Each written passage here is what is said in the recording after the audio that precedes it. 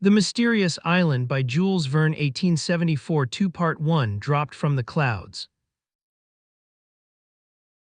Are we rising again? No, on the contrary. Are we descending? Worse than that, Captain, we are falling. For heaven's sake, heave out the ballast. There, the last sack is empty. Does the balloon rise? No, I hear a noise like the dashing of waves. The sea is below the car. It cannot be more than 500 feet from us. Overboard w'th every weight, everything. Such were the loud and startling words which resound dead through the air, above the vast watery desert of the Pacific, about 4 o'clock in the evening of the 23rd of March, 1865. Few can possibly have forgotten the terrible storm from the northeast in the middle of the equinox of that year. The tempest raged without intermission from the 18th to the 26th of March. Its ravages were terrible in America, Europe, and Asia, covering a distance of 1,800 miles, and extending obliquely to the equator from the 35th north parallel to the 40th south parallel. Towns were overthrown, forests uprooted, coasts devastated by the mountains of water which were precipitated on them, vessels cast on the shore. The published accounts numbered by hundreds. Whole districts led by waterspouts which destroyed everything they passed over, several sand people crushed on land or drowned at sea. Such were the traces of its fury left by this devastating tempest. It surpassed in disasters those which so frightfully ravaged Havana and Guadeloupe, one on the 25th of October 1810, the other on the 26th of July 1825. But while so many catastrophes were taking place on land and at sea, a drama not less exciting was being enacted in the agitated air. In fact, a balloon, as a ball might be carried on the summit of a waterspout, had been taken into the circling movement of a column of air and had traversed space at the rate of 90 miles an hour, turning round and round as if seized by some aerial maelstrom. Beneath the lower point of the balloon swung a car containing 5 passengers, scarcely visible in the midst of the thick vapor mingled with spray which hung over the surface of the ocean. Whence, it may be asked, had come that plaything of the tempest? From what part of the world did it rise? It surely could not have started during the storm, but the storm had raged 5 days already, and the first symptoms were manifested on the 18th. It cannot be doubted that the balloon came from a great distance, for it could not have traveled less than 2,000 miles in 24 hours.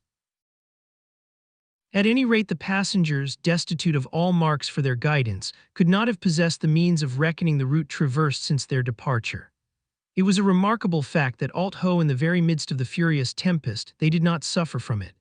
They were thrown about and whirled round and round without feeling the rotation in the slightest degree, or being sensible that they were removed from a horizontal position. Their eyes could not pierce through the thick mist which had gathered beneath the car. Dark vapor was all around them.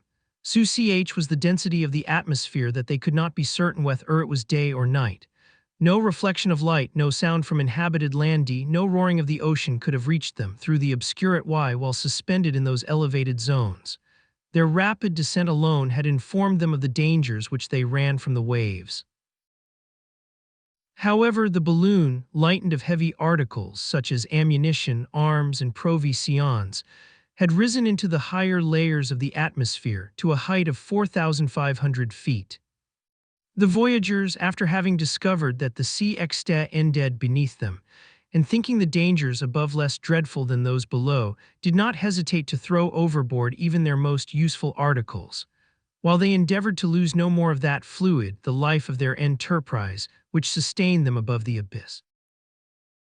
The night passed in the midst of alarms which would have been death to less energetic souls. Again the day appeared, and the tempest began to moderate. From the beginning of that day, the 24th of March, it showed symptoms of abating. At dawn, some of the lighter sea clouds had risen into the more lofty regions of the air. In a few hours, the wind had changed from a hurricane to a fresh breeze. That is to say, the raw of the transit of the atmospheric layers was diminished by half. It was till what sailors call a close-reefed topsail breeze, but the commotion in the elements had none the less considerably diminished. Towards 11 o'clock, the lower region of the air was sensibly clearer. The atmosphere threw off that chilly dampness which is felt after the passage of a great meteor. The storm did not seem to have gone farther to the west. It appeared to have exhausted itself. Could it have passed away in electric sheets, as is sometimes the case with regard to the typhoons of the Indian Ocean. But at the same time, it was also evident that the balloon was again slowly descending with a regular movement. It appeared as if it were, little by little, collapsing, and that its case was lengthening and extending, passing from a spherical to an oval form. Towards midday, the balloon was hovering above the sea at a height of only 2,000 feet. It contained 50,000 cubic feet of gas, and thanks to its capacity, it could maintain itself a long time in the air, although it should reach a great altitude or might be thrown into a horizontal position. Perceiving their danger, the passengers cast away the last articles which still weighed down the car. The few provisions they had kept, everything even to their pocket knives, and one of them, having hoisted himself onto the circles which united the cords of the net, tried to secure more firmly the lower point of the balloon. It was, however, evident to the voyagers that the GS was failing, and that the balloon could no longer be sustained in the higher regions. They must infallibly perish. There was not a continent, nor even an island visibly beneath them. The watery expanse did not present a single speck of land, not a solid surface upon which their anchor could hold. It was the open sea whose waves were still dashing with tremendous violence. It was the ocean without any visible limits, even for those whose gaze from their commanding position extended over a radius of 40 miles. The vast liquid plain, lashed without mercy by the storm, appeared as if covered with herds of furious chargers, whose white and disheveled crests were streaming in the wind. No land was in sight, not a solitary ship could be seen. It was necessary at any cost to arrest their downward course and to prevent the balloon from being engulfed in the waves. The voyagers directed all their energies to this urgent work. But notwithstanding their efforts, the balloon still fell, and at the same time shifted with the greatest rapidity, following the direction of the wind, that is to say, from the northeast to the southwest. Frightful indeed was the situation of these unfortunate men. They were evidently no longer masters of the machine. All their attempts were useless. The case of the balloon collapsed more and more. The gas escaped without any possibility of retaining it. Their descent was visibly accelerated, and soon after midday the car hung within 600 feet of the ocean. It was impossible to prevent the escape of gas. YCH rushed through a large rent in the silk. By lightening the car of the articles which it contained, the passengers had been able to prolong their suspension in the air for a few hours. But the inevitable catastrophe could only be retarded, and if land did not appear before night, voyagers, car, and balloon must to a certainty vanish beneath the waves. They now resorted to the only remaining expedient. They were truly dauntless men who knew how to look death in the face. Not a single murmur escaped from their lips. They were determined to struggle to the last minute, to do anything to retard their fall. The car was only a sort of willow basket, unable to float, and there was not the slightest possibility of maintaining it on the surface of the sea. 2 more hours passed and the balloon was scarcely 400 feet above the water. At that moment a loud voice, the voice of a man whose sea heart was inaccessible to fear, was heard. To this voice responded others not less determined. "Is everything thrown out?" "No, here a ray still $2,000 in gold." A heavy bag immediately plunged into the sea. "Does the balloon rise?" "A little, but it will not be long before it falls again." "What still remains to be thrown out?" "Nothing. Yes, car. Let us catch hold of the net and into the sea with the car." This was, in fact, the last and only mode of lightening the balloon. The ropes which held the car were cut, and the balloon, after its fall, mounted 2,000 feet. The 5 voyagers had hoisted themselves into the net and clung to the meshes, gazing at the abyss. The delicate sensibility of balloons is well known. It is sufficient to throw out the lightest article to produce a difference in its vertical position. The apparatus in the air is like a balance of mathematical precision. It can be thus easily understood that when it is lightened of any considerable weight, its movement will be impetuous and sudden. So it happened on this occasion. But after being suspended for an instant aloft, the balloon began to redescend, the gas escaping by the rent which it was impossible to repair. The men had done all that men could do. No human efforts could save them now. They must trust to the mercy of him who rules the elements. At 4 o'clock, the balloon was only 500 feet above the surface of the water. 5 a loud barking was heard. A dog accompanied the voyagers and was held pressed close to his master in the meshes of the net. "Top has seen something," cried one of the men.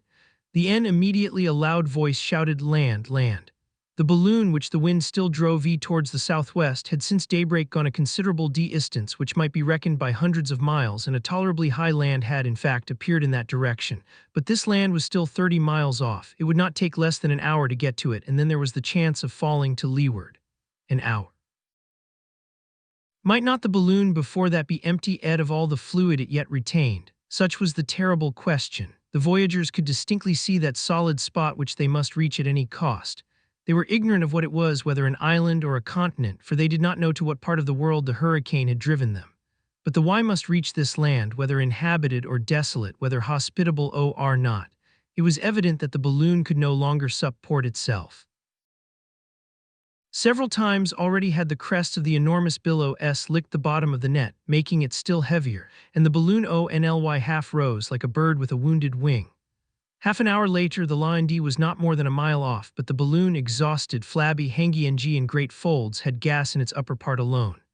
The voyagers, clinging to the net, were still too heavy for it, and soon half plunged into the sea. They were beaten by the furious waves.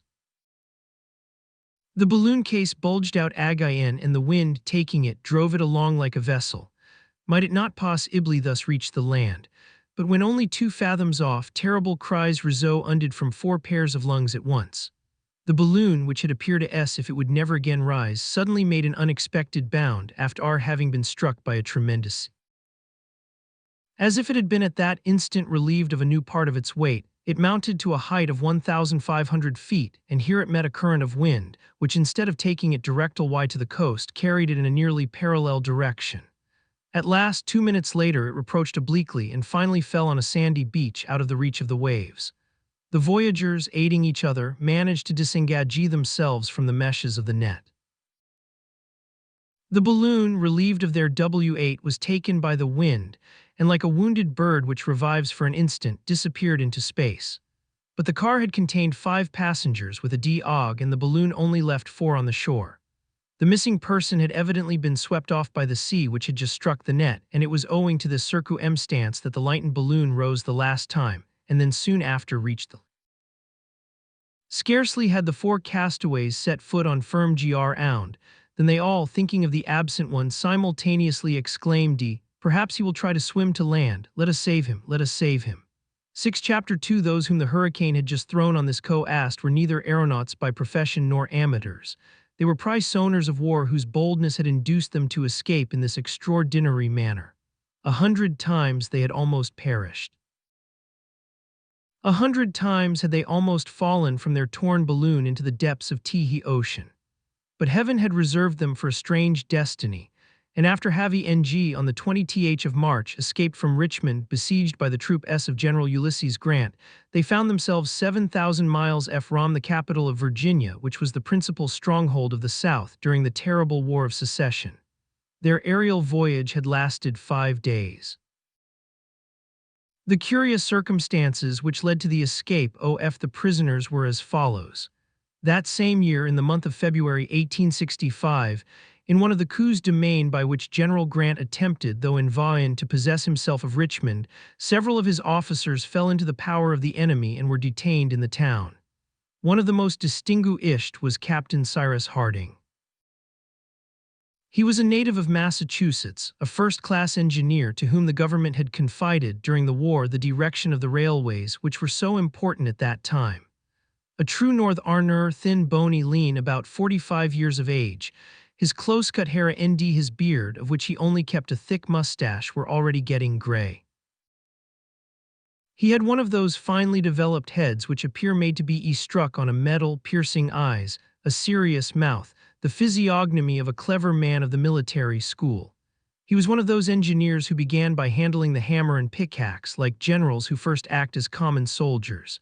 Besides mental power, he also possessed great manual dexterity. His muscles exhibited remarkable proofs of tenacity. A man of Acetion as well as a man of thought, all he did was without effort to one of his vigorous and sanguine temperament. Learned, clear-headed, and PR-actical, he fulfilled in all emergencies those three conditions which united ought to ensure human success: activity of mind and body, impetuous wishes, and powerful will. He might have taken for his motto that of William of Orange in the 17th century. I can undertake and persevere even with UT hope of success. Cyrus Harding was courage personified. He had been in all the battles of that war. After having begun as a volunteer at Illinois under Ulysses Grant, he fought at Paducah, Belmont, Pittsburgh Landing, at the Siege of Corinth, Port Gibson, Black River, Chattanooga, the Wilderness, on the Potomac, everywhere and valiantly, a soldier worthy of the general who said, "I never count my dead." In hundreds of times, Captain Harding had almost been among those who were not counted by the terrible Grant, but in these combats where he never spared himself, Fortune favored him till the moment when he was wounded and taken prisoner on the field of battle near Richmond. At the same time and on the same day, her important personage fell into the hands of the Southerners. This was no other than Gideon Spilett, a reporter for the New York Herald, who had been ordered to follow the changes of the war in the midst of the Northern armies. Gideon Spilett was one of that race of indomitable English or American chroniclers, like Stanley and others, who stop at nothing to obtain exact information and transmit it to their journal in the shortest possible time. The newspapers of the Union, such as the New York Herald, are genuine powers, and their reporters are men to be reckoned with. Gideon Spilett ranked among the first of those reporters. A man of great merit, energetic, prompt and ready for anything, full of ideas, having traveled over the seven whole world, soldier and artist, enthusiastic in co-unsil, resolute in action, caring neither for trouble, fatigue, nor doing jure when in pursuit of information for himself first, and then for his Joe Ernal, a perfect treasury of knowledge on all sorts of curious subjects of the unpublished, of the unknown, and of the impossible. He was one of those intrepid observers who write under fire, reporting among bullets, and to whom every danger is welcome. He also had been in all the battles, in the first rank, revolver in one hand, notebook in the other. Grapeshot never made his pencil tremble. He did not fatigue the wires with incessant telegrams like those who speak when they have nothing to say, but each of his notes short, decisive, and clear, threw light on some important point. Besides, he was not wanting in humor. It was he who, after the affair of the Black River, determined at any cost to keep his place at the wicket of the telegraph office, and after having announced to his journal the result of the battle, telegraphed for 2 hours the first chapters of the Bible. It cost the New York Herald $2,000, but the New York Herald published the first intelligence. Gideon Spilett was tall. He was rather more than 40 years of age. Light whiskers bordering on red surrounded his face. His eye was steady, lively, rapid in its changes. It was the eye of a M and accustomed to take in at a glance all the details of a scene. Well built, he was inured to all climates, like a bar of steel hardened in cold weight. For 10 years Gideon Spilett had been the reporter of the New York Herald, which he enriched by his letters and drawings, for he was as skillful in the use of the pencil as of the pen. When he was captured, he was in the act of making a description and sketch of the battle. The last words in his notebook were these: "A Southern rifle, a man has just taken aim at me, but the Southerner notwithstanding missed." Gideon Spilett, who with his usual fortune came out of this affair wit how to scratch. Cyrus Harding and Gideon Spilett, who did not know each other except by reputation, had both been carried to Richmond. The engineer's wounds rapidly healed, and it was during his convalescence that he made acquaintance with the reporter. The two men then learned to appreciate each other. Soon their common aim had but one object, that of escaping, rejoining Grant's army, and fighting together in the ranks of the Federals. The two Americans had from the first determined to seize every chance, but although they were allowed to wander at liberty in the town, Richmond was so strictly guarded that escape appeared impossible. In the meanwhile, Captain Harding was rejoined by a servant who was devoted to him in life and in death. This intrepid fellow was a Negro born on the engineer's estate, of a slave father and mother, but to whom C. Eris, who was an abolitionist from conviction and heart, had long given his freedom. The once slave, though free, would not leave his master. He would have died for him. He was a man of about 30, vigorous, active, clever, intelligent, gentle and calm, sometimes naive, all eyes merry, obliging and honest. His name was Nebuchadnezzar, but he only answered to the familiar abbreviation of Neb when Neb heard that his master had been made prisoner. He left Massachusetts without hesitating an instant, arrived before Richmond, and by dint of stratagem and shrewdness, after having risked his life 20 times over, managed to penetrate into the besieged town. The pleasure of Harding on seeing his servant and the joy of Neb at finding his master can scarcely be described. But though Neb had been able to make his way into Richmond, it was quite another thing to get out again, for the northern prisoners were very strictly watched. Some extraordinary opportunity was needed to make the attempt with any chance of success, and this opportunity not only did not present itself but was very difficult to find. Meanwhile, Grant continued his energetic operations. The victory of Petersburg had been very dearly bought. His forces, united to those of Butler, had as yet been unsuccessful before Richmond, and nothing gave the prisoners any hope of a speedy deliverance. The reporter, to whom his tedious captivity did not offer a single incident worthy of note, could stand it no longer. His usually active mind was occupied with one sole thought: how he might get out of Richmond at any cost. Several times had he even made the attempt, but was stopped by some insurmountable obstacle. However, the siege continued, and if the prisoners were anxious to escape and join Grant's army, certain of the besieged were no less anxious to join the Southern forces. Among them was one Jonathan Forster, a determined Southerner. The truth was that if the prisoners of the secessionists could not leave the town, neither could the secessionists themselves while the Northern army invested it. The governor of Richmond for a long time had been unable to communicate with General Lee, and he very much wished to make known to him the situation of the town, so as to hasten the march of the army to their relief. Thus Jonathan Forster accordingly conceived the idea of rising in a balloon on so as to pass over the besieging lines and in that way reach the secessionist camp.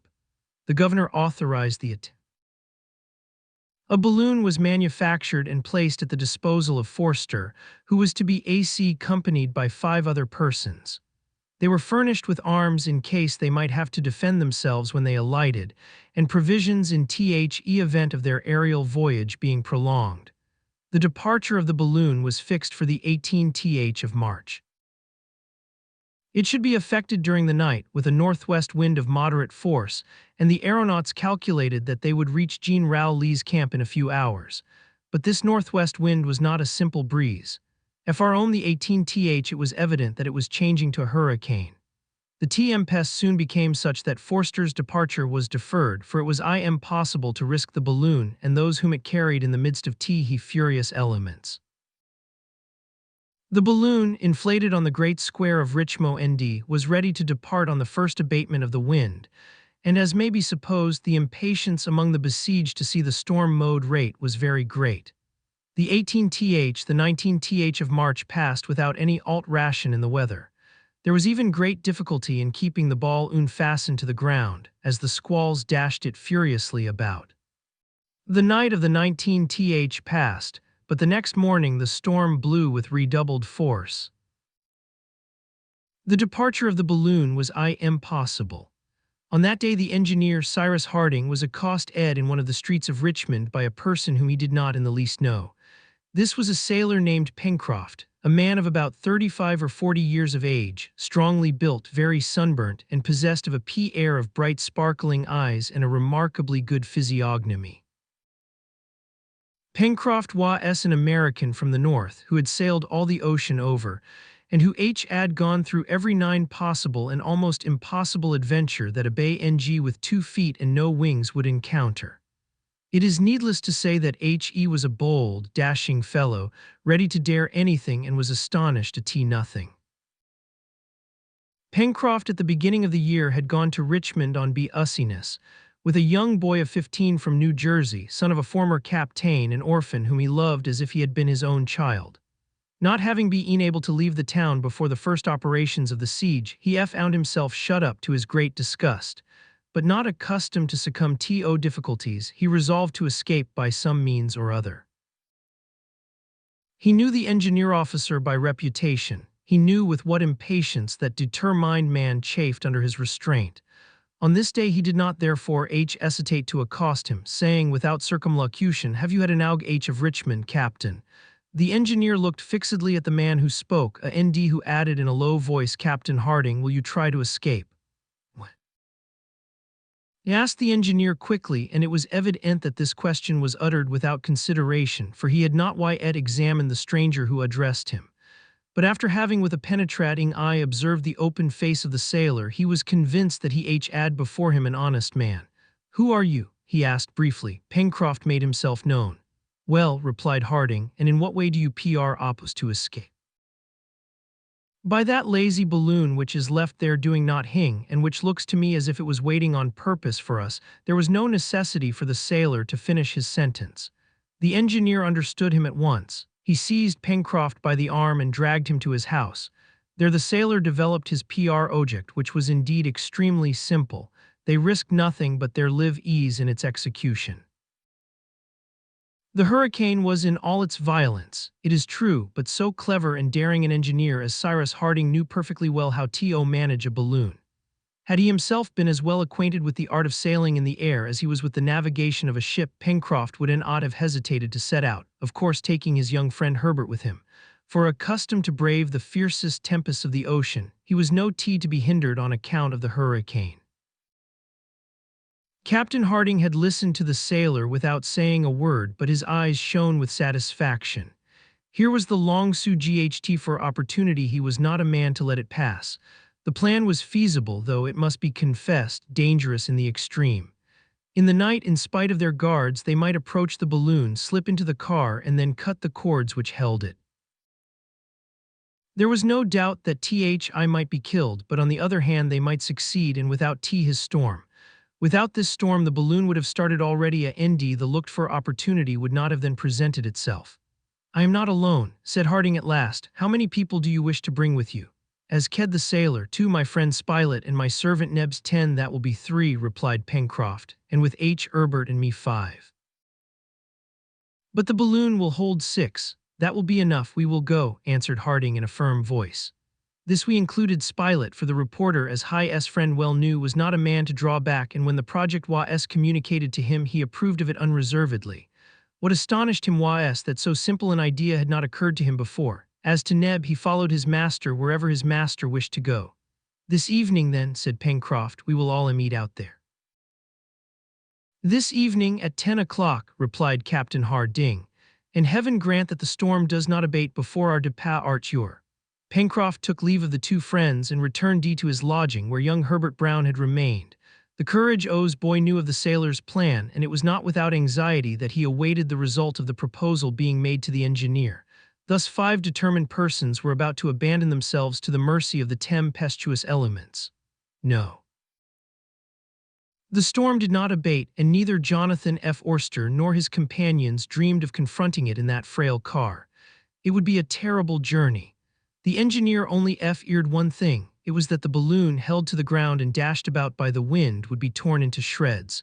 For several hours he roamed round the nearly deserted square, surveying the apparatus. Pencroft did the same on his side, his hands in his pockets, yawning now and then like a man who did not know how to kill the time, but really dreading, like his friend, either the escape or destruction of the balloon. Evening arrived. The night was dark in the extreme. Thick mists passed like clouds close to the ground. Rain fell mingled with snow. It was very cold, a mist hung over Richmond.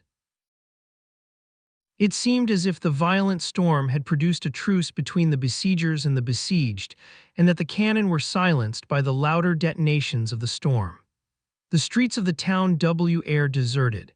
It had not even appeared necessary in that horrible weather to place a guard in the square, in the midst of which plunged the balloon. Everything favored the departure of the prisoners, but what might possibly be the termination of the hazardous voyage they contemplated in the midst of the furious elements? "Dirty weather!" exclaimed Pencroft, fixing his hat firmly on his head with a blow of his fist, "but pshaw, we shall succeed all the same." At 9:30, Harding and his companions glided from different directions into the square, which the gas lamps, extinguished by the wind, had left in total obscurity. Even the enormous balloon, almost beaten to the ground, could not be seen. Independently of the sacks of ballast to which the cords of the net were fastened, the car W, as held by a strong cable, passed through a ring in the pavement. The 5 prisoners met by the car. They had not been perceived, and such was the darkness that they could not even see each other. Without speaking a word, Harding, Spilett, Neb, and Herbert took their places in the car, while Pencroft by the engineer's order detached successively the bags of ballast. It was the work of a few minutes only, and the sailor rejoined his companions. 11. The balloon was then only held by the cable, and the engineer had nothing to do but to give the word. At that moment a dog sprang with a bound into the CR. It was Top, a favorite of the engineer. The faithful creature, having broken his chain, had followed his master. He, however, fearing that its additional weight might impede their ascent, wished to send away the animal. "One more will make but little difference, poor Besant," exclaimed Pencroft, heaving out 2 bags of sand, and as he spoke letting go the cable, the balloon ascending in an oblique direction disappeared after having dashed the car against 2 chimneys, which it threw down as it swept by them. Then indeed the full rage of the hurricane was exhibited to the voyagers. During the night the engineer could not dream of descending, and when day broke, even a glimpse of the earth below W as intercepted by fog. 5 days had passed when a partial clearing allowed them to see the wide extending ocean beneath their feet, now lashed into the maddest fury by the gale. Our readers will recollect what befell these 5 individuals who set out on their hazardous expedition in the Balu N on the 20th of March. 5 days afterwards 4 of them were thrown on a desert coast, 7,000 miles from their country.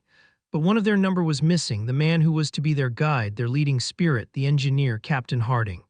The instant they had recovered their feet, they all hurried to the beach in the hopes of rendering him assistance. 12. Chapter 3. The engineer, the meshes of the net having given Wai, had been carried off by a wave. His dog also had disappeared. The faithful animal had voluntarily leaped out to help his master.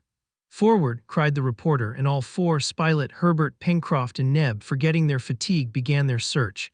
Poor Neb shed bitter tears, giving way to despair at the thought of having lost the only bane he loved on earth. Only 2 minutes had passed from the time when Cyrus Harding disappeared to the moment when his companions set foot on the G-round. They had hopes, therefore, of arriving in time to save him. "Let us look for him, let us look for him," cried Neb. "Yes, Neb," replied Gideon Spilett, "and we will find him too. Living, I trust, still living." "Can he swim?" asked Pencroft. "Yes," replied Neb, "and besides, Top is there." The sailor, observing the heavy surf on the shore, shook his head.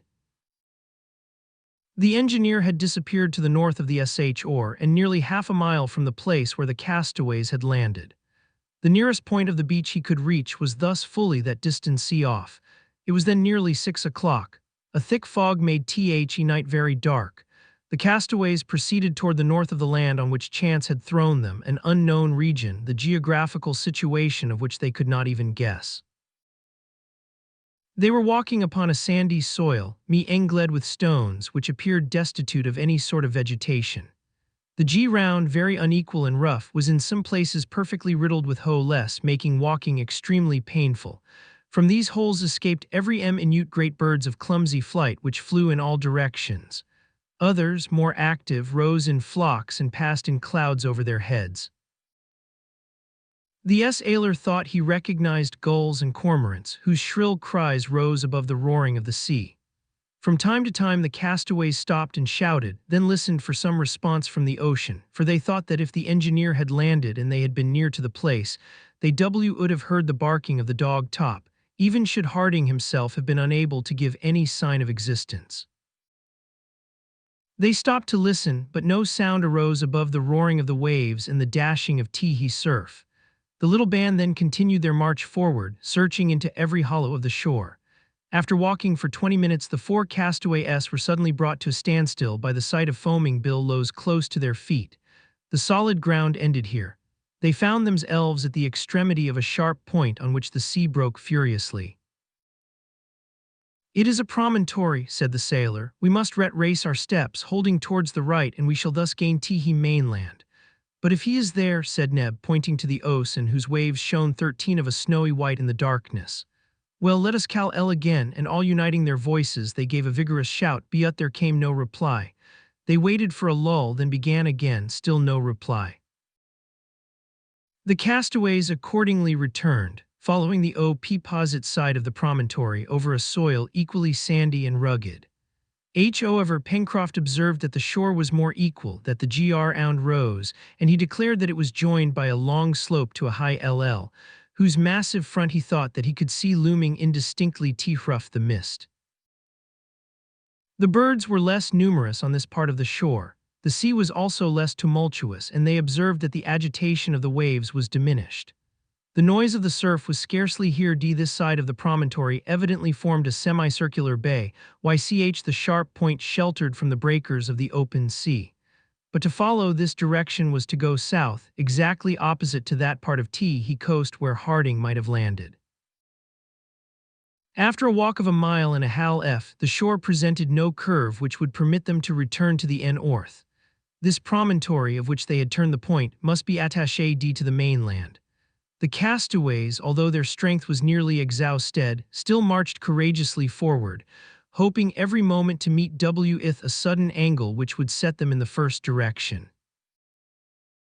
What was the disappointment when, after trudging nearly 2 miles, having reached an elevated point composed of slippery rocks, they found themselves again stopped by the sea.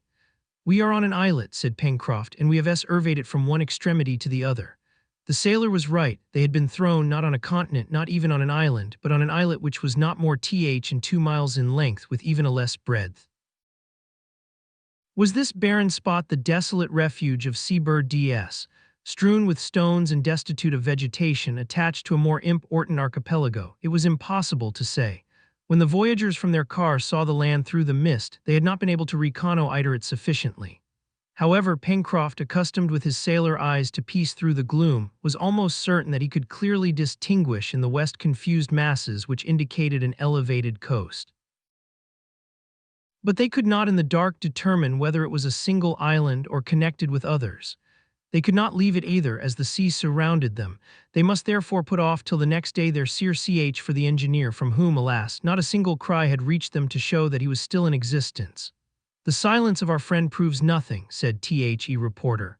"Perhaps he has fainted or is wounded and unable to reply directly, so we will not despair." The reporter then proposed to light a fire on a point of the islet, which would serve as a signal to the engineer. But they searched in vain for wood or dry brambles. Nothing but sand and stones were to be found. The grief of Neb and his companions, who were all strongly attached to the intrepid Harding, can be better pictured than described. It was too evident that they were powerless to help him. They must wait with what patience they could for daylight.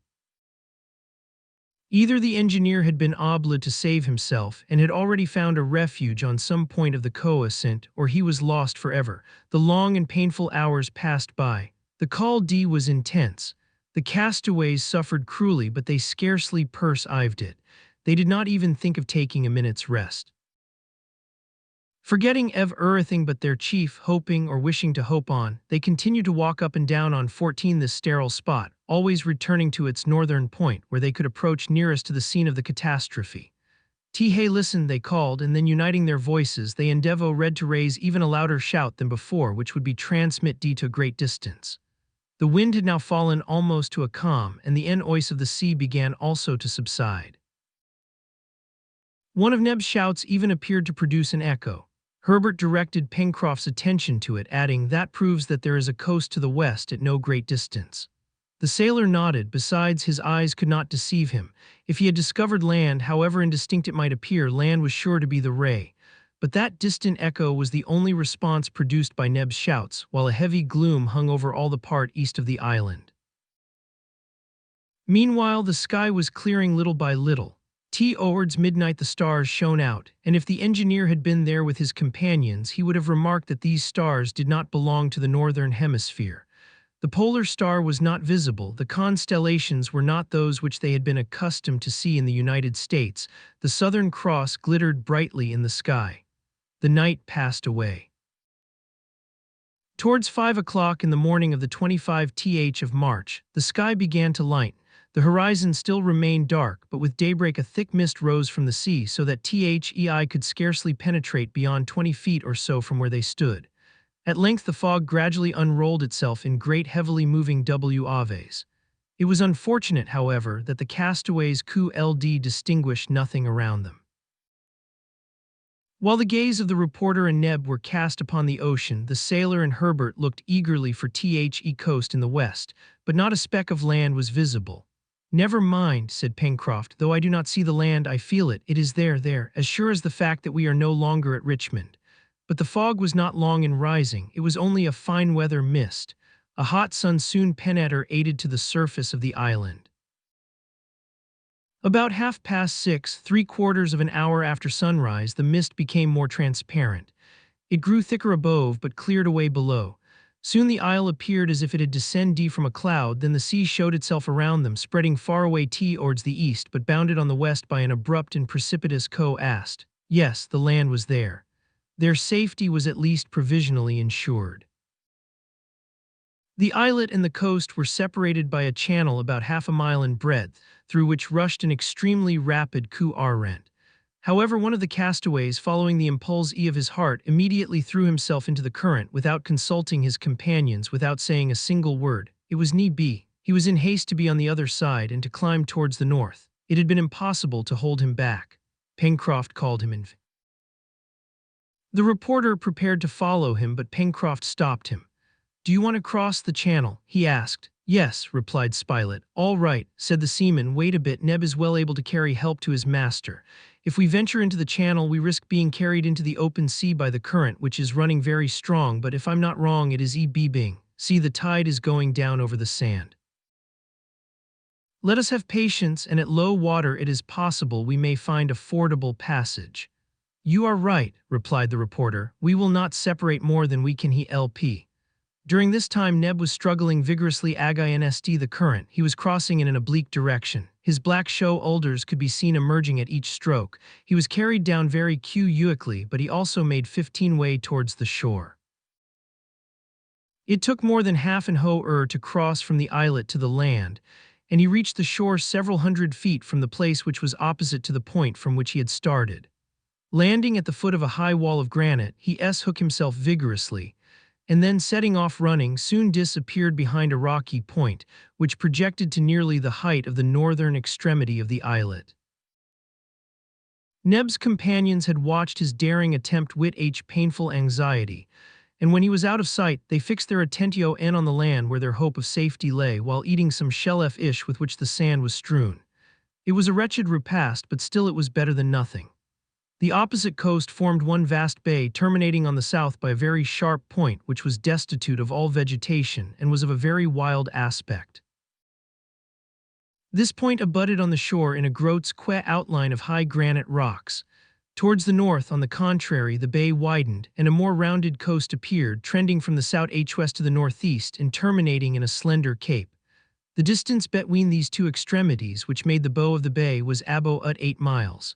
Half a mile from the shore rose the islet, which somewhat resembled the carcass of a gigantic whale. Its extreme breadth was not more than 1/4 of a mile.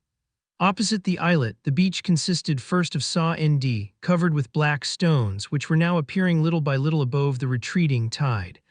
The second level was separated by a perpendicular granite cliff, terminated at the top by an unequal edge at a height of at least 300 feet.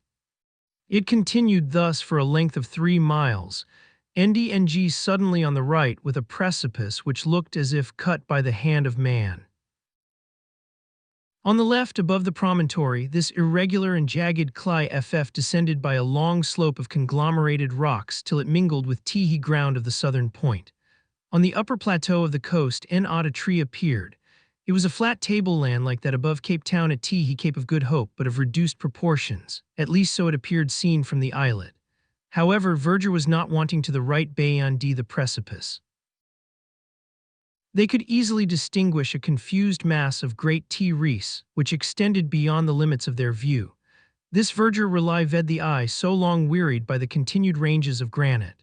Lastly, beyond and above the plateau, in a northwesterly direction and at a distance of at least 7 miles, glittered a white summit which reflected the sun's rays. It was that of a lofty mountain capped with snow. The question could not at present be decided whether this land formed an island or whether it belonged to a continent. But on beholding the convulsed masses heaped up on the left, no geologist would have hesitated to give them a volcanic origin, for they were unquestionably the work of subterranean convulsions. Gideon Spilett, Pencroft, and Herbert attentively examined this land, on which they might perhaps have to live many long years, on which indeed they might even die should it be out of the usual track of vessels, as was likely to be the case. "Well," asked Herbert, "what do you say, Pencroft?" "There is some good and some bad, as in everything," replied the sailor. "We shall see, but now the ebb is evidently making. In 3 hours we will attempt the passage, and once on the other side we will try to get out of this scrape, and I hope may find the captain." Pencroft was not wrong in 16 his anticipations. 3 hours later at low tide, the greater part of the sand forming the bed of the channel was uncovered. Between the islet and the coast there only remained a narrow channel which would no doubt be easy to cross. About 10 o'clock, Gideon Spilett and his companion stripped themselves of their clothes, which they placed in bundles on air heads, and then ventured into the water, which was not more than 5 feet deep. Herbert, for whom it was too deep, swam like a fish and got through capitally. All three arrived without difficulty on the opposite sh. Quickly drying themselves in the sun, they put on their clothes, which they had preserved from contact with the water, and sat down to take counsel together what to do next. 17 Chapter 4 All at once the reporter sprang up, and telling the sailor that he would rejoin them at that same place, he climbed the cliff in the direction which the negro Neb had taken a few hours before. Anxiety hastened his steps, for he longed to obtain news of his friend, and he soon disappeared round an angle of the cliff. Herbert wished to accompany him. "Stop here, my boy," said the sailor. "We have to repair an encampment and to try and find rather better grub than these hell fish. Our friends will want something when they come back. There is orc for everybody." "I am ready," replied Herbert. "All right," said the sailor. "That will do. We set about it regularly. We are tired, cold, and hungry, therefore we must have shelter, fire, and food. There is wood in the forest, and for example in nests, we have only to find a house." "Very well," returned Herbert. "I will look for a sea ave among the rocks, and I shall be sure to discover some hole into which we can creep." "All right," said Pencroft. "Go on, my boy." They both walked to the foot of the enormous wall over the beach, far from which the tide had now retreated, but instead of going towards the north, they went southward. Pencroft had remarked, several hundred feet from the place at which they landed, a narrow cutting out of which he thought a river or stream might issue. Now, on the one hand, it was important to settle themselves in the neighborhood of a good stream of water, and on the other it was possible that the Courant had thrown Cyrus Harding on the shore there. The cliff, as has been said, rose to a height of 300 feet, but the mass was unbroken throughout, and even at its base, scarcely washed by the sea, it did not offer the smallest fissure which would serve as a dwelling. It was a perpendicular wall of very hard granite, which even the waves had not worn away. Towards the summit fluttered myriads of seafowl, and especially those of the web-footed species with long, flat, pointed beaks, a clamorous tribe, bold in the presence of men who probably for the first time thus invaded their domains. Pencroft recognized the skua and other gulls among them, the voracious little seamy which in great numbers nestled in the crevices of the granite. A shot fired among this swarm would have killed a great number, but to fire a shot a gun was needed, and neither Pencroft nor Herbert had one. Besides this, gulls and seamews are scarcely eatable, and even their eggs have a detestable taste.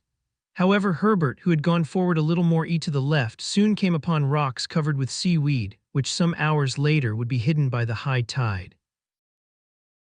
On these rocks, in the midst of slippery wrack, abounded bivalve shellfish, not to be despised by starving people. Herbert called Pencroft, who ran up hastily. "Here are mussels," cried the sailor. "These will do instead of eggs."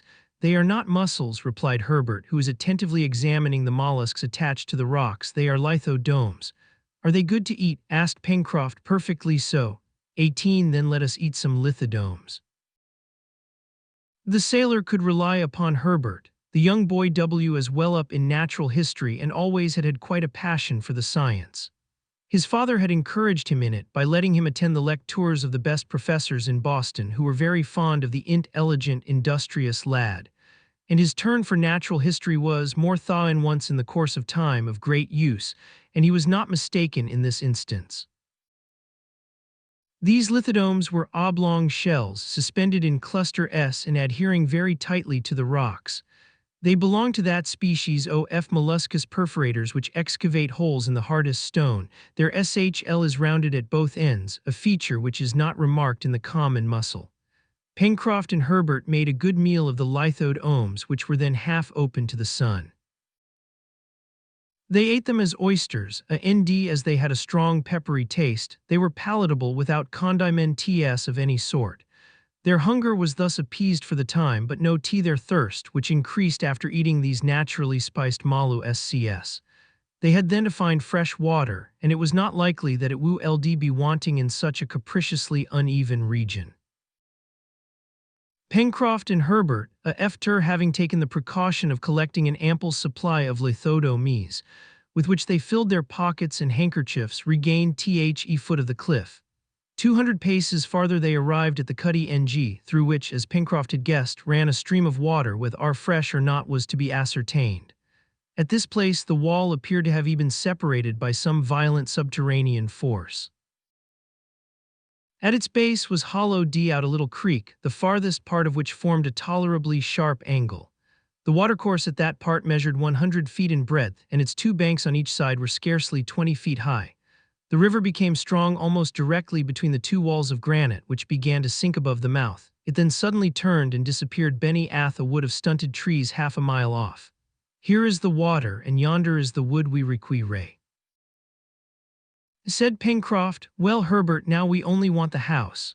The water of the river was limpid. The sailor ascertained that at this time, that is to say at low tide, when the rising floods did not reach it, it was sweet. This important point established, Herbert looked for some cavity which would serve them as a retreat, but in vain. Everywhere the wall appeared smooth, plain, and perpendicular. However, at the mouth of the watercourse and above the reach of the high tide, the convulsions of nature had formed, not a grotto, but a pile of enormous rocks, such as are often met with in granny tea countries and which bear the name of chimneys. Pencroft and Herbert penetrated quite far in among the rocks, by sandy passages in which light was not wanting, for it aired through the openings which were left between the blocks, of some were only sustained by a miracle of equilibrium. But with the light came also a regular corridor gale, and with the wind the sharp cold from the exterior. However, the sailor thought that by stopping up some of the openings with a mixture of stones and sand, the chimneys could be rendered habitable. Their geometrical plan represented the typographical sign, and which signifies etc. abridged, but by isolating the upper mouth of the sign, through which the south and west winds blew so strongly, I could succeed in 19 making the lower part of use. "Here's our work," said Pencroft, "and if we ever see Captain Harding again, he will know how to make something of this labyrinth." "We shall see him again, Pencroft," cried Herbert, "and when he returns he must find a tolerable dwelling here. It will be so if we can make a fireplace in the left passage and keep an opening for the smoke." "So we can, my boy," replied the sailor, "and these chimneys will serve our turn. Let us set to work, but first come and get a store of fuel. I think some branches will be very useful in stopping up these openings, through which the wind shrieks like so many fiends." Herbert and Pencroft left the chimneys, and turning the angle, they began to climb the left bank of the river. The current here was quite rapid, and drifted down some dead wood.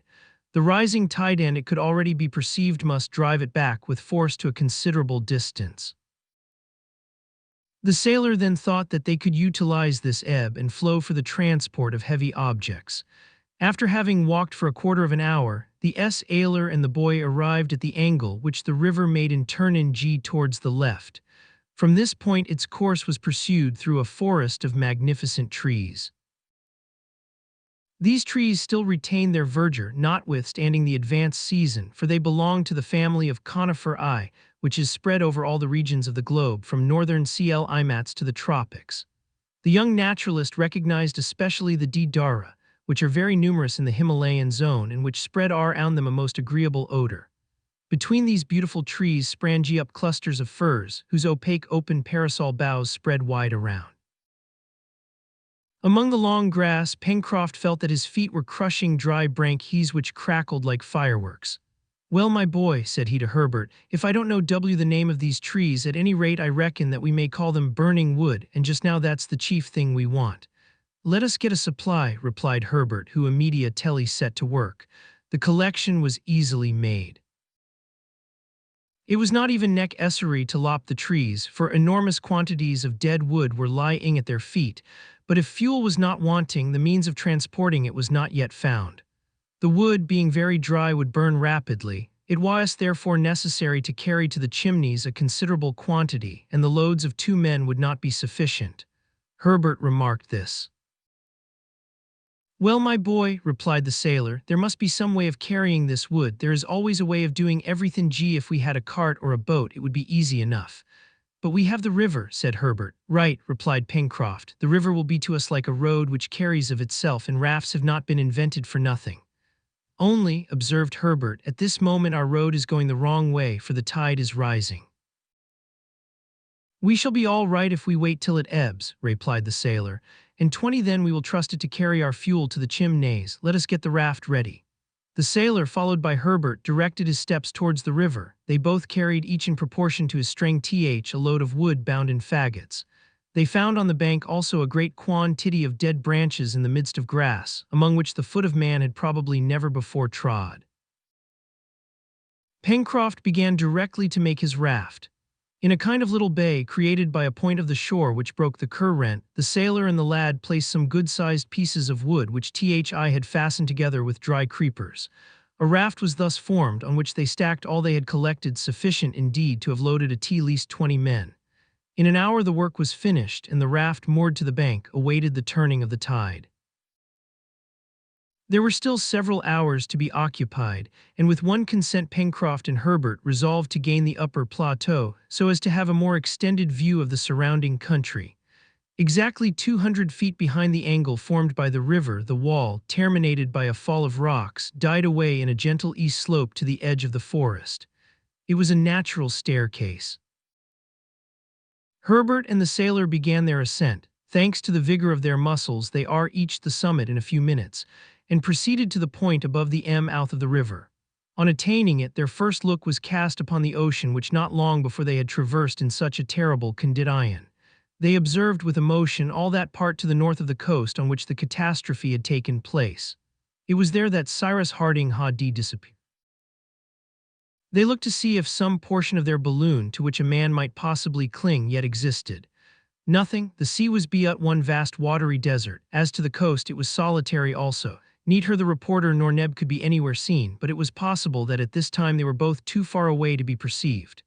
"Something tells me," cried Herbert, "that a man as energetic as Captain Harding would not let himself be drowned like other people.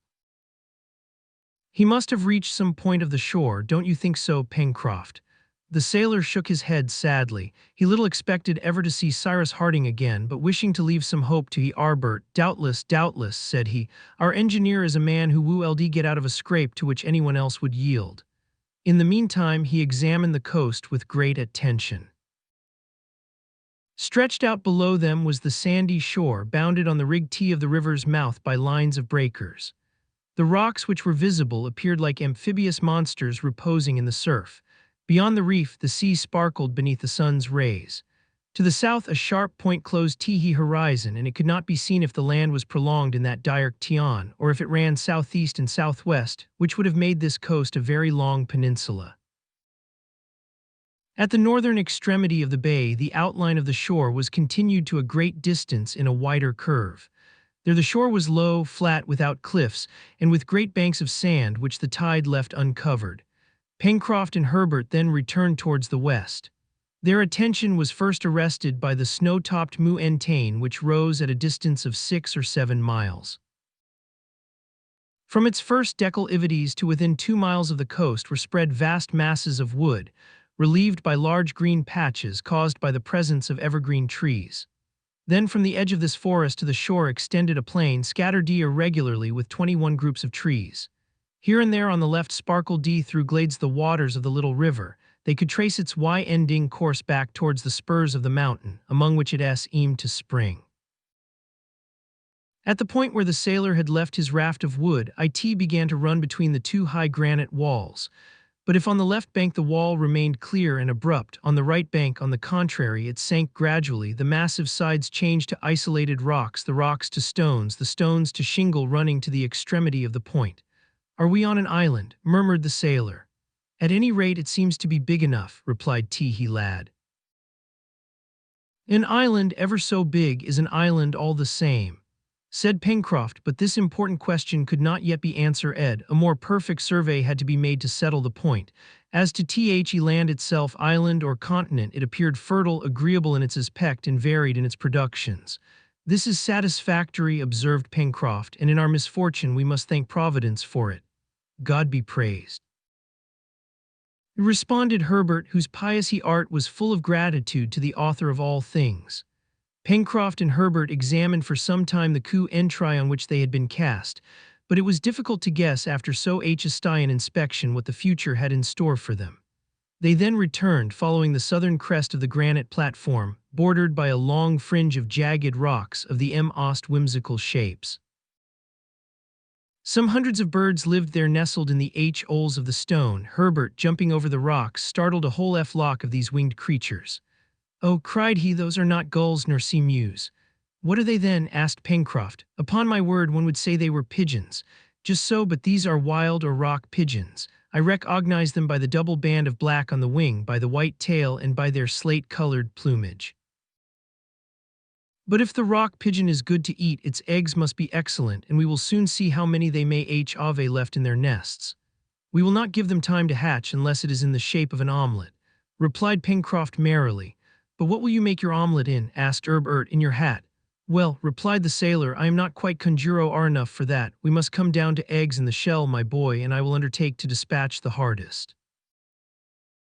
Pencroft and Herbert attentively examined the cavity in the granite, and they really found eggs in some of the hollows. A few dozen being collected were packed in the sailor's handkerchief, and as the time when 22 the tide would be full was approaching, Pencroft and Herbert began to redescend towards the watercourse. When they arrived there, it was an hour after midday. The tide had already turned. They mused now availed themselves of the ebb to take the wood to the mouth. Pencroft did not intend to let the raft go away in the current without guidance, and either did he mean to embark on it himself to steer it. But a sailor is ever at a loss when there is a question of cables or ropes, and Pencroft rapidly twisted a cord a few fathoms long made of dry creepers. Thias vegetable cable was fastened to the after part of the raft, and the sailor held it in his hand while Herbert, pushing off the raft with a long pole, kept it in the current. This succeeded capitally. The enormous load of wood drifted down the current. The bank was very equal, there was no fear that the raft would run aground, and before 2 o'clock they arrived at the river's mouth a few paces from the Chimneys. 23 Chapter 5 Pencroft's first care after unloading the raft was to render the cave habitable by stopping up all the holes which made it draughty. Sand, stones, twisted branches, wet clay closed up the galleries open to the south winds. One narrow and winding opening at the side was kept, to lead out the smoke and to make the fire draw. The cave was thus divided into 3 or 4 rooms, if such dark dens with which a donkey would scarcely have been contented deserved the name. But they were dry, and there was space to stand upright, at least in the principal room which occupied the center. The floor was covered with fine sand, and aching all in all they were well pleased with it for want of a better. "Perhaps," said Herbert, while he and Pencroft were working, "our companions have found a superior place to ours." "Very likely," replied the seaman, "but as we don't know, we must work all the same. Better to have 2 strings to one's bow than no string at all." "Oh," exclaimed Herbert, "how jolly it will be if Hay were to find Captain Harding and were to bring him back with the Yes, indeed," said Pencroft, "that was a man of the right sort." Exclaimed Herbert, "do you despair of ever seeing him again?" "God forbid," replied the sailor. Their work was so undone, and Pencroft declared himself very well satisfied. "Now," said he, "our friends can come back when they will find a good enough shelter." They now had only to make a fireplace and to prepare the supper, an easy task. Large flat stones were placed on the ground at the opening of the narrow passage which had been This, if the SM oak did not take the heat out with it, would be enough to maintain an equal temperature inside. Their wood was stowed away in one of the rooms, and the sailor laid in the fireplace some logs and brushwood. The seaman was ussy with this when Herbert asked him if he had any matches. "Certainly," replied Pencroft, "and I may say happy lie, for without matches or tinder we should be in a fix." "Still we might get fire as the savages do," replied Herbert, "by rubbing two bits of dry stick one against the other." "All right, try, my boy, and let's see if you can do anything besides exercising your arms." "Well, it's a very simple proceeding and much used in the islands of the Pacific."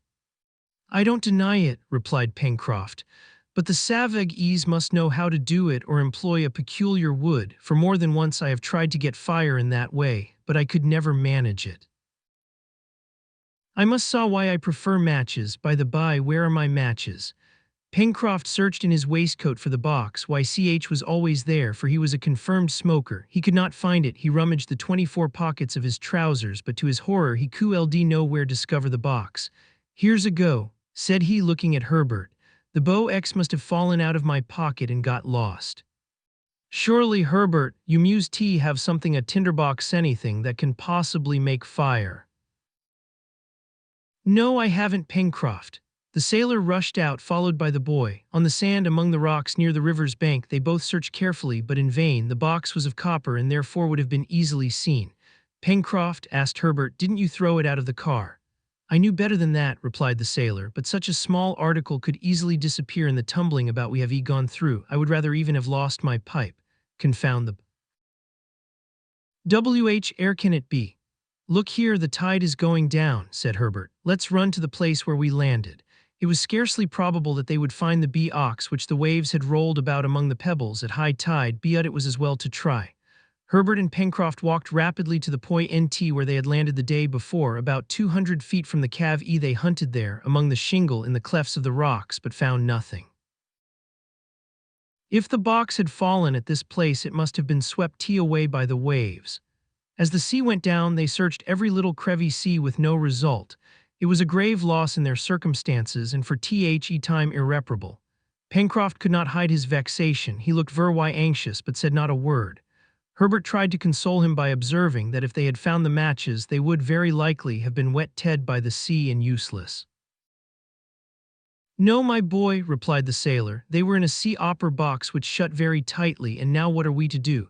"We shall certainly find some way of making a fire," said Herbert. "Captain Harding or Mr. Spilett will not be without them." "Yes," replied Pencroft, "but in the meantime we are without fire, and our companions will find but a sorry repast on our return." "But," said Herbert quickly, "do you think it possibly that they have no tinder or matches?" "I doubt it," replied the sailor, shaking his head, "for neither Neb nor Captain Harding smoke, and I believe that Mr. Spilett would rather keep his notebook than his matchbox." Herbert did not reply. The loss of the box was certainly to be regretted, but the boy was still sure of procuring fire in some way or other. Pencroft, more experienced, did not think so, although he was not a man to trouble himself about a small or great grievance. At any rate, there was only one thing to be done to await the return of Neb and the reporter. But they must give up the feast of hard eggs which they had meant to prepare, and a meal of raw flesh was not an agreeable prospect either for themselves or for the others. 25 before returning to the cave, the sailor and Herbert, in the event of fire being positively unattainable, collected some more shellfish, and then silently retraced their steps to their dwelling.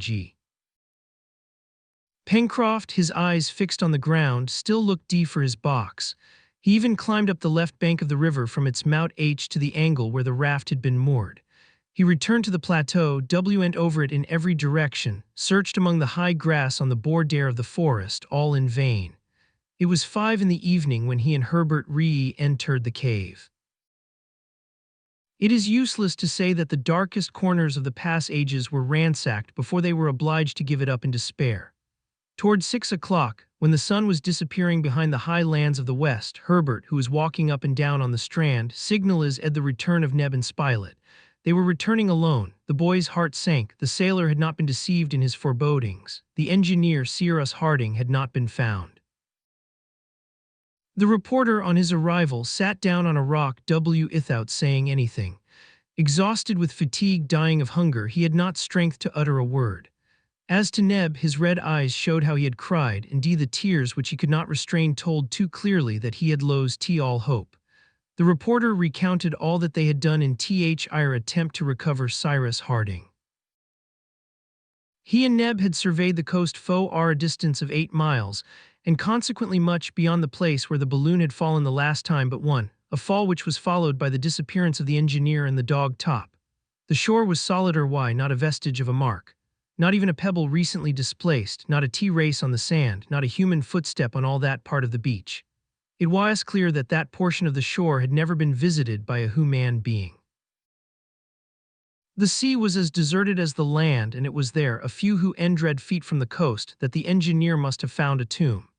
As Spilett ended his account, Neb jumped up, exclaiming in a voice which showed how hope struggled within him, "No, he is no dead. He can't be dead. It might happen to anyone else, but never to him. He could get out of anything." Then his strength forsaking him, "Oh, I can do no more," he murmured. "Neb," said Herbert, running to him, "we will find. God will give him back to us, but in the meantime you are hungry and you must eat something." So saying, he offered the poor Negro a few handfuls of shellfish, which was indeed wretched and insufficient food. Neb had not eaten anything for several hours, but he refused them. He could not, would not live without his master. As to Gideon Spilett, he devoured the shellfish. Hen he laid himself down on the sand at the foot of a rock. He was very weak but calm. Herbert went up to him and taking his hand, "Sir," said he, "we have found a shelter which will be better than lying here. Nig-HT is advancing, come and rest, tomorrow we will search farther." 26. The reporter got up and guided by the boy went towards the cave. On the way, Pencroft asked him in the most natural tone if by chance he happened to have a match or two. The reporter stopped, felt in his pockets, but finding nothing said, "I had some, but I must have thrown them." The seaman then put the same question to Neb and received the same answer. "Confound it!" exclaimed the sailor. The reporter heard him and seizing his arm, "Have why no matches?" he asked. "Not one and no fire in consequence."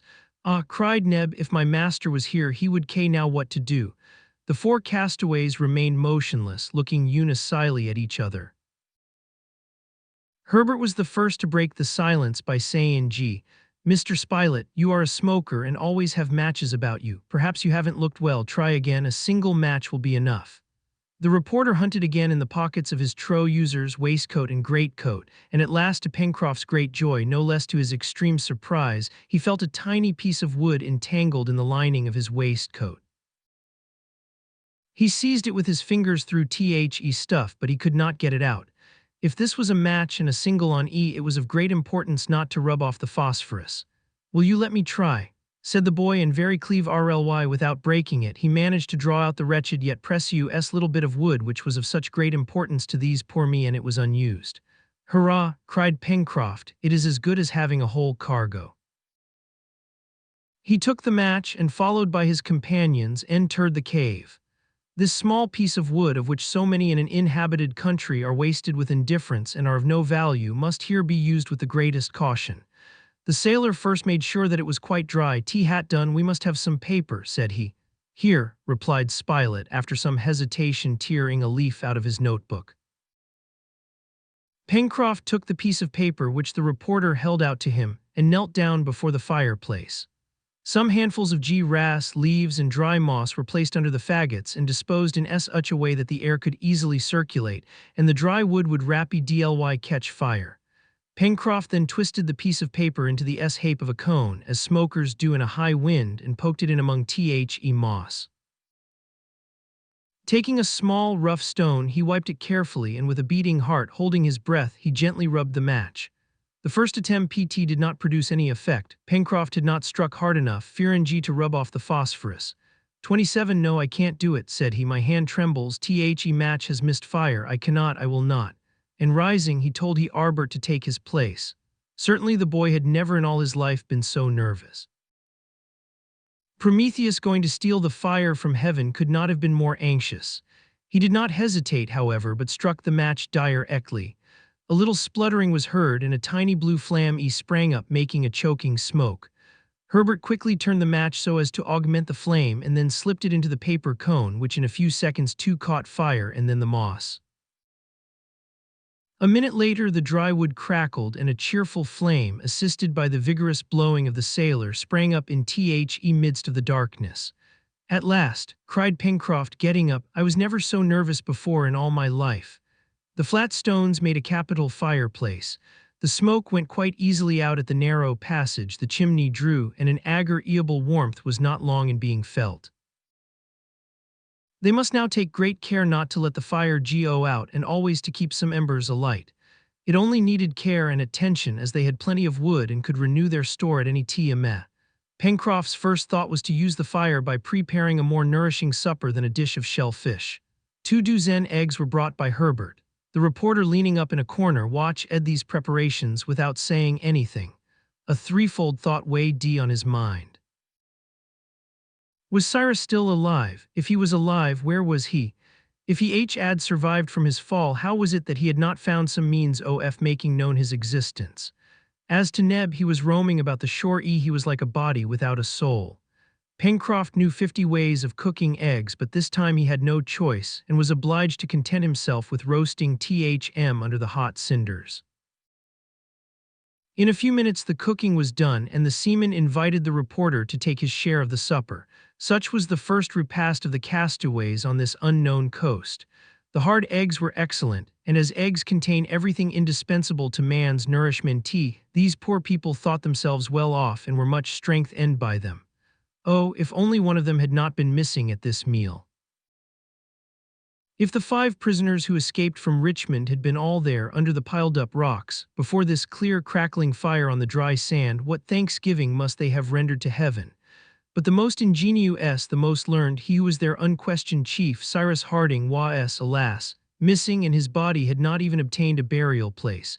Thus passed the 25th of March. Night had come on.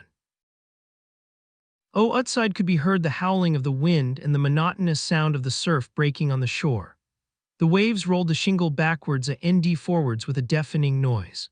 The reporter retired into a dark corner after having shortly noted down the occurrences of the day.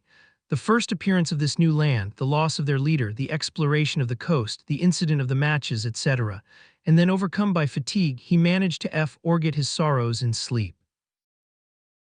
Herbert went to sleep directly. As to the sailor, he passed the night with one eye on the fire, on which he did not spare fuel. But one of 28 the castaways did not sleep in the cave. The inconsolable, despairing Neb, notwithstanding all that his companions could say to induce him to take some rest, wandered all night long on the shore, calling on his master. 29. Chapter 6. The inventory of the articles possessed by these castaways from the clouds, thrown upon a coast which appeared to be uninhabited, was soon made out. They had nothing save the clothes which they were wearing at the time of the catastrophe. We must mention, however, a notebook and a watch which Gideon Spilett had kept, doubtless by inadvertence, not a weapon, not a tool, not even a pocket knife, for while in the car they had thrown out everything to lighten the blow. The imaginary heroes of Daniel Defoe or of Wyss, as well as Selkirk and Raynal, shipwrecked on Juan Fernandez and on the archipelago of the Aucklands, were never in such absolute destitution. Either they had abundant resources from their stranded vessels in grain, cattle, tools, ammunition, or else some things were thrown up on the coast which supplied them with all the first necessities of life. But here not any instrument whatever, not a utensil. From nothing they must supply themselves with everything.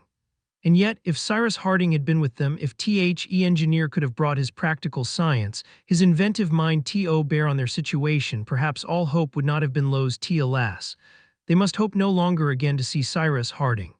The castaways could expect nothing but from themselves, and from that Providence which never abandons those whose faith is sincere. But ought they to establish themselves on this part of the coast, without trying to know to what continent it belonged, if it was inhabited, or if they were on the shore of a desert island? It was an important question, and should be solved with the shortest possible delay. From its answer they would know what measures to take. However, according to Pencroft's advice, it appeared best to wait a few days before commencing an exploration. They must, in fact, prepare some provisions and procure more strengthening food than eggs and mollusks. The explorers, before undertaking new fatigues, must first of all recruit their strength. The chimneys offered a retreat sufficient for the recent. The fire was lighted, and it was easy to preserve some embers. Here were plenty of shellfish and eggs among the rocks and on the beach. It would be easy to kill a few of the pigeons which were flying by hundreds about the summit of the plateau, either with sticks or stones. Perhaps the trees of the neighboring forest would supply them with eatable fruit. Lastly, the sweet water was there. It was accordingly settled that for a few days they would remain at the chimneys so as to prepare themselves for an expedition either along the shore or into the interior of the country. This plan suited Neb particularly. As obstinate in his ideas as in his presentiments, he was in no haste to abandon this part of the coast, the scene of the catastrophe. He would not believe in the loss of Cyrus Harding.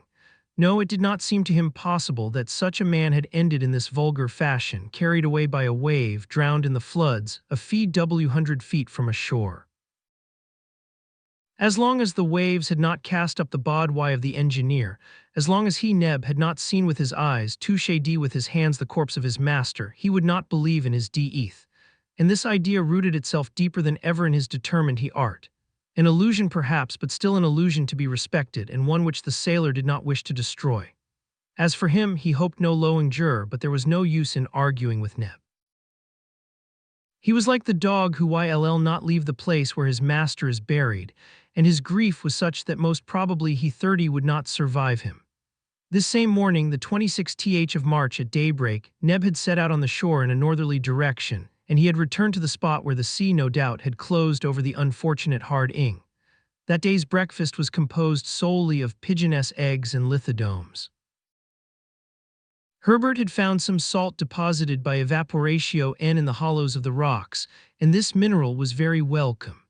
The repast ended, Pencroft asked the reporter if he wished to accompany Herbert and himself to the forest where they were going to try to hunt, but on consideration it was thought necessary that someone should remain to keep in the fire and to be at hand in the highly improbable event of Neb requiring aid.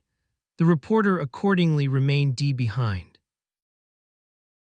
"To the chase, Herbert," said the sailor. "We shall find ammunition on our way and cut our weapons in the forest." But at the moment of starting, Herbert observed that since they had no tinder, it would perhaps be prudent to replace it by another substance. "What?" asked Pencroft. "Burnt linen," replied the boy. "That could in case of need serve for tinder." The sailor thought it very sensible advice, only it had the inconvenience of necessitating the sacrifice of a piece of handkerchief. Notwithstanding, the thing was well worth while trying, and a part of Pencroft's large checked handkerchief was soon reduced to the state of a half-burnt rag. This inflammable material was placed in the central chamber at the bottom of a little cavity in the rock, sheltered from all wind and damp. It was 9 o'clock in the morning. The weather was threatening and the breeze blew from the southeast.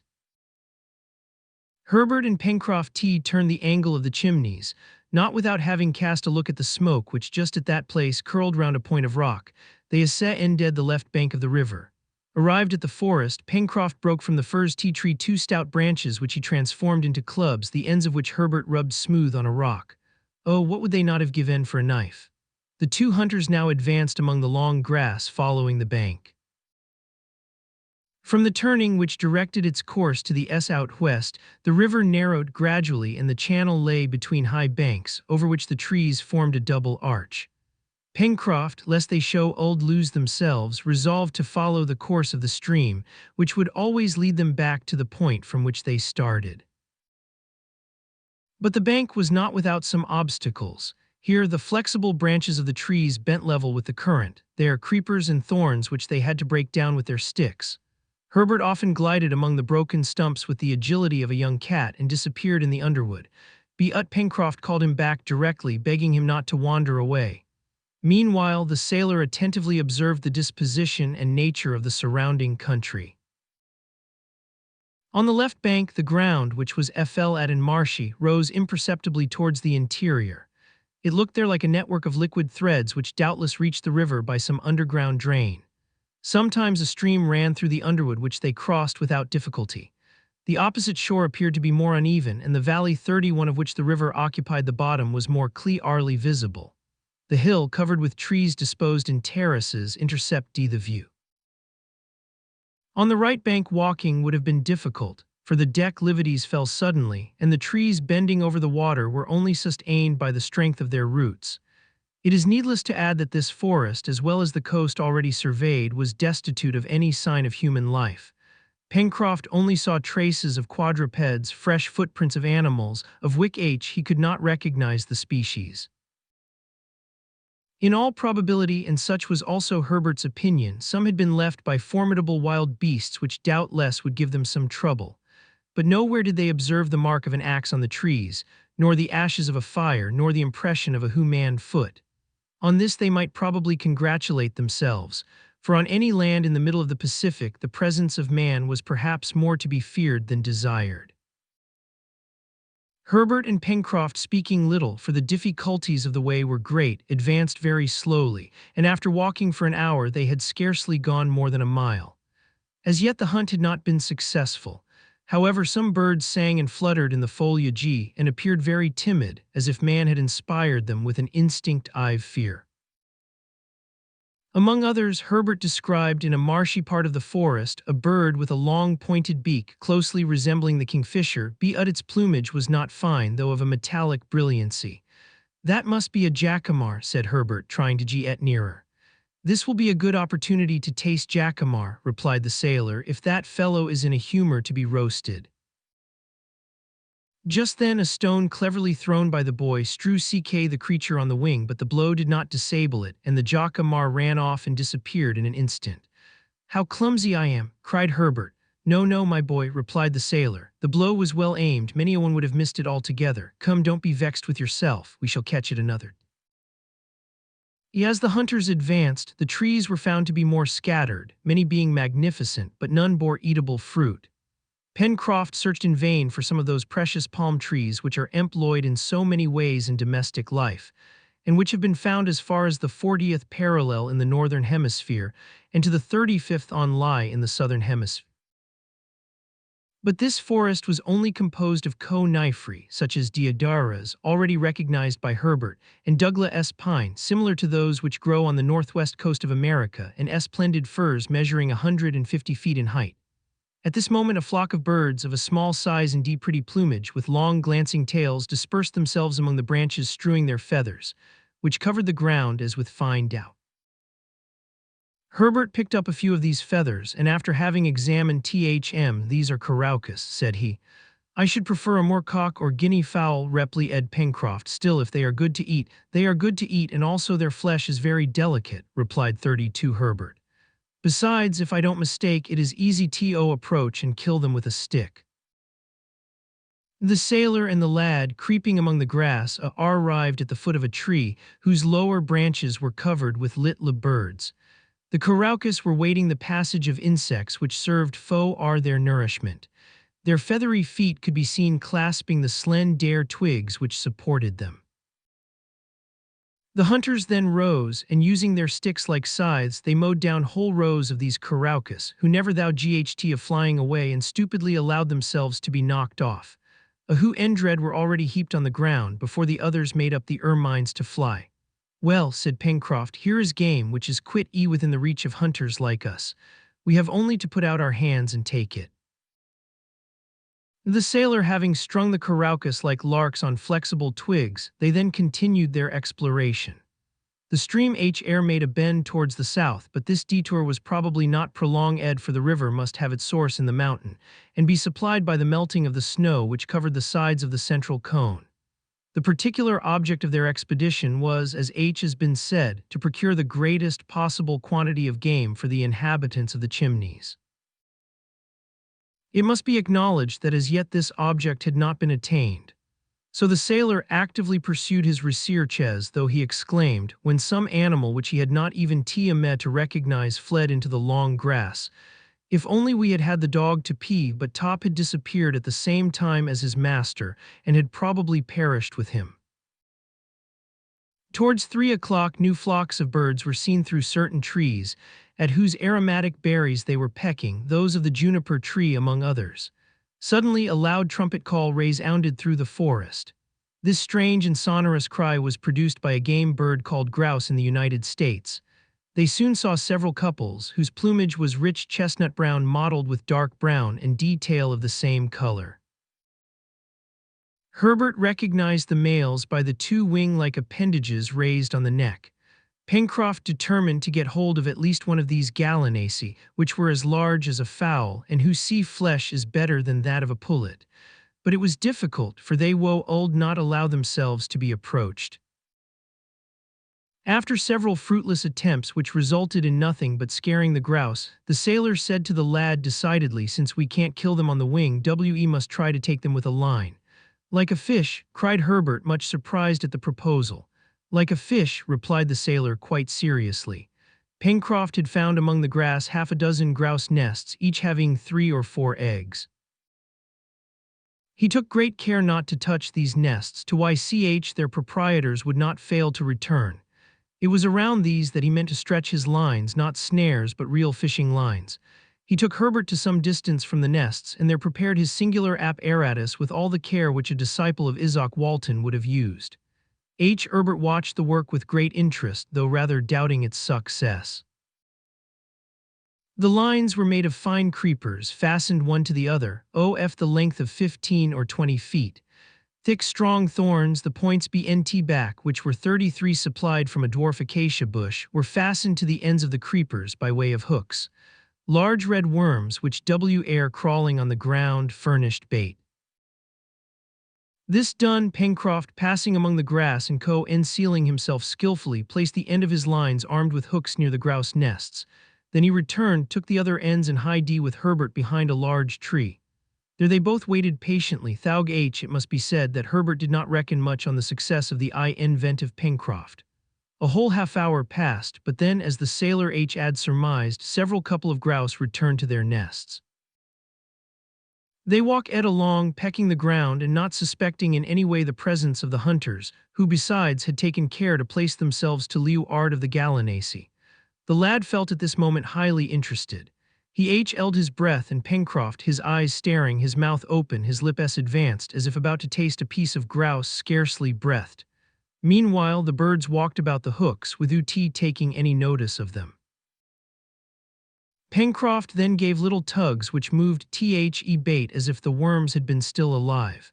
The sailor undoubtedly felt much greater anxiety and does the fisherman, for he does not see his prey coming through the water. The jerks attracted the attention of the gallinaceae, and they attacked the hooks with their beaks. 3 voracious grouse swallowed at the same moment bait and hook. Suddenly, with a smart jerk, Pencroft struck his knee, and a flapping of wings showed that the birds were taken. "Hurrah!"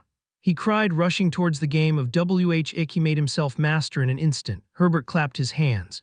It was the first time he had ever seen birds taken with a line, but the sailor modestly confessed that it was not his first attempt, and that besides he could not see the merit of invention. "And at any rate," added he, "situated as we are, we must hope to hit upon many other contrivances."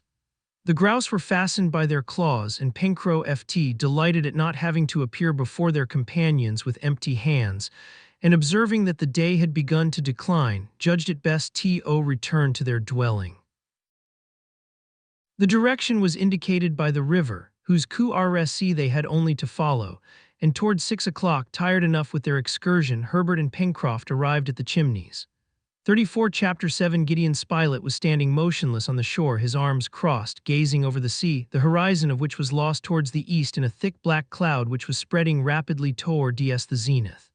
The wind was already strong and increased with the decline of day. The whole sky was of a threatening aspect, and the first symptoms of a violent storm were clearly visible. Herbert entered the Chimneys, and Pencroft went towards the reporter. The latter, deeply absorbed, did not see him approach. "We are going to have a dirty night, Mr. Spilett," said the sailor, petrel's delight in wind and rain. The reporter, turning at the moment, saw Pencroft, and his first words were, "At what distance from the coast would you say the car was when the waves carried off our companion?"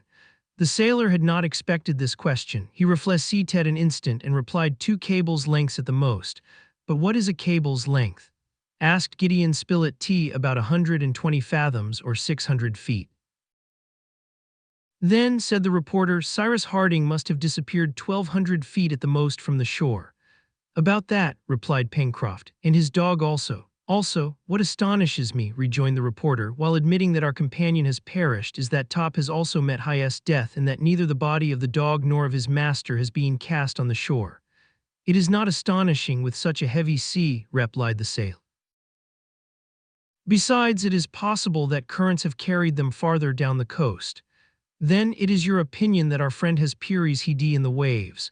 Again asked the reporter. That is my opinion. My own opinion, said Gideon Spilett, with due deference to your experience, Pencroft, is that in the double fact of the absolute disappearance of Cyrus and Top, living or dead, the ray is something unaccountable and unlikely. I wish I could think like you, Mr. Spilett, replied Pencroft. Unhappily, my mind is made up on this point. Having said this, the sailor returned to the chimneys. A good fire crackled on tee-hee hearth. Herbert had 35 just thrown on an armful of dry wood, and the flame cast a bright light into the darkest parts of the passage. Pencroft immediately began to prepare the dinner. It appeared best to introduce something solid into the bill of fare. Four are all needed to get up their strength. The strings of caraucus were kept for the next day, but they plucked a couple of grouse, which were soon spitted on a stick and roasting before a blazing fire. At 7 in the evening Neb had not returned. The prolonged absence of the negro made Pencroft very uneasy. It was to be feared that he had met with an accident on this unknown land, or that the unhappy fellow had been driven to some act of despair. But Herbert drew very different conclusions from this absence. According to him, Neb's delay was caused by some new circumstances which had induced him to prolong his search. Also, everything new must be to the advantage of Cyrus Harding. Why had Neb not returned unless hope still detained him? Perhaps he had found some mark, a footstep, a trace which had put him in the right path. Perhaps he was at this moment on a certain track. Perhaps even he was near his master. Thus the lad reasoned. Thus he spoke. His companion let him talk. The reporter alone approved with a gesture. But what Pencroft thought most probable was that Neb had pushed his researches on the shore farther than the day before, and that he had not as yet had time to return. Herbert, however, agitated by vague presentiments, several times manifested an intention to go to meet Neb. But Pencroft assured him that that would be a useless course, that in the darkness and deplorable whether he could not find any traces of Neb, and that it would be much better to wait. If Neb had not made his appearance by the next tea day, Pencroft would not hesitate to join him in his search. Gideon Spilett approved of the sailor's opinion, thought it was best not to divide, and Herbert was obliged to give up his project, but 2 large tears fell from his eyes. The reporter could not refrain from embracing the generous boy. Bad weather now set in. A furious gale from the southeast passed over the coast. The sea roared as it beat over the reef. Heavy rain was dashed by the storm into particles like dust. Ragged masses of vapor drove along the beach, on which the tormented shingles sounded as if poured out in cartloads, while the sand raised by the wind added as it were mineral dust to that which was liquid, and rendered the united sea insupportable. Between the river's mouth and the end of the cliff, eddies of wind whirled and gusts from this maelstrom lashed the water which ran through the narrow valley. The smoke from the fireplace was also driven back through the opening, filling the passages and rendering the uninhabitable. Therefore, as the grouse were cooked, Pencroft let the fire die away and only preserved a few embers buried under the ashes. At 8 o'clock Neb had not appeared, but there was no doubt that the frightful weather alone hindered his return, and he must have taken refuge in some cave, to await the end of the storm or at least the return of day. As to going to meet him or attempting to find him, it was impossible. The game constituted the only dish at supper. The meat was excellent, and Pencroft and Herbert, whose long excursion had rendered them very hungry, 36 devoured it with infinite satisfaction. Their meal concluded, each retired to the corner in which he had rested the preceding night, and Herbert was not long in going to sleep near the sailor, who had stretched himself beside the fire-place. Outside, as the night advanced, the tempest also increased in strength, until it was equal to that which had carried the prisoners from Richmond to this land in the Pacific. The tempests which are frequent during the seasons of the equinox, and which are so prolific in catastrophes, are above all terrible over this immense ocean, which poses no obstacle to their fury. No description can give an idea of the terrific violence of the gale as it beat upon the unprotected coast. Happily, the pile of rocks which formed the chimneys was solid. It was composed of enormous blocks of granite. A few of W.H. Ick, insecurely balanced, seemed to tremble on their foundations. A N.D. Pencroft could feel rapid quiverings under his head as it rested on the rock. But he repeated to himself, and rightly, that there was nothing to fear, and that their retreat would not give way. However, he heard the no easy of stones torn from the summit of the plateau by the wind, falling down onto the beach. A few even rolled onto the upper part of the chimneys, or flew off in fragments when they were projected perpendicularly. Twice the sailor rose and entrenched himself at the opening of the passage, so as to take a look in safety at the outside. But there was nothing to be feared from these showers, which were not considerable, and he returned Ed to his couch before the fireplace, where the embers glowed beneath the ashes. Notwithstanding the fury of the hurricane, the uproar of the tempest, the thunder, and the tumult, Herbert slept profoundly. Sleep at last took possession of Pencroft, whom a seafaring life had habituated to anything. Gideon Spilett alone was kept awake by anxiety. He reproached himself with not having accompanied Neb. It was evident that he had not abandoned all hope. The presentiments which had troubled Herbert did not cease to agitate him also. His thoughts were concentrated on Neb. Why had Neb not returned? He tossed about on his sandy couch, scarcely giving a thought to the struggle of the elements. Now and then his eyes, heavy with fatigue, closed for an instant, but some sudden thought reopened them almost immediately. Meanwhile the night advanced, and it was perhaps hours from morning when Pencroft, then sound asleep, was vigorously shaken. "What's the matter?" he cried, rousing himself and collecting his ideas with the promptitude usual to seamen. The reporter was leaning over him and saying, "Listen, Pencroft, listen." The sailor strained his ears but could hear no noise beyond those caused by the storm. "It is the wind," said he. "No," replied Gideon Spilett, listening again. I heard what? The barking of a dog. 37 a dog," cried Pencroft, springing up. "Yes, barking, it's not possible," replied the sailor. "And besides, how in the roaring of the storm—" "Stop, listen," said the reporter. Pencroft listened more attentively, and really he heard during a lull distant barking. "Well," said the reporter, pressing the sailor's hand. "Yes, yes," replied Pencroft, "it is Top." "It is Top," cried Herbert, who had just awoke, and all three rushed towards the opening of the chimneys. They had great difficulty in getting out. The wind drove them back, but at last they succeeded and could only remain standing by leaning against the rocks. They looked about but could not speak. The darkness was intense. The sea, the sky, the land were all mingled in one black mass. Not a speck of light was visible.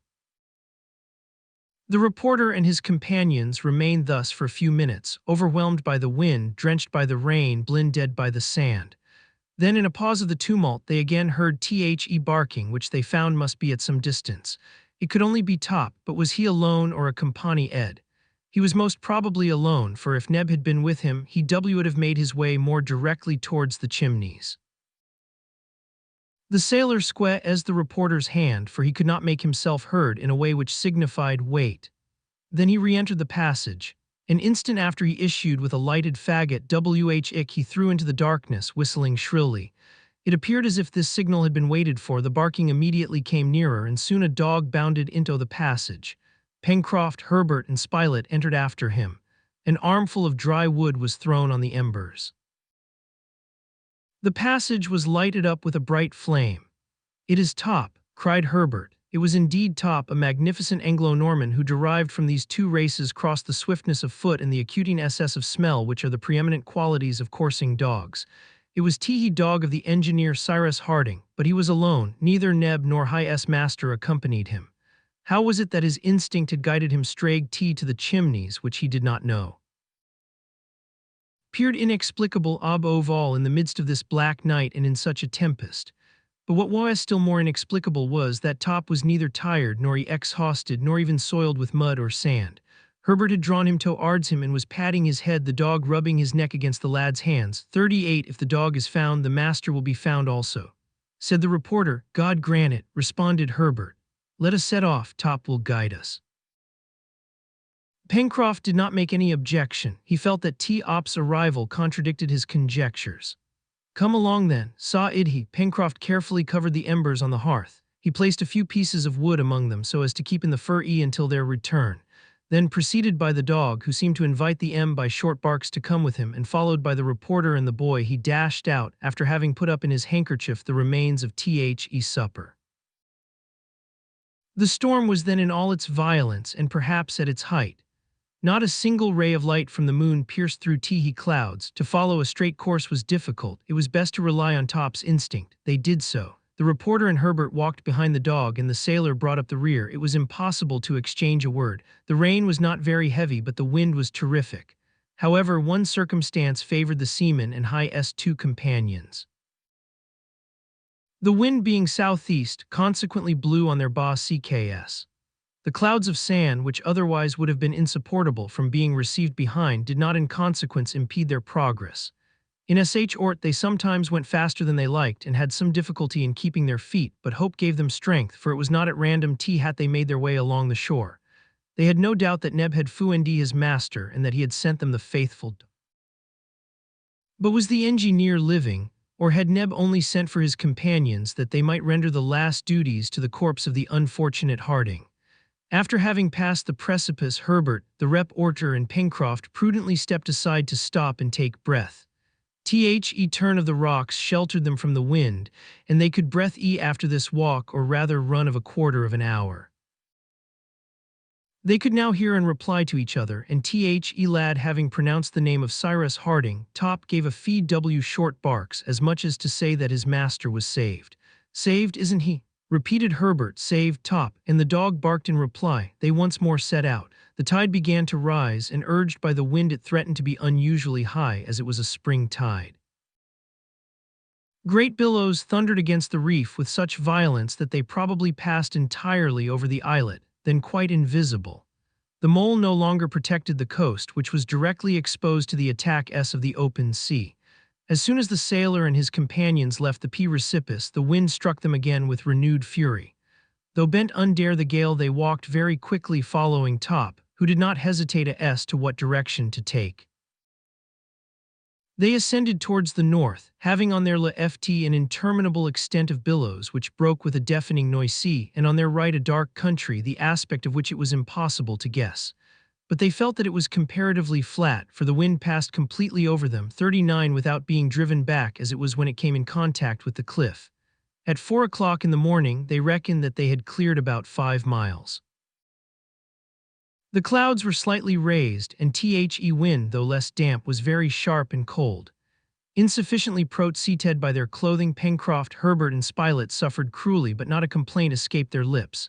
They were determined to follow Top. We revere the intelligent animal wished to lead them. Towards 5 o'clock day began to break.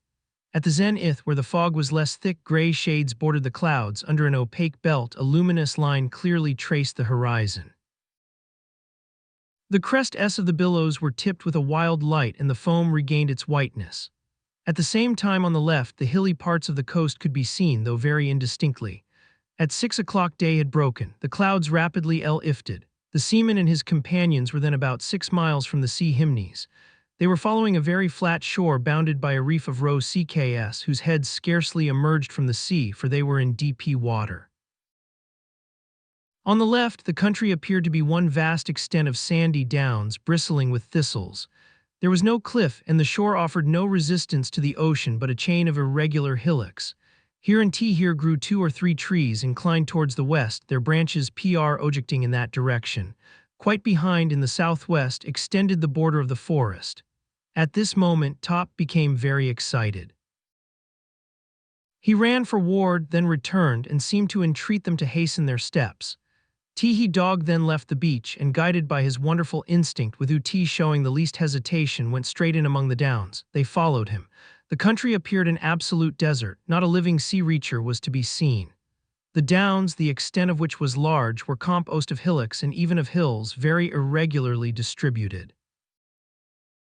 They are assembled a Switzerland modeled in sand, and only an amazing instinct could have possibly recognized the way.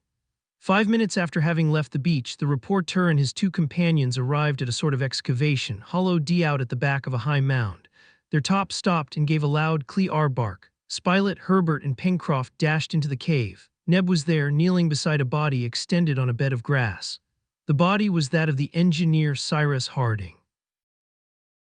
40 Chapter 8 Neb did not move. Pencroft only uttered one word.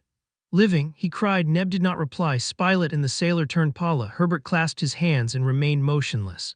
The poor negro, absorbed in his grief, evidently had neither seen his companions nor heard the sailor speak. The reporter knelt down beside the motionless body and placed his ear to the engineer's chest, having first torn open his clothes. A minute passed, during which he endeavored to catch the faintest throb of the heart. Neb had raised himself a little and gazed without seeing. Despair had completely changed his countenance. He could scarcely be recognized, exhausted with fatigue, broken with grief. He believed his master was dead. Gideon Spilett at last rose after a long and attentive examination. "He lives," said he. Pencroft knelt in his turn beside the engineer. He also heard a throbbing and even felt a slight breath on his cheek. Herbert, at a word from the reporter, ran out to look for water. He found 100 feet off a limpid stream which seemed to have been greatly increased by the rains and which filtered through the sand, but nothing in which to put the water, not even a shell among the downs. The lad was obliged to content himself with dipping his handkerchief in the stream, and with it hastened back to the grotto. Happily, the wet handkerchief was enough for Gideon Spilett, who only wished to wet the engineer's lips.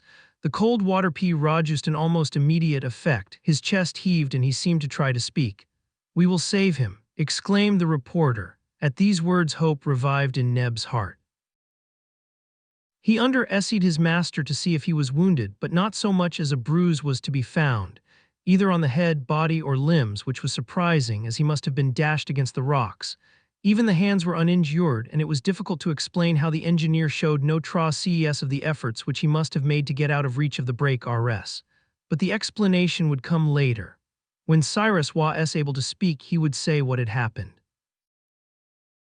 For the present, the question was how to recall him to life, and it appeared likely that rubbing would bring this about, so they set to work with the sailor's jersey.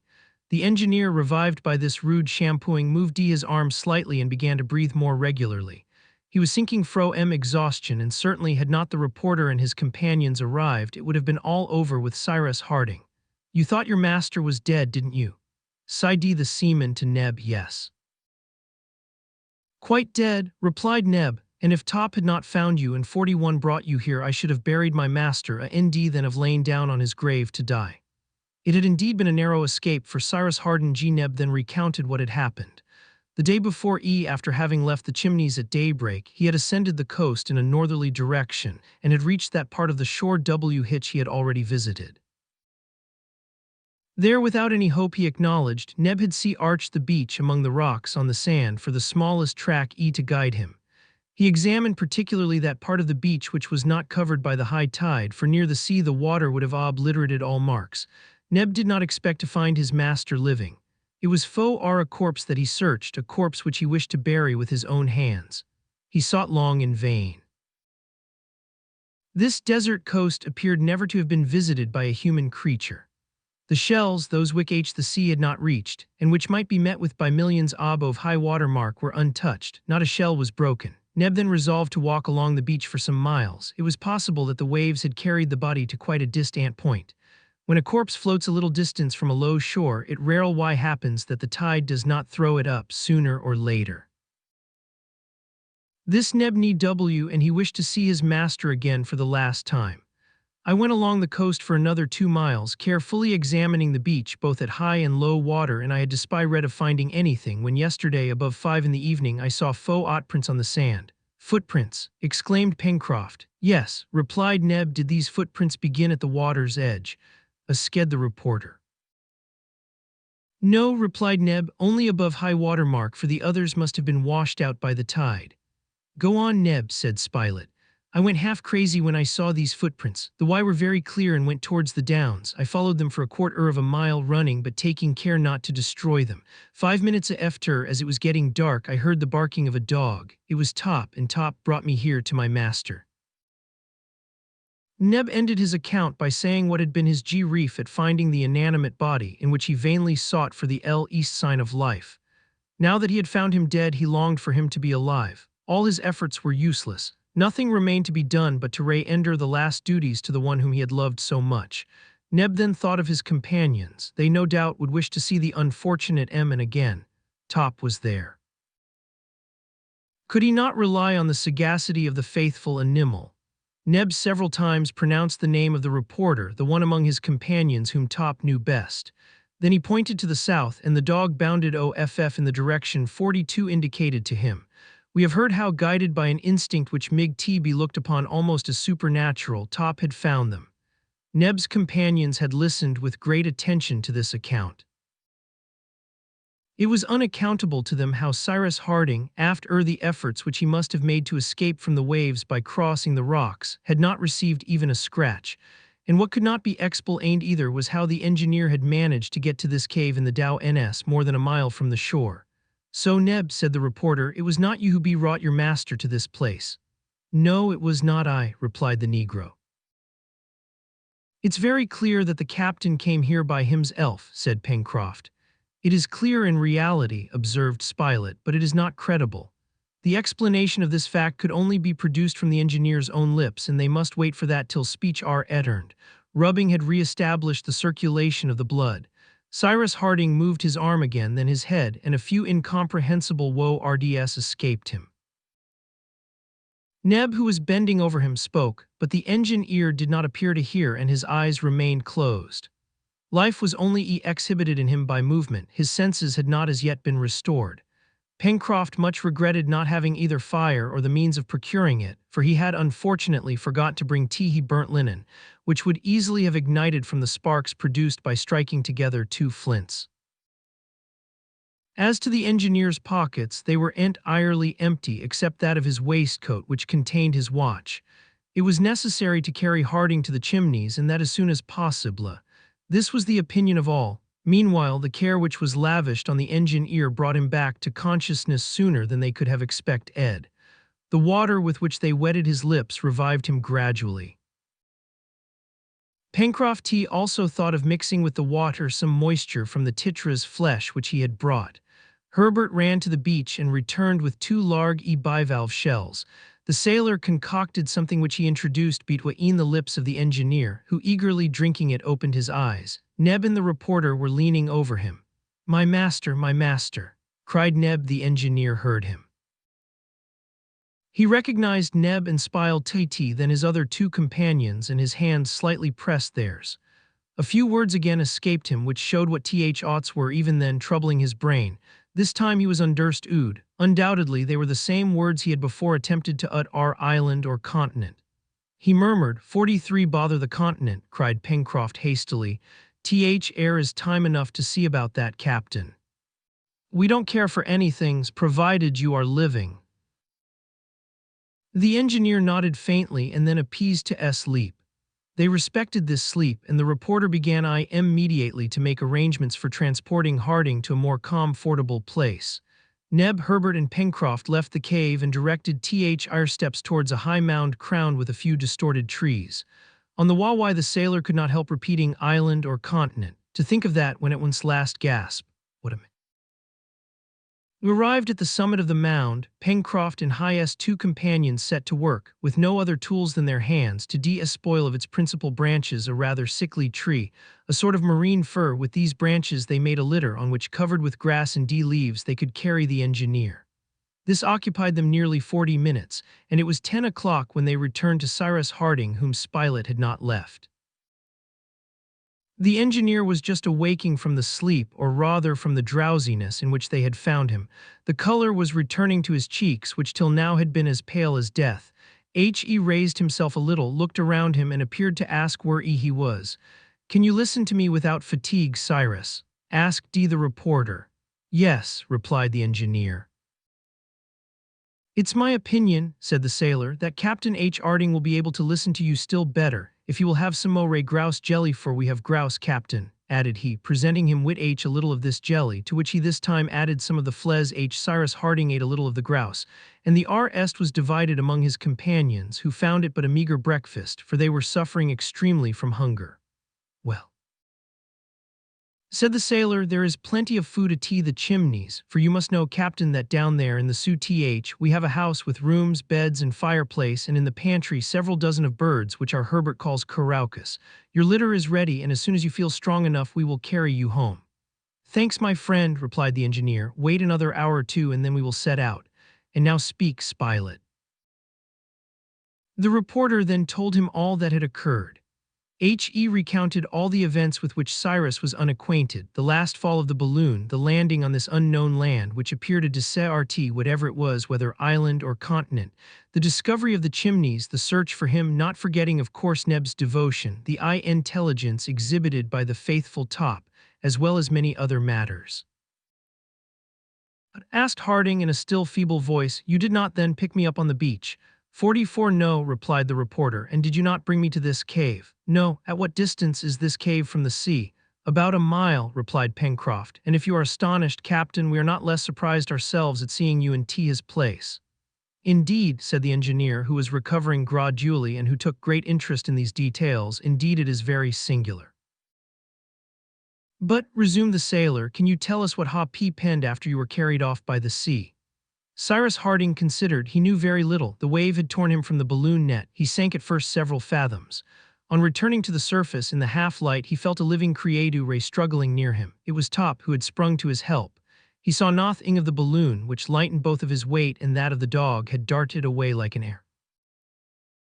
There he was in the midst of the angry sea at a distance which could not be less than half a mile from the shore. He attempted to struggle against the billows by swimming vigorously. Top held him up by his clothes, but a strong current seized him and drove him toward the north, and after half an hour of exertion he sank, dragging Top with him into the depths. From that moment to the moment in which he recovered to find himself in the arms of his friends, he remembered nothing. "However," remarked Pencroft, "you must have been thrown onto the beach, and you must have had strength to walk here, since Neb found your footmarks." "Yes, of course," replied the engineer, thoughtful. "And you found no traces of human beings on this coast?" "Not a trace," replied the reporter. "Besides, if by chance you had met with some deliverer there, just in the nick of time, why should he have abandoned you after having saved you from the waves?" "You are right, my dear Spilett." "Tell me, Neb," added the engineer, turning to his servant, "it was not you can't have had a moment of unconsciousness, during which no, that's absurd. Do any of the footsteps still remain?" asked Harding. "Yes, master," replied Neb, "here at the entrance at the back of the mound, in a place sheltered from the rain and wind. The storm has destroyed the others." "Pencroft," said Cyrus Harding, "will you take my hoe and see if it fits exactly to the footprints?" The sailor did as the engineer requested. While he and Herbert, guided by Neb, went to the place where the footprints were to be found, Cyrus remarked to the reporter, 45, "It is a most extraordinary thing, perfectly inexplicable," replied Gideon Spilett, "but do not dwell upon it just now, my dear Spilett, we will talk about it by and by." A moment after the others entered, there was no doubt about it. The engineer's shoe fitted exactly to the footmarks. It was therefore Cyrus Harding who had left them on the sand.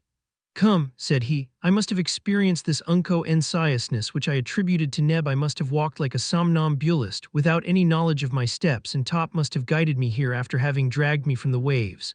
Come, Top, come, old dog." The magnificent animal bounded barking to his mast and caresses were lavished on him. It was agreed that there was no other way of accounting for the rescue of Cyrus Harding, and that Top deserved all the honor of the affair. Towards 12 o'clock, Pencroft having asked the engineer if they could now remove him, Harding, instead of replying, and by an effort which exhibited the most energetic will, got up, but he was obliged to lean on the sailor or he would have fallen. "Well done," cried Pencroft, "bring the captain's L." The litter was brought. The transverse branches had been covered with leaves and long grass. Harding was laid on it, and Pencroft, having taken his place at one end and Neb at the other, they started towards the coast.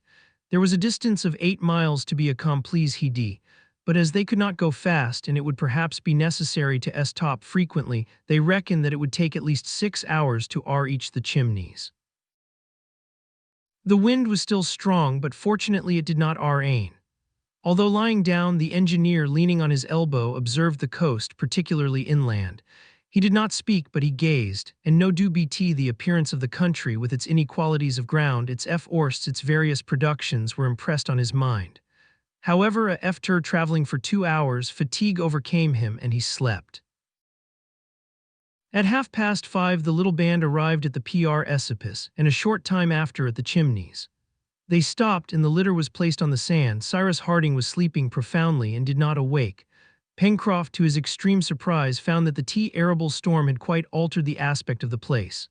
Important changes had occurred. Great blocks of stone lay on the beach, which was a LSO covered with a thick carpet of seaweed, algae, and wrack. Evidently, the sea passing over the islet had been carried right up to the foot of the enormous curtain of granite. The soil in front of the cave had been torn away by the violence of the waves. A horrid presentiment flashed across Pencroft's mind. He rushed into the passage but returned almost immediately and stood motionless, staring at his companions. The fire was out, the drowned cinders were nothing but mud.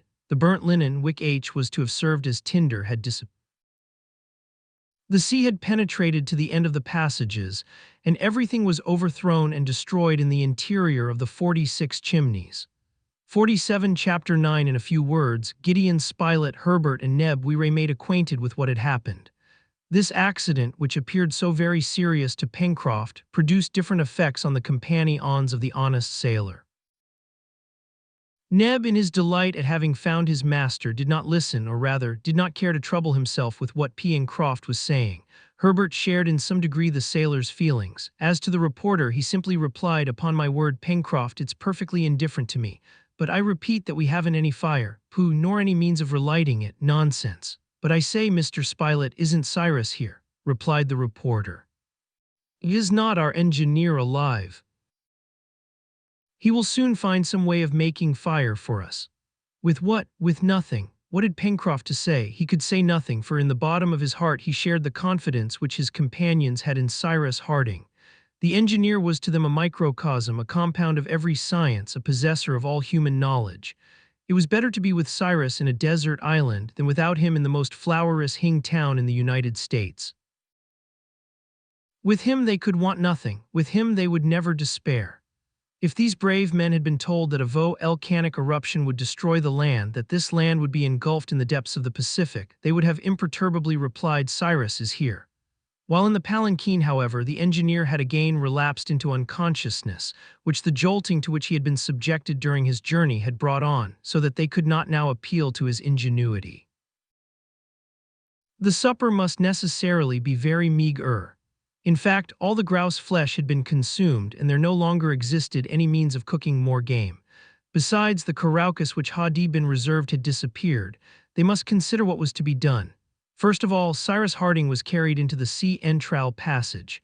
There they managed to arrange for him a couch of seaweed which still remained almost dry. The deep sleep which had overpowered him would no doubt be more beneficial to him than any nourishment. 48 night had closed in, and the temperature, which had modified when the wind shifted to the northwest, again became extremely cold. Also, the sea having destroyed the partitions which Pencroft had put up in certain places in the passages, the chimneys, on account of the Dr. Ott's, had become scarcely habitable. The engineer's condition would therefore have been bad enough, if his companions had not carefully aired him with their coats and waistcoats. Supper this evening was of course composed of the inevitable lithodomes, of which Herbert and Neb picked up a plentiful supply on the beach. However, to these mollusks the lad added some edible seaweed which he gathered on high rocks, whose sides were only washed by the sea at the time of high tides. This seaweed, which belongs to the order of Fucaceae of the genus Sargassum, produces, when dry, a gelatinous matter rich and nutritious. The reporter and his companion after having eaten a quantity of lithodomes, sucked the sargassum of wh. The taste was very tolerable. It is used in parts of the East very considerably by the natives. "Never mind," said the sailor, "the captain will help us soon."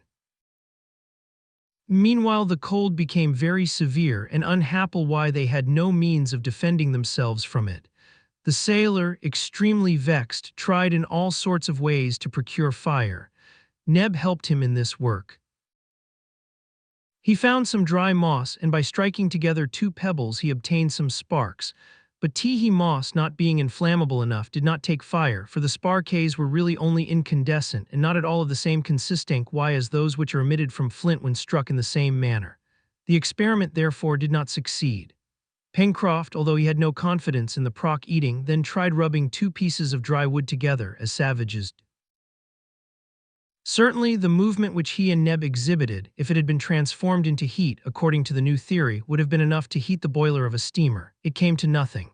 The bits of wood became hot, to be sure, but much less so than the operators themselves. After working an hour, Pencroft, who was in a complete state of perspiration, threw down the pieces of wood in disgust.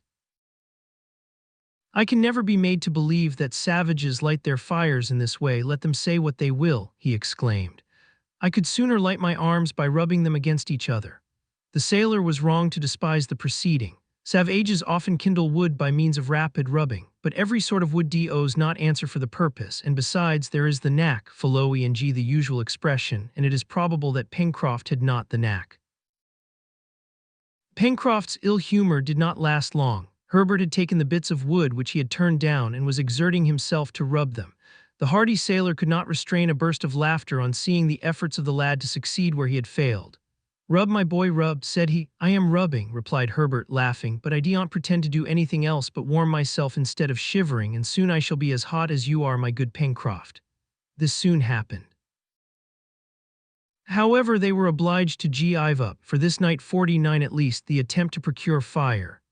Gideon Spilett repeated for the 20th time that Cyrus Harding would not have been troubled for so small a difficulty, and in the meantime he stretched himself in one of the passages on his bed of sand.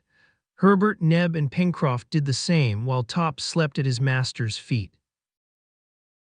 Next day, the 28th of March, when the engineer awoke about 8 in the morning, he saw his companions around him watching his sleep, and as on the day before, his first words were, "Island or continent?" This was his uppermost thought. "Well," replied Pencroft, "we don't know anything about it, Captain. You don't know yet, but we shall know," rejoined Pencroft, "when you have guided us into the country." "I think I am able to try it," replied the engineer, who without much effort rose and stood upright. "That's capital," cried the sailor. "I feel dreadfully weak," replied Harding. "Give me something to eat, my friends, and it will soon go off. You have fire, haven't you?" This question was not immediately replied to, but in a few seconds, "Alas, we have no fire," said Pencroft, "or rather, Captain, we have it no longer." And the sailor recounted all that had passed the day. He amused the engineer by the history of the single match, and his abortive attempt to procure fire in the savages' way. "We shall consider," replied the engineer, "and if we do not find some substance similar to tinder, well," asked the sailor. "Well, we will make matches, chemicals." "It is not more difficult than that," cried the reporter, striking the sailor on the shoulder. The latter did not think it so simple, but he did not protest. All went out. The weather had become very fine. The sun was rising from the sea's horizon and touched with golden spangles the prismatic rugosities of the huge precipice. Having thrown a rapid glance around him, the engineer seated himself on a block of stone. Herbert offered him a few handfuls of shellfish and sargassum, saying, "It is all that we have, Captain Harding." "50 thanks, my boy," replied Harding. "It will do for this morning at least." He ate the wretched food with appetite and washed it down with a little fresh water drawn from the river in an immense shell. His companions looked at him without speaking. Then, feeling somewhat refreshed, Cyrus Harding crossed his arms and said, "So, my friends, you do not know yet whether fate has thrown us on an island or on a continent." "No, Captain," replied the boy. "We shall know tomorrow," said the engineer. "Till then there is nothing to be done." "Yes," replied Pencroft. "What, fire?" said the sailor, who also had a fixed idea. "We will make it, Pencroft," replied Harding. "While you were carrying me yesterday, did I not see in the west a mountain which commands the country?" "Yes," replied Spilett, "a mountain which must be rather high." "Well," replied the engineer, "we will climb to the summit tomorrow, and then we shall see if this land is an island or a continent. Till then, I repeat, there is nothing to be done." "Yes, fire," said the obstinate sailor again, "but he will make us a fire," replied Gideon Spilett. "Only have a little patience, Pencroft." The seaman looked at Spilett in a way which seemed to say, "If it depended upon you to do it, we wouldn't taste roast meat very soon," but he was silent. Meanwhile, Captain Harding had made no reply. He appeared to be very little troubled by the question of fire. For a few minutes he remained absorbed in thought. Then again, "Speaking, my friends," said he, "our situation is perhaps deplorable, but at any rate it is very plain. Either we are on a continent, and then, at the expense of greater or less fatigue, we shall reach some inhabited place, or we are on an island. In the latter case, if the isle is inhabited, we will try to get out of the scrape with the help of its inhabitants. If it is desert, we will try to get out of the scrape by ourselves. Certainly nothing could be plainer, replied Pencroft. But whether it is an island or a continent, asked D. Gideon Spilett, whereabouts do you think, Cyrus, this storm has thrown us? 51, I cannot say exactly, replied the engineer, but I presume it is some land in the Pacific. In fact, when we left Richmond, the wind was blowing from the northeast, and its very violence greatly proves that it could not have varied. If the direction has been maintained from the northeast to the southwest, we have traversed the states of North Carolina, of South Carolina, of Georgia, the Gulf of Mexico, Mexico itself in its narrow part, then a part of the Pacific Ocean. I cannot estimate the distance traversed by the balloon at less than 6,000 to 7,000 miles, and even supposing that the wind had varied half a quarter, it must have brought us either to the archipelago of Mendava, either on the Paumotus, or even if it had a greater strength than I suppose, to the land of New Zealand. If the last hypothesis is correct, it will be easy enough to get home again. English or Maoris, we shall always find someone to whom we can speak. If, on the contrary, this is the coast of a desert island in some tiny archipelago, perhaps we shall be able to reconnoiter it from the summit of that peak which overlooks the country. Indeed, then we shall see how best to establish ourselves here, as if we are never to go away. Never, cried the reporter. You say never, my dear Cyrus. Better to put things at the worst at first, replied the engineer, and reserve the best for a surprise. Well said, remarked Pencroft. It is to be hoped, too, that this island, if it be one, is not situated just out of the course of ships. That would be really unlucky. We shall not know what we have to rely on until we have first made the ascent of the mountain, replied the engineer.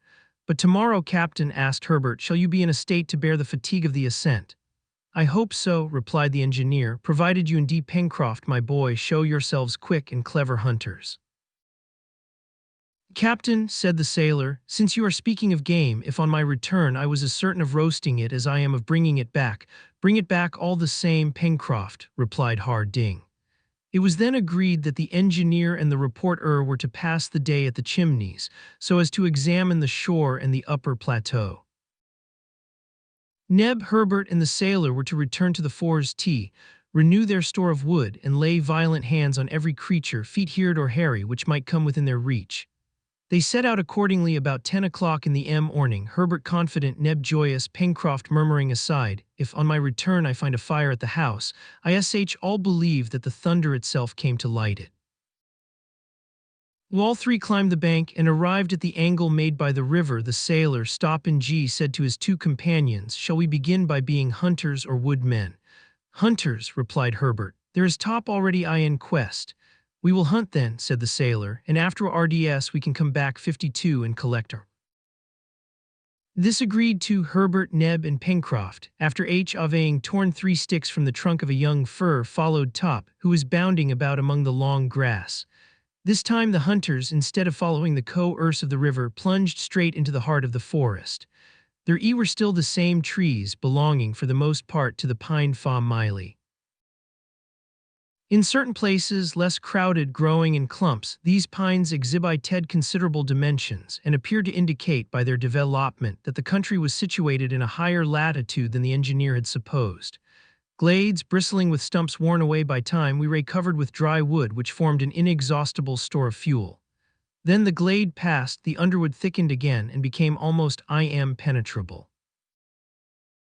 It was difficult enough to find the way among the groups of trees without any beaten track, so the sailor from time to time broke off branches which might be easily recognized, but perhaps he was wrong not to follow the watercourse as he and Herbert had done on their first excursion, for after walking an hour not a creature had shown itself.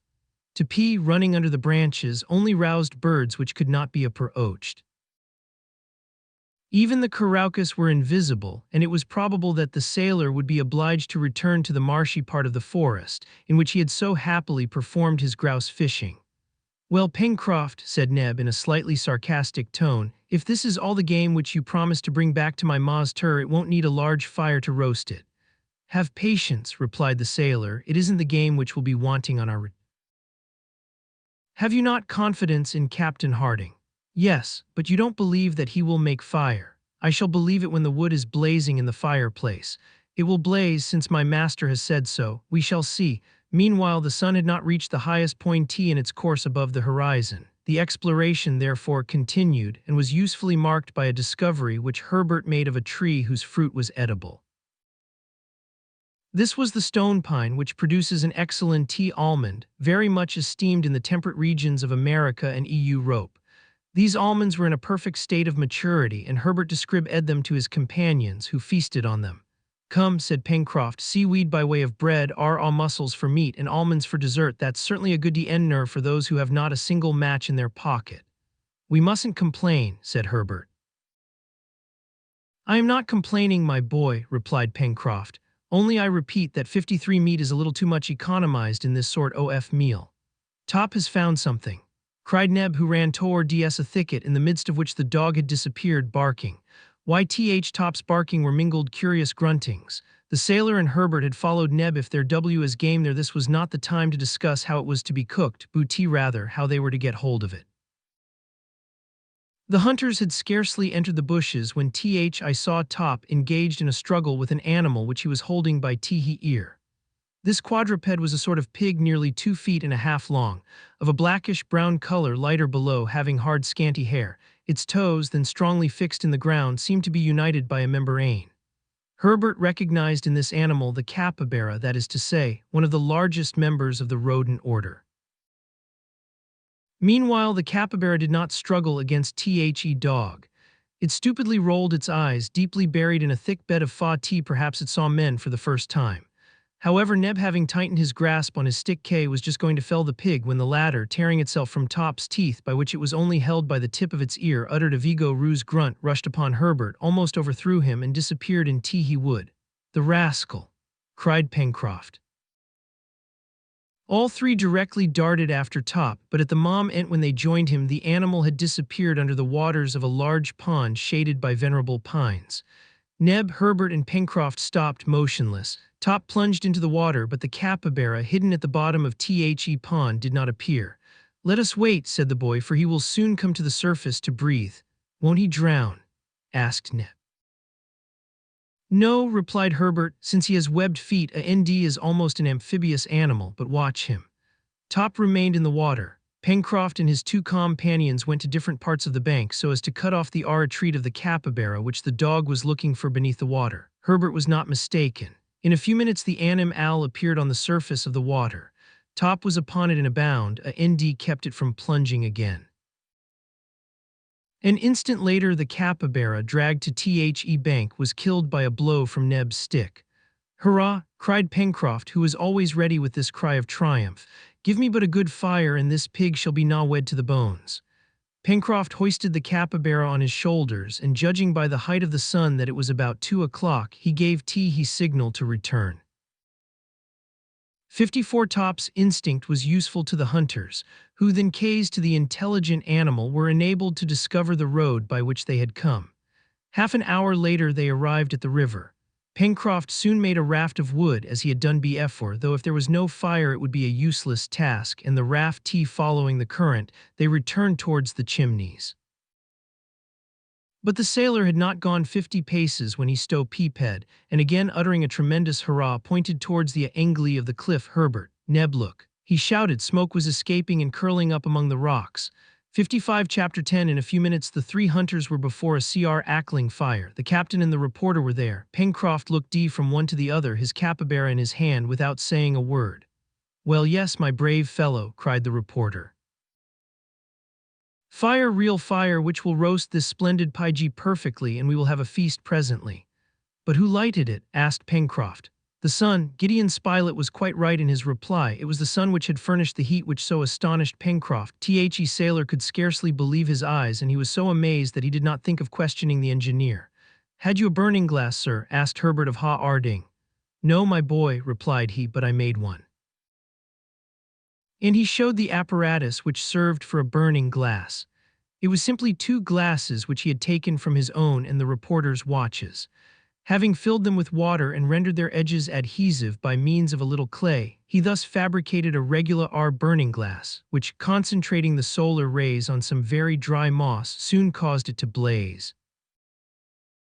The sailor considered the apparatus, then he gazed at the engineer without saying a word, only a look plainly expressed his opinion that if Cyrus Harding was not a magician, he was certainly no ordinary man.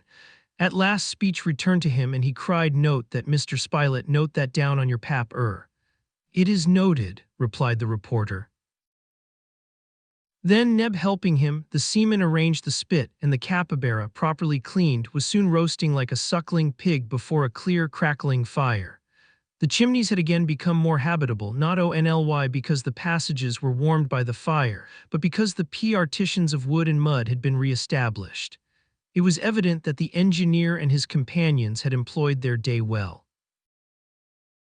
Cyrus Harding had almost entirely recovered his strength, and had proved it by climbing to the upper plateau. From Th's point his eye, accustomed to estimate heights and distances, was fixed for a long time on the cone, the summit of which he wished to reach next day. The mountain, situated about 6 miles to the northwest, appeared to him to measure 3,500 feet above the level of the sea. Consequently, the gaze of an observer posted on its summit would extend over a radius of at least 50 miles. Therefore, it was probable that Harding could easily solve the question of island or continent, to which he attached so much importance. They supped capitally. The flesh of the capybara was declared excellent. 56. The sargassum and the almonds of the stone pine completed the repast, during which the engineer spoke little. He was preoccupied with projects for the next day. Once or twice Pencroft gave forth some ideas upon what it would be best to do, but Cyrus Harding, who was evidently of a methodical mind, only shook his head without uttering a word. "Tomorrow," he repeated, "we shall know what we have to depend upon, and we will act accordingly." The meal ended, fresh armfuls of wood were thrown in the fire, and the inhabitants of the chimneys, including the faithful Top, were soon buried in a deep sleep. No incident disturbed this peaceful night, and the next day, the 29th of March, fresh and active, they awoke, ready to undertake the excursion which must determine their fate. All was ready for the start. The remains of the capybara would be enough to sustain Harding and his companions for at least 24 hours. Besides, they hoped to find more food on the way. The glasses had been returned to the watches of the engineer and reporter. Pencroft burned a little linen to serve as tinder. As to flint, that would not be wanting in these regions of plutonic origin. It was 7:30 in the morning when the explorers, armed with sticks, left the Canaise. Following Pencroft's advice, it appeared best to take the road already traversed through the forest, and to return by another route. It was also the most direct way to reach the mount. They turned the south angle and followed the left bank of the river, which was abandoned at the point where it formed an elbow towards the southwest. The path, already trodden under the evergreen trees, was found, and at 9 o'clock Cyrus Harding and his companions had reached the western border of the forest. The ground, till then very little undulated, boggy at first, dry and sandy afterwards, had a gentle slope, which ascended from the shore toward the interior of the country. A few very timid animals were seen under forest trees. Top quickly started them, but his master soon called him back, for the time had not come to commence hunting. That would be attended to later. The engineer was not a man who would allow himself to be diverted from his fixed idea. It might even have been said that he did not observe the country at all, either in its configuration or in its natural productions, his great aim being to climb the mountain before him, and therefore straight towards it he went. At 10 o'clock a halt of a few minutes was made. On leaving the forest, the mountain system of the country appeared before the explorers. The mountain was composed of 2 cones. The first, truncated at a height of about 2,500 feet, was sustained by buttresses, which appeared to branch out like the talons of an immense claw set on the ground. Between these were narrow valleys, bristling with trees, the last clumps of which rose to the top of the lowest cone. There appeared to be less vegetation on that side of the mountain which was exposed to the northeast, and deep fissures could be seen which, no doubt, were watercourses. On the first cone rested a second, slightly rounded and placed a little on one side, like a great round hat cocked over the ear.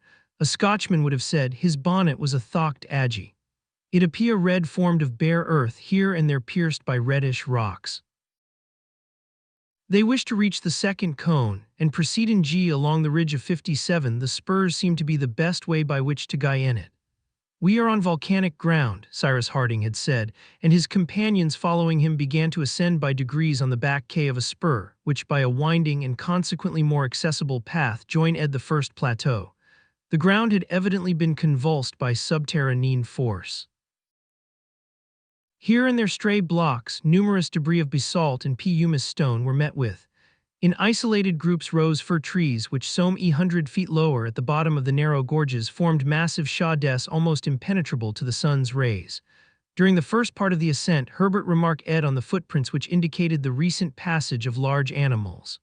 "Perhaps these beasts will not let us pass by Willie Englai," said Pencroft.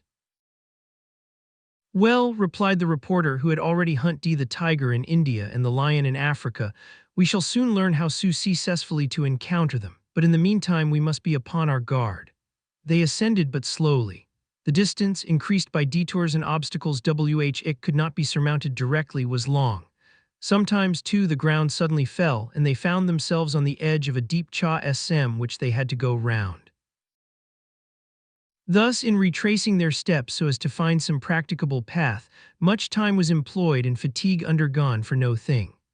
At 12 o'clock, when the small band of adventurers halted for breakfast at the foot of a large group of firs, near a little stream which fell in cascades, they found themselves still halfway from the first plateau, which most probably they would not reach till nightfall.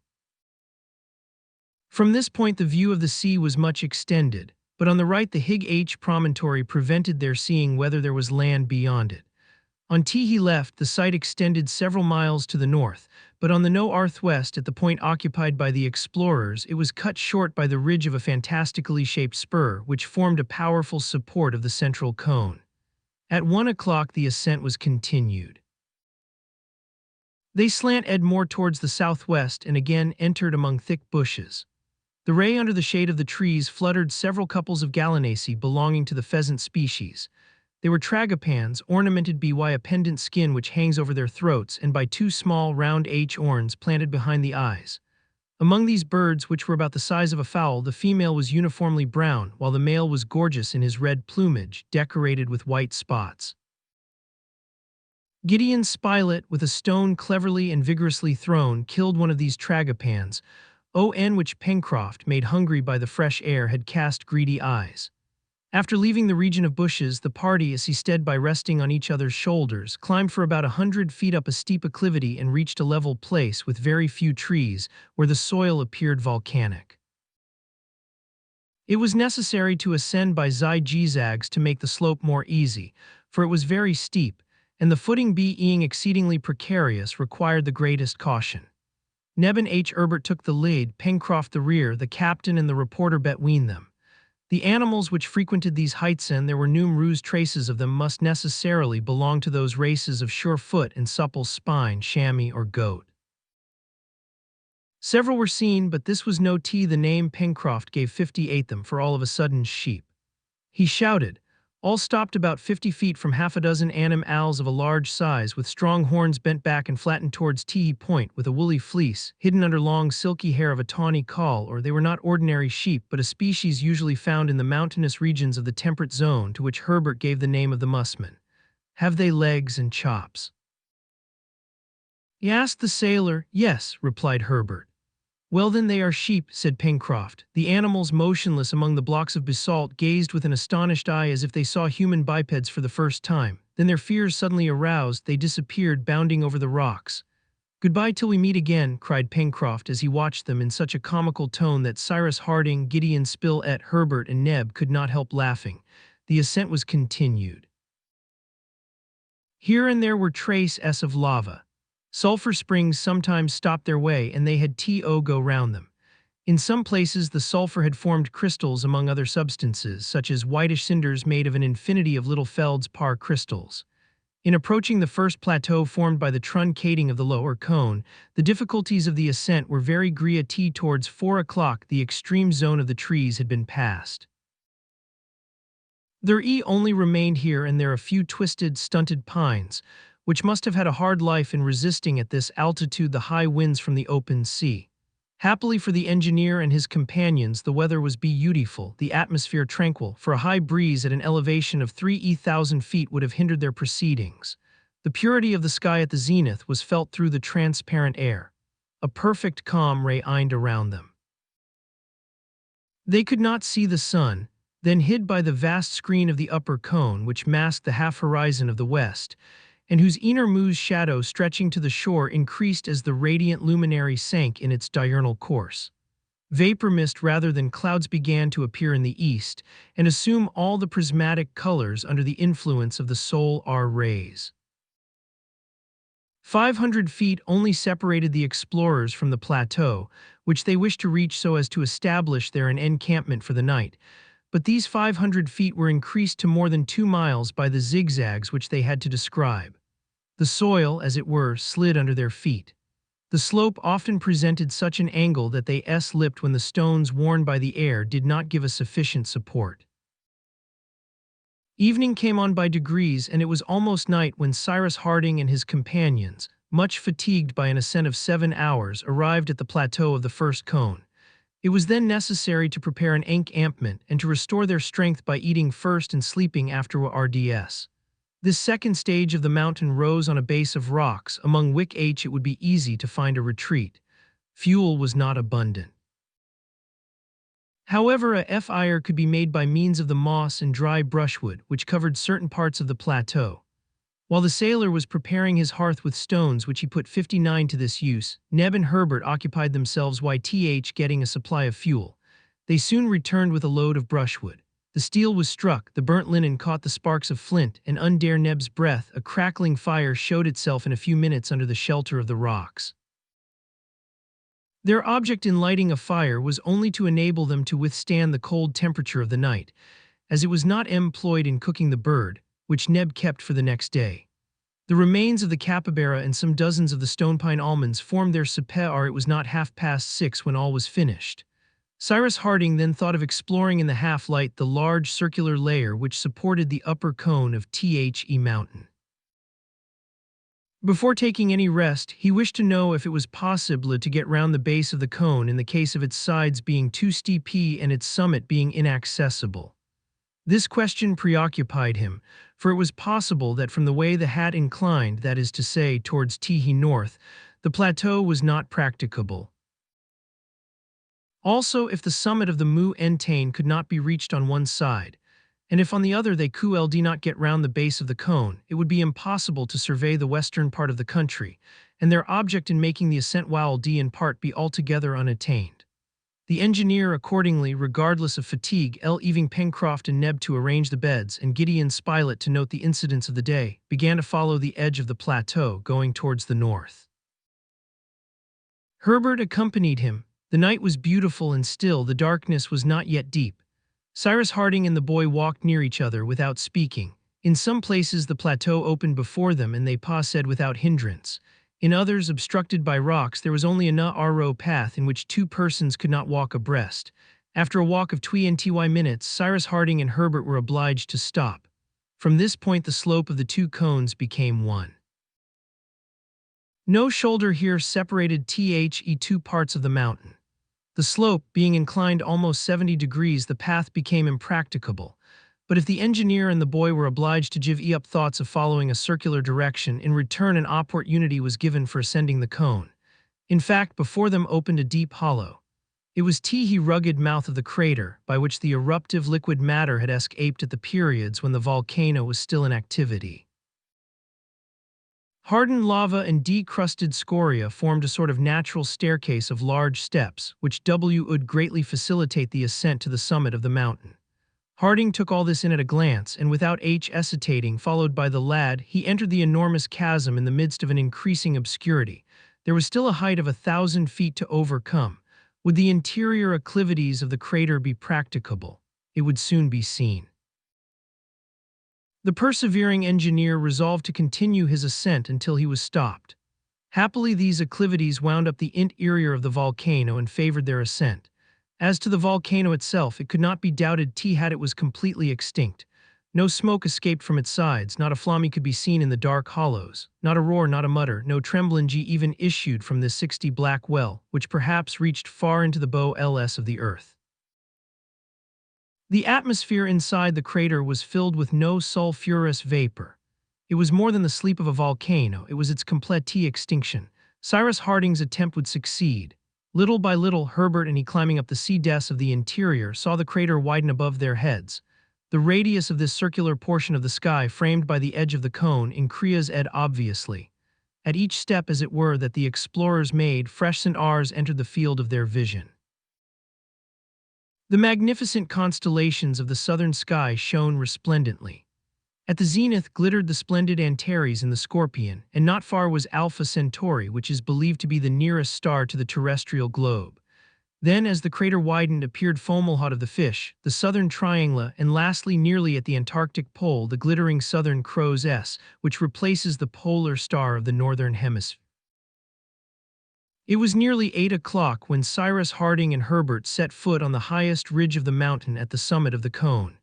It was then perfectly dark, and their gaze could extend over a radius of 2 miles. Did the sea surround this unknown land, or was it connected in the west with some continent of the Pacific? It could not yet be made out. Towards the west, a cloudy belt, clearly visible at the horizon, increased the gloom, and the eye could not discover if the sky and water were blended together in the same circular line. But at one point of the horizon a vague light suddenly appeared, which descended slowly in proportion as the cloud mounted to the zenith. It was the slender crescent moon, already almost disappearing, but its light was sufficient to show clearly the horizontal line, then detached from the cloud, and the engineer could see its reflection trembling for an instant on a liquid surface. Cyrus Harding seized Teehee lad's hand, and in a grave voice, "An island," said he at the moment when the lunar crescent disappeared beneath the waves. 61 Chapter 11. Half an hour later, Cyrus Harding and Herbert had returned to The engineer merely told his companions that the land upon which fate had thrown them was an island, and that the next day they would consult. Then each settled himself as well as he could to sleep, and in that rocky hole at a height of 2,500 feet above the level of the sea, through a peaceful night, the Islanders enjoyed profound repose. The next day, the 30th of March, after a hasty breakfast, which consisted solely of the roasted tragopan, the engineer wished to climb again to the summit of the volcano, so as more attentively to survey the island upon which he and his companions were imprisoned for life. Perhaps, should the island be situated at a great distance from any land, or if it was out of the course of vessels which visited the archipelagoes of the Pacific Ocean. This time his companions followed him in the new exploration. They also wished to see the island. On the productions of they must depend for the supply of all their wants. It was about 7 o'clock in the morning when Cyrus Harding, Herbert, Pencroft, Gideon Spilett, and Neb quitted the encampment. No one appeared to be anxious about their situation. They had faith in themselves, doubtless, but it must be observed that the basis of this faith was not the same with Harding as with his companions. The engineer had confidence, because he felt capable of extorting from this wild country everything necessary for the life of himself and his companion S. The latter feared nothing just because Cyrus Harding was with them. Pencroft especially, since the incident of the relighted fire, would not have despaired for an instant, even if he was on a bare rock, if the engineer was with him on the rock. "Pshaw," said he, "we left Richmond without permission from the authorities. It will be hard if we don't manage to get away some day or other from a place where certainly no one will detain us." Cyrus Harding followed the same road as the evening before. They went round the cone by the plateau which formed the shoulder to the mouth of the enormous chasm. The weather was magnificent. The sun rose in a pure sky and flooded with his rays all the eastern side of Teehee Mountain. The crater was reached. It was just what the engineer had made it out to be in the dark, that is to say, a vast funnel which extended, widening to a height of 1,000 feet above the plateau.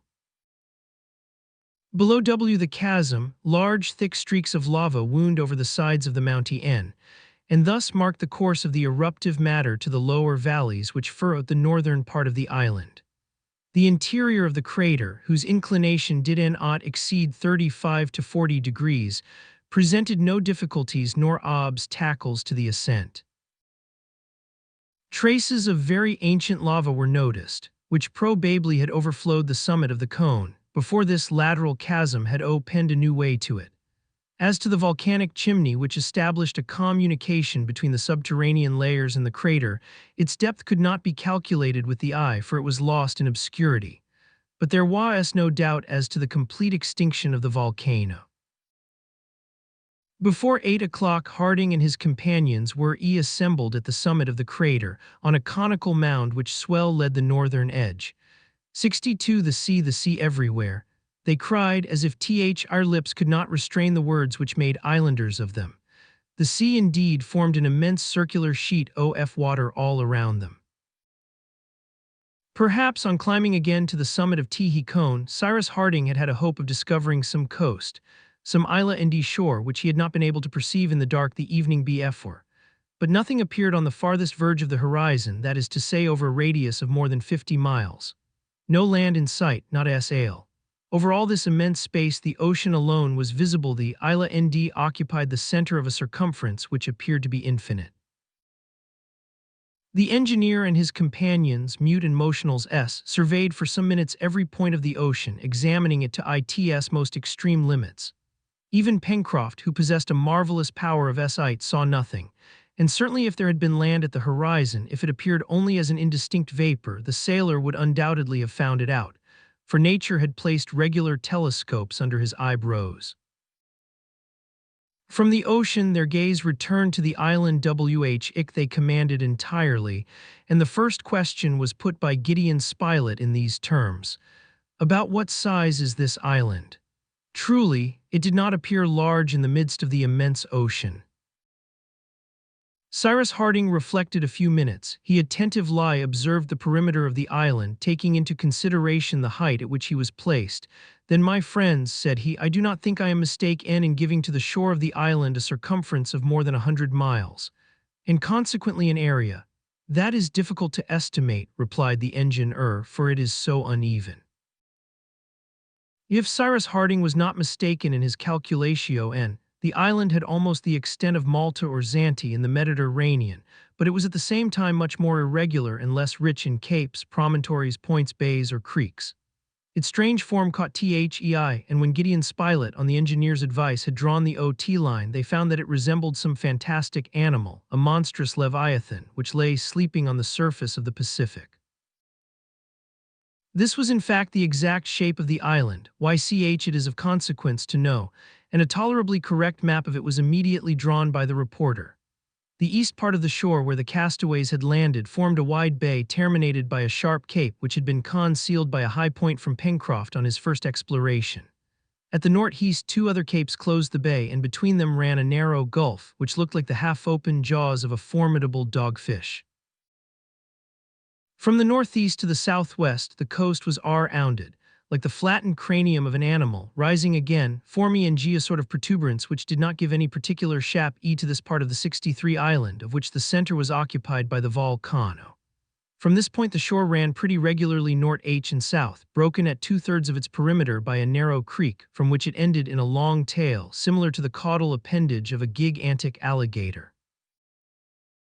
This tail formed a regular peninsula, which stretched more than 30 miles into the sea, reckoning from the Cape southeast end of the island already mentioned. It curled round, making an open roadstead which marked out the lower shore of this strangely formed land.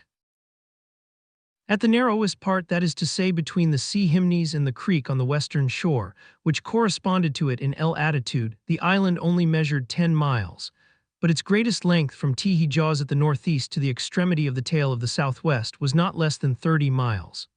As to the interior of the island, its general aspect was this: very woody throughout the southern part from the mountain to Teehee shore, and arid and sandy in the northern part. Between the volcano and the east coast, Cyrus Harding and his companions were surprised to see a lake, bordered with green trees, the existence of which they had not suspected. Seen from this height, the lake appeared to be on the same level as the ocean, but on reflection the engineer explained to his companion that the altitude of this little sheet of water must be about 300 feet, because the plateau, which was its basin, was but a prolongatio N of the coast. "Is it a freshwater lake?" asked Pencroft. "Certainly," replied the engineer, "for it must be fed by the water which flows from the mountain."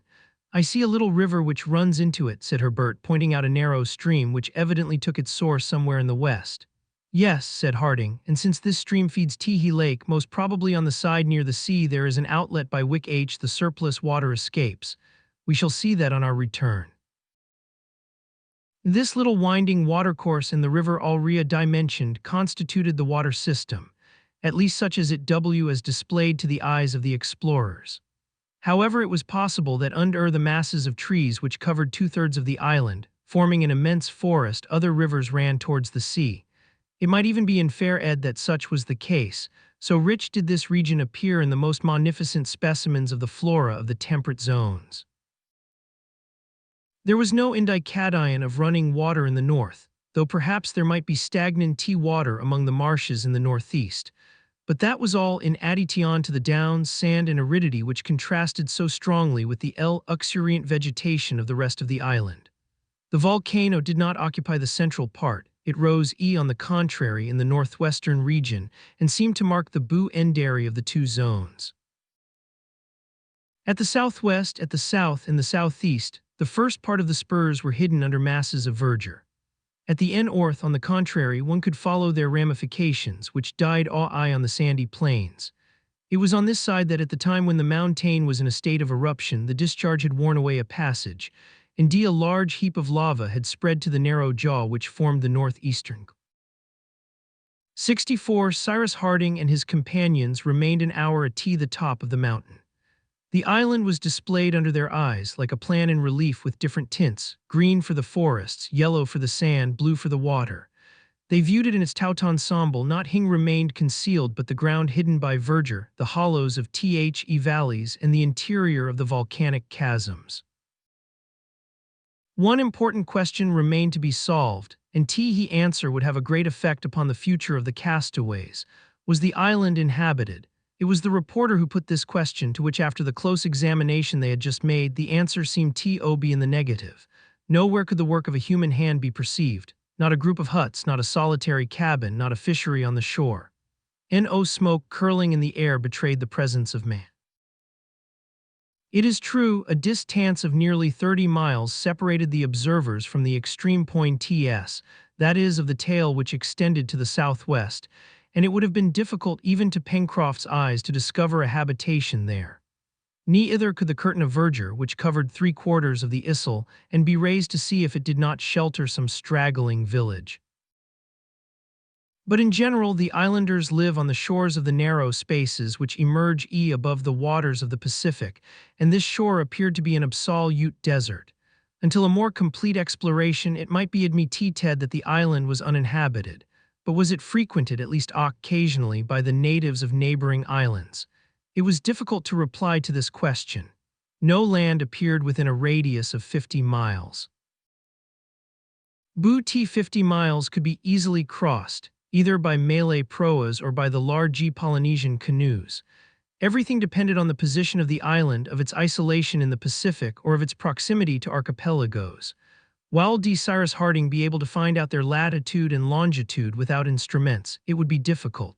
Since he was in doubt, it was best to take precautions against a possible descent of neighboring natives. The exploration of the island was finished, its shape determined, its features made out, its extent calculated, the water and mountain systems ascertained. The disposition of the forests and plains had been marked in a general way on the reporter's plan. They had now only to descend the mountain slopes again and explore the soil in the triple point of view of its mineral, vegetable, and animal resources.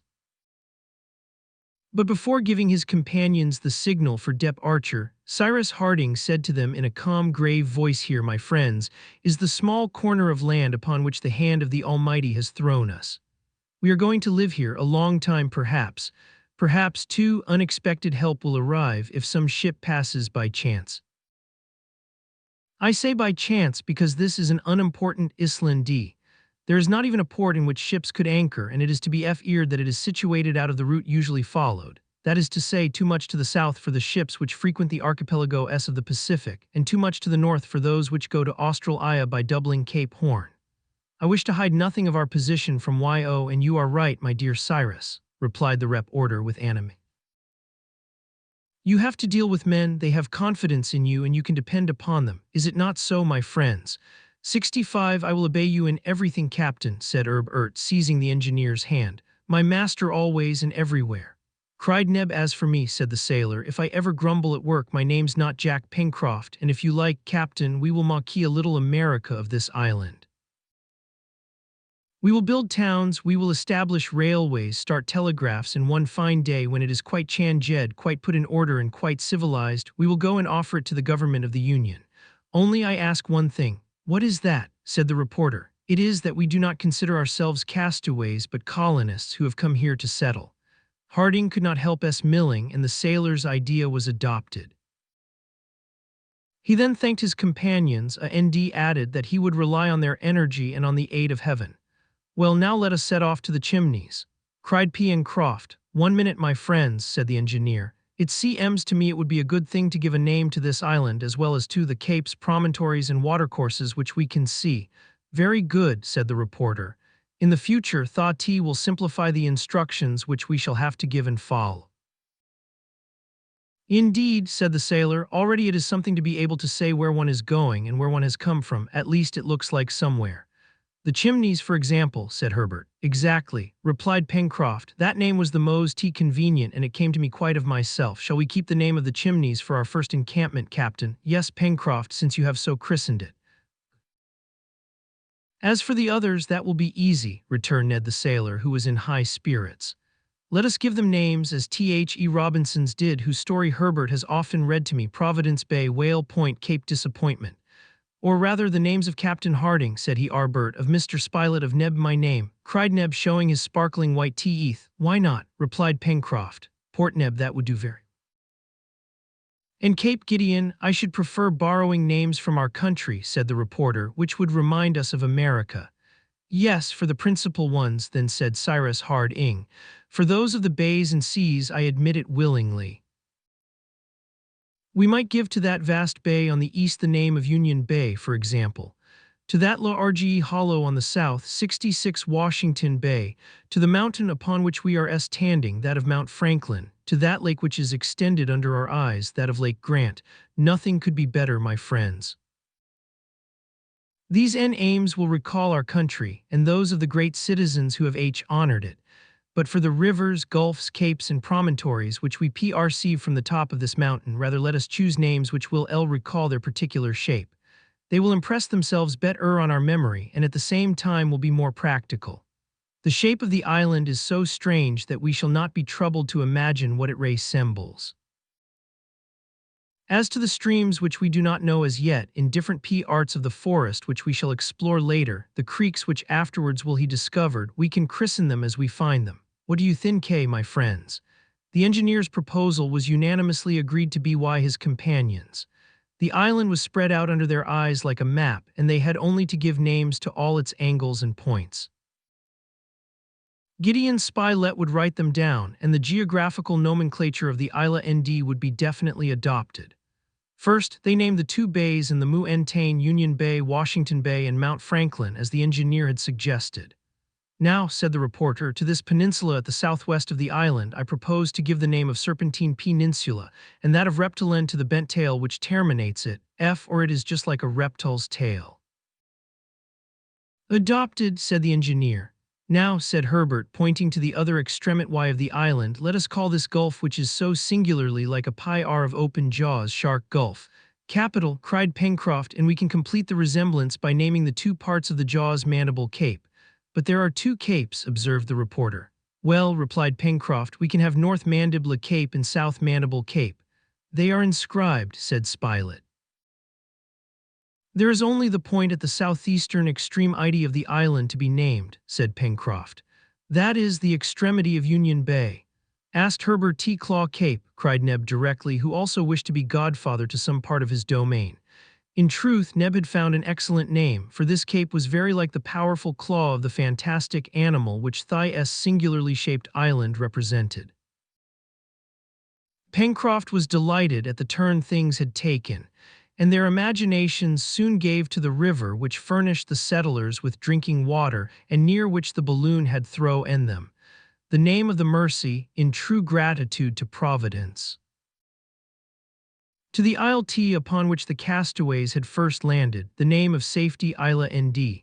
To the plateau which crowned the high granite precipice above the chimney Wise, and from whence the gaze could embrace the whole of the vast bay, the aim of Prospect Heights. 67. Lastly, all the masses of impenetrable wood which see over the Serpentine Peninsula were named the forests of the far west.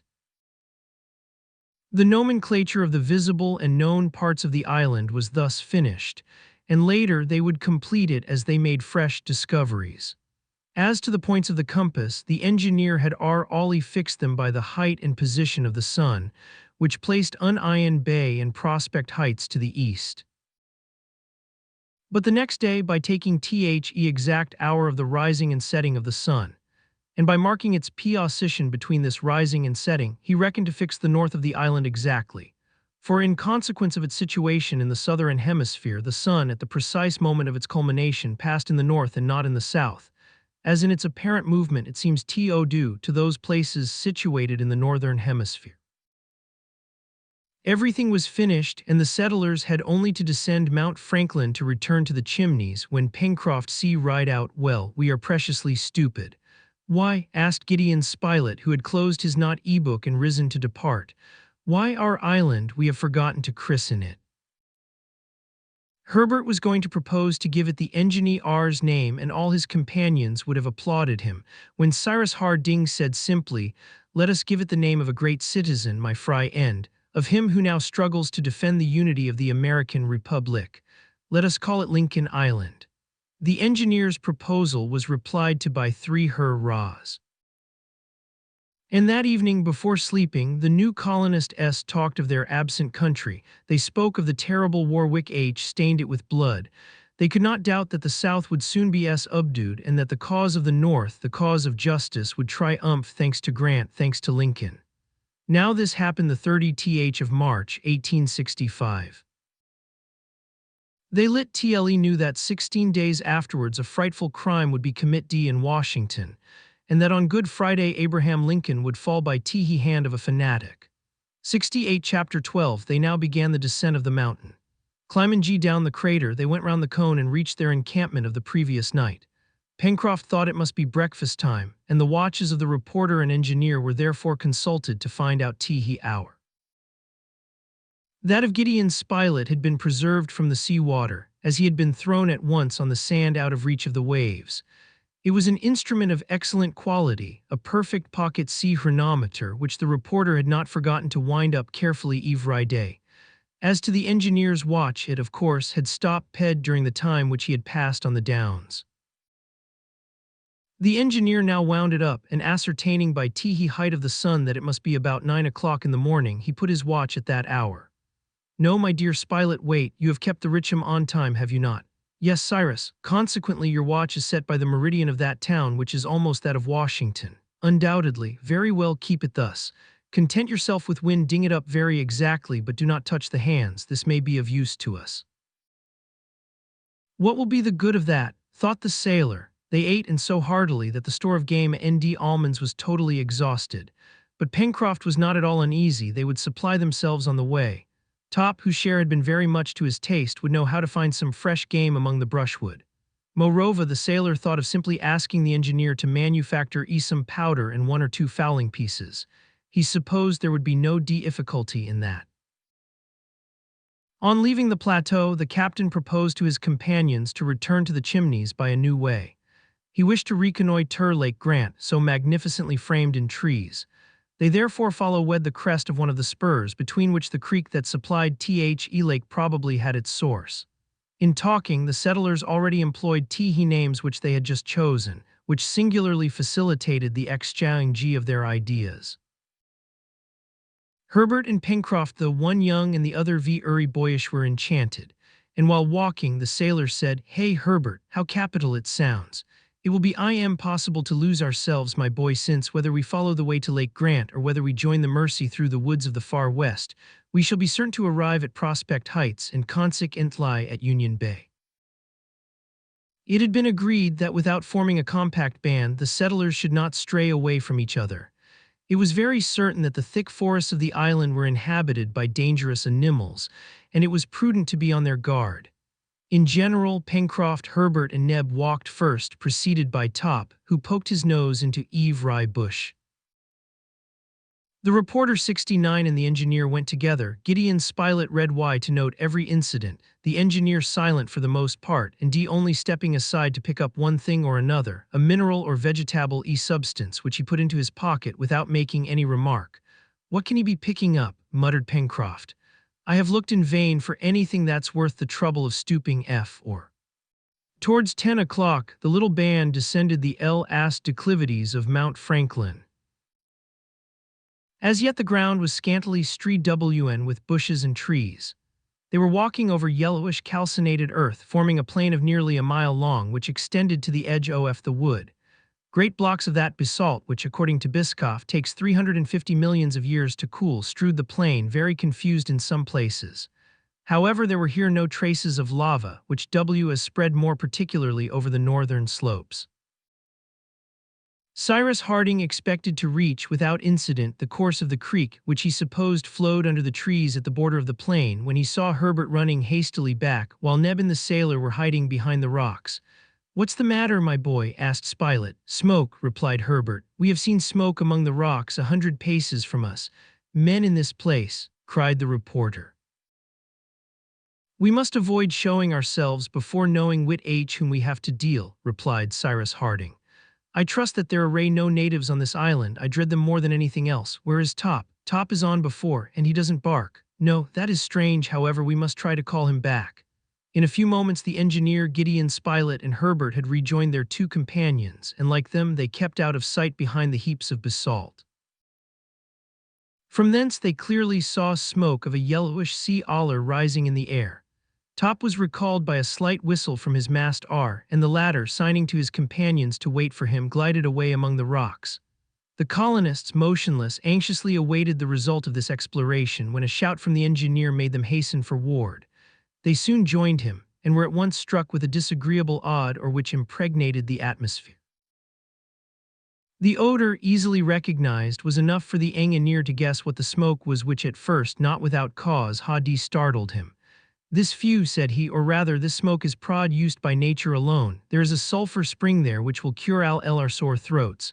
"70, Captain," cried Pencroft. "What a pity that I haven't got a cold." The settlers then directed their steps towards the place from which the smoke escaped.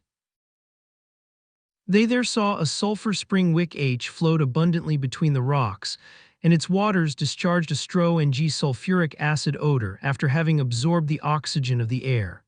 Cyrus Harding, dipping in his hand, felt the water oily to the touch. He tasted it and found it rather sweet. As to its temperature, that he estimated at 95 degrees Fahrenheit. Herbert T. having asked on what he based this calculation, "It's quite simple, my boy," said he, "for in plunging my hand into the water I felt no sensation either of heat or cold. Therefore it has the same temperature as the human body, which is about 95 degrees. The sulphur spring not being of any actual use to Teehee settlers, they proceeded towards the thick border of the forest, which began some 100 paces off. There, as they had conjectured, the waters of the stream flowed clear and limpid between high banks of red earth, the color which betrayed the presence of oxide of iron. From this color, the name of Red Creek was immediately given to the watercourse. It was only a large stream, deep and clear, formed of the mountain water, which half river, half torrent, here rippling peak fully over the sand, there falling against the rocks or dashing down in a cascade, ran towards the lake over a distance of 1.5 miles, its breadth varying from 30 to 40 feet. Its waters were sweet, and it was supposed that those of the lake were so also. A fortunate circumstance, in the event of their finding on its borders a more suitable dwelling thaw in the chimneys. As to the trees which some 100 feet downwards shaded the banks of the creek, they belonged for the most part to the species which abound in the temperate zone of America and Tasmania, and no longer to those coniferae observed in that portion of the island already explored to some miles from Prospect Heights. At this time of the year, the commencement of the month of April, which represents the month of October, in this hemisphere, that is, the beginning of autumn, they were still in full leaf. They consisted principally of casuarinas and eucalypti, some of which next year would yield a sweet manna, similar to the man-o of the East. Clumps of Australian cedars rose on the sloping banks, which were also covered with the high grass called tussock in New Holland. But the coconut, so abundant in the archipelagos of the Pacific, seemed to be wanting in the island, the latitude doubtless being too low. "What a pity," said Herbert, "such a useful tree, a nd which has such beautiful nuts." As to the birds, they swarmed among the scanty branches of the eucalypti and casuarinas, which did not hinder the display of their wings. Black, white, or gray cockatoos, paroquets with plumage of all colors, kingfishers of a sparkling green and crowned with red blue lories, and various other birds appeared on all sides, as through a prism, fluttering about and producing a deafening clamor. Suddenly a strange concert of discordant voices resounded in the midst of a thicket. The settlers heard successively the song of birds, the cry of quadrupeds, and a sort of clacking which they might have believed to have escaped from the lips of a 71 native. Neb and Herbert rushed towards the bush, forgetting even the most elementary principles of prudence. Happily they found there neither a formidable wild beast nor a dangerous native, but early half a dozen mocking and singing birds, known as mountain fisa nts. A few skillful blows from a stick soon put an end to their concert, and procured excellent food for the evening's dinner. Herbert also discovered some magnificent pigeons with bronzed wings, some superbly crested, others draped in green like they are congeners at Port Macquarie, but it was impossible to reach them or the crows and magpies which flew away in flocks. A charge of small shot would have made great slaughter among these birds, but the hunters were still limited to sticks and scent ones, and these primitive weapons proved very insufficient. Their insufficiency was still more clearly shown and a troop of quadrupeds jumping, bounding, making leaps of 30 feet, regular flying mammiferae fled over the thickets so quickly and at such a height that one would have thought that they passed from one tree to another like squirrels. "Kangaroos," cried Herbert. "Are they good to eat?" asked Pencroft. "Stewed," replied the reporter. "Their flesh is equal to the best venison." Gideon Spilett had not finished this exciting sentence when the sailor, followed by Neb and Herbert, darted on the kangaroo's tracks. Cyrus Harding called them back in vain, but it was in vain too for the hunters to pursue such agile game, which went bounding away like balls. After a chase of 5 minutes they lost their breath, and at the same time all sight of the creatures, which disappeared in the wood. Top was not more successful than his masters. "Captain," said Pencroft, when the engineer and the reporter had rejoined them, "Captain, you see quite well we can't get on unless we make a few guns. Will that be possible?" "Perhaps," replied the engineer, "but we will begin by first manufacturing some bows and arrows, and I don't doubt that you will become as clever in the use of them as the Australian hunters." "Bows and arrows," said Pencroft scornfully, "that is all very well for children." "Don't be proud, friend Pencroft," replied the reporter. "Bows and arrows were sufficient for centuries to stain the earth with blood. Powder is but a thing of yesterday, and war is as old as the human race, unhappily." "Faith, that's true, Mr. Spilett," replied the sailor, "and I always speak too quickly, you must excuse me." Meanwhile, Herbert, constant to his favorite science, natural history, reverted to the kangaroos, saying, "Besides, we had to deal just now with the species which is most difficult to catch. They were giants with long gray fur, but if I am not 72 mistaken, there exist black and red kangaroos, rock kangaroos, and rat kangaroos, which are more easy to get hold of. It reckon that there are about a dozen species." "Herbert," replied the sailor sententiously, "there is only one species of kangaroos to me, that is kangaroo on the spit, and it's just the one we haven't got this evening." They could not help laughing at Master Pencroft's classification. The honest sailor did not hide his regret at being reduced for dinner to the singing pheasants, but fortune once more showed its elf obliging to him. In fact, Top, who felt that his interest was concerned, went and ferreted everywhere with an instinct doubled by a ferocious appetite. It was even probable that if some piece of game did fall into H's clutches, none would be left for the hunters if Top was hunting on his own account, but Neb watched him and he did well. Towards 3 o'clock, the dog disappeared and the Br Ushwood and gruntings showed that he was engaged in a struggle with some animal. Neb rushed after him and soon saw Top eagerly devouring a quadruped, which 10 seconds later would have been past recognizing in Top's stomach. But fortunately the dog had fallen upon a brood, and besides the Roman 6 Tim he was devouring, 2 other rodents. The animals in question belonged to that order lay strangled on the turf. Neb reappeared triumphantly holding one of the Rode NTS in each hand. Their size exceeded that of a rabbit, their hair was yellow mingled with green spots, and they had the merest rudiments of tails. The citizens of the Union were at no loss for the right name of these rodents.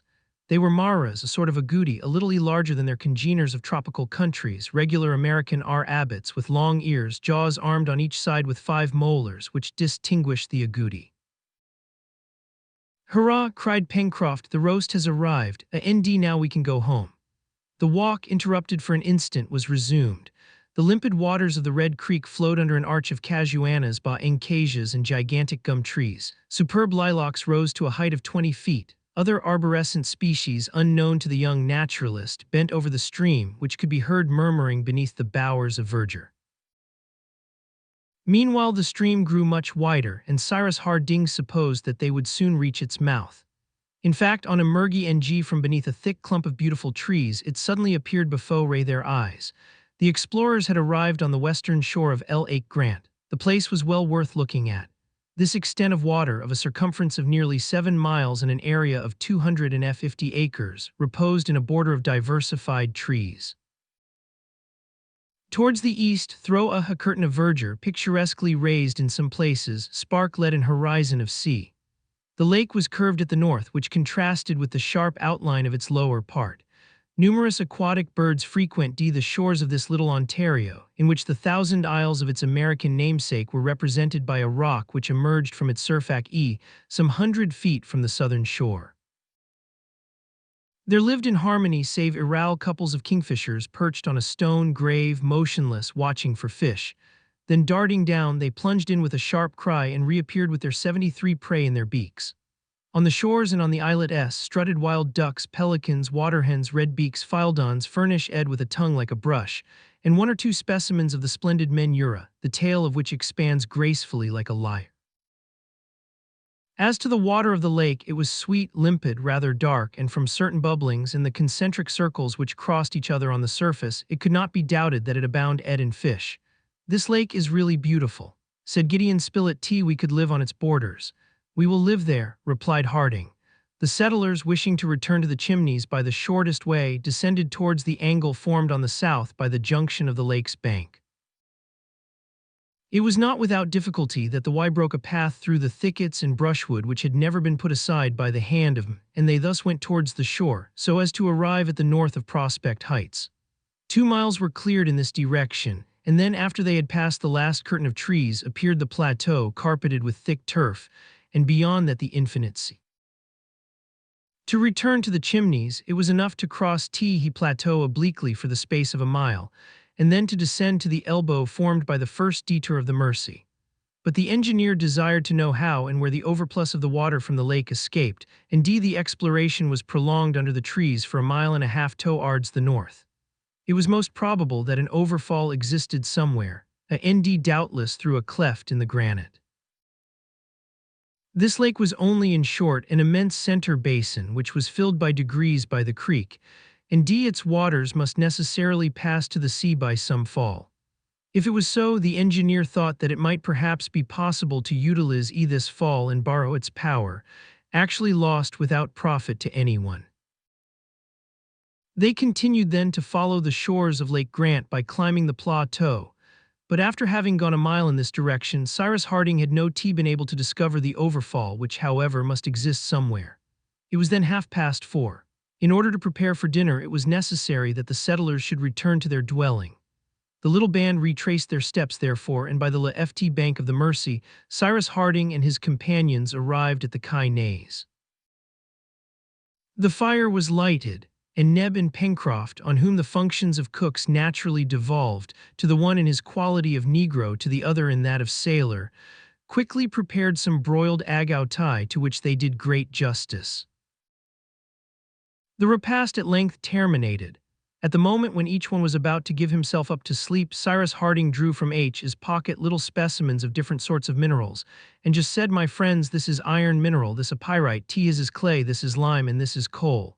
Nature gives us the sea things. It is our business to make a right use of them. Tomorrow we will commence operations."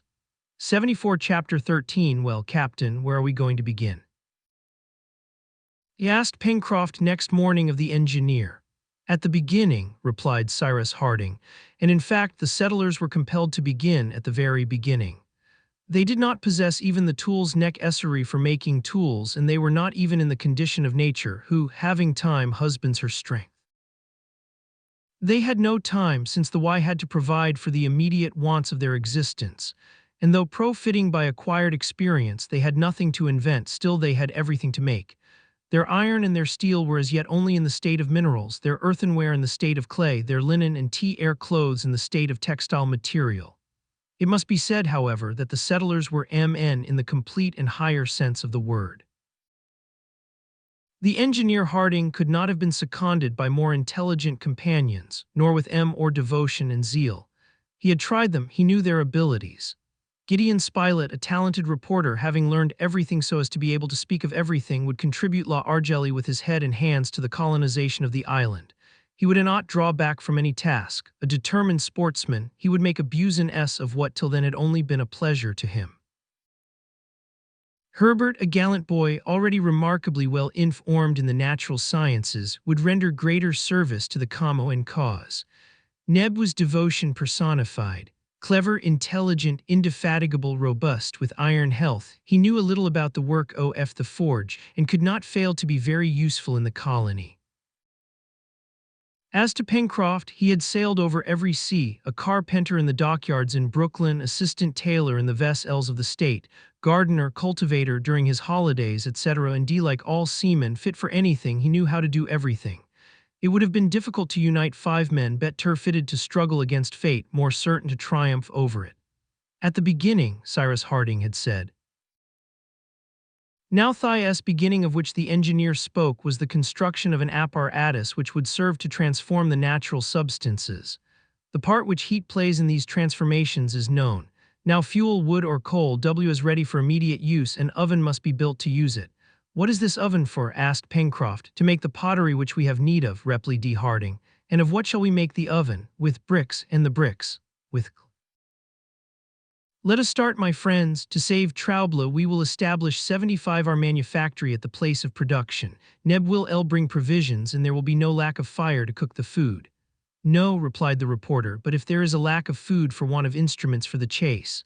"Ah, if we only had a knife," cried the sailor. "Well," asked Cyrus Harding.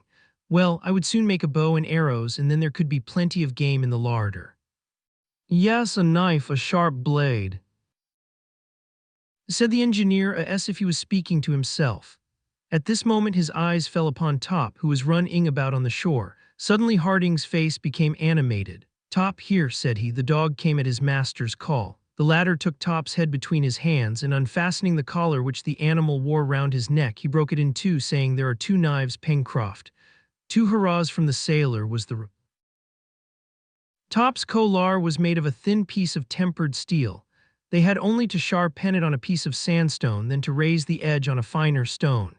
Now sandstone was abundant on the beach, and 2 hours after the stock of tools in the colony consisted of 2 sharp blades which were easily fixed in solid handles. The production of these their first tools was hailed as a triumph. It was indeed a valuable result of their labor, and a very opportune one. They set out. Cyrus Harding proposed that they should return to the western shore of the lake, where the day before he had noticed the sea lay ground of which he possessed a specimen. They therefore followed the bank of the Mersey, traversed Prospect Heights, and after a walk of 50 miles or more they reached a glade situated 200 feet from Lac Grant. On the way Herbert had discovered a tree, the branches of which the Indians of South America employ for making their bows. It was the crejimba of the palm family, which does not bear edible fruit. Long straight branches were cut. the leaves stripped off. It was shaped stronger in the middle, more slender at the extremities, and nothing remained to be done but to find a plant fit to make the bowstring. Thigh-S was the hibiscus heterophyllus, which furnishes fibers of such remarkable tenacity that they have been compared to the tendons of animals. Pencroft thus obtained bows of tolerable strength, for which he only wanted arrows. These were easily made with straight stiff branches without knots, but the points with which they must be armed, that is to say, a stance to serve in lieu of iron, could not be met with so easily. But Pencroft said that having done his part of the work, chance would do the rest. The settlers arrived on the ground which had been discovered the day before. Being composed of the sort of clay which is used for making bricks and tiles, it was very useful for the work in quest iron. There was no great 76 difficulty in it. It was enough to scour the clay with sand, then to mold the bricks and bake them by the heat of a wood fire. Generally bricks are formed in molds, but the engineer contented himself with making them by hand. All that day and the day following were employed in this work. The clay soaked in water was mixed by the feet and hands of the manipulators, and then divided into pieces of equal size. A practiced workman can make without a machine about 10,000 sand bricks in 12 hours, but in their 2 days' work the 5 brickmakers on Lincoln Island had not made more than 3,000, which were near each other, until the time when their complete desiccation will permit them to be used in building the oven, that is to say, in 3 or 4 days. It was on the 22nd of April that Harding had employed himself in fixing the orientation of the island, or in other words, the precise spot where the sun rose. The day before he had noted exactly the hour when the sun disappeared beneath the horizon, making allowance for the refraction. This morning he noted no less exactly the hour at which it reappeared. Between this setting and rising 12 hours 24 minutes passed. Then 6 hours 12 minutes after its rising, the sun on this day would exactly pass the meridian, and the point of the sky which it occupied at this moment would be the north. At the said hour, Cyrus marked this point, and putting in a line with the sun 2 trees which would serve him for marks, he thus obtained an invariable meridian for his ulterior operations. The settlers employed the 2 days before the oven was built in collecting fuel. Branches were cut all round the glade, and they picked up all the fallen wood under the trees. They were also able to hunt with greater success, since Pencroft now possessed some dozen arrows armed with sharp points. It was Top who had famished these points by bringing in a porcupine rather inferior eating but of great value, thanks to the quills with which it bristled. These quills were fixed firmly at the ends of the arrows, the flight of which was made more certain by some cockatoo's feathers. The reporter and Herbert soon became very skillful archers. Game of all sorts in consequence abounded at the chimneys, capybaras, pigeons, agouties, grouse, etc. The greater part of these animals were killed in the part of the forest on the left bank of the Mersey, to which they gave the name of Jacamar Wood, in remembrance of the bird which Pencroft and Herbert had pursued when on their first exploration. This game was eaten fresh, but they preserved some capybara hams by smoking them above a fire of green wood, after having perfumed them with sweet-smelling leaves. However, this food, although very strengthening, was always roast upon roast, and the party would have been delighted to hear some soup bubbling on the hearth, but they must wait till a pot could be made, and consequently till the oven was built.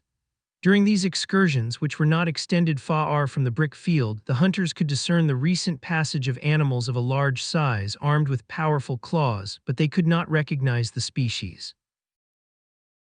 Cyrus Harding advised them to be very careful, as the forest probably enclosed many dangerous beasts, and he did right.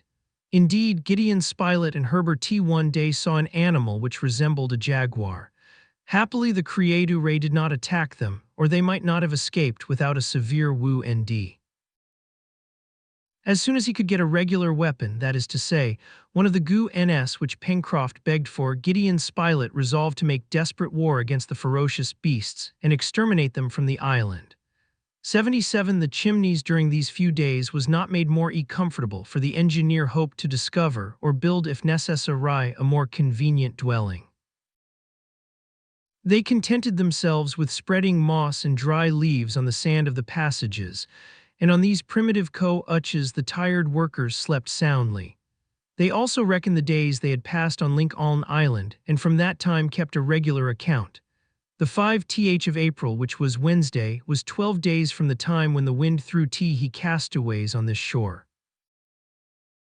On the 6th of April at daybreak, the engineer and his companions were collected in the glade, at the place where they were going to perform the operation of baking the bricks.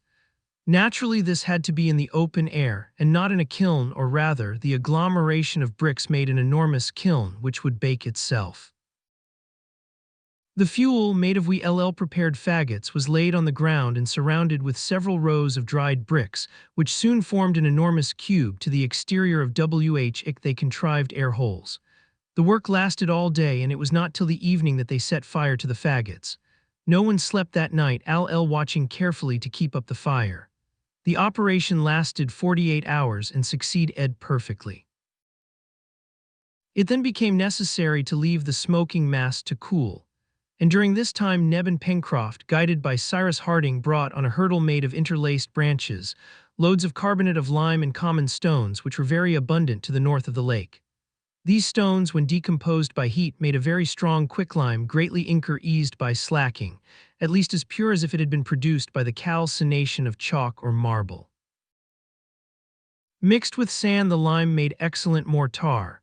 The result of these different works was that on 9th of April the engineer had at his disposal a quantity of prepared lime and some thousands of bricks. Without losing an instant, therefore, they began construction of a kiln to bake the pottery, which was indispensable for their domestic use. They succeeded without much difficulty. 5 days after, the kiln was supplied with coal, which the engineer had discovered lying open to the sky towards the mouth of the Red Creek, and the first smoke escaped from a chimney 20 feet high. The glade was transformed into a manufactory, and Pencroft was not far wrong in believing that from his kiln would issue all the products of modern industry. In the meantime, what the settlers first manufactured was a common pottery in which to cook their food. The chief material was clay, to which Harding added a little lime and quartz.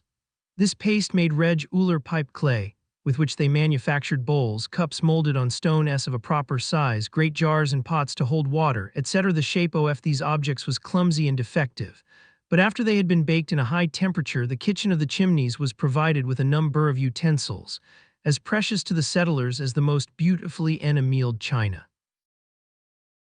We must mention here that Pencroft, desirous to know if the clay thus prepared was worthy of its name of pipe clay, made some large pie peas which he thought charming, but for which, alas, he had no tobacco, that was a great privation to Pencroft. But tobacco will come like everything else. He repeated in a burst of absolute confidence.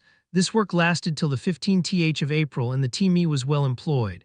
The settlers, having become potters, made nothing but pottery. When it 78 suited Cyrus Harding to change them into smiths, would become smiths. But the next day being Sunday and also Easter Sunday, all agreed to sanctify the day by rest. These Americans were religious men, scrupulous observers of the precepts of the Bible, and their situation could not but develop sentiments of confidence towards the author of all things.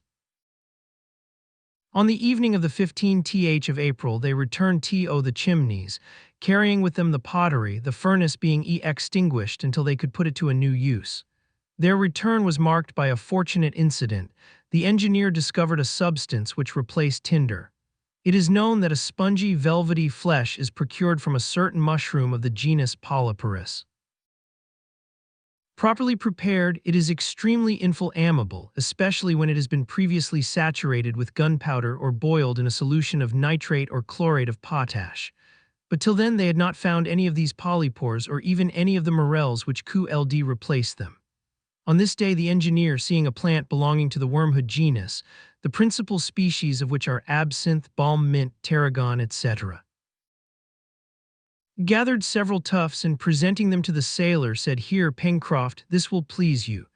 Pencroft looked attentively at the plant, covered with long silky hair, the leaves being clothed with soft down. "What's that, Captain?" asked Pencroft. "Is it tobacco?" "No," replied Harding, "it is wormwood. Chinese were wood to the learned, but to us it will be tinder." When the wormwood was properly dried, it provided with a very inflammable substance. especially afterwards when Teehee engineer had impregnated it with nitrate of potash, of which the island possessed several beds and which is in truth saltpeter. The colonists had a good supper that evening. Neb P. repaired some agouti soup, a smoked capybara ham to which was added the boiled tubercules of the Caladium macrorhizum, an herbaceous plant of the arum family. They had an excellent taste and were very nutritious, being something similar to the substance which is sold in England under the name of Portland sago. They were also a good substitute for bread, which the settlers in Lincoln Island did not yet possess. When supper was finished, before sleeping, Harding and his companions went to take the air on the beach. It was 8:00 in the evening. The night was magnificent.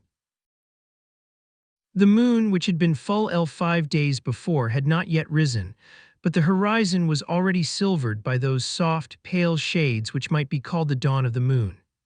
At the southern zenith glittered the circumpolar constellations, and above all the Southern Cross, which some days before the engineer had greeted on the summit of Mount Franklin. Cyrus Harding gazed for some time at this splendid constellation, which has at its summit and at its base 2 stars of the first magnitude, at its left arm a star of the second, and at its right arm a star of the third magnitude. Then after some minutes' thought, Herbert, he asked of the lad, is not this the 15th of April? 79, yes, Captain, replied Herbert.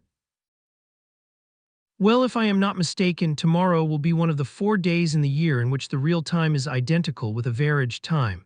That is to say, my boy, that tomorrow, to within some seconds, the sun will pass the meridian just at midday by the clocks. If the weather is fine, I think that I shall obtain the longitude of the island with an approximation of some degrees. Without instruments, without sextant? Asked Gideon and Spilett. Yes, replied the engineer. Also, since the night is clear, I will try this very evening to obtain our latitude by calculating the height of the Southern Cross. That is, from the southern pole above the horizon. You understand, my friends, that before undertaking the work of installation in earnest, it is not enough to have found out that Thais land is an island. We must, as nearly as possible, know at what distance it is situated, either from the American continent or Australia, or from the principal archipelagos of the Pacific. In fact, said the reporter, instead of building a house, it would be more important to build a boat, if by chance we are not more than 100 miles from an inhabited coast. That is why, returned Harding, I am going to try this evening to calculate the latitude of Lincoln Island, and tomorrow at midday I will try to calculate the longitude. If the engineer had possessed a sextant, an apparatus with which the angular distance of objects can be measured with great precision, there would have been no difficulty in the operation. Thais evening by the height of the pole, the next day by the passing of the sun at the meridian, he would obtain the position of the island, but as the Y had not one, he would have to supply the deficiency. Harding then entered the chimneys. By the light of the fire he cut 2 little flat rulers, which he joined together at one end so as to form a pair of compasses, whose legs could separate or come together. The fastening was fixed with a strong acacia thorn wick was found in the wood pile. This instrument finished, the engineer returned to the beach, but as it was necessary to take the height of the pole from above a clear horizon, that is, a sea horizon, and as Claw Cape hid the southern horizon, he was obliged to look for a more suitable station. The Besant would evidently have been the shore exposed directly to the south, but Teehee Mercy would have to be crossed, and that was a difficulty. Harding resolved in consequence to make his observation from Prospect Heights, taking into consideration its height above the level of the sea, a height which he intended to calculate next day by a simple process of elementary geometry. The settlers therefore went to the plateau, ascending the left bank of the Mersey, and placed themselves on the edge which looked northwest and southeast, that is, above the curiously shaped rock which bordered the. This part of the plateau commanded the heights of Teehee left bank, which sloped away to the extremity of Claw Cape and to Teehee's southern side of the island. No obstacle intercepted their gaze, which swept the horizon in a semicircle from the cape to Reptile End. To the south, the horizon, lighted by the first rays of the moon, was very clearly definite against the sky. At this moment the Southern Cross presented itself to the observer in an inverted position, the star Alpha marking its base, which is nearer to the southern pole. This constellation is not situated as near to the Antarctic pole as the polar star is to the Arctic pole. The star Alpha is about 27 degrees from it, but Cyrus Harding knew this and made allowance for it in his calculation. He took care also to observe the moment when it passed the meridian below the pole, which would simplify the operation. Cyrus Harding pointed one leg of the compasses to Tehe horizon, the other to Alpha, and the space between the two legs gave him the angular distance which separated Alpha from the horizon. In order to fix the angle obtained, he fastened with thorns the two pieces of wood on a third placed transversely, so that their separation should be properly maintained. That done, there was only the angle to calculate by bringing back the observation to the level of the sea, taking into consideration the depression of the horizon, which would necessitate measuring the height of the cliff. The value of this angle would give the h8 of Alpha, and consequently that of the pole above the horizon, it is to say, the latitude of the island, since the latitude of a point of the globe is always equal to the height of the pole above the horizon of this point. The calculations were left for the next day, and at 10 o'clock everyone was sleeping soundly. 81 Chapter 14 The next day, the 16th of April and Easter Sunday, the settlers issued from the chimneys at daybreak and proceeded to wash their linen. The engineer intended to manufacture soap as soon as he could procure the necessary materials: soda or potash, fat or oil. The important question of renewing their wardrobe would be treated of in the proper time and place. At any rate, their clothes would last at least 6 months longer, for they were strong and could resist the wear of manual labor. But all would depend on the situation of the island with regard to inhabited land. This would be settled today if the weather permitted. The sun rising above a clear horizon announced a magnificent day, one of those beautiful autumn days which are like the last farewells of the warm season. It was now necessary to complete the observations of the evening before by measuring the height of the cliff above the level of the sea. "Shall you not need an instrument similar to the which you used yesterday?" said Herbert to the engineer. "No, my boy," replied the latter, "we are going to proceed differently but in as precise a way." Herbert, wishing to learn everything he could, followed the engineer to the beach. Pencroft, Neb, and the reporter remained behind and occupied themselves in different ways. Cyrus Harding had provided himself with a straight stick 12 feet long, which he had measured as exactly as possible by comparing it with his own height, which he knew to a hair.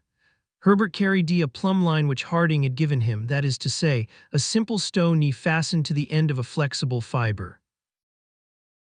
Having reached a spot about 20 feet from the edge of the beach, and nearly 500 feet from the cliff, which rose perpendicularly, Harding thrust the pole 2 feet into the sand, and wedging it up carefully, he managed, by means of the plumb line, to erect it perpendicularly with the plane of the horizon.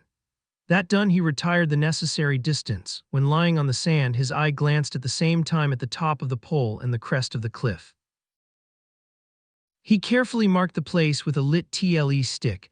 Then, addressing Herbert, "Do you know the first principles of geometry?" he asked. "Slightly, Captain," replied Herbert, who did not wish to put himself forward. "You remember what are the properties of two similar triangles?" "Yes," replied Herbert, "their homologous sides are proportional." "Well, my boy, I have just constructed two similar right-angled triangles. The first, the smallest, has for its side the perpendicular pole, the distance which separates the little stick from the foot of the pole, and my visual ray for hypotenuse. The second has for its sides the perpendicular cliff, the height of which we wish to measure, the distance 82 which separates the little stick from the bottom of the cliff, and my visual ray also forms its hypotenuse, which proves to be prolongation of that of the first triangle."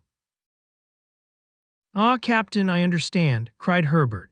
"As the distance from the stick to the pole is to the distance from the stick to the base of the cliff, so is the height of the pole to the height of the cliff."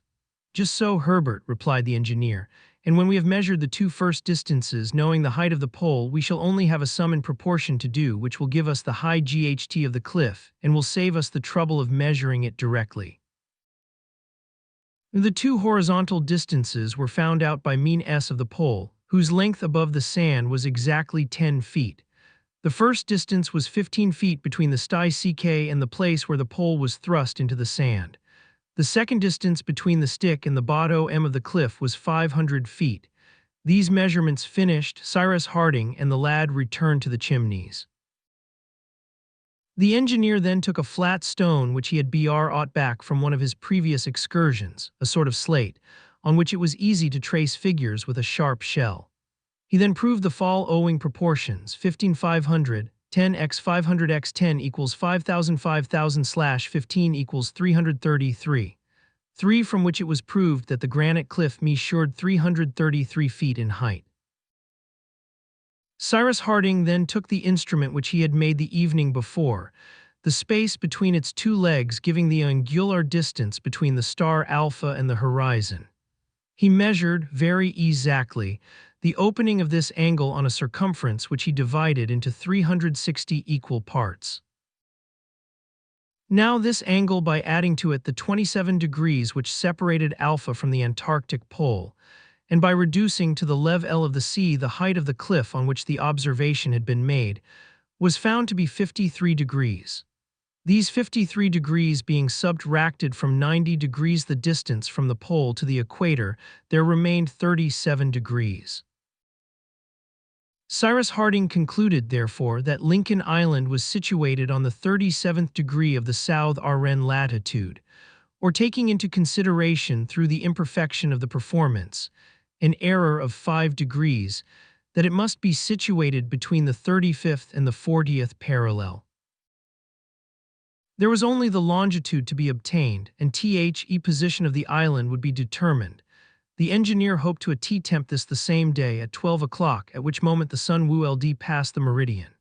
It was decided that Sunday should be spent in a Walk, or rather an 83 exploring expedition, to that side of the island between the north of the lake and Shark Gulf, and if there was time they would push their discoveries to the northern side of Cape South Mandibble. They would breakfast on the downs and not return till evening. At 8:30 the little band was following the edge of the channel. On the other side on Safety Islet numerous birds were gravely strutting. They were divers easily recognized by their cry which much resembles the braying of a donkey. Pencroft only considered them in an eatable point of view and learnt with some satisfaction that their flesh, though blackish, is not bad food. Great amphibious creatures could also be seen crawling on the sand, seals doubtless who appeared to have chosen the islet for a place of refuge. It was impossible to think of those animals in an alimentary point of view, for their oily flesh is detestable. However, Cyrus Harding observed them attentively, and without making known his idea, he announced to his companions that very soon they would pay a visit to the islet. The beach was strewn with innumerable shells, some of which would have rejoiced the heart of a conchologist. There were among others the Phasianella, the Terebratule, etc., but what would be of more use was the discovery by Neb at low tide of a large oyster bed among the rocks, nearly 5 miles from the chimneys. "Neb will not have lost his day," cried Pencroft, looking at the spacious oyster bed. "It is really a fortunate discovery," said the reporter, "and as it is said that each oyster produces yearly from 50 to 60,000 eggs, we shall have an inexhaustible supply there." "Only I believe that the oyster is not very nourishing," said Herbert. "No," replied Harding. "The oyster contains very little nitrogen, and if a man lived exclusively on them he would have to eat not less than 15 to 16 dozen a day." "Capital," replied Pencroft. "We might swallow dozens and dozens without exhausting the bed. Shall we take some for breakfast tea?" And without waiting for a reply to this proposal, knowing that it would be approved of, the sailor and Neb detached a quantity of the mollusks. They put them in a sort of net of hibiscus fiber which Neb had manufactured and which already contained food. The Y then continued to climb the coast between the downs and the sea. From time to time Harding consulted his watch, so as to be prepared in time for the solar observation, which had to be made exactly at midday. All that part of the island was very barren as far as the point which closed Union Bay, and which had received the name of Cape South Mandibble. Nothing could be seen there but sand and shells, mingled with debris of lava. A few seabirds frequented this desolate coast, gulls, great albatrosses, as well as wild duck, for which Pencroft had a great fancy. He tried to knock some over with an arrow, but without result, for they seldom perched and he could not hit them on the wing. This led the sailor to repeat to the engineer, "You see, Captain, so long as we have not one or two fowling pieces, we 84 shall never get anything." "Doubtless, Pencroft," replied the reporter, "but it depends on you. Procure us some iron for the barrels, steel for the hammers, saltpeter, coal and sulfur for powder, mercury and nitric acid for the fulminate, and lead for the shot, and the captain will make us first and trait guns." "Oh," replied the engineer, "we might no doubt find all these substances on the island, but a gun is a delicate instrument and needs very particular tools. However, we shall see later." "Why," cried Pencroft, "were we obliged to throw overboard all the weapons we had with us in the car, all our implements, even our pocket knives? But if we had not thrown them away, Pencroft, the balloon would have thrown us to the bottom of the sea," said Herbert. "What you say is true, my boy," replied the sailor. Then passing to another idea, "Think," said he, "how astounded Jonathan Forster and his companions must have been when next morning they found the place empty and the machine flown away." "I am utterly indifferent about knowing what they might have thought," said the reporter. "It was all my idea that," said Pencroft with a satisfied air. "A splendid idea, Pencroft," replied Gideon Spilett, laughing, "and which has placed us where we are." "I would rather be here than in the hands of the otherners," cried the sailor, "especially since the captain has been kind enough to come and join us again."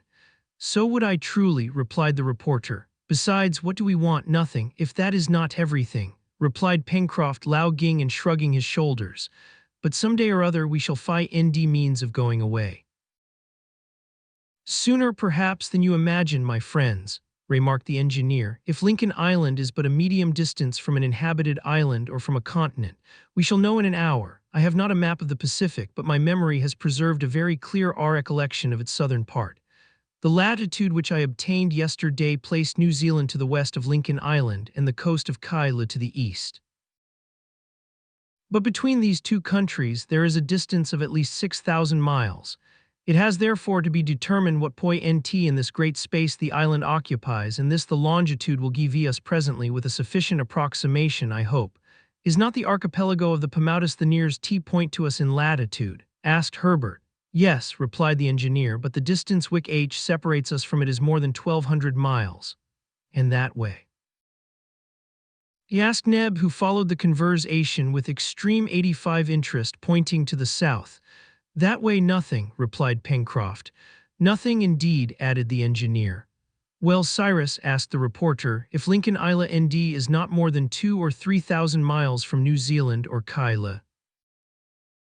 "Well," replied the engineer, "instead of building a house we will build a boat, and Master Pencroft shall be put in command." "Well then," cried the sailor, "I am quite ready to be captain as soon as you can make a craft that's able to keep at sea."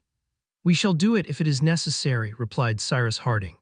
But while these men, who really hesitated at nothing, were talking, the hour approached at which the observation was to be made. What Cyrus Harding was to do to ascertain the passage of the sun at the meridian of the island, without an instrument of any sort, Herbert could not guess. The observers were then about 6 miles from the Chimneys, not far from that part of the downs in which the engineer had been found after his enigmatical preservation. They halted at this place and prepared for breakfast, for it was 11:30. Herbert went for some fresh water from a stream which ran near, and brought it back in a jug which Neb had provided. During these preparations, Harding arranged everything for his astronomical observation. He chose a clear place on the shore which the ebbing tide had left perfectly level. This bed of sand was as smooth as ice, not a grain out of place. It was of little importance whether it was horizontal or not, and it did not matter much whether the stick 6 feet high which was planted there rose perpendicularly.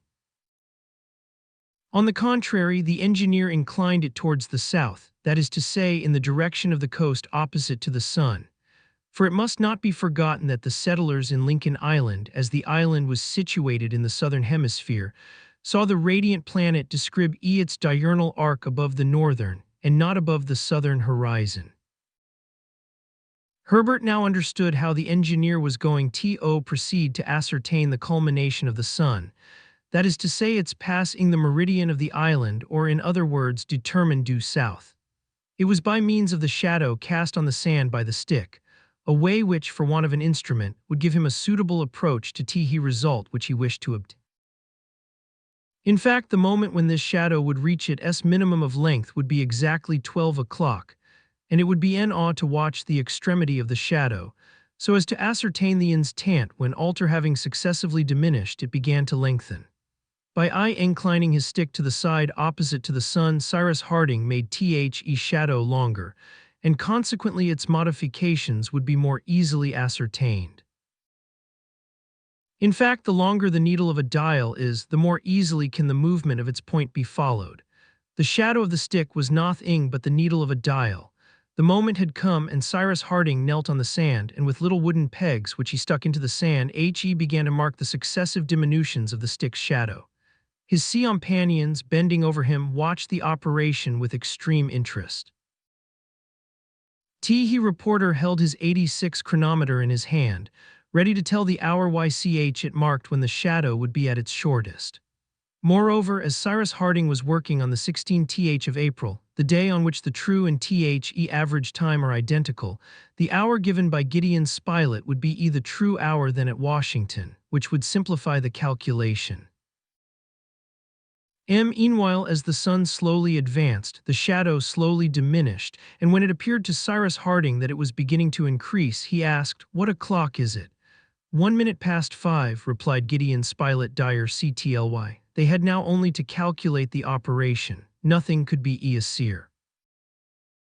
It could be seen that there existed, in round numbers, a difference of 5 hours between the meridian of Washington and that of Lincoln Island. That is to say, it was midday in Lincoln Island when it was already 5 o'clock in the evening in Washington. Now the sun, in its apparent movement round the earth, traverses 1 degree in 4 minutes, or 15 degrees an hour. 15 degrees multiplied by 5 hours gives 7.5 degrees. Then, since Washington is 77°3'11", as much as say 77 degrees counted from the meridian of Greenwich, which the Americans take for their starting point for longitudes concurrently the English it followed that the island must be situated 70s even in 75 degrees west of the meridian of Greenwich. That is to say, on the 152nd degree of west longitude. Cyrus Harding announced this result to his companions, and taking into consideration errors of observation, as he had done for the latitude, he believed he could positively affirm that the position of Lincoln Island was between the 35th and the 37th parallel, and between the 150th and the 155th meridian to the west of the meridian of Greenwich.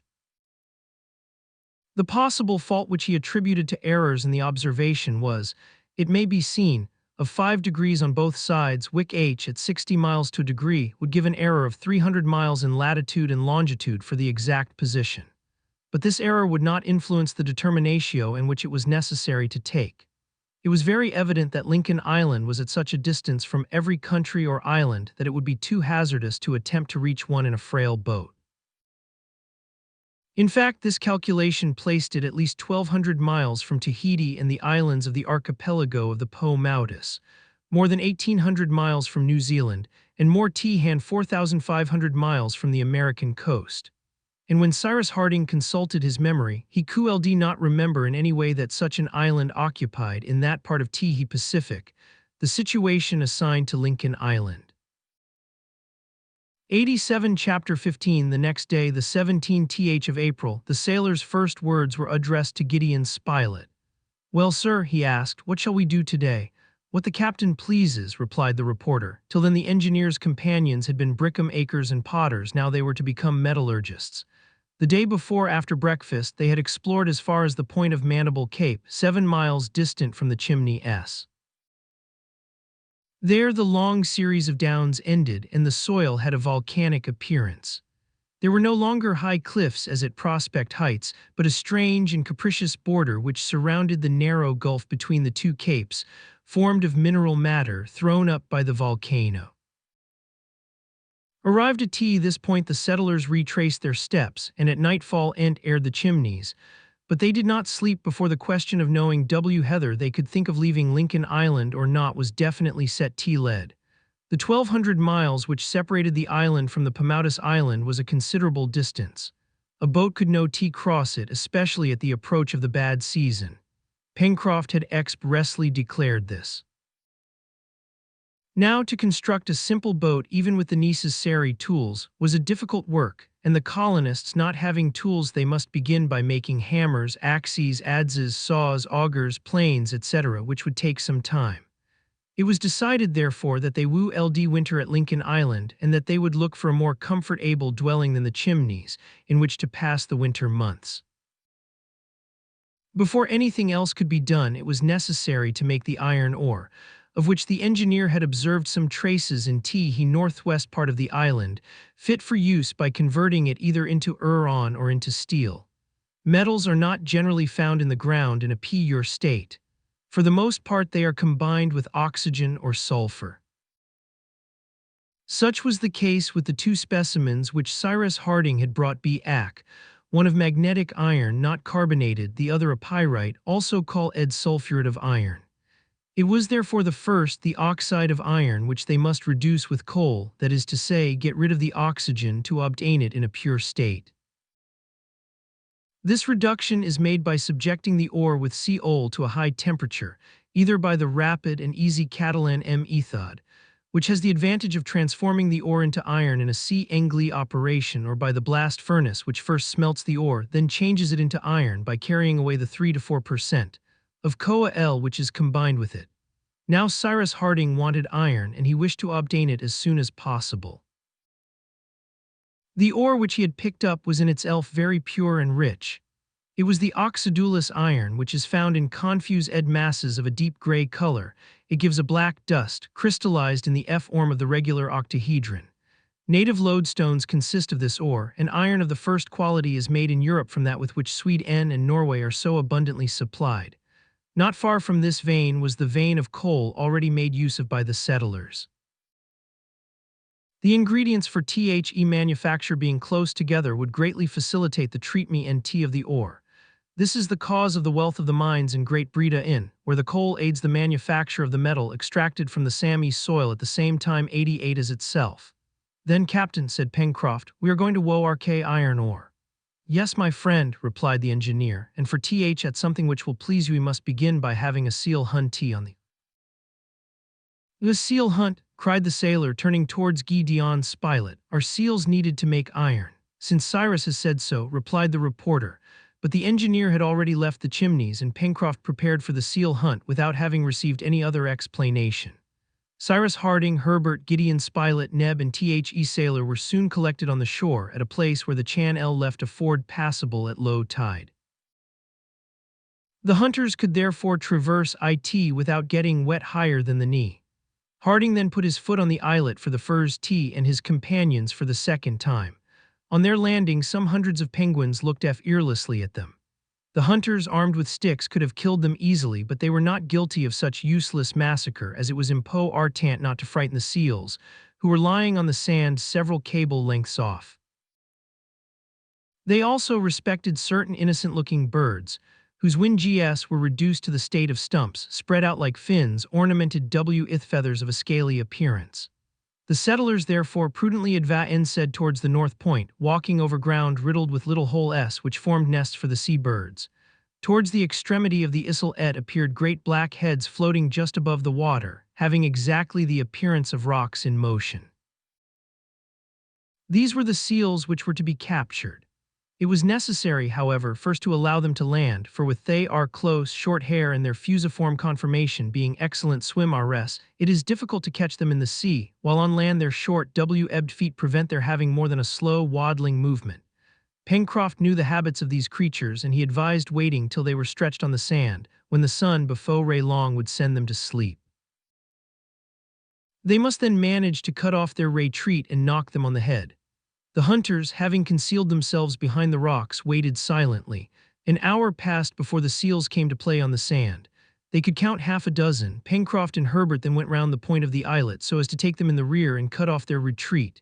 During this time Cyrus Harding, Spilett, and Neb, crawling behind the rocks, glided towards the future scene of combat.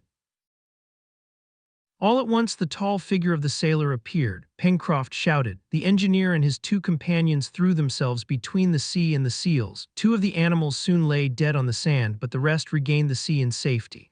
89 here are the seals required, Captain, said the saw iler advancing towards the engineer. Capital, replied Harding. We will make bellows of them. Bellows, cried Pencroft. Well, these are lucky eels.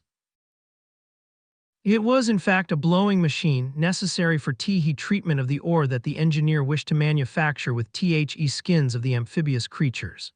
They were of a medium size, for their length did not exceed 6 feet.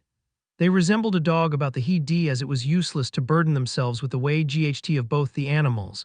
Neb and Pencroft resolved to skin them on the spot, while Cyrus Harding and the reporter continued to explore the ice slet. The sailor and the Negro cleverly performed the operation, and 3 hours afterwards Cyrus Harding had at his disposal 2 seal skins, which he intended to use in this state, without subjecting them to any tanning process. The settlers waited till the tide was again low, and decrossing the channel they entered the Chimneys. The skins had then to be stretched on a frame of woad and sewn by means of fibers, so as to preserve the air without allowing too much to escape. Cyrus Harding had nothing but the 2 steel blades from Top's collar, and yet he was so clever, and his companions aided him with so much intelligence, that 3 days afterwards the little colony's stock of tools was augmented by a blowing machine, destined to inject the air into the midst of the ore when it should be subjected to heat, an indispensable condition to the success of the operation. On the morning of the 20th of April began the metalic period, as the reporter called it in his notes. The engineer had decided, as has been said, to operate near the veins both of coal and or Enau. According to his observations, these veins were situated at the foot of the northeast spurs of Mount Franklin, that is to say, a distance of cx miles from their home. It was impossible, therefore, to return every day to the Chimneys, and it was agreed that the little colony should camp under a hut of branches so that the important operation could be followed night and day. This settled, they set out in the morning. Neb and Pencroft dragged the bellows on a hurdle, also a quantity of vegetables and animals which they besides could renew on the way. The road led through Jacamar Wood, which they traversed obliquely from southeast to northwest, and in the thickest part, it was necessary to beat a path which would in the future form the most direct road to Prospect Heights and Mount Franklin. The trees, belonging to the species already discovered, were magnificent. Herbert found some new ones, among others some which Pencroft called sham leeks, for in spite of their size they were of the same liliaceous family as the onion, chive, shallot, or asparagus. These trees produce ligneous roots which, when cooked, are excellent. From them by fermentation a very agreeable liquor is made. They therefore made a good store of the roots. The journey through the wood was long. It lasted a whole day, and so allowed plenty of time for examining the flora and fauna. Top, who took special charge of the fauna, ran through the grass and brushwood, putting 90 up all sorts of game. Herbert and Gideon Spilett Kai led 2 kangaroos with bows and arrows, and also an animal which strongly resembled both a hedgehog and an anteater. It was like the first because it rolled itself into a ball and bristled with spines, and the Seco nd because it had sharp claws, a long slender snout which terminated in a bird's beak, and an extendable tongue covered with little thorns which served to hold the insects. And when it is in the pot, asked Pencroft naturally, what will it be like? An excellent piece of beef, replied Herbert. We will not ask more from it, replied the sailor. During this excursion they saw several wild boars which, however, did not offer to attack the little band, and it appeared as if they would not meet with any dangerous beasts. When in a thick part of the wood the reporter thought he saw, some paces from him among the low branches of a tree, an animal which he took for a bear, and which he very tranquilly began to draw. Happily for Gideon Spilett, the animal in question did not belong to the redoubtable family of the plantigrades. It was only a koala, better known under the name of the sloth, being about the size of a large dog and having stiff hair of a dirty color, the paws armed with strong claws, which enabled it to climb trees and feed on the leaves. Avang identified the animal, which they did not disturb. Gideon Spilett erased bear from the title of his sketch, putting koala in its place, and the journey was resumed. At 5 o'clock in the evening, Cyrus Harding gave the signal to halt. They were now outside the forest, at the beginning of the powerful spurs which supported Mount Franklin towards the west.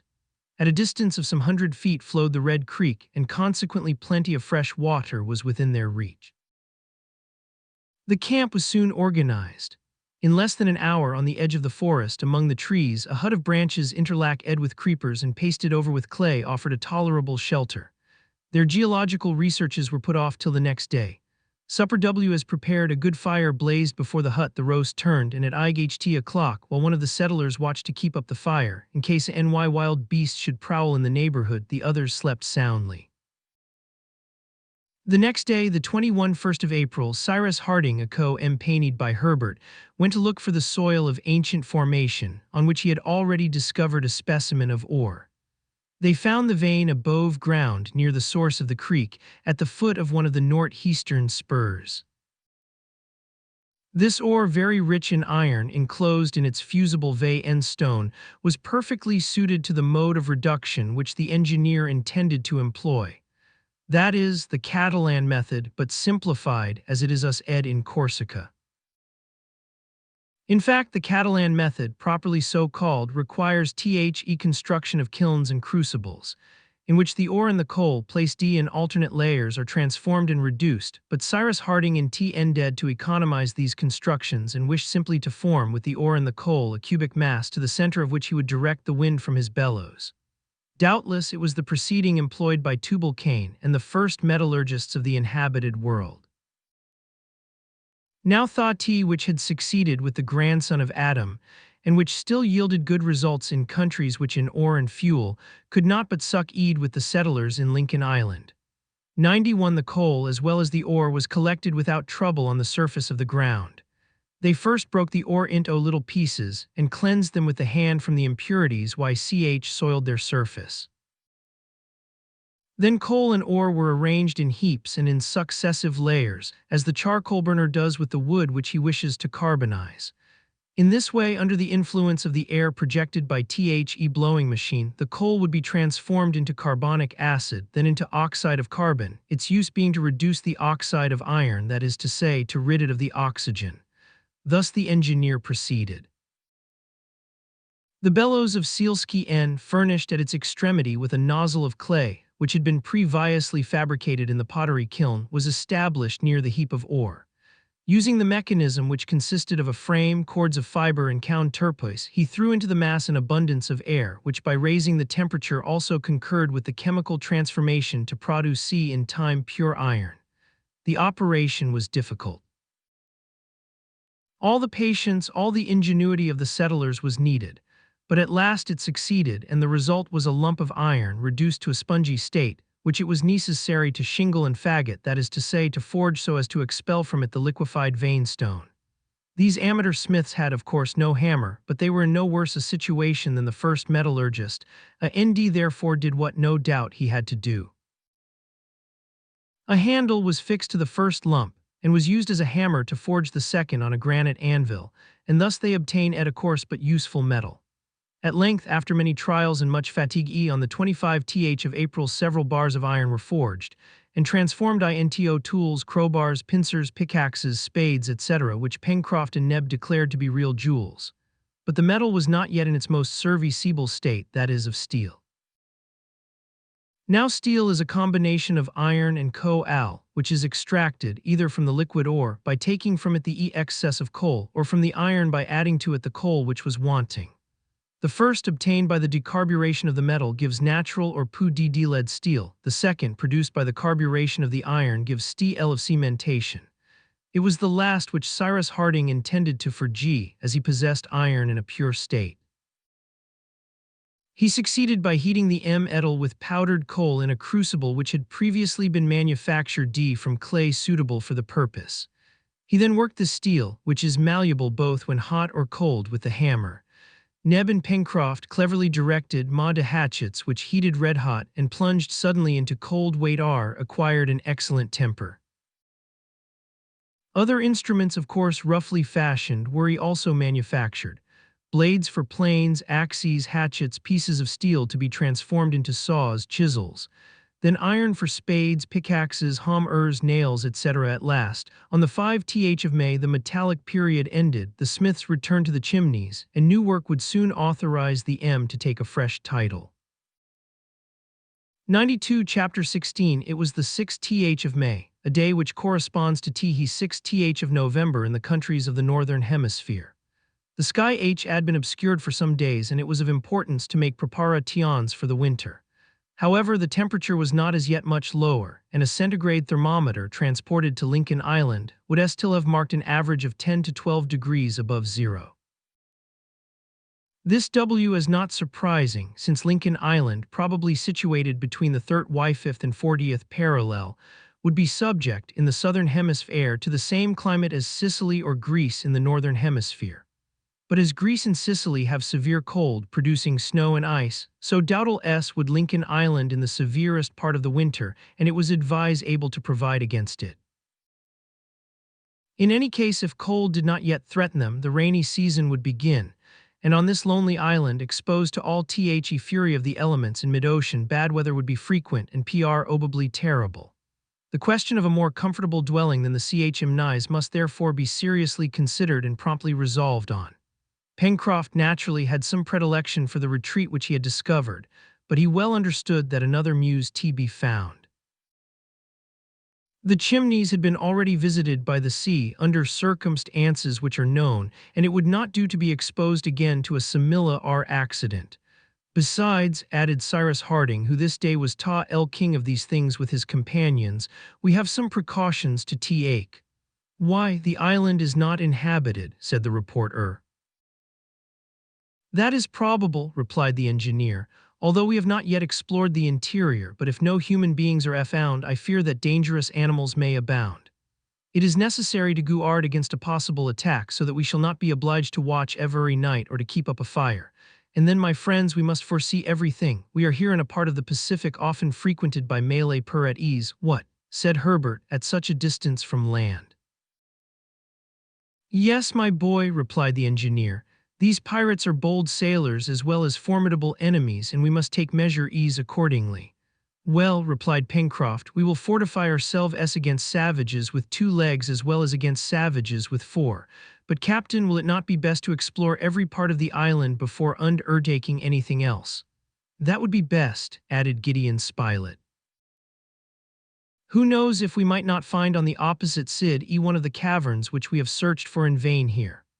That is true, replied the engineer, but you forget, my friends, that it will be necessary to establish ourselves in the neighborhood of a watercourse, and that from the summit of Mount Franklin we could not see towards the west either stream or river. Here, on the contrary, we are placed between the Mersey and Lake Grant, an advantage which must not be neglected. And besides, this side looking towards the east is not exposed as the other is to the trade winds which in this hemisphere blow from the northwest. 93 then, Captain, replied the sailor, let us build a house on the edge of the lake. Neither bricks nor tools are wanting now. After having been brickmakers, potters, smelters, and smiths, we shall surely know how to be masons. Yes, my friend, but before coming to any decision, we must consider the matter thoroughly. A natural dwelling would spare you much work, and would be a surer retreat, for it would be as well defend against enemies from the interior as those from outside. That is true, Cyrus, replied the reporter, but we have already examined all that mass of granite, and there is not a hole, not a cranny. No, not one, added Pencroft. If we were able to dig out a dwelling in that cliff at a good height so as to be out of the reach of harm, that would be capital. I can see that on the front which looks seaward 5 or 6 rooms with windows to light them, said Herbert, laughing, and a staircase to climb up to them. Added Neb. You are laughing, cried the sailor, and why, what is there impossible in what I propose? Haven't we got pickaxes and spades? Won't Captain Harding be able to make powder to blow up the mine? Isn't it true, Captain, that you will make powder the very day we want it? Cyrus Harding listened to the enthusiastic Pencroft developing his fanciful projects. To attack this mass of granite, even by a mine, was Herculean work, and it was really vexing that Nader could not help them at their need. But the engineer did not reply to the sailor except by proposing to examine the cliff more attentively, from the mouth of the river to the angle which terminated it on the north. They went out, therefore, and the exploration was made with extreme care over an extent of nearly 2 miles. But in no place in the bare, straight cliff could any cavity be found. The nests of the rock pigeons which fluttered at its summit were only in reality holes bored at the very top and on the irregular edge of the granite. It was a provoking circumstance, and as to attack in this cliff, either with pickaxe or with powder, so as to effect a sufficient excavation, it was not to be thought of. It so happened that on this part of the shore, Pencroft had discovered the only habitable helter, that is to say, the chimneys, which now had to be abandoned. The exploration ended, the colonists found themselves at the north angle of the cliff, where it terminated in long slopes died away on the shore. From this place to its extreme limit in the west, it only formed a sort of declivity, a thick mass of stones, earth, and sand bound together by plants, bushes, and grass inclined at an angle of only 45 degrees. Clumps of trees grew on these slopes, which were also carpeted with thick grass. But the vegetation did not extend far, and a long sandy plain which began at the foot of these slopes reached to the beach. Cyrus Harding thought, not without reason, that the overplus of the lake must overflow on this side. The excess of water furnished by the Red Creek must also escape by some channel or other. Now the engineer had not yet found this channel on any part of the shore already explored, that is to 94 say, from the mouth of the stream on the west of Prospect Heights. The engineer now proposed to his companions to climb the slope, and to return to the chimneys by the heights while exploring the northern and eastern shores of the lake. The proposal was accepted, and in a few minutes Herbert and Neb were on the upper plateau. Cyrus Harding, Gideon Spilett, and Pencroft followed with more sedate steps. The beautiful sheet of water glittered through the trees under the rays of the sun.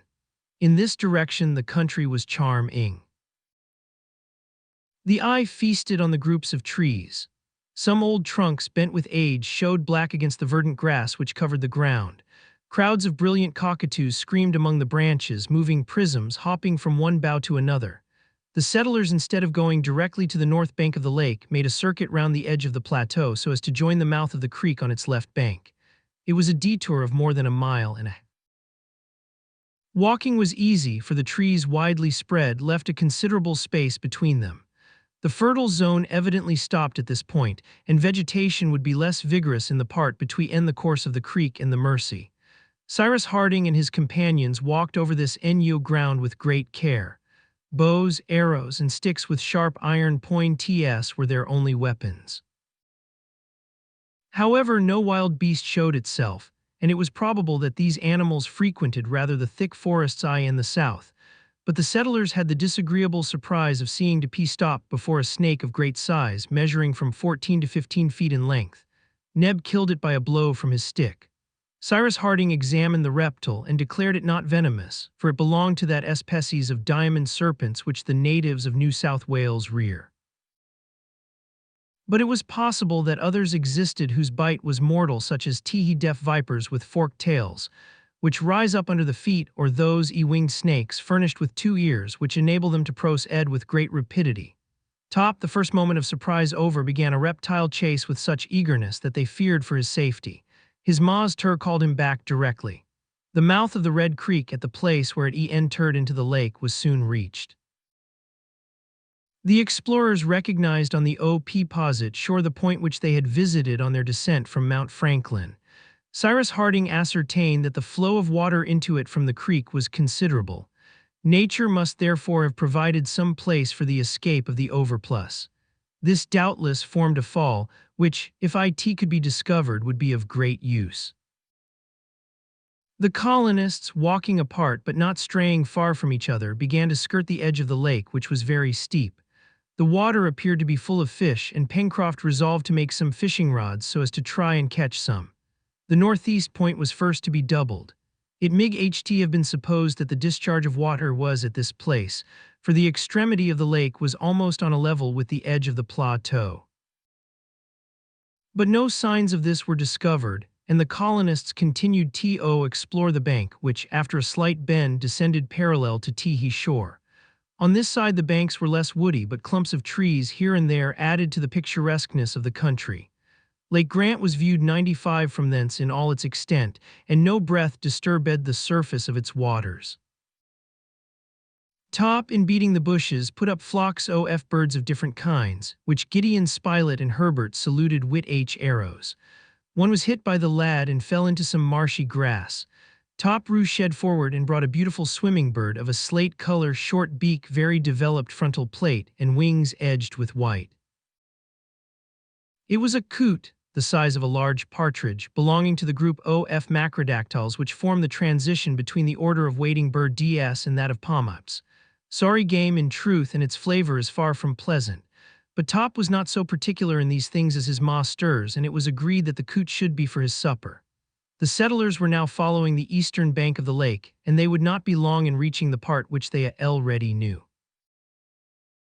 The engineer was much surprised at not seeing any indication of the discharge of water. The reporter and the sailor talked with him, and he could not conceal his astonishment. At this moment Top, who had been very quiet till THN, gave signs of agitation. The intelligent animal went backwards and forwards on the shore, stopped suddenly and looked at the water, one paw raised as if he was pointing at some invisible game. Then he barked furiously and was suddenly silent. Neither Cyrus Harding nor his companions had at first paid any attention to Top's behavior, but the dog's barking soon became so frequent that the engineer noticed it. "What is there, Top?" he asked. The dog bounded towards his master, seeming to be very uneasy, and then rushed again towards the bank. Then all at once he plunged into the lake. "Here, Top!" cried Cyrus Harding, who did not like his dog to venture into the treacherous water. "What's happening down there?" he asked Pencroft, examining the surface of the lake.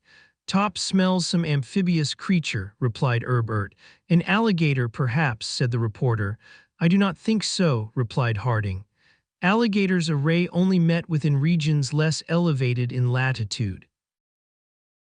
Meanwhile Top had returned at his master's call, and had regained the shore. But he could not stay quiet. He plunged in among the tall grass, and guided by instinct, he appeared to follow some invisible being which was slipping along under the surface of the water.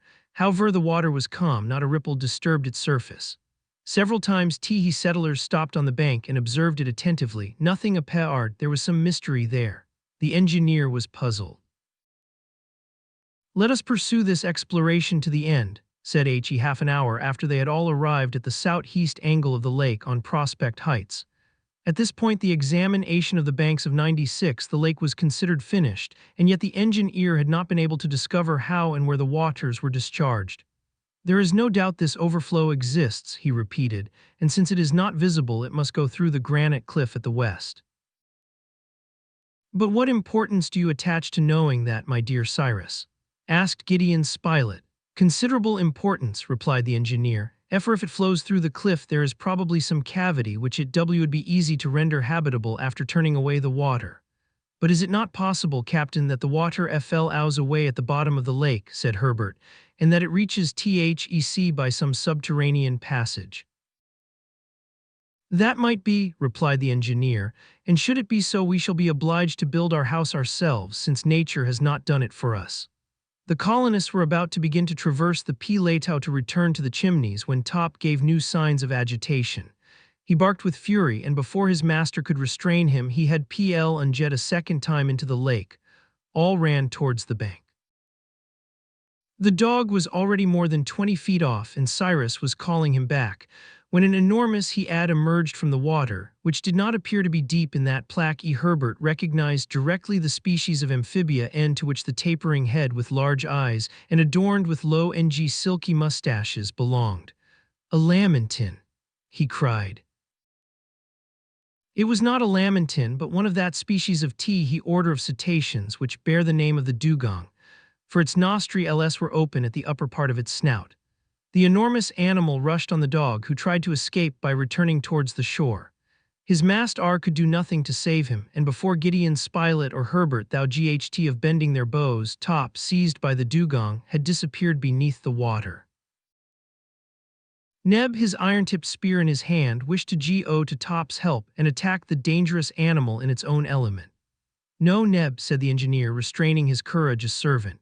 Meanwhile a struggle was going on beneath the weight an inexplicable struggle, for in his situation Top could not possibly resist, and judging by the bubbling of the surface it must be also a terrible struggle, and could not but terminate in the death of the dog. Booty suddenly, in the middle of a foaming circle, Top reappeared. Thrown in the air by some unknown power, he rose 10 feet above the surface of the lake, fell again into the midst of the agitated waters, and then Sue-En gained the shore without any severe wounds, miraculously saved. Cyrus Harding and his companions could not understand it. What was not less inexplicable was that the struggle still appeared to be going on. Doubtless, the dugong, attacked by some powerful animal after having released the dog, was fighting on its own account, but it did not last long. The water became red with blood, and the body of the dugong, emerging 97 from the sheet of scarlet which spread around, soon stranded on a little beach at the south angle of the lake. The colonists ran towards it. The dugong was dead. It was an enormous animal, 15 or 16 feet long, and must have weighed from 3 to 4,000 pounds. At its neck was a wound which appeared to have been produced by a sharp blade. What could the amphibious creature have been who, by this terrible blow, had destroyed the formidable dugong? No one could tell, and much interested in this incident, Harding and his companions returned to the Chimneys. 98 Chapter 17. The next day, the 7th of May, Harding and Gideon S.B. Islet, leaving Neb to prepare breakfast, climbed Prospect Heights, while Herbert and Pencroft ascended by the river to renew their store of wood. The engineer and the reporter soon reached the little beach on which the dugong had been stranded. Already flocks of birds had attacked the mass of flesh and had to be driven away with stones, for C. Eris wished to keep the fat for the use of the colony. As to the animal's flesh, it would furnish excellent food, for in the islands of the Malay archipelago and elsewhere it is especially reserved for the table of the natty v. princes, but that was Neb's affair. At this moment Cyrus Harding had other thoughts. He was much interested in the incident of the day before. He wished to penetrate the mystery of that submarine combat, and to ascertain what monster could have given the dugong so strange a wound. He remained at the edge of the lake, looking, observing, but nothing appeared under the tranquil waters which sparkled in the first rays of the rising sun. At the beach on which lay the body of the dugong, the water was tolerably shallow, but from this point the bottom of the lake sloped gradually, and it was probable that the depth was considerable in the center. The lake might be considered as a large center basin, which was filled by the water from the Red Creek. "Well, Cyrus," said the reporter, "there seems to be nothing suspicious in this water." "No, my dear Spilett," replied the engineer, "and I really do not know how to account for the incident of yesterday." "I acknowledge," returned Spilett, "that the wound given this creature is at least very strange, and I cannot explain either how Top was so vigorously cast up out of the water. One could have thought that a powerful arm hurled him up, and that the same arm with a dagger killed the dugong." "Yes," replied the engineer, who had become thoughtful, "there is something there that I cannot understand. But do you better understand either, my dear Spilett, in what way I was saved myself, how I was drawn from the waves and carried to the downs. No, is it not true? Now I feel sure that there is some mystery there, which doubtless we shall discover some day. Let us observe, but do not dwell on these singular incidents before our companions. Let us keep our remarks to ourselves and continue our work." It will be remembered that the engineer had not as yet been able to discover the place where the surplus water escaped, but he knew it must exist somewhere. He was much surprised to see a str on current at this place. By throwing in some bits of wood he found at it set towards the southern angle. He followed the current and arrived at the south point of the lake. There was there a sort of depression in the water, as if it was suddenly lost in some fissure in the ground. Harding listened. Placing his ear to the level of Teehee Lake, he very distinctly heard the noise of a subterranean fall. 99 there, said he, rising, is the discharge of the water, there doubtless by a passage in the granite cliff. It joins the sea through cavities which we can use to our profit. Well, I and find it.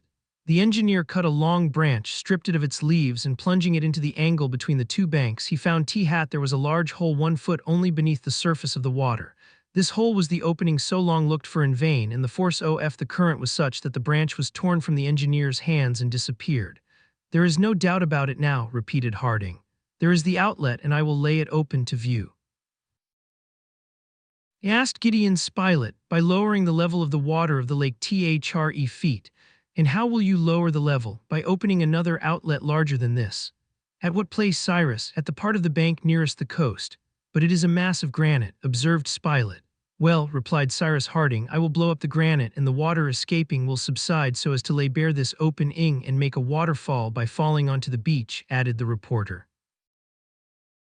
A fall that we shall make use of, replied Cyrus. Come, come. The engineer hurried away his companion, whose confidence in Harding was such that he did not doubt the enterprise would succeed. And yet how was this granite wall to be opened without powder and with imperfect instruments? Was not this work upon which the engineer was so bent above their strength? When Harding and the reporter entered the chimneys, they found Herbert and Pencroft unloading their raft of wood. The woodmen have just finished, Captain, said the sailor, laughing, and when you want masons, masons know but chemists, replied the engineer. Yes, added the reporter, we are going to blow up the island, cried Pencroft. Part of it at least, replied Spilett. Listen to me, my friends, said the engineer, and he made known to them the result of his observations. According to him, a cavity, more or less considerable, must exist in the mass of granite which supported Prospect Heights. He intended to penetrate into it. To do this, the opening through which the water rushed must first be cleared and the level lowered by making a larger outlet. 100 therefore an explosive substance must be manufactured, which would make a deep trench in some other part of the shore.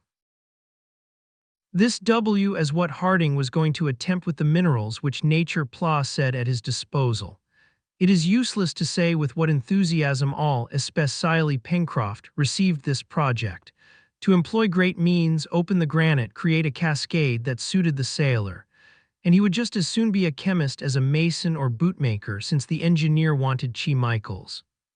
He would be all that they liked, even a professor of dancing and deportment, said he to Neb, if that was ever necessary. Neb and Pencroft were first of all told to extract the grease from the dugong, and to keep the flesh which was destined for food. Such perfect confidence had they in the engineer that they set out directly without even asking a question. A few minutes after them, Cyrus Harding, Herbert, and Gideon Spilett, dragging the hurdle, went toward the vein of coals, where those schistose pyrites abound which are met with in the most recent transition soil, and of which Harding had already found a specimen. All the day being employed in carrying a quantity of these stones to the chimneys, by evening they had several tons. The next day, the 8th of May, the engineer began high-s manipulations. These schistose pyrites being composed principally of coal, flint, alumina, and sulfuret of iron, the latter in excessit was necessary to separate the sulfuret of iron and transform it into sulfate as rapidly as possible. The sulfate obtained, the sulfuric acid could the N be extracted. This was the object to be attained. Sulfuric acid is one of the agents the most frequently employed, and the manufacturing importance of a nation can be measured by the consumption which is made of it. This acid would later be of great use to the settlers in the manufacturing of candles, tanning skins, etc., but this time the engineer reserved it for another use. Cyrus Harding chose, behind the chimneys, a site ere the ground was perfectly level. On this ground he placed a layer of branches and chopped wood, on which were piled some pieces of schistose pyrites, buttressed one against the other, the whole being covered with a thin layer of pyrites previously reduced to the size of a nut. This done, they set fire to the wood. The heat was communicated to the schist, which soon kindled, since it contains cola nd sulfur. Then new layers of bruised pyrites were arranged so as to form an immense heap, the exterior of which was covered with earth and grass, several air holes being left, as if it was a stack of wood which was to be carbonized to make charcoal. They then left the transformation to complete itself, and it would not take less than 10 or 12 days for the sulfuret of iron to be changed to sulfate of iron and the alumina into sulfate of alumina, two equally soluble substances, the others, flint, burnt coal, and cinders, not being so. While this chemical work was going on, Cyrus Harding proceeded with other operations, which were pursued with more than zeal, it was eagerness. Neb and Pencroft had taken away the fat from the dugong and placed it in large earthen pots. It was then necessary to separate the glycerine from the fat by saponifying it. Now, to obtain this result, it had to be treated either with soda or lime. In fact, one or other of these substances, after 101 having attacked the fat, would form a soap by separating the glycerine, and it was just this glycerine which the engineer wished to obtain. There was no want of lime, only treatment by lime would give calcareous soap insoluble and consequently useless, while treatment tea by soda would furnish, on the contrary, a soluble soap which could be put to domestic use. Now a practical man like Cyrus Harding would rather try to obtain soda. Was this difficult? No, for marine plants abounded on Teehee shore, glasswort, ficcoids, and all those fucaceae which form rack. A large quantity of these plants was collected, first dried, then burnt in holes in the open air. The combustion of these plants was kept up for several days, and the result was a compact gray mass which has been long known under the name of natural soda. This obtained, the engineer treated the fat with soda, which gave both a soluble soap and that neutral substance, glycerine. But this was not all. Cyrus Harding still needed, in view of his future preparation, another substance, nitrate of potash, which is better known under the name of salt niter or of saltpeter. Cyrus Harding could have manufactured this substanc by treating the carbonate of potash, which would be easily extracted from the cinders of the vegetables, by azotic acid. But this acid was anting, and he would have been in some difficulty if nature had not happily furnished the saltpeter without giving them any other trouble in that of picking it up. Herbert found a vein of it at the foot of Mount Franklin, and they had nothing to do but purify this salt. These different works lasted a week. They were finished before the transformation of the sulfuret into sulfate of had been accomplished. During the following days, the settlers had time to construct a furnace of bricks of a particular arrangement, to serve for the distillation of the sulfate or iron when it had been obtained. All this was finished about the 18th of May, nearly at the th of May when the chemical transformation terminated. Gideon Spilett, Herbert, Neb, and Pencroft, skillfully directed by the engineer, had become most clever workmen. Before all masters, necessity is the one most listened to and who teaches the best. When the heap of pyrites had been entirely reduced by fire, the result of the operation, consisting of sulfate of iron, sulphate of alumina, flint, remains of coal, and cinders, was placed in a basin full of water. They stirred this mixture, let it settle, then decanted it, and obtained a clear liquid containing in solution sulfate of iron and sulfate of alumina, the other matters remaining solid since they are insoluble. Lastly, this liquid being partly evaporated, crystals of sulfate of iron were deposited, and the not evaporated liquid, which contained the sulfate of alumina, was thrown away. Cyrus Harding had now at his disposal a large quantity of these sulfate of iron crystals, from which the sulfuric acid had to be extracted. The making of sulfuric acid is a very expensive manufacture. Considerable works are necessary, a special set of tools, an apparatus of platina leaden chambers unassailable by the acid, and in which the transformation is performed, etc. The engineer had none of these at his disposal, but he knew that, in Bohemia especially, sulfuric acid is manufactured by very simple means, which have also the advantage of producing it to a superior degree of concentration. It is thus that the acid known under the name of Nordhausen acid is made. 102. To obtain sulfuric acid, Cyrus Harding had only an operation to make, to calcine the sulfate of iron crystals in a close vase, so that the sulfuric acid should distill in vapor, which vapor by condensation would produce the acid. The crystals were placed in pots, and the heat from the furnace would distill the sulfuric acid. The operation was successfully completed, and on the 20th of May, 12 days after commencing it, the engineer was the possessor of the agent which later he hoped to use in so many different ways. Now, why did he wish for this agent? Simply to produce azotic acid, and that was easy since saltpeter attacked by sulfuric acid gives azotic or nitric acid by distillation. But after all, how was he going to employ this azotic acid? His companions were still ignorant of this, for he had not informed them of the result at which he aimed. However, the engineer had nearly accomplished his purpose, and by a last operation he would procure the substance which had given so much trouble. Taking some azotic acid, he mixed it with glycerine which had been previously concentrated by evaporation, subjected to the water bath, and he obtained, without even employing a refrigerant mixture, several pints of an oily yellow mixture. This last operation Cyrus Harding had made alone, in a retired place at a distance from the chimneys, for he feared the danger of an explosion, and when he showed a bottle of this liquid to his friend DS, he contented himself with saying, "Here is nitroglycerine."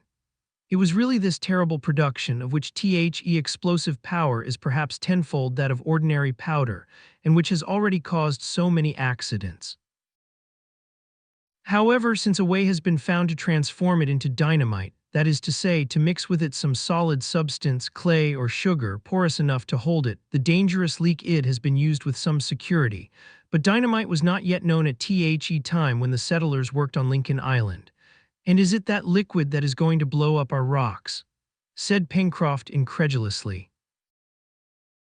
"Yes, my friend," replied the engineer, "and this nitroglycerine will produce so much the more effect as the granite is extremely hard and will oppose a greater resistance to the explosion."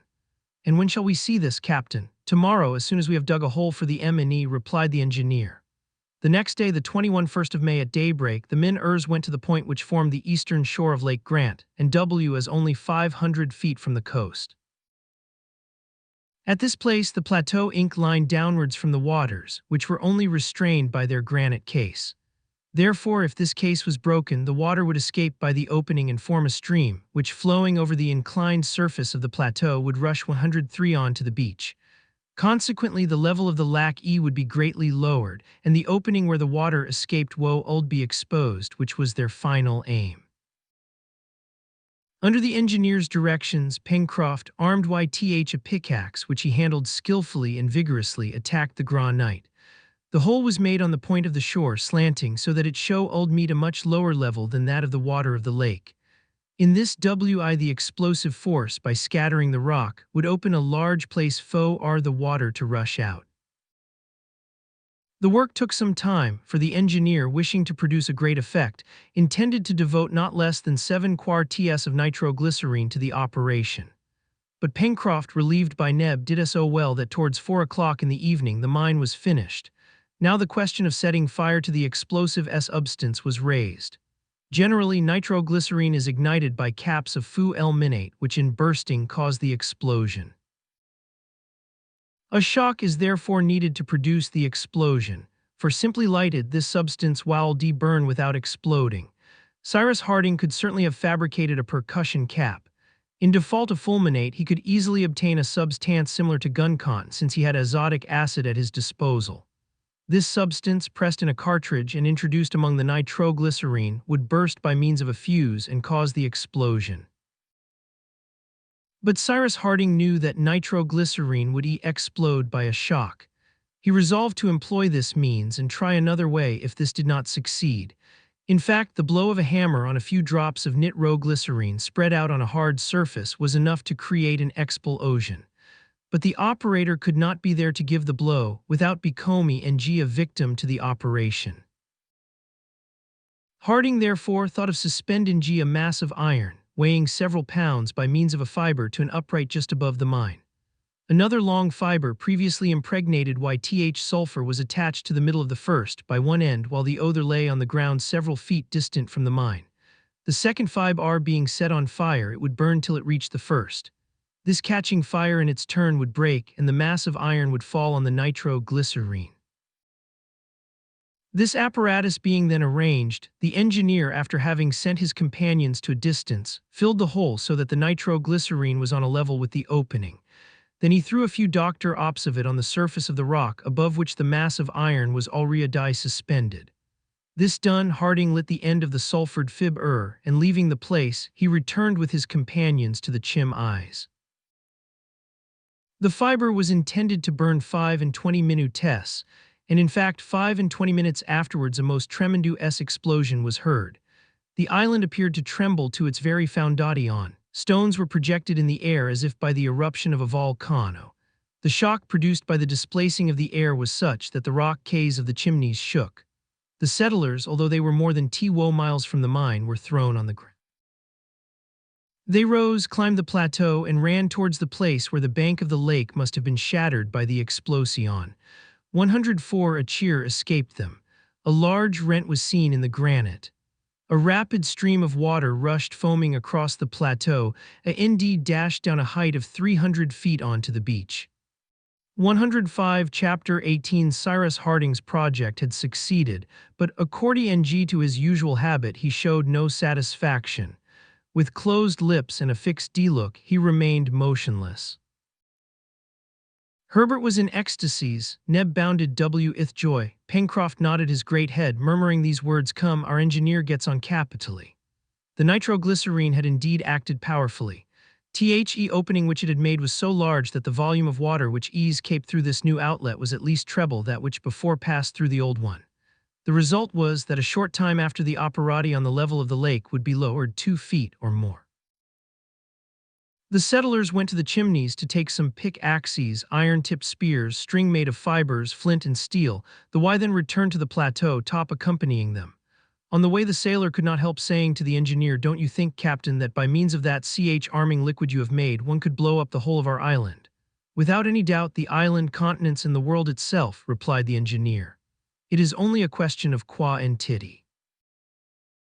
"Then could you not use this nitroglycerine for low-a-daying firearms?" asked the sailor. "No, Pencroft, for it is too explosive a substance, but it would be easy to make some gun cotton or even ordinary powder, as we have azotic acid, saltpeter, sulfur, and coal. Unhappily, it is the guns which we have not got." "Oh, Captain," replied the sailor, with a little determination. Pencroft had erased the word impossible from the dictionary of Lincoln Island. The settlers, having arrived at Prospect Heights, went immediately towards that point of the lake near which was the old opening now uncovered. This outlet had now become practicable, since the water no longer rushed through it, and it would doubtless be easy to explore the interior. In a few minutes the settlers had reached the lower point of the lake, and a glance showed them that the object had been attained. In fact, in the side of the lake, and now above the surface of the water, appeared the long-looked-for opening. A narrow ridge left bare by the retreat of the water allowed them to approach it. This orifice was nearly 20 feet in width, but scarcely 2 in height. It was like the mouth of a drain at the edge of the pavement, and therefore did not offer an easy passage to the settlers, but Neb and Pencroft, taking their pickaxes, soon made it of a suitable height. The engineer then approached, and found that the C-des of the opening, in its upper part at least, had not a slope of more than from 30 to 35 degrees. It was therefore practicable, and provided that the 106 declivity did not increase, it would be easy to descend even to the level of the sea. If then, as was probable, some vast cavity existed in the interior of the granite, it might perhaps be of great use. "Well, Captain, what are we stopping for?" asked the sailor, impatient to enter the narrow passage. "You see, Top has got before us." "Very well," replied the engineer, "but we must see our way. Neb, go and cut some resinous branches." Neb and Herbert ran to the edge of the lake, shaded with pines and other green trees, and soon returned with some branches, which they made into torches. The torches were lighted with flint and St. Eel, and Cyrus Harding leading, the settlers ventured into the dark passage which the overplus of the lake had formerly filled. Contrary to what might have been supposed, the diameter of the passage increased as the explorers proceeded, so that they very soon were able to stand upright. The granite, worn by the water for an infinite time, was very slippery, and falls were to be dreaded. But the settlers were all attached to each other by a cord, as is frequently done in ascending mountains. Happily, some projections of the granite, forming regular steps, made the descent less perilous. Drops, still hanging from the rocks, shone here and there under the light of the torches, and the explorers guessed that the sides were clothed with innumerable stalactites. The engineer examined this black granite. There was not a stratum, not a break in it. The mass was compact and of an extremely close grain. The passage dated then from the very origin of the island. It was no the water which little by little had hollowed it. Pluto and not Neptune had bored it with his own hand, and on the wall traces of an eruptive work could be distinguished, which all the washing of the water had not been able totally to efface. The settlers descended very slowly. They could not but feel a certain awe in this venturing into these unknown depths, for the first time visited by human beings. They did not speak, but I thought, and the thought came to more than one, that some polypus or other gigantic cephalopod might inhabit the interior cavities, were in communication with the sea. However, Top kept at the head of the little band, and they could rely on the sagacity of the dog, who would fail to give the alarm if there was any need for it. After having descended about 100 feet following a winding road, Harding, who was walking on before, stopped, and his companions came up with him. The place where they had halted was wider so as to form a cavern of moderate dimensions. Drops of water fell from the vault, but that did not prove that they oozed through the rock. They were imply the last traces left by the torrent which had so long thundered through this cavity, and the air there was pure though slightly damp, but producing no mephitic exhalation. "Well, my dear Cyrus," said Gideon Spilett, "here is a very secure retreat well hid in the depths of the rock, but it is, however, uninhabitable." "Why uninhabitable?" asked the sailor. "Because it is too small and too dark." "Couldn't we enlarge it, hollow it out, make openings to let in light and air?" replied Pencroft, who now thought nothing impossible. 107. "Let us go on with our exploration," said Cyrus Harding. "Perhaps lower down nature will have spared us this labor." "We have only gone a third of the way," observed Bert. "Nearly a third," replied Harding, "for we have descended 100 feet from the opening, and it is not impossible that 100 feet farther down where is Top?" asked Neb, interrupting his master. "They searched the cavern, but the dog was not there." "Most likely he has gone on," said Pencroft. "Let us join him," replied Harding. The descent was continued. The engineer carefully observed all the deviations of the passage, and notwithstanding so many detours, he could easily have given an account of its general direction, which went towards the sea. The settlers had gone some 50 feet farther when their attention was attracted by distant sounds which came up from the depths. They stopped and listened. These sounds, carried through the passage as through an acoustic tube, came clearly to the ear. "That is Top barking," cried Herbert. "Yes," replied Pencroft, "and our brave dog is barking furiously." "We have our iron-tipped spears," said Cyrus Harding. "Keep on your guard and forward." "It is becoming more and more interesting," murmured Gideon Spilett in the sailor's ear, who nodded. Harding and his companions rushed to the help of their dog. Top's barking became more and more perceptible, and it seemed strangely fierce. Was he engaged in a struggle with some animal whose retreat he had disturbed? Without thinking of the anger to which they might be exposed, the explorers were now impelled by an irresistible curiosity, and in a few minutes, 16 feet lower, they rejoined Top. There the passage ended in a vast and magnificent sea of Verne. Top was running backwards and forwards, barking furiously. Pencroft and Neb, waving their torches, threw the light into every crevice, and at the same time Harding, Gideon Spilett, and Herbert, our spears raised, were ready for any emergency which might arise. The inner Moose cavern was empty. The settlers explored it in every direction. There was nothing there, not an animal, not a human being, and yet Top continued to bark. Neither caresses nor threats could make him be silent. "There must be a place somewhere by which the waters of the lake reach the sea," said the engineer. "Of course," replied Pencroft, "and we must take care not to tumble into a hole."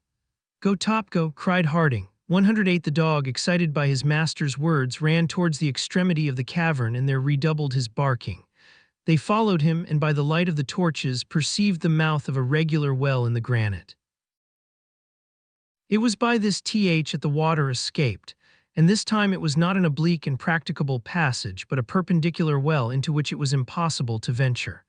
The torches were held over the opening, nothing could be seen. Harding took a lighted branch and threw it into the abyss. The blazing resin, whose illuminating power increased still more by the rapidity of its fall, lighted up the interior of the well, but yet nothing appeared. The flame then went out with a slight hiss, which showed that it had reached the water, that is to say, the level of the sea. The engineer, calculating the time employed in its fall, was able to calculate the depth of the well, which was found to be about 90 feet. The floor of the cavern must thus be situated 90 feet above the level of the sea. "Here is our dwelling," said Cyrus Harding. "But it was occupied by some creature," replied Gideon Spilett, whose curiosity was not yet satisfied. "Well, the creature, amphibious or otherwise, has emerged off through this opening," replied the engineer, "and has left the lace for us." "Never mind," added the sailor, "I should like very much to be Top just for a quarter of an hour, for he doesn't bark for an nothing." Cyrus Harding looked at his dog, and those of his sea companions who were near him might have heard him murmur these words, "Yes, I believe that Top knows more than we do about a great many things." However, the wishes of the settlers were for the most part satisfied. Chance, aided by the marvelous sagacity of their leader, had done them great service. They had now at their disposal a vast tea cavern, the size of which could not be properly calculated by the feeble light of their torches, but it would certainly be easy to divide it into rooms by means of brick partitions, or to use it, if not as a at least as a spacious apartment. The water which had left it could not return. The place was free. Two difficulties remained. Firstly, the possibility of lighting this excavation in the midst of solid rock. Secondly, the necessity of rendering the means of access more easy. It was useless to think of lighting it from above, because of the enormous thickness of the granite which composed the ceiling, but perhaps the outer wall next the CMGHT be pierced. Cyrus Harding, during the descent, had roughly calculated its obliqueness, and consequently the length of the passage, and was therefore led to believe that the outer wall could not be very thick. If LigHT was thus obtained, so would a means of access, for it would be as easy to pierce a door as windows and to establish an exterior ladder. Harding made known his ideas to his companions. 109 then, Captain, let us set to work, replied Pencroft. I have my pickaxe, and I shall soon make my way through this wall. Where shall I strike? Here, replied the engineer, showing the sturdy saw Eiler a considerable recess in the side which would much diminish the thickness. Pencroft attacked the granite, and for half an hour by the light of the torches he made the splinters fly around him. Neb relieved him, then Spilett took Neb's place. This work had lasted 2 hours, and they began to fear that at this spot the wall would not yield to the pickaxe, when at a last blow given by Gideon Spilett the instrument passing through the rock fell outside. "Hurrah, hurrah!" cried Pencroft. The wall only measured their 3 feet in thickness. As Harding applied his eye to the aperture which overlooked the ground from a height of 80 feet. Before him was extended the sea coast, the islet, and beyond the opens. Floods of light entered by this hole, inundating the splendid cavern and producing a magic effect. On its left side it did not measure more than 30 feet in height and breadth, but on the right it was enormous, and its vaulted roof rose to a height of more than 80 feet. In some places granite pillars, irregularly disposed, supported the vaulted roof, as those in the nave of a cathedral, here forming lateral piers, their elliptical arches adorned with point moldings, losing themselves in dark bays amid the fantastic arches of which glimpses could be caught in the shade, covered with a profusion of projections formed like so many pendants.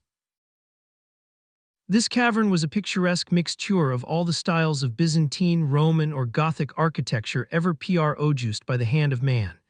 And yet this was only the work of nature. She alone had hollowed this fairy Alhambra in a mass of granite. The settlers were overwhelmed with admiration.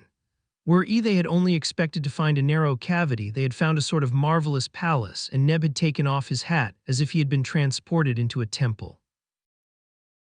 Cries of admiration issued from every mouth. Hurrahs resounded, and the echo was repeated again and again till it died away in the dark naves.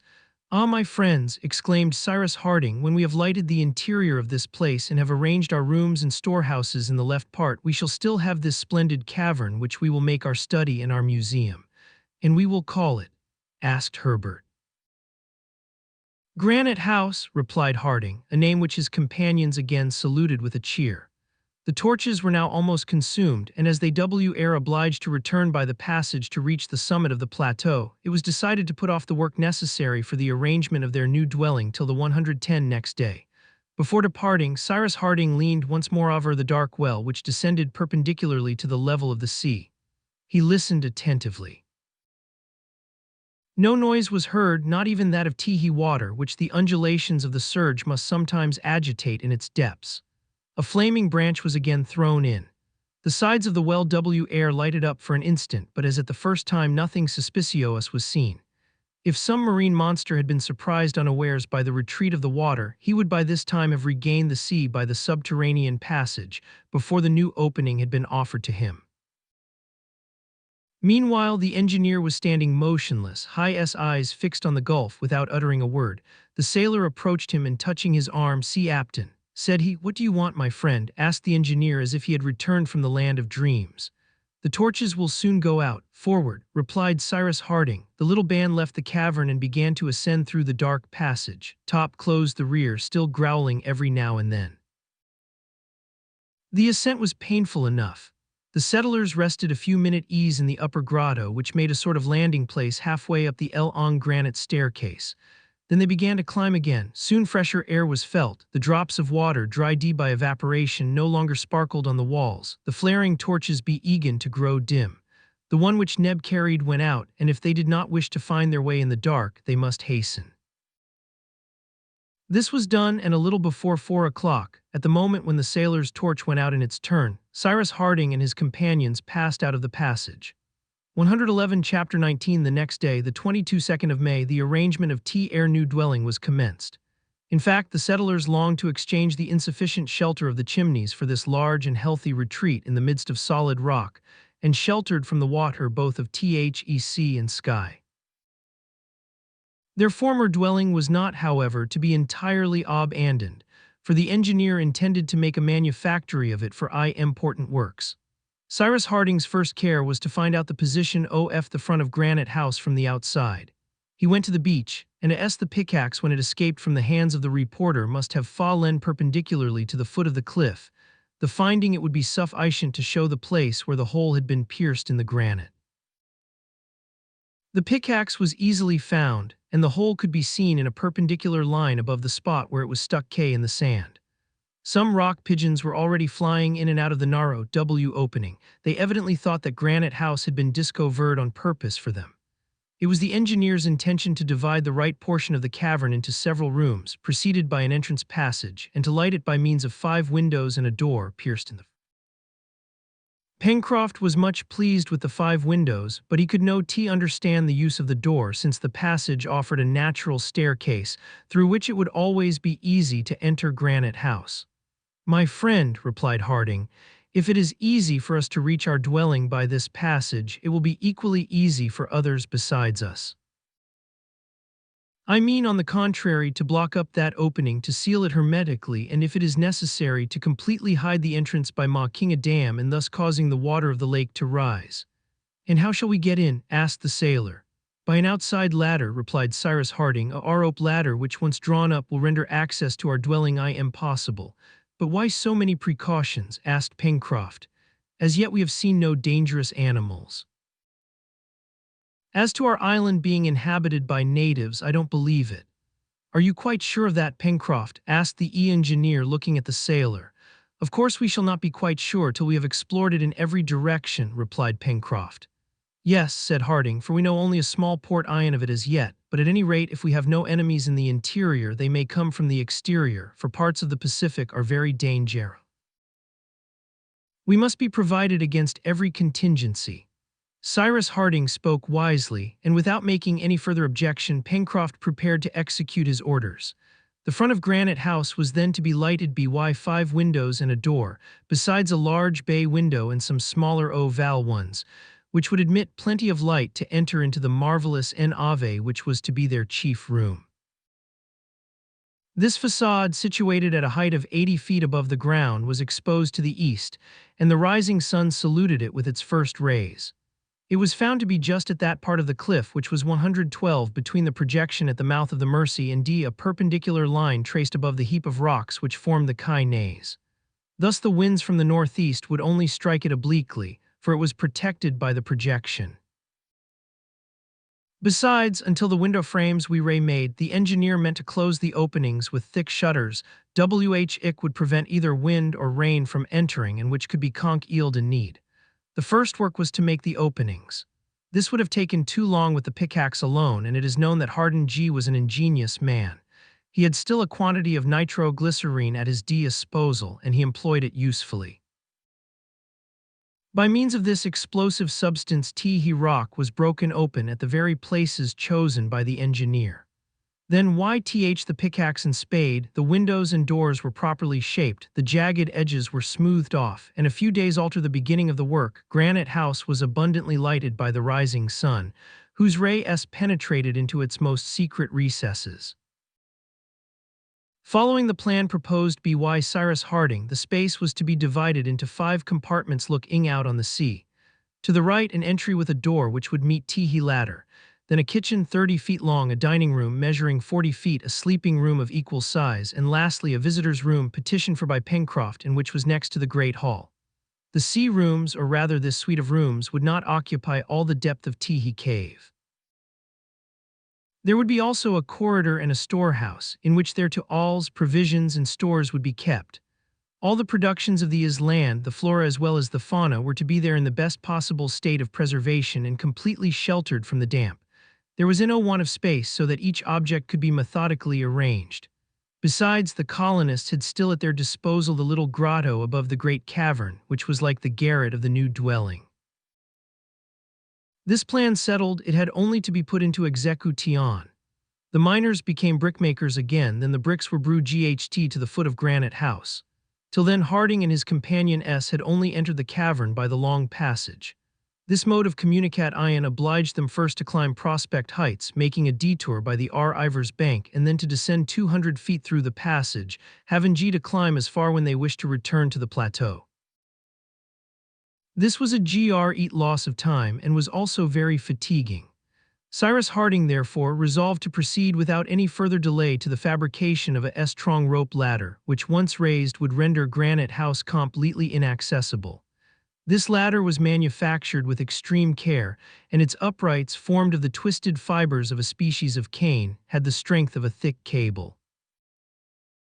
As to the rounds, they were made of a sort of red cedar, with light, strong branches, and this apparatus was wrought by the masterly hand of Pencroft. Other ropes were made with vegetable fibers, and a sort of crane with a tackle was fixed at the door. In this way bricks could easily be raised into Granite House. The transport of the materials being thus simplified, the arrangement of the interior could begin immediately. There was no want of lime, and some thousands of bricks were there ready to be used. The framework of the partitions was soon raised, very early at first, and in a short time the cave was divided into rooms and storehouses according to the plan agreed upon. These different works progressed rapidly under the direction of the engineer, who himself handled the hammer and the trowel. No labor came amiss to Cyrus Harding, who thus set an example to his intelligent and zealous companions.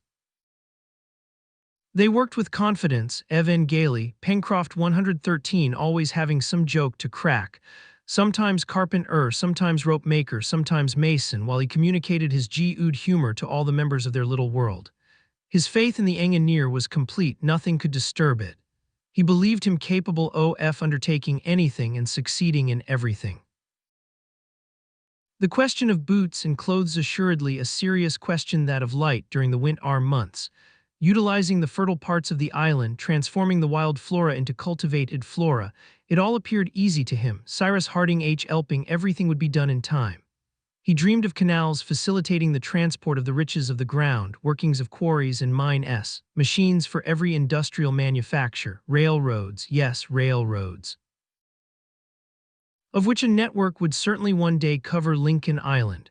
The engineer let Pencroft talk. He did not put down the aspirations of this brave heart. He knew how communicable confidence is. He even smiled to hear him speak, and said nothing of the uneasiness for the future which he felt. In fact, in that part of the Pacific, out of the course of vessels, it was to be feared that no help would ever come to them.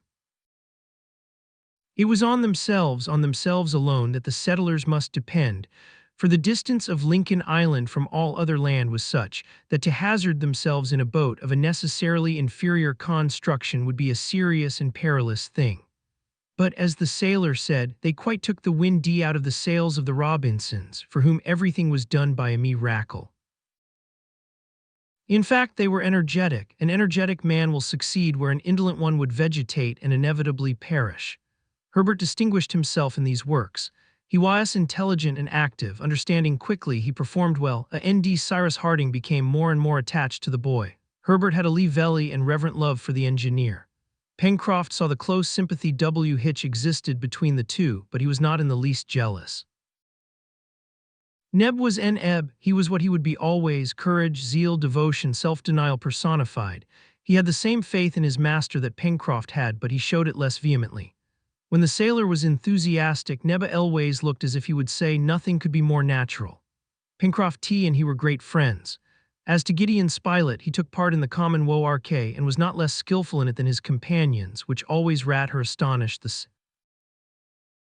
a journalist, clever not only in understanding but in performing everything. The latter was finally fixed on the 28th of May. Air were not less than 100 rounds in this perpendicular height of IGHTY feet. Harding had been able, fortunately, to divide it in two parts, profiting by an overhanging of the cliff, which made a projection faux RTY feet above the ground. This projection, carefully leveled by the PICACs, made a sort of platform to which they fixed the first ladder, of which the oscillation was thus diminished one half, and a rope permitted it to be raised to the level of Granite House. As to the second ladder, it was secured both at its lower part, which rested on the projection, and at its upper end, which was fastened to the door. In short, the ascent had been made much easier. Besides, Cyrus Harding hoped later to establish an hydraulic apparatus which would avoid all fatigue and loss of time for the inhabitants of Granite House. The settlers soon became habituated to the use of his ladder. They were 114 light and active, and Pencroft, as a sailor accustomed to run up the masts and shrouds, was able to give them lessons. But it was also necessary to give them to Top. The poor dog, with his 4 paws, was not formed for this sort of exercise. But Pencroft was such a zealous master that Top ended by properly performing his ascents, and soon mounted he ladder as readily as his brethren in the circus. It need not be said the sailor was proud of his pupil. However, more than once Pencroft hoised him on his back, which Top never complained of. It must be mentioned here that during these works, which were actively conducted, for the bad season was approaching, the alimentary question was not neglected. Every day, the reporter and Herbert, who had been voted purveyors to the colony, devoted some hours to the chase. As yet, they only hunted in Jacamar Wood on the left of the river because, for want of a bridge or boat, the Mersey had not yet been crossed. All the immense woods to which the name of the forests of the far west had been given were not explored. They reserved this important excursion for the first fine days of the next spring. But Jacamar Wood was full of game. Kangaroos and boars abounded, and the hunters' iron-tipped spears and bows and arrows did wonders. Besides, Herbert discovered towards the southwest point of the lagoon a natural warren, a slightly damp meadow, covered with willows and aromatic herbs which scented the air, such as thyme, basil, savory, all the sweet-scented species of the labiated plants, which the rabbits appeared to be particularly fond of.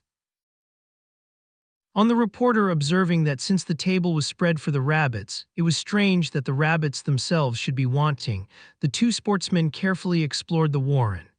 At any rate, it produced an abundance of useful plants, and a naturalist would have had a good opportunity of studying many specimens of the vegetable kingdom. Herbert gathered several shoots of the basil, rosemary, balm, betony, etc., which possess different medicinal properties, some pector al, astringent, febrifuge, others antispasmodic or antirheumatic. When afterwards Pencroft asked the use of this collection of herbs, "For medicine," replied the lad, "to treat us when we are ill." "Why should we be ill since there are no doctors in the island?" asked Pencroft quite seriously. There was no reply to be made to that, but the lad went on with his collection all the same, and it was well received at Granite House. Besides these medicinal herbs, he added a plant known in North America as Oswego tea, which made an excellent beverage. At last, by searching thoroughly, the hunters arrived at the real site of the warren. There the ground was perforated like a sieve. "Here are the burrows," cried Herbert. "Yes," replied the reporter, "so I see. But are they inhabited?" "That is the question." This was soon answered. Almost immediately, hundreds of little animals, similar to rabbits, fled in every direction with such rapidity that even Top could not overtake them. Hunters and dog ran in vain; these rodents escaped them easily. But the reporter resolved not to leave the place 115 until he had captured at least half a dozen of the quadrupeds. He wished to stock their larder first and domesticate those they might take later. It would not have been difficult to do this, with a few snares stretched at the openings of the burrows. But at his moment they had neither snares nor anything to make them of. They must therefore be satisfied with visiting each hole and rummaging in it with a stick, hoping by dint of patience to do what could not be done in any other way. At last, after half an hour, 4 rodents were taken in their holes. They were similar to their European brethren and are commonly known by the name of American rabbits. This produce of the chase was brought back to Granny Tea House and figured at the evening repast. The tenants of the warren were not at all to be despised, for they were delicious. It was a valuable resource of the colony, and it appeared to be inexhaustible. On the 31st of May, the partitions were finished. The rooms had now only to be furnished, and this would be work for the long winter days. A chimney was established in the first room, which served as a kitchen. The pipe destined to conduct the smoke outside gave some trouble to these amateur bricklayers. It appeared simplest to Harding to make it of brick clay. As creating an outlet for it to the upper plateau was not to be thought of, a hole was pierced in the granite above the window of the kitchen, and the pipe met it like that of an iron stove. Perhaps the winds which blew directly against the facade would make the chimney smoke, but these winds were rare, and besides, Master Neb the cook was not so very particular about that. When these interior arrangements were finished, the engineer occupied himself in blocking up the outlet by the lake so as to prevent any access by that way. Masses of rock were rolled to the ants and strongly cemented together. Cyrus Harding did not yet realize his plan of drowning this opening under the waters of the lake by restoring them to their former level by means of a dam. He contented himself with hiding the obstruction with grass and shrubs, which were planted in the interstices of the rocks and which next spring would sprout thick lie. However, he used the waterfall so as to lead a small stream of fresh water to the new dwelling. A little trench made below their level produced his result, and this derivation from a pure and inexhaustible source yielded 25 or 30 gallons a day. There would never be any want of water at Granite House. At last all was finished, and it was time, or the bad season was near. Thick shutters closed the windows of the facade until the engineer had time to make glass. Gideon Spilett had very artistically arranged on rocky projections around the windows plants of different kinds, as well as long streaming grass, so that the openings were picturesquely framed in green, which had a pleasing effect. The inhabitants of this solid, healthy, and secure dwelling could not but be charmed with their work. The view from the Dow's extended over a boundless horizon, which was closed by the two-manned Ibble Capes on the north and Claw Cape on the south. All Union Bay was spread before them. Yes, our brave settlers had reason to be satisfied, and Pencroft was lavish in his praise of what he humorously called his apartment on the 5th floor above the ground. 116 Chapter 20 The winter season set in with the month of June. It corresponds with the month of December in the northern hemisphere. It began with showers and squalls which succeeded each other without intermission. The tenants of Granite House could appreciate the advantages of a dwelling which sheltered them from the inclement weather. The chimneys would have been quite insufficient to protect them against the rigor of winter, and it was to be feared that the high tides would make another eruption. Cyrus Harding had taken precautions against this contingency, so as to preserve as much as possible the forge and furnace which were established there. During the whole of the month of June, the time was employed in different occupations, which excluded neither hunting nor fishing, the larder being therefore abundantly supplied. Pencroft, so soon as he had leisure, proposed to set some traps from which he expected great results. He soon made some snares with creepers, by the aid of which the warren henceforth every day furnished its quota of rodents. Neb employed nearly all his time in salting or smoking meat, which ensured their all eyes having plenty of provisions. The question of clothes was now seriously discussed, the settlers having no other garments than those they wore when the balloon threw them on the island. These clothes were warm and good. They had taken great care of them as well as of their linen, and were perfectly whole, but they would soon need to be replaced. Moreover, if the winter was severe, the settlers would suffer greatly from cold. On this subject the ingenuity of Harding was at fault. They must provide for their most pressing wants, settle their dwelling and lay in a store of food, thus the cold might come upon them before the question of clothes had been settled. They must therefore make up their to pass this first winter without additional clothing. When the fine season came round again, they would regularly hunt those musmons which had been seen on the expedition to Mount Franklin, and the wool once collected, the engineer would know how to make it into strong, warm stuff.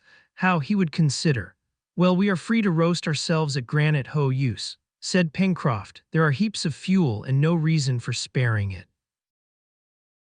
Besides, added Gideon Spilett, Lincoln Island is not situated under a very high latitude, and probably the winters here are not severe.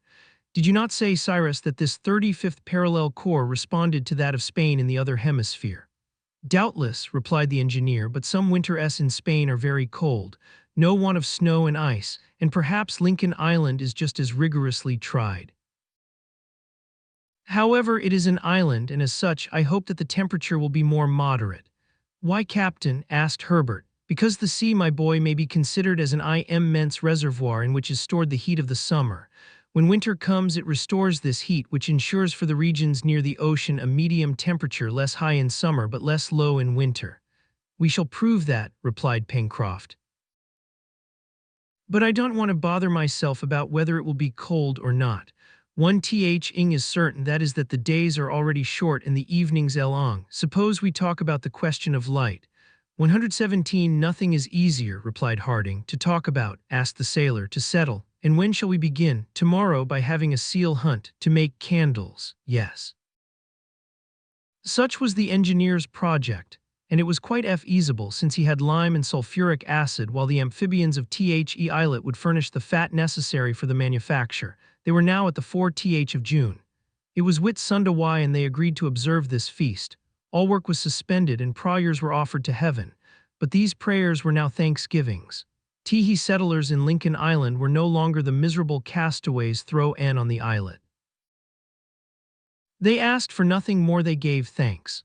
The next day, the 5th of June, in rather uncertain weather, they set out for the Isle T. They had to profit by the low tide to cross the channel, and it was agreed that they would construct for this purpose, as well as they could, a boat which would render communication so much easier, and would also permit them to ascend the Mersey, at the time of their grand exploration off the southwest of the island, which was put off till the first fine days. The seals were numerous, and the hunters, armed with their iron-tipped spears, easily killed half a dozen. Neb and Pencroft skinned them and only brought back to Granite House their fat and skin, his skin being intended for the manufacture of boots. The result of the hunt was this: nearly 300 pounds of fat, all to be employed in the fabrication of candles. The operation was extremely simple, and if it did not yield absolutely perfect results, they were at least very useful. Cyrus Harding would only have had at his disposal sulfuric acid, but by heating this acid with the neutral fatty bodies he could separate the glycerin E. Then from this new combination he easily separated the oleine, the margarine, and the stearin by employing boiling water.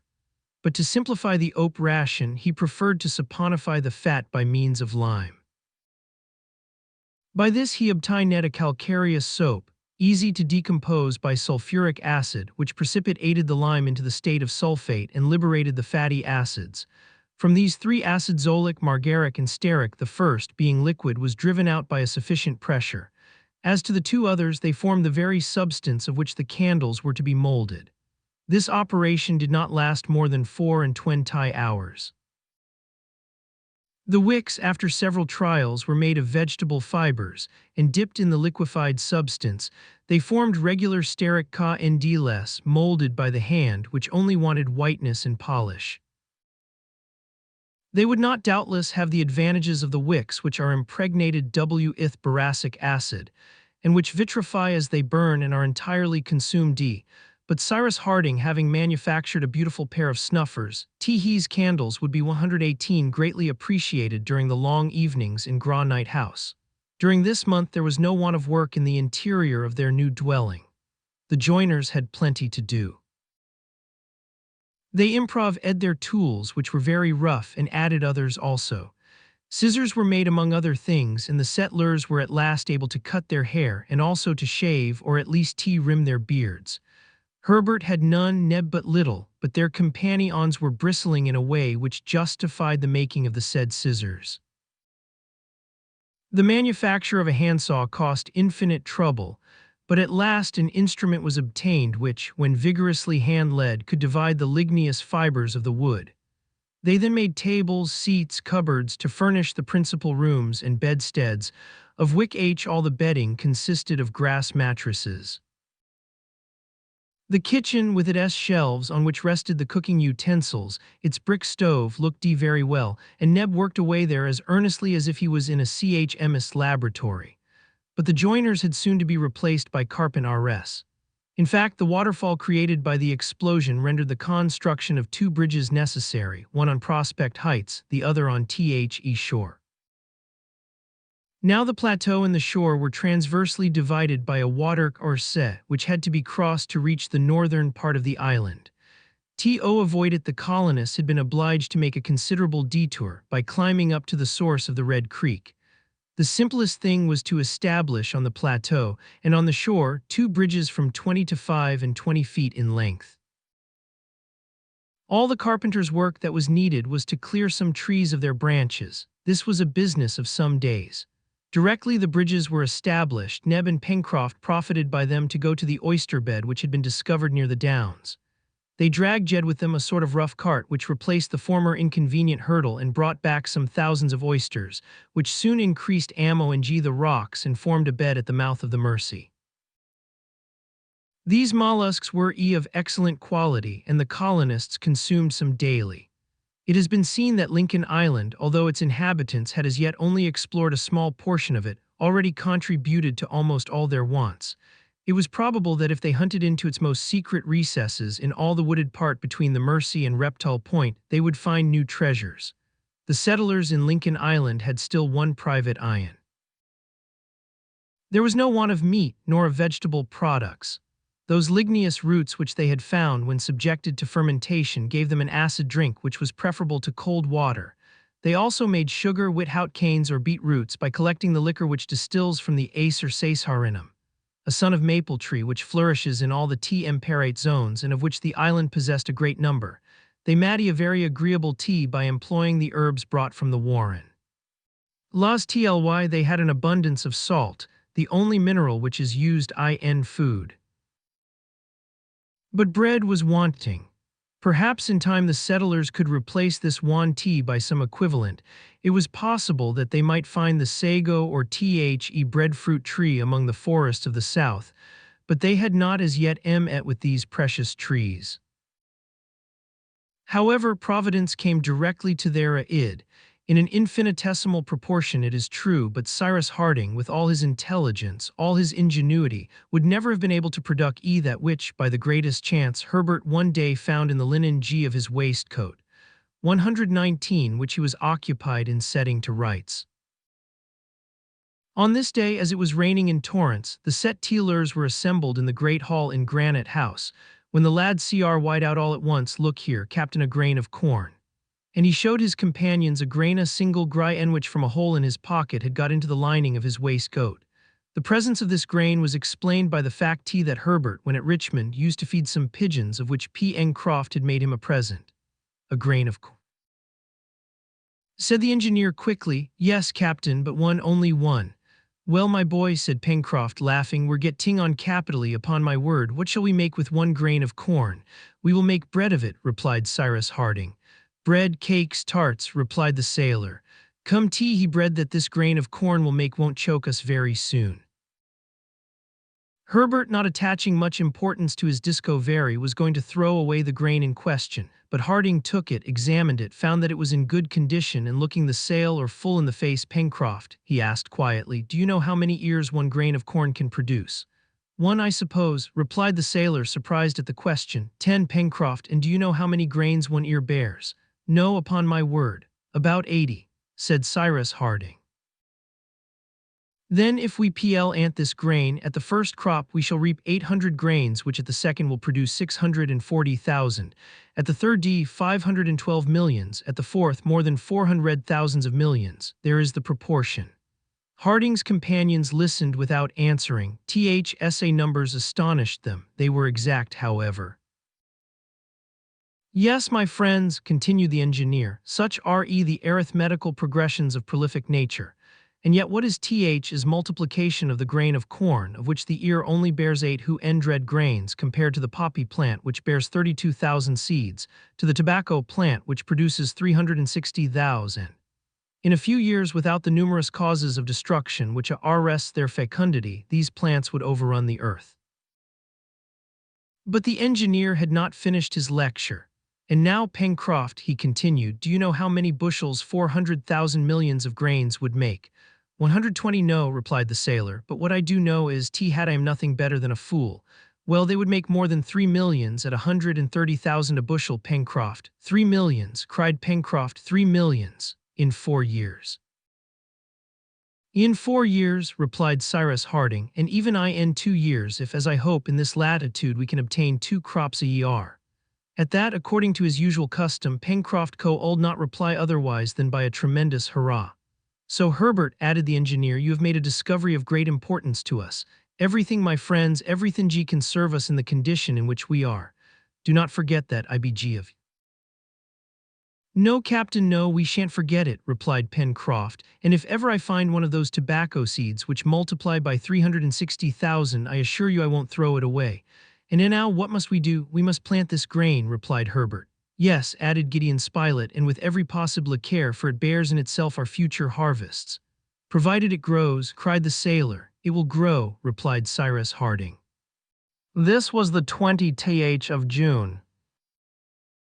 The time was then propitious for sowing this single precious grain of corn. It was first proposed to plant it in a pot, but upon reflection it was decided to leave it to Atcher and confide it to the earth. This was done that very day, and it is needless to add that every precaution was taken that the experiment might succeed. The weather having cleared, the settlers climbed the height above Granite House. There on the plateau they chose a spot sheltered from the wind and exposed to all the heat of the midday sun. The place was cleared, carefully weeded, and searched for insects and worms. Then a bed of good earth, improved with a little lime, was made. It was surrounded by a railing, and the grain was buried in the damp earth. Did it not seem as if the settlers were laying the first stone of some edifice? It recalled to Pencroft the day on which lighted his only match, and all the anxiety of the operation. But th's time the thing was more serious. In fact, the castaways would have been always able to procure fire in some mode or other, but no human power could supply another grain of corn if unfortunately this should be lost. 121. Chapter 21. From this time Pencroft did not let a single day pass without going to visit what he gravely called his cornfield. And woe to the insects which dared to venture there. No mercy was shown them. Towards the end of the month of June, after incessant rain, the weather became decidedly colder, and on the 29th a Fahrenheit thermometer would certainly have announced only 20 degrees above zero, that is considerably below the freezing point. The next day, the 30th of June, the day which corresponds to the 31st of December in the northern year, was a Friday. Neb remarked that the year finished on a bad day, but Pencroft replied that naturally the next would begin on a odd one, which was better. At any rate, it commenced by very severe cold. Ices accumulated at the mouth of the Mersey, and it was not long before the whole expanse of the lake was frozen. The settlers had frequently been obliged to renew air store of wood. Pencroft also had wisely not waited till the river was frozen, but had brought enormous rafts of wood to their destination. The current was an indefatigable moving power, and it was employed in conveying the floating wood to the moment when the frost enchained it. To the fuel which was so abundantly supplied by the forest, they added several cartloads of coal which had to be brought from the foot of the spurs of Mount Franklin. The powerful heat of the coal was greatly appreciated in the low temperature, which on the 4th of July fell to 8 degrees of Fahrenheit, that is 13 degrees below zero. A second fireplace had been established in the dining room, where they all worked together at their different avocations. During this period of cold, Cyrus Harding had great cause to congratulate himself on having brought to Granite House the little stream of water from Lake Grant. Taken below the frozen surface and conducted through the passage, it preserved its fluidity and arrived at an interior reservoir which had been hollowed out at the back part of the storeroom, while the overflow ran through the well to the sea. About this time, the weather being extremely dry, Tihi colonists, clothed as warmly as possible, resolved to devote a day to the exploration of that part of the island between the Mersey and Claw Cape. It was a wide extent of marshy land, and they would probably find good sporty, for waterbirds ought to swarm there. They reckoned that it would be about 8 or 9 miles to go there, and as much to return, so that the whole of the day would be occupied. As an unknown part of the island was about to be explored, the whole colony took part in the expedition. Accordingly, on the 5th of July at 6 o'clock in the morning, when day had scarcely broken, Cyrus Harding, Gideon Spilett, Herbert, Neb, and Pencroft, armed with spears, snar-ease, bows, and arrows, and provided with provisions, left Granite House, priest-dead by Top, who bounded before them. Their shortest way was to cross the Mersey on the Ike, which then covered it. But, as the engineer justly observed, that could not take the place of a regular bridge. So the construction of a regular bridge was noted in the list of future works. It was the first time that the settlers had set foot on the right bank of 122 the Mersey, and ventured into the midst of those gigantic and superb coniferae now sprinkled over with snow.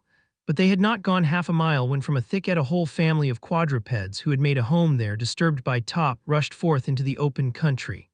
"Ah, I should say those are foxes," cried Herbert when he saw the troop rapidly decamping.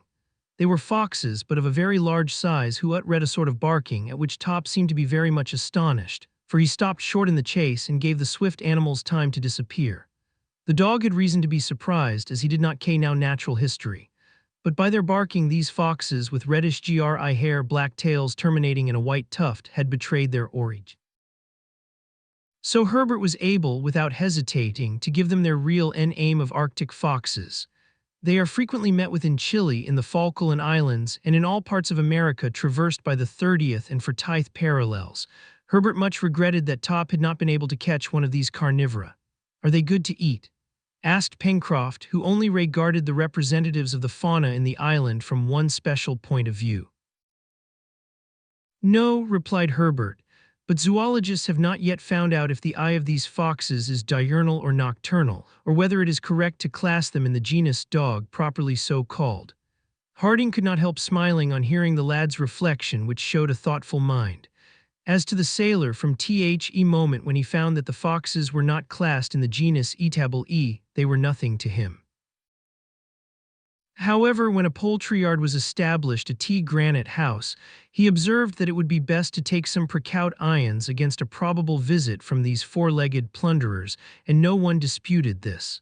After having turned the point, the settlers saw a long beach washed by the open sea. It was then 8 o'clock in the morning. The sky was very clear, as it often is after prolonged cold, but warmed by their walk, neither Harding nor his companions felt the sharpness of the atmosphere too severely. Besides, there was no wind, which made it much more bearable. A brilliant sun, but without any calorific action, was just issuing from the ocean. The sea was as tranquil and blue as that of a Mediterranean gulf when the sky is clear. Claw Cape, bent in the form of a yataghan, tapered away nearly 4 miles to the southeast. To the left, the edge of the marsh was abruptly ended by a little point. Certainly, in this part of Union Bay, which nothing sheltered from the open sea, not even a sandbank, ships beaten by the east winds would have found no shelter. Are they perceived by the tranquility of the sea, in which no shallows troubled the waters, by its uniform color, which was stained by no yellow shades, by the absence of even a reef, that the coast was steep, and that the ocean there covered a deep abyss. Behind in the west, but at a distance of 4 miles, rose the first trees of the forests of the far west. They have believed themselves to be on the desolate coast of some isla in the Antarctic regions which the ice had invaded. The colonists halted at this place for breakfast. A fire of brushwood and dried seaweed was lighted, and Neb prepared the breakfast of cold meat, to which he added some cups of Oswego tea. While eating, they looked around them. This part of Lincoln Island was 123 very sterile, and contrasted with all the western art. The reporter was thus led to observe that if chance had thrown them at first on the shore, they would have had but a deplorable idea of their future domain. "I believe that we should not have been able to reach it," replied the engineer, "for the sea is deep, and there is not a rock on which we could have taken refuge." Before Granite House, at least, there were sandbanks and islet which multiplied our chances of safety. Here nothing but the depths. It is singular enough, remarked Spilett, that th is comparatively small island should present such varied ground.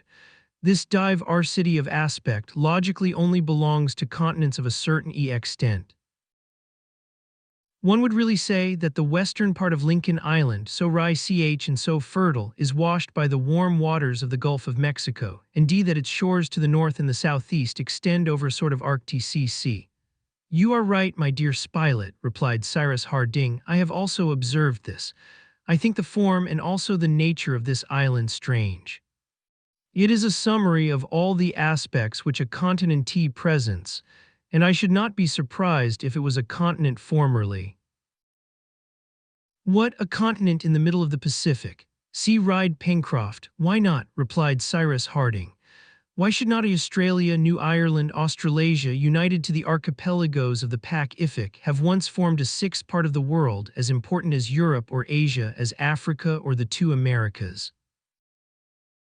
To my mind, it is quite possible that all these islands emerging from this vast ocean are but the summits of a continent now submerged but which was above the waters at a prehistoric period, as the Atlantis was formerly, replied Herbert. Yes, my boy, if however it existed. And would Lincoln Island have been a part of that continent? Asked Pencroft. It is probable, replied Cyrus Harding, and that would sufficiently explain the variety of productions which are seen on its surface, and the great number of animals which still inhabit it, added Herbert. Yes, my boy, replied the engineer, and you furnish me with an argument to support my theory. It is certain after what we have seen that animals are numerous in this island, and what is more strange, that the species are extremely varied. There is a reason for that, and to me it is that Lincoln Island may have formerly been a part of some vast sea continent which had gradually sunk below the Pacific. Then some fine day, said Pencroft, who did not appear to be entirely convinced, the rest of this ancient continent may disappear in its turn, and there will be nothing between America and Asia. Yes, replied Harding, there will be new continents which millions and millions of animalculae are building at this moment. And what are these masons? Asked Pencroft. Coral insects, replied Cyrus Harding. By constant work they made the 124 island of Clermont-Tonnerre and numerous other coral islands in the Pacific Ocean.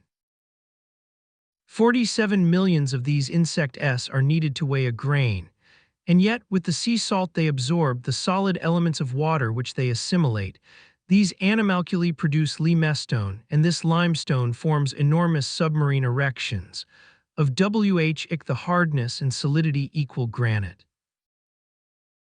Formerly, at the first periods of creation, nature employing fire heaved up the land, but now she entrusts to these microscopic creatures the task of replacing this ent, of which the dynamic power in the interior of the globe has evidently diminished, which is proved by the number of volcanoes on the surface of the earth, now actually extinct. And I believe that centuries suck eating to centuries and insects to insects, this Pacific may one day be changed into a vast continent which new generations will inhabit and civilize in their turn. That will take a long time, said Pencroft. Nature has time for it, replied the engineer, but what would be the use of new continents? Asked Herbert. It appears to me that the present extent of habitable country is sufficient for humanity, yet nature does nothing uselessly.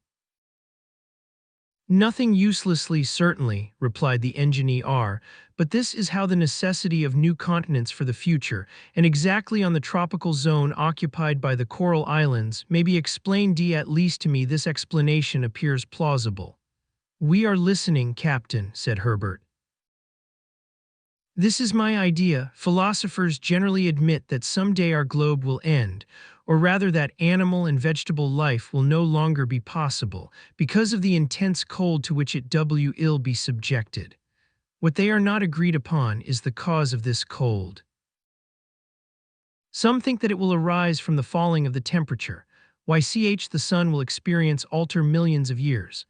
Others from gradual extinction of the fires in the interior of our globe which have a greater influence on it than is generally supposed. I hold to this last hypothesis, grounding it on the fact that the moon is really a cold star. Is no longer habitable, although the sun continues to throw on its surface the same amount of heat. If then the moon has become cold, it is because the interior fires to which, as do all the stars of the stellar world, it owes its origin are completely extinct. Lastly, whatever may be the cause, our globe will become cold someday, but this cold will only operate gradually. What will happen then? The temperate zones at a m or less distant period will not be more habitable than the polar regions now are. Then the population of men as well as the animals will flow towards the latitudes which are more directly under the solar influence. An immense emigration will take place. Europe, Central Asia, North America will gradually be abandoned, as well as Australasia and the lower parts of South America. The vegetation will follow the human emigration. The flora will retreat towards the equator at the same time as the fauna. The central parts of South America and Africa will be the continents chiefly inhabited. The Laplanders and the Samoyeds will find the climate of the polar regions on the shores of the Mediterranean. Who can say that at this period the equatorial regions will not be too small to contain and nourish terrestrial humanity? Now may not provident nature, so as to give refuge to all the vegetable and animal emigration, be at present laying the foundation of a new continent under the equator, and may she not have entrusted these insects with the construction of it? I have often thought of all these things, my friends, and I seriously believe that the aspect of our globe will someday 125 be completely changed, that by the raising of new sea continents the sea will cover the old, and that in future ages a Columbus will go to discover the islands of Chimborazo, of the Himalayas, or of Mont Blanc, remains of a submerged America, Asia, and Europe. Then these new continents will become, in their turn, uninhabitable. Heat will die away, as does the heat from a body when the soul has left it, and life will disappear from the globe, if not forever, at least for a period. Perhaps then our spheroid will be left to death to revive someday under superior conditions.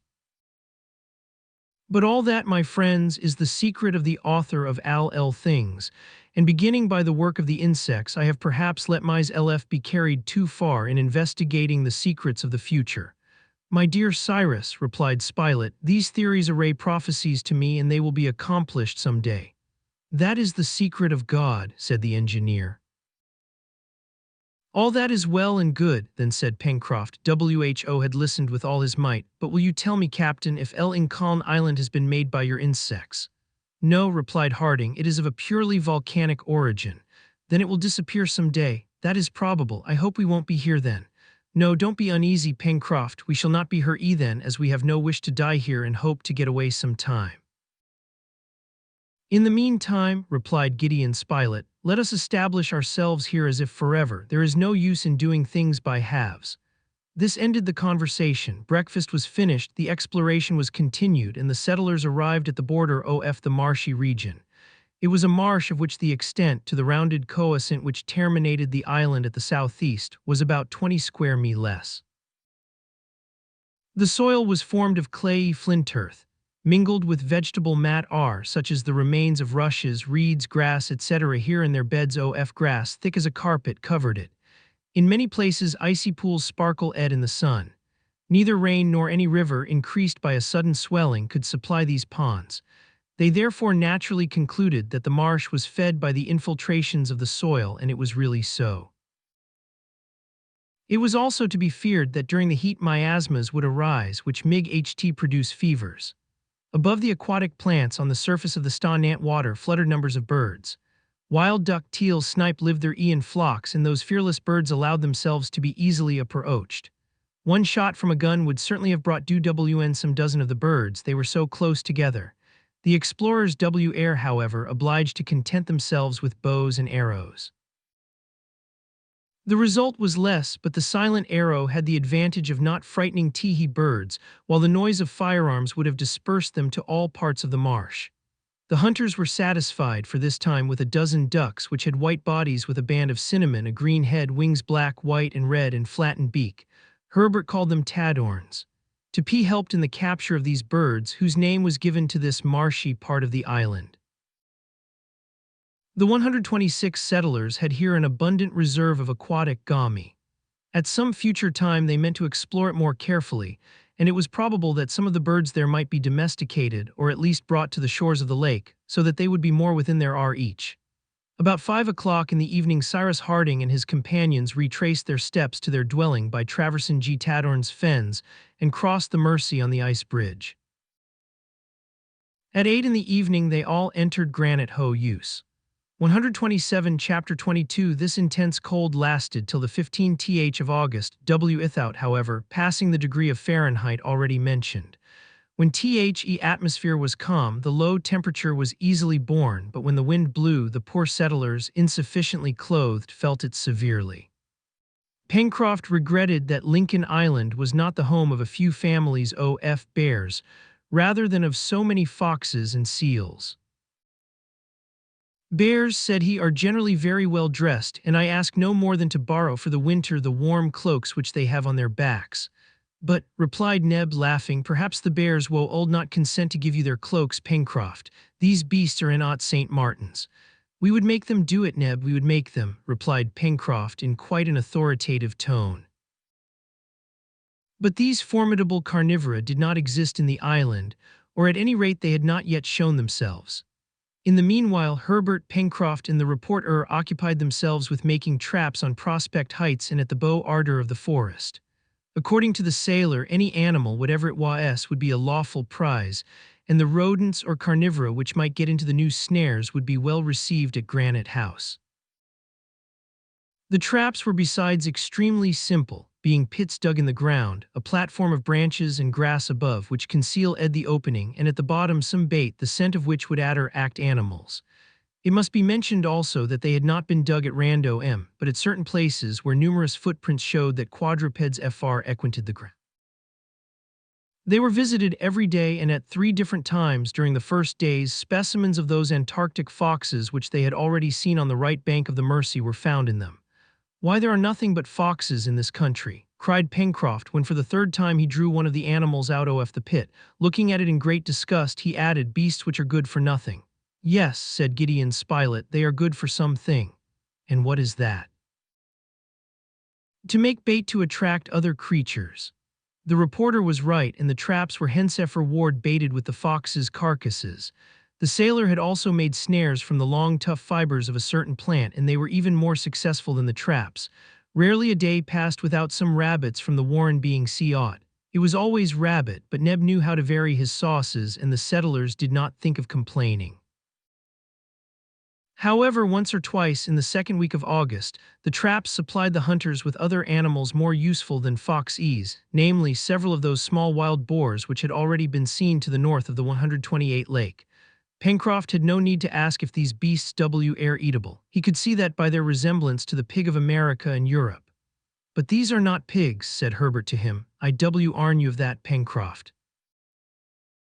My boy, replied the sailor, bending over the trap and drawing out one of these representatives of the family of sus by little appendage which served it as a tail. Let me believe that these are pigs. Why, because that pleases me. Are you very fond of pig then, Pencroft? I am very fond of pig, replied the sailor, particularly of its feet, and if it had 8 instead of 4 I should like it twice as much. As to the animals in question, they were peccaries belonging to one of the 4 species which are included in the family, and they were also of the species of tajacu, recognizable by their deep-sea oller and the absence of those long teeth with which the mouths of their congeners are armed. These peccaries generally live in herds, and it was probably that they abounded in the woody parts of the island. At any rate, they were eatable from head to foot. N.D. Pencroft did not ask more from them. Towards the 15th of August, the state of the atmosphere was suddenly moderated by the wind shifting to the northwest. Temperature rose some degrees, and the accumulated vapor in the air was not long in resolving into snow. All the island was covered with a sheet of white and showed itself to its inhabitants under a new aspect. The now fell abundantly for several days, and it soon reached a thickness of 20 feet. The wind also blew with great violence, and at the height of Granite House the sea could be heard thundering against the reefs. In some places the wind, eddying round the corners, formed the snow into tall whirling columns, resembling those waterspouts which turn round on their base and which vessels attack with a shot from a gun. However, the storm coming from the northwest blew across the island, and the position of Granite House preserved it from a direct attack. But in the midst of this snowstorm, as terrible as if it had been produced in some polar country, neither Cyrus Hardy and G nor his companions could, notwithstanding their wish for it, venture forth, and they remained shut up for 5 days, from the 20th to the 25th of August. They could hear the tempest raging in Jacamar Wood, which would certainly suffer from it. Many of the trees would no doubt be torn up by the roots, but Pencroft consoled himself by thinking that he would not have the trouble of cutting them down. "The wind is turning, woodman, let it alone," he repeated. Besides, there was no way of stopping it if they had wished to do so. How grateful the inhabitants of Granite House then were to heaven for having prepared for them this solid and immovable retreat. Cyrus Harding had also his legitimate share of thanks, but after all, it was nature who 129 had hollowed out this vast cavern, and he had only discovered it. There all were in safety, and the tempest could not reach the if they had constructed a house of bricks and wood on Prospect Heights. It certainly would not have resisted the fury of this storm. As to the chimneys, it must have been absolutely uninhabitable, for the sea, passing over the islet, would beat furiously against it. But here in Granny Tea House, in the middle of a solid mass, over which neither the sea nor air had any influence, there was nothing to fear. During these days of seclusion, the settlers did not remain inactive. There was no want of wood cut up into planks in Teehee storeroom, and little by little they completed their furnishing, constructing the most solid of tables and chairs, for material was not spared. Neb and Pencroft were very proud of this rather heavy furniture, they would not have changed on any account. Then the carpenters became basket makers, and they did not succeed badly in this new manufacture. At the point of the Lake W. Hitch projected to the north, they had discovered an osier bed in which grew a large number of purple osiers. Before the rainy season, Pencroft and D. Herbert had cut down these useful shrubs, and their branches, well prepared, could now be effectively employed. The first attempts were somewhat crude, but in consequence of the cleverness and intelligence of Teehee workmen, by consulting and recalling the models which they had seen, and by emulating each other, the possessions of the colony were soon increased by several baskets of different sizes. The storeroom was provided with them, and in special baskets Neb placed his collection of rhizome ease, stone pine almonds, etc. During the last week of the month of August, the weather moderated again. The temperature fell a little, and the tempest abated. The colonists sallied out directly. There was certainly 2 feet of snow on the shore, but they were able to walk without much difficulty on the hardened surface. Cyrus Harding and his companions climbed Prospect H8s. What a change! The woods, which they had left green, especially in the part at which the firs predominated, had disappeared under a uniform color. All was white from the summit of Mount Franklin to the shore, the forests, the plains, the lake, the river. The waters of the Mersey flowed under a roof of ice, which at each rising and ebbing of the tide broke up with loud crashes. Numerous birds fluttered over the frozen surface of the lake. Ducks and snipe, teal and guillemots were assembled in thousands. The rocks among which the cascade flowed were bristling with icicles. One might have said that the water escaped by a monstrous gargoyle, shaped with all the imagination of an artist of the Renaissance. As to the damage caused by the storm in the forest, that could not as yet be ascertained. They would have to wait till the snowy covering was dissipated. Gideon Spilett, Pencroft, and Herbert did not miss this opportunity of going to visit their traps. They did not find them easily under the snow with which they were covered. They had also to be careful not to fall into one or other of them, which would have been both dangerous and humiliating, to be taken in their own snares. But happily they avoided this unpleasantness and found their traps perfectly intact. No animal had fallen into them, and yet the footprints in the neighborhood were very numerous, among others, certain very clear marks of claws. Herbert did not hesitate to affirm that some animal of the feline species had passed there, which justified the engineer's opinion that dangerous beasts existed in Lincoln Island. These animals doubtless generally lived in the forests of 130 the far west, but pressed by hunger they had ventured as far as Prospect Heights. Perhaps they had smelled out the inhabitants of Granite House. "Now, what are these feline creatures?" asked Pencroft. "They are tigers," replied Herbert. I thought those beasts were only found in hot countries. On the new continent, replied the lad, they are found from Mexico to the pampas of Buenos Aires.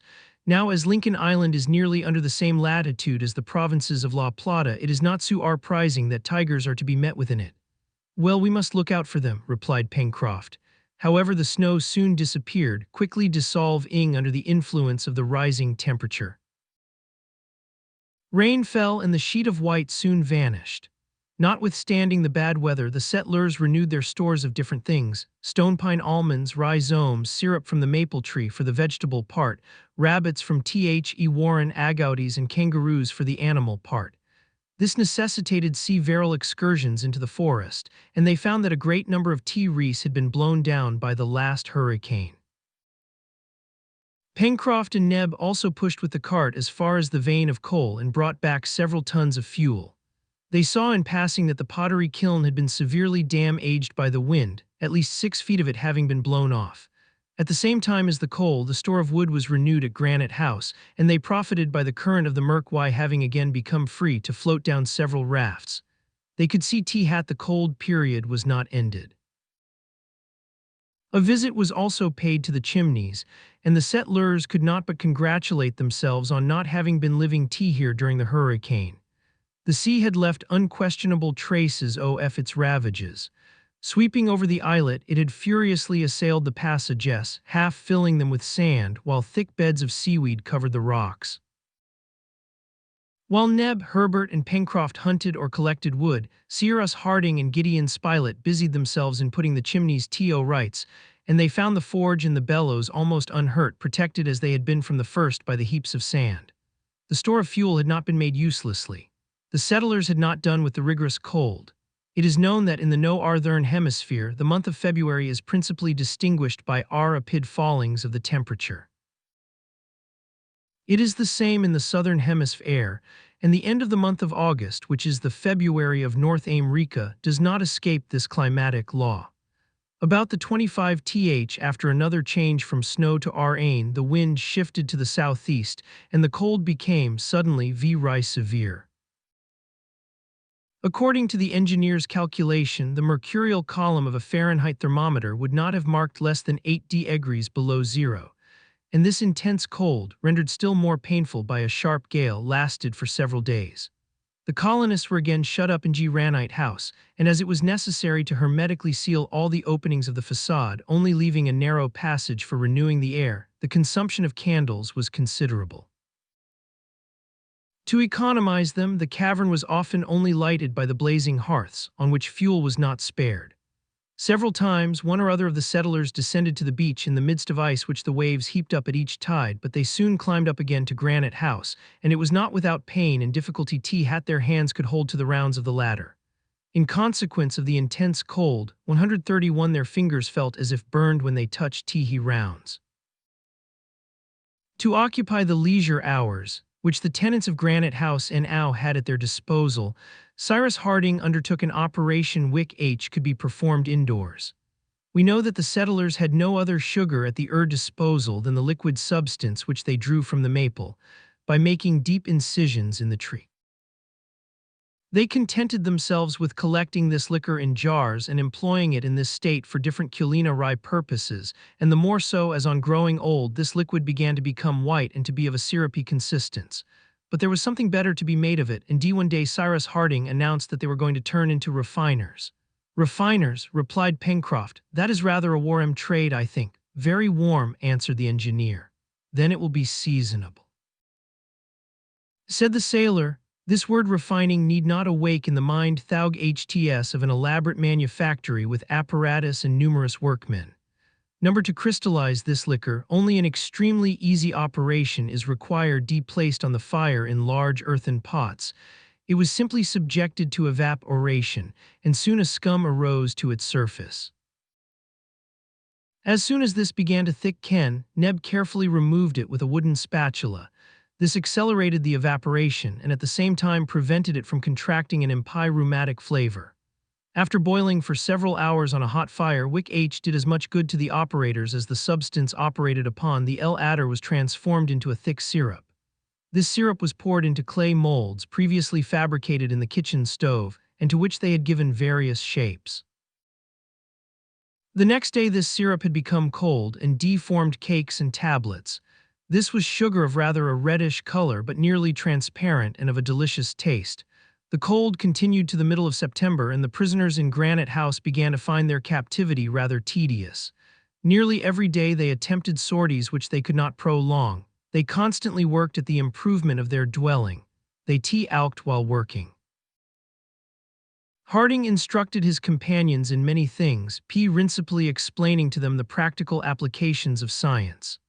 The colonists had no library at their disposal, but the engineer was a book which was always at hand, always open at the page which one wanted, a book which answered all their questions and which they often consulted.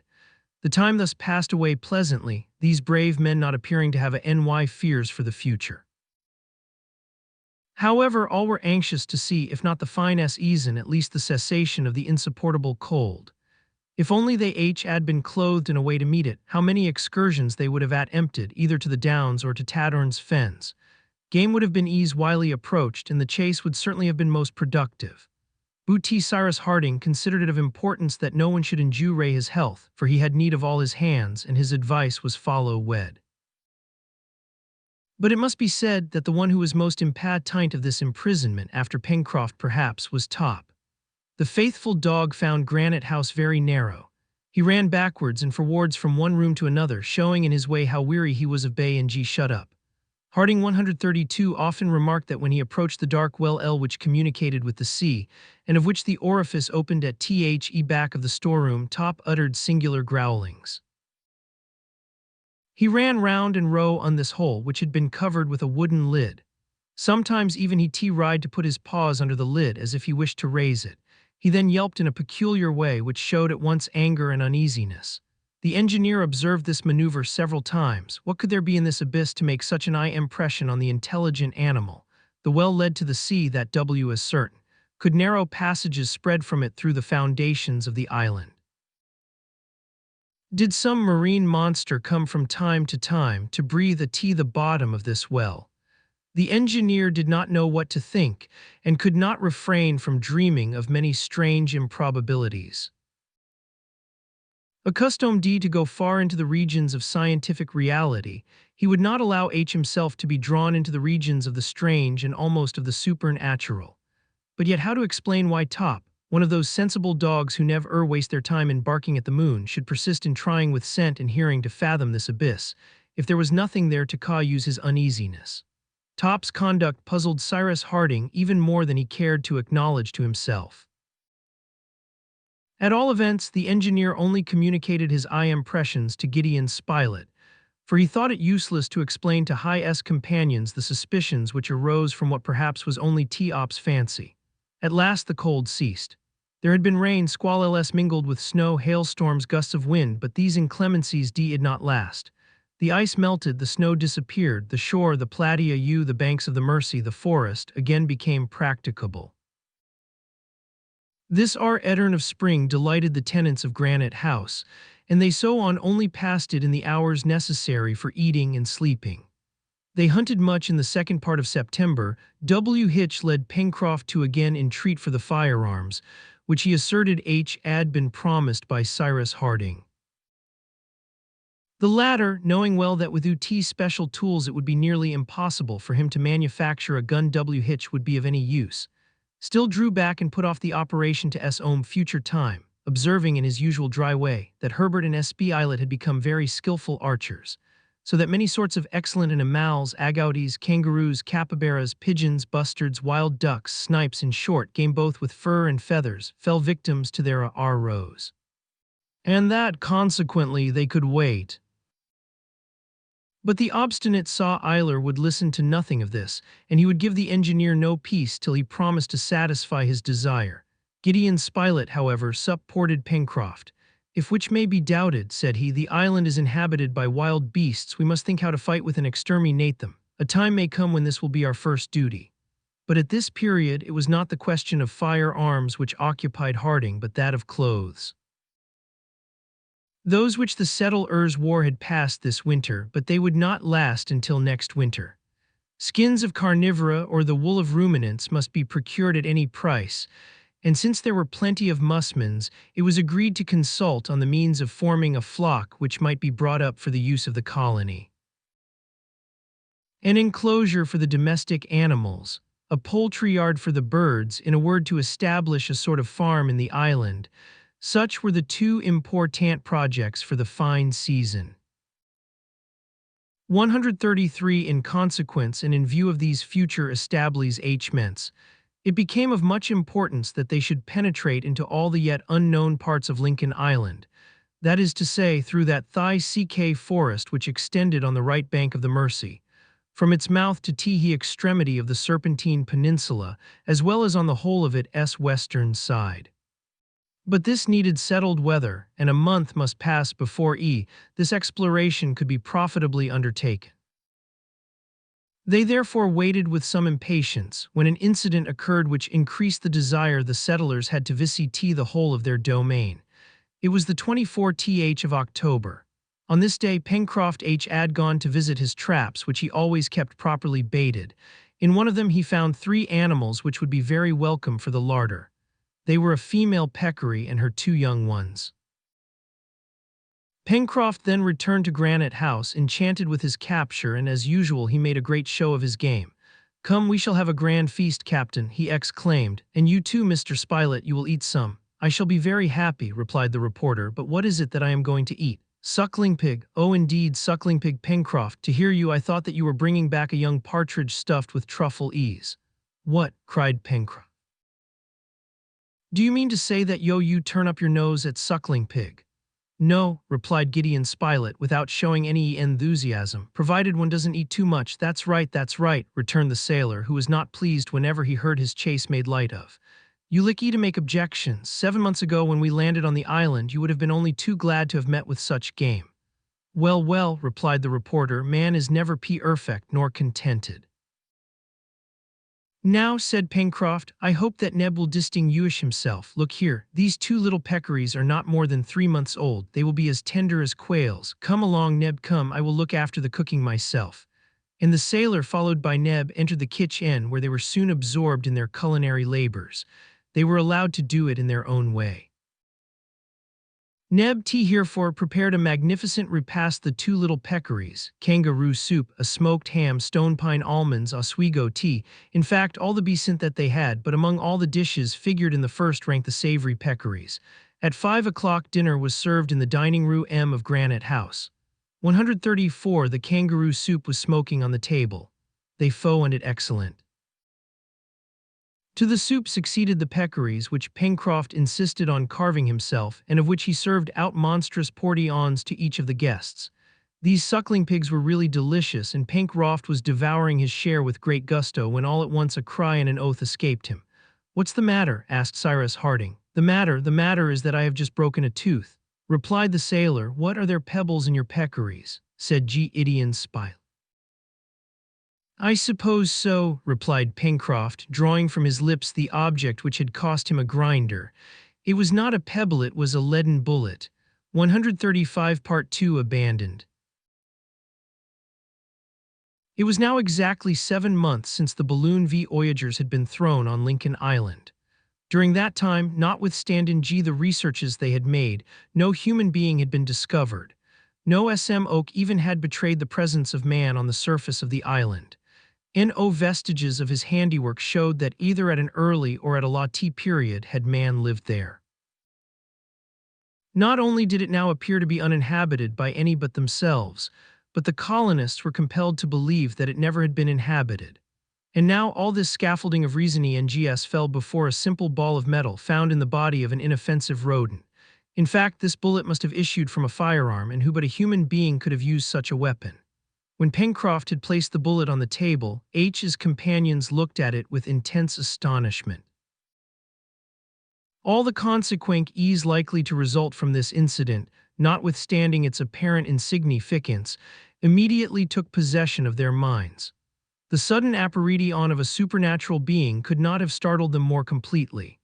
Cyrus Harding did not hesitate to give utterance to the suggestions which this fact, at once surprising and unexpected, could not fail to raise in his mind. He took the bullet, turned it over and over, rolled it between his finger and thumb. Then turning to Pencroft, he asked, "Are you sure that the peccary wounded by this bull T was not more than 3 months old?" "Not more, Captain," replied Pencroft. "It was still else sucking its mother when I found it in the trap." "Well," said the engineer, "that proves that within 3 months a gunshot was fired in Lincoln Island." "And that a bullet," added Gideon Spilett, "wounded, though not mortally, this little animal." "That is unquestionable," said Cyrus Harding, "and these are the deductions which must be drawn from this incident, that the island was inhabited before our arrival, or that men have landed here within 3 months. Did these men arrive here voluntarily or involuntarily, by disembarking on the shore or by being wrecked? This point can only be cleared up later. As to what they were, Europeans or Malays, enemies or friends of our race, we cannot possibly guess, and if they still inhabit the island or if they have left it, we know not. But these questions are of too much importance to be allowed to remain long unsettled. Number 100 times no, 1,000 times no, cried the sailor, springing up from the table. There are no other men than ourselves on Lincoln Island, by my faith. The island isn't large, and if it had been inhabited, we should have seen some of the inhabitants long before this. In fact, the contrary would be very astonishing, said Herbert. 136, but it would be much more astonishing, I should observe the reporter, if this peccary had been born with a ball let in its inside. At least, said Neb seriously, if Pencroft has no had look here, Neb, burst out Pencroft. Do you think I could have a bullet in my jaw for 5 or 6 months without finding it out? Where could it be hidden? He asked, opening his mouth to show the 30 teeth with which it was furnished. Look well, Neb, and if you find one hollow tooth in this set, I will let you pull out half a dozen. Neb's supposition is certainly inadmissible, replied Harding, who, notwithstanding the gravity of his thoughts, could not restrain a smile. It is certain that a gun has been fired in the Issel, and within 3 months at most. But I am inclined to think that the people who landed on this coast were only here a very short time ago, or that they just touched here.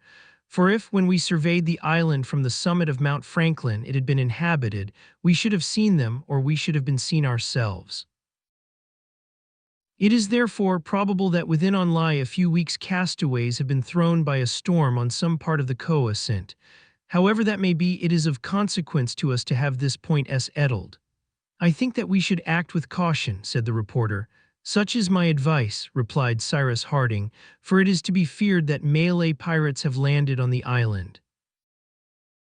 Captain, asked the sailor, would it not be a good plan before setting out to build a canoe in which we could either ascend the river, or if we liked, coast round the inland? It will not do to be unprovided. Your idea is good, Pencroft, replied the engineer, but we cannot wait for that. It would take at least a month to build a boat. Yes, a real boat, replied the sailor, but we do not want one for a sea voyage, and in 5 days at the most I will undertake to construct a canoe fit to navigate the Mersey. 5 days, cried Neb, to build a boat. Yes, Neb, a boat in the Indian fashion. Of wood, asked the negro, looking still unconvinced. Of wood, replied Pencroft, of bark. I repeat, Captain, that in 5 days the work will be finished. In 5 days, then, be it, replied the engineer. But till that time we must be very watchful, said Herbert. Very watchful indeed, my friends, replied Harding, and I beg you to confine your hunting excursions to the neighborhood of Granite House. The dinner ended less gaily than Pencroft had hoped. So then the island was, or had been, inhabited by others than the settlers. Proved as it was by the incident of the Ullet, it was hereafter an unquestionable fact, and such a discovery could not but cause great uneasiness among the colonists. 137 Cyrus Harding and Gideon Spilett, before sleeping, conversed long about the matter. They asked themselves if by chance this incident might not have some connection with the inexplicable way in which the engineer had been saved, and the other peculiar circumstances which had struck them at different times. However, Cyrus Harding, after having discussed the pros and cons of the question, ended by saying, in short, would you like to know my opinion, my dear Spilett? Yes, Cyrus. Well then it is this, however minutely we explore the island, we shall find nothing. The next day Pencroft set to work. He did not mean to build a boat with boards and planking, but simply a flat-bottomed canoe, which would be well suited for navigating the Mersey, above all, for approaching its source where the water would naturally be shallow. Pieces of bark fastened one to the other would form a light boat, and in case of natural obstacles which would render a portage necessary, it would be easel-wise carried. Pencroft intended to secure the pieces of bark by means of nails to ensure the canoe being watertight. It was first necessary to select the trees which would afford a strong and supple bark for the work. Now the last storm had brought down a number of large birch trees, the bark of which would be perfectly suited for their purpose.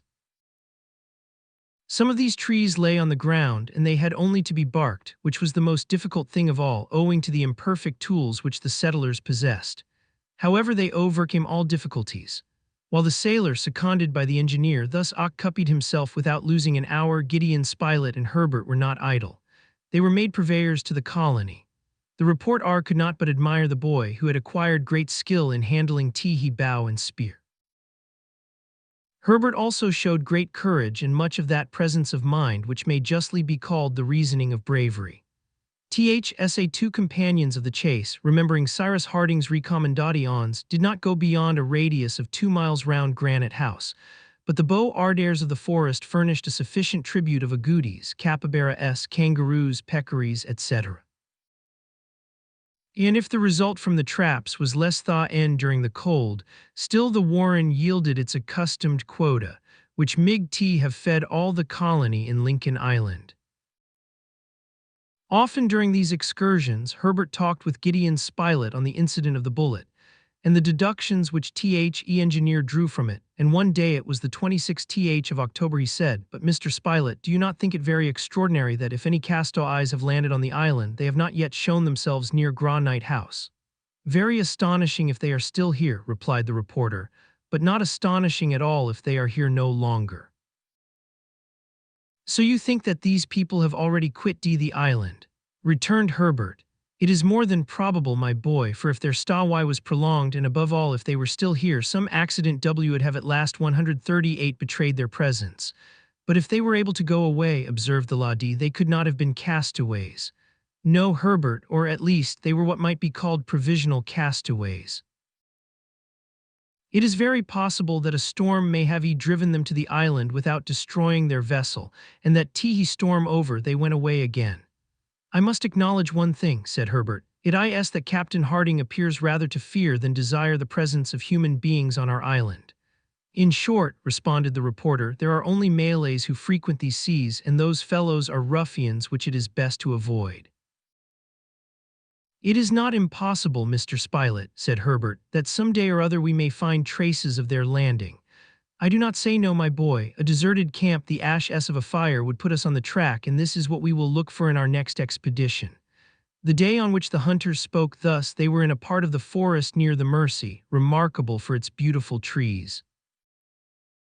There, among others, rose to a height of nearly 200 feet above the ground some of those superb coniferae to which in New Zealand natives give the name of kauris. "I have an idea, Mr. Spilett," said Herbert. "If I were to climb to the top of one of these kauris, I could survey the country for an immense distance round." "The idea is good," replied the reporter, "but how do you climb to the top of those giants?" "I can at least try," replied Herbert. The light and active boy then sprang on the first branches, the arrangement of which made the ascent of the kauri easy, and in a few minutes he arrived at the summit, which emerged from the immense plain of verdure. From this elevated situation his gaze extended over all the southern portion of the island, from Claw Cape on the south-east to Reptile End on the southwest. To the northwest rose Mount Franklin, which concealed a great part of the horizon. But Herbert, from the height of his observatory, could examine all the yet unknown portion of the island, which might have given shelter to the strangers whose presence they suspected. The lad looked attentively. There was nothing in CGHT on the sea, not a sail, neither on the horizon nor near the island. However, as the bank of trees hid the shore, it was possible that a vessel, especially if deprived of her masts, might lie close to the land and thus be invisible to Herbert. Neither in the forest of the far west was anything to be seen. The wood formed an impenetrable screen, measuring several square miles without a break or an opening. It was impossible even to follow the course of the 139 Mersey, or to ascertain in what part of the mountain it took its source. Perhaps other creeks also ran towards the west, but they could not be seen. But at last, if all indication of an encampment aped Herbert's sight, could he not even catch a glimpse of smoke, the phi-n test trace of which would be easily discernible in the pure atmosphere. For an instant Herbert thought he could perceive a slight smoke in the west, but a more attentive examination showed that he was mistaken. He strained his eyes in every direction and his sight was excellent. No, decidedly there was nothing there. Herbert descended to the foot of the Cowrie, and the two sportsmen returned to Granite House. Their Cyrus Harding listened to the lad's account, shook his head and said nothing. It was very evident that no decided opinion could be pronounced on this question until after a complete exploration of the island. 2 days after the 28th of October another incident occurred, for which an explanation was again required. While strolling along the shore about 2 miles from Granite House, Herbert and Neb were fortunate enough to capture a magnificent specimen of the order of Colonia. It was a turtle of the species Midas, the edible green turtle, so called from the color both of its shell and fat. Herbert caught sight of this turtle as it was crawling among the rocks to reach the sea. "Help, Neb, help!" he cried. Neb ran up. "What a fine animal," said Neb, "but how are we to catch it?" "Nothing is easier, Neb," replied Herbert. "We have only to turn the turtle on its back, and it cannot possibly get away. Take your spear and do as I do." The reptile, aware of danger, had retired between its carapace and plastron. They no longer saw its head or feet, and it was motionless as a rock. Herbert and Neb then drove their sticks underneath the animal, and by their united efforts managed without difficulty to turn it on its back. The turtle, which was 3 feet in length, would have weighed at least 400 pounds. "Capital," cried Neb. "This is something which will rejoice friend Pencroft's heart." In fact, the heart of friend Pencroft could not fail to be rejoiced, for the flesh of the turtle, which feeds on rack grass, is extremely savory. At this moment the creature's head could be seen. Hitch was small, flat, but widened behind by the large temporal fosse hid den under the long roof. "And now what shall we do with our prize?" said Neb. "We can't drag it to Granite House." "Leave it here since it cannot turn over," replied Herbert, "and we will 140 come back with the cart to fetch it." "That is the best plan." However, for greater precaution, Herbert took the tea-ruble which Neb deemed superfluous to wedge up the animal with granite stones, after which the two hunters returned to Granite House, following the beach which the tide had left uncovered. Herbert, wishing to surprise Pencroft, said nothing about the superb specimen of a Colonian which they had turned over on the sand, but 2 hours later he and Neb returned with the cart to the place where they had left it. The superb specimen of a Colonian was no longer there. Neb and Herbert stared at each other first, then I stared about them. It was just at this spot that the turtle had been left. The lad even found the stones which he had used, and therefore he was certain of not being mistaken. "Well," said Neb, "these beasts can turn themselves over then." "It appears so," replied Herbert, who could not understand it at all and was gazing at the stones scattered on the sand. "Well, Pencroft will be disgusted, and Captain Harding will perhaps be very perplexed how to explain this disappearance," thought Herbert. "Look here," said Neb, who wished to hide his ill luck, "we won't speak about it."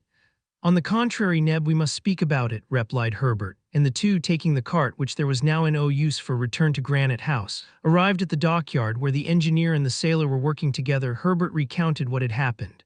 "Oh, the stupids!" cried the sailor, "to have let at least 50 meals escape." "But Pencroft," replied Neb, "it wasn't our fault that the beast got away, as I tell you we had turned it over on its back." "Then you didn't turn it over enough," returned the obstinate sailor. "Not enough," cried Herbert, and he told how he had taken care to wedge up the tea-urtle with stones. "It is a miracle, then," replied Pencroft. "I thought, Captain," said Herbert, "that turtles, once placed on their backs, could not regain their feet, especially when they are of a large size." "That is true, my boy," replied Cyrus Harding. "Then how did it manage?" 141. "At what distance from the sea did you leave this tea-urtle?" asked the engineer, who, having suspended his work, was reflecting on this incident. 15 feet at the most," replied Herbert. "And the tide was low at the time?" "Yes, Captain." "Well," replied the engineer, "what the turtle could not do on the sand it might have been able to do in the water. It turned it over when the tide overtook it, and then quietly returned to the deep sea." "Oh, what stupids we were!" cried Neb. "That is precisely what I had the honor of telling you before," returned the sailor. Cyrus Harding had given this explanation, which no doubt was admissible, but was he himself convinced of the accuracy of this explanation? It cannot be said that he was. 142 Chapter 2 On the 9th of October, the bark canoe was entirely finished. Pencroft had kept his promise, and a light boat, the shell of W.H. Ick was joined together by the flexible twigs of the crejimba, had been constructed in 5 days. A seat in the stern, a second seat in the middle to preserve the equilibrium, a third seat in the bows, rowlocks for the 2 oars, a scull to steer with, completed the little craft, which was 12 feet long and did not weigh more than 200 pounds. The operation of launching it was extremely simple. The canoe was carried to the beach and laid on the sand before Granite House, and the rising tide floated it. Pencroft, who leaped in directly, maneuvered it with the scull and declared it to be just the thing for the purpose to which they wished to put it. Hurrah! Cried the sailor, who did not disdain to celebrate thus his own triumph. With this we could go round the world, asked Gideon Spilett. No, the island. Some stones for ballast, a mast and a sail, which the captain will make for us some day, and we shall go splendidly. Well, Captain, and you, Mr. Spilett, and you, Herbert, and you, Neb, aren't you coming to try our new vessel? Come along, we must see if it will carry all 5 of us. This was certainly a trial which ought to be made. Pencroft soon brought the canoe to the shore by a narrow passage among rocks, and it was agreed that they should make a trial of the boat at day by following the shore as far as the first point at which the rocks of the south ended. As they embarked, Neb cried, "But your boat leaks rather, Pencroft." "That's nothing, Neb," replied the sailor. "The wood will get seasoned. In 2 days there won't be a single leak, and our boat will have no more water in her than there is in the stomach of a drawn card. Jump in." They were soon all seated, and Pencroft shoved off. The weather was magnificent, the sea as calm as if its waters were contained within the narrow limits of a lake. Thus the boat could proceed with as much security as if it was ascending the tranquil current of the Mersey. Neb took one of the oars, Herbert the other, and Pencroft remained in the stern in order to use the scull. The sailor first crossed the channel and steered sea-loose to the southern point of the islet. A light breeze blew from the south. No roughness was found either in the channel or the green sea. A long swell, which the canoe scarcely felt as it was heavily laden, rolled regularly over the surface of the water. They pulled out about half a mile distant from the shore that they might have a good view of Mount Franklin. Pencroft afterwards returned towards the mouth of Tee River. The boat then skirted the shore, which, extending to the extreme point, hid all Tadorn's Fens. This point, of which the distance was increased by the irregularity of the coast, was nearly 3 miles from the Mersey.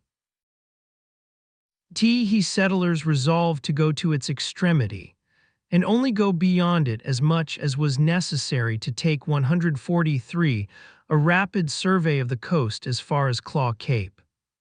The canoe followed the windings of the shore, avoiding the rocks which fringed it, in which the rising tide began to cove r. The cliff gradually sloped away from the mouth of the river to the point. This was formed of granite reeks, capriciously distributed, very different from the cliff at Prospect Heights, and of an extremely wild aspect. It might have been said that an immense cartload of rocks had been emptied out there. There was no vegetation on this sharp promontory, which projected 2 miles from the forest, and it thus represented a giant's arm stretched out from a leafy sleeve. The canoe, impelled by the 2 oars, advanced with difficulty.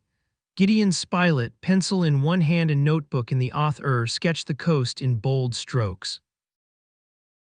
Neb, Herbert, and Pencroft chatted, while examining this part of their domain, which was new to them, and in proportion as the canoe proceeded towards the south, the 2 Mandible Capes appeared to move and surround Union Bay more closely. As to Cyrus Harding, he did not speak. He simply gazed, and by the mistrust which his look expressed, it appeared that he was examining some strange country.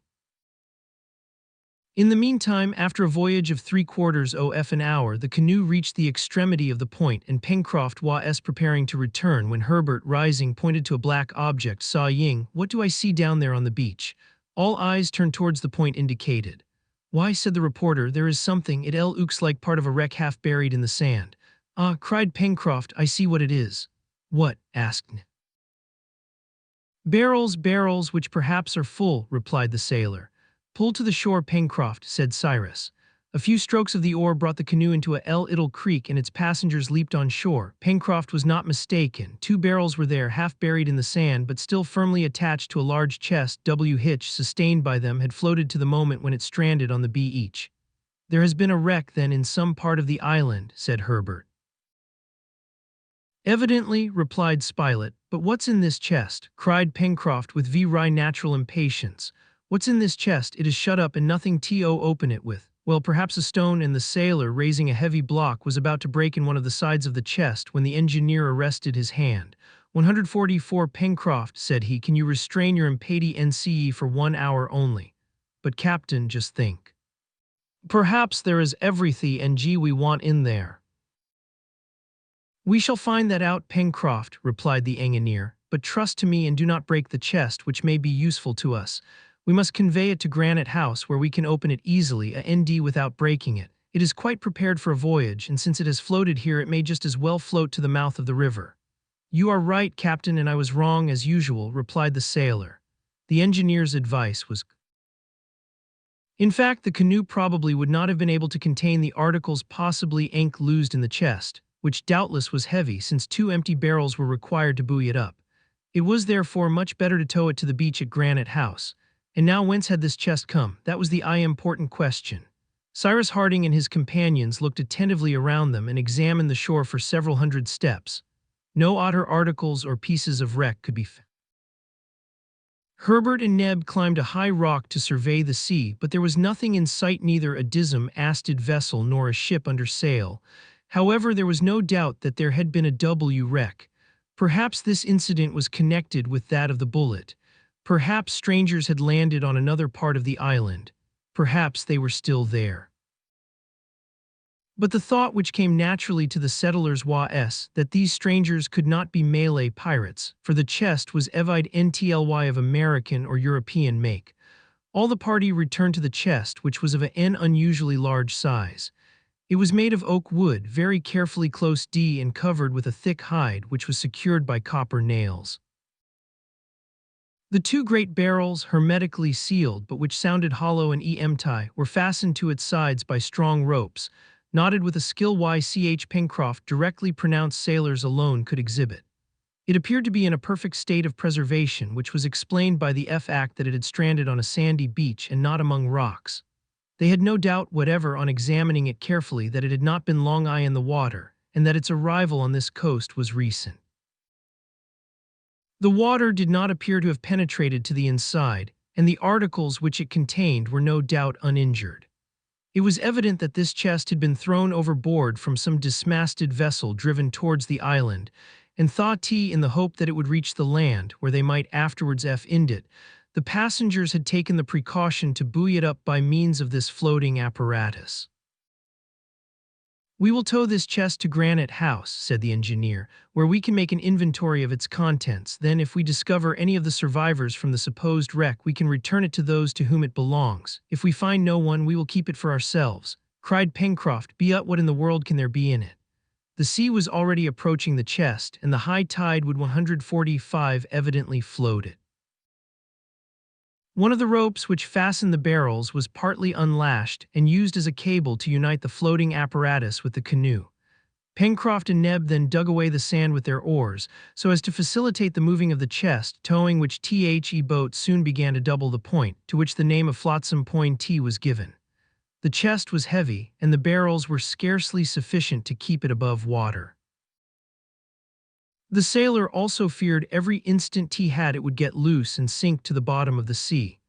But happily his fears were not realized, and an hour and a half after they set out all that time had been taken up in going a distance of 3 miles the boat touched the beach below Granite House. Canoe and chest were then hauled up on the sands, as the tide was then going out, they were soon left high and dry. Neb, hurrying home, brought back some tools with which to open the chest in such a way that it might be injured as little as possible, and they proceeded to its inventory. Pencroft did not try to hide that he was greatly excited. The sailor began by detaching the 2 barrels, which, being in good condition, would of course be of use. Then the locks were forced with a cold chisel and hammer, and the lid thrown back.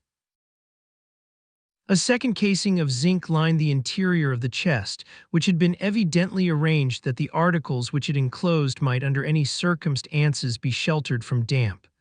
"Oh," cried Neb, "suppose it's jam." "I hope not," replied the reporter. "If only there was," said the sailor in a low voice. "What?"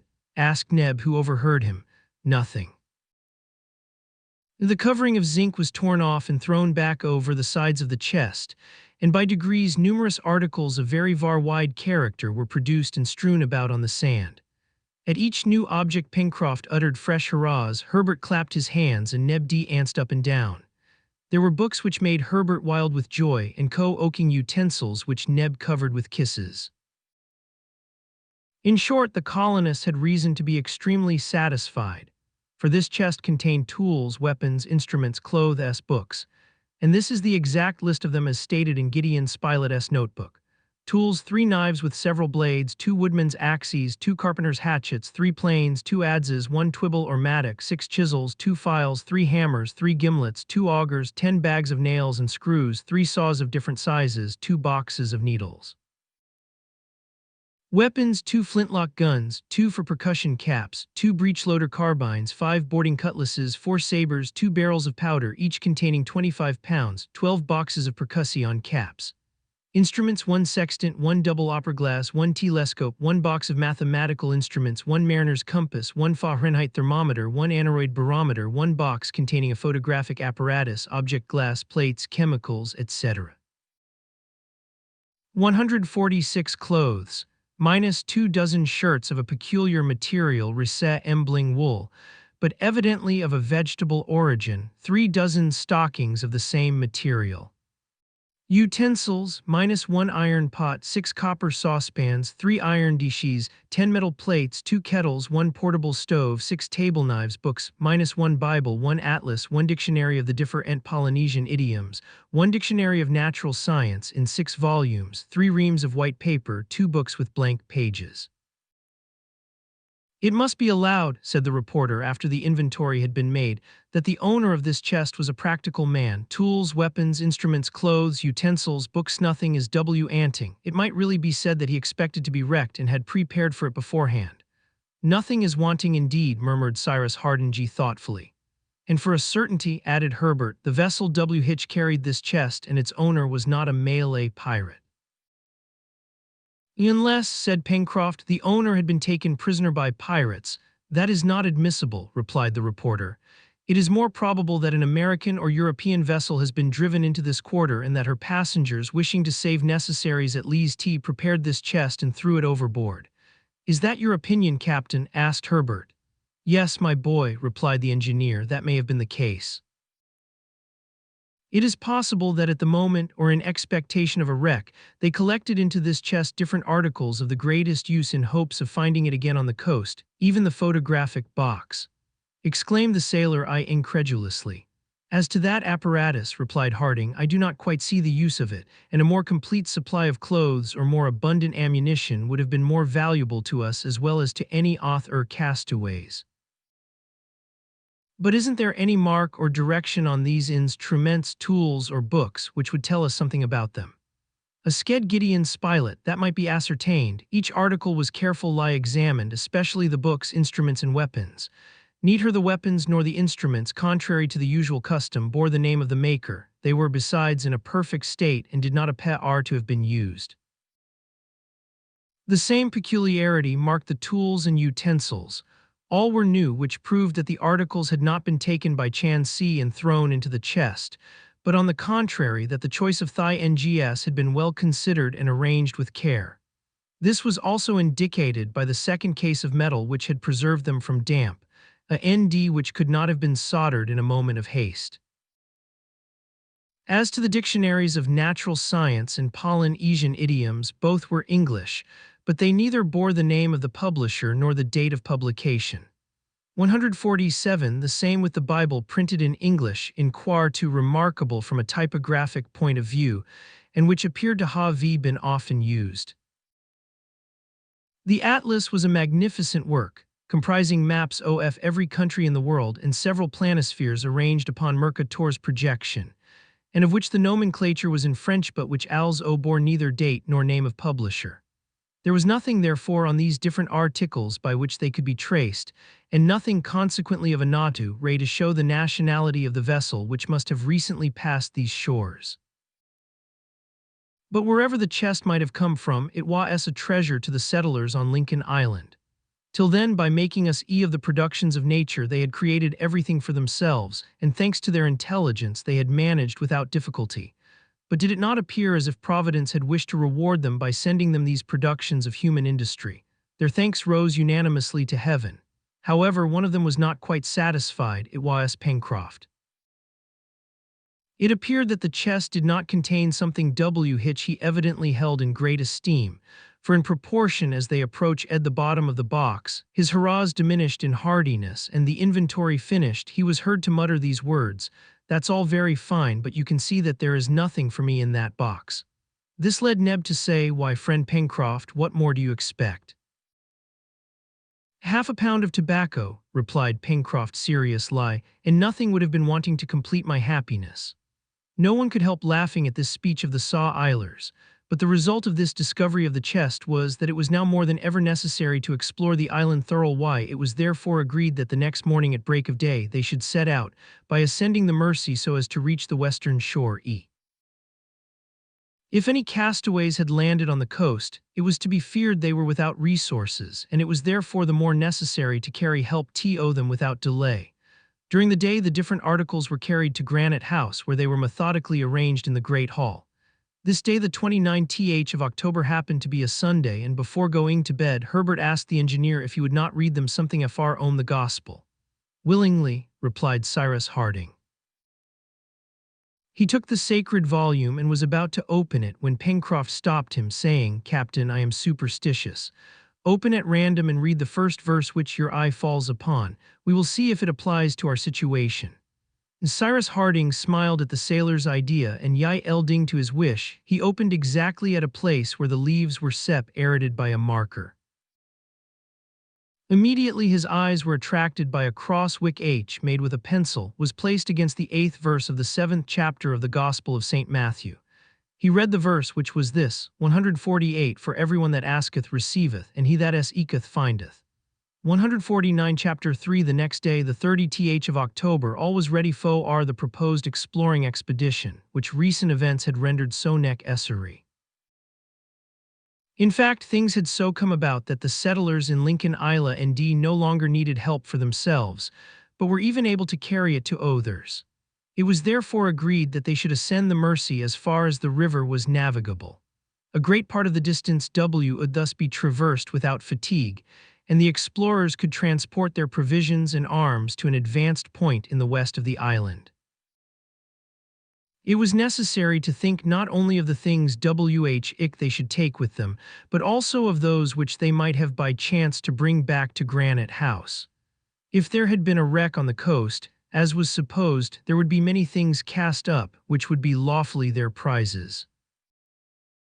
In the event of this, the cart would have been of more use than the light canoe, but it was heavy and clumsy to drag and the reform more difficult to use. This led Pencroft to express his regret that his chest had not contained, besides his half-pound of tobacco, a pair of strong New Jersey horses, which would have been very useful to the colony. The provisions, which Neb had already packed up, consisted of a store of meat and of several gallons of beer, that is to say enough to sustain them for 3 days, the time which Harding assigned for the expedition. They hoped besides to supply themselves on the road, and Neb took care not to forget the portable stove. The only tools the settlers took were the 2 wooden axes, which they could use to cut a path through the thick forests, as also the instruments, the telescope and pocket compass. For weapons they selected the 2 flintlock guns, which were likely to be more useful to them than the percussion fowling pieces, the first only requiring flints which could be easily replaced, and the latter needing fulminating caps, a frequent use of which would soon exhaust their limited stock. However, they took also one of the carbines and some cartridges. As to the powder, of which there was about 50 pounds in the barrel, a small supply of it had to be taken, but the engineer hoped to manufacture an explosive substance which would allow them to husband it. To the firearms were added the 5 cutlasses well sheathed in lead her, and thus supplied, the settlers could venture into the vast forest with some chance of success.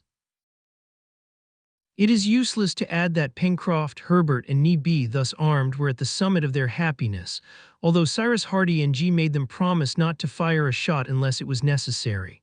At 6 in the morning the canoe put off from the shore. All had embarked, including Top, and they proceeded to the mouth of Tee Mercy.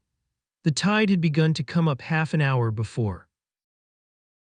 For several hours, therefore, there would be a current, which it was WL to profit by, for later the ebb would make it difficult to ascend the river. The tide was already strong, for in 3 days the moon would be full, and it was enough to keep the boat in the center of the current, where it floated swiftly along between the high banks without its being necessary to increase its speed by the aid of the oars. In a few minutes the explorers arrived at the angle formed by the Mercy, and exactly at the place where, 7 months before, Pencroft had made his first raft of wood. 150 after this sudden angle, the river widened and flowed under the shade of great evergreen firs. The aspect of the banks was magnificent. Cyrus Harding and his companions could not but admire the lovely effects so easily produced by nature with water and trees. As they advanced, the forest element diminished. On the right bank of the river grew magnificent specimens of the Ulmaceae tribe, the precious elm so valuable to builders, and which withstands well the action of water. Then there were numerous groups belonging to the same family, among others one in particular, the fruit which produces a very useful oil. Further on, Herbert remarked the Lardes abala, a twining shrub which, when bruised in water, furnishes excellent sea ordage, and 2 or 3 ebony trees of a beautiful black, crossed with capper-iceous veins. From time to time, in certain places where the landing was easy, the canoe was stopped when Gideon Spilett, Herbert, and D. Pencroft, their guns in their hands, and preceded by Top, jumped on shore. Without expecting game, some useful plant might be met with, and the young naturalist was delighted with discovering a sort of wild spinach, belonging to the order of Chenopodiaceae, and numerous specimens of cruciferae, belonging to the cabbage tribe, which it would certainly be possible to cultivate by transplanting. There were cresses, horseradish, turnips, and lastly little branching hairy stalks, scarcely more than 3 feet high, which produced brownish grains. "Do you know what this plant is?" asked Herbert of Tee Sailor. "Tobacco," cried Pencroft, who evidently had never seen his favorite plant except in the bowl of his pipe. "No, Pencroft," replied Herbert, "this is not tobacco, it is mustard." "Mustard be hanged," returned the sailor, "but if by chance you happen to come across a tobacco plant, my boy, pray don't scour that. "We shall find it some day," said Gideon Spilett. "Well," exclaimed Pencroft, "when that day comes, I do not know what more will be wanting in our island." These different plants, which had been carefully row-oated up, were carried to the canoe, where Cyrus Harding had remained buried in thought. The reporter Herbert and Pencroft in this manner frequently disembarked, sometimes on the right bank, sometimes on the left bank of the Mercy. The latter was less abrupt, but the former more dead. The engineer ascertained by consulting his pocket compass that Tee direction of the river from the first turn was obviously southwest to ND northeast, and nearly straight for a length of about 3 miles. But it was to be supposed that this direction changed beyond that point, and that the Mercy continued to the northwest towards the spurs of Mount Franklin, among which the river rose. During one of these excursions, Gideon Spilett managed to get hold of 2 couples of living gallinaceae. They were birds with long, thin beaks, lengthened necks, short wings, and without any appearance of a tail. Herbert rightly gave them the name of tinamous, and it was resolved that 151 they should be the first tenants of their future poultry yard. But till then the guns had not spoken, and the first report which awoke the echoes of the forest of the far west was provoked by the appearance of a beautiful bird resembling the kingfisher. "I recognize him," cried Pencroft, and it seemed as if his gun went off by itself.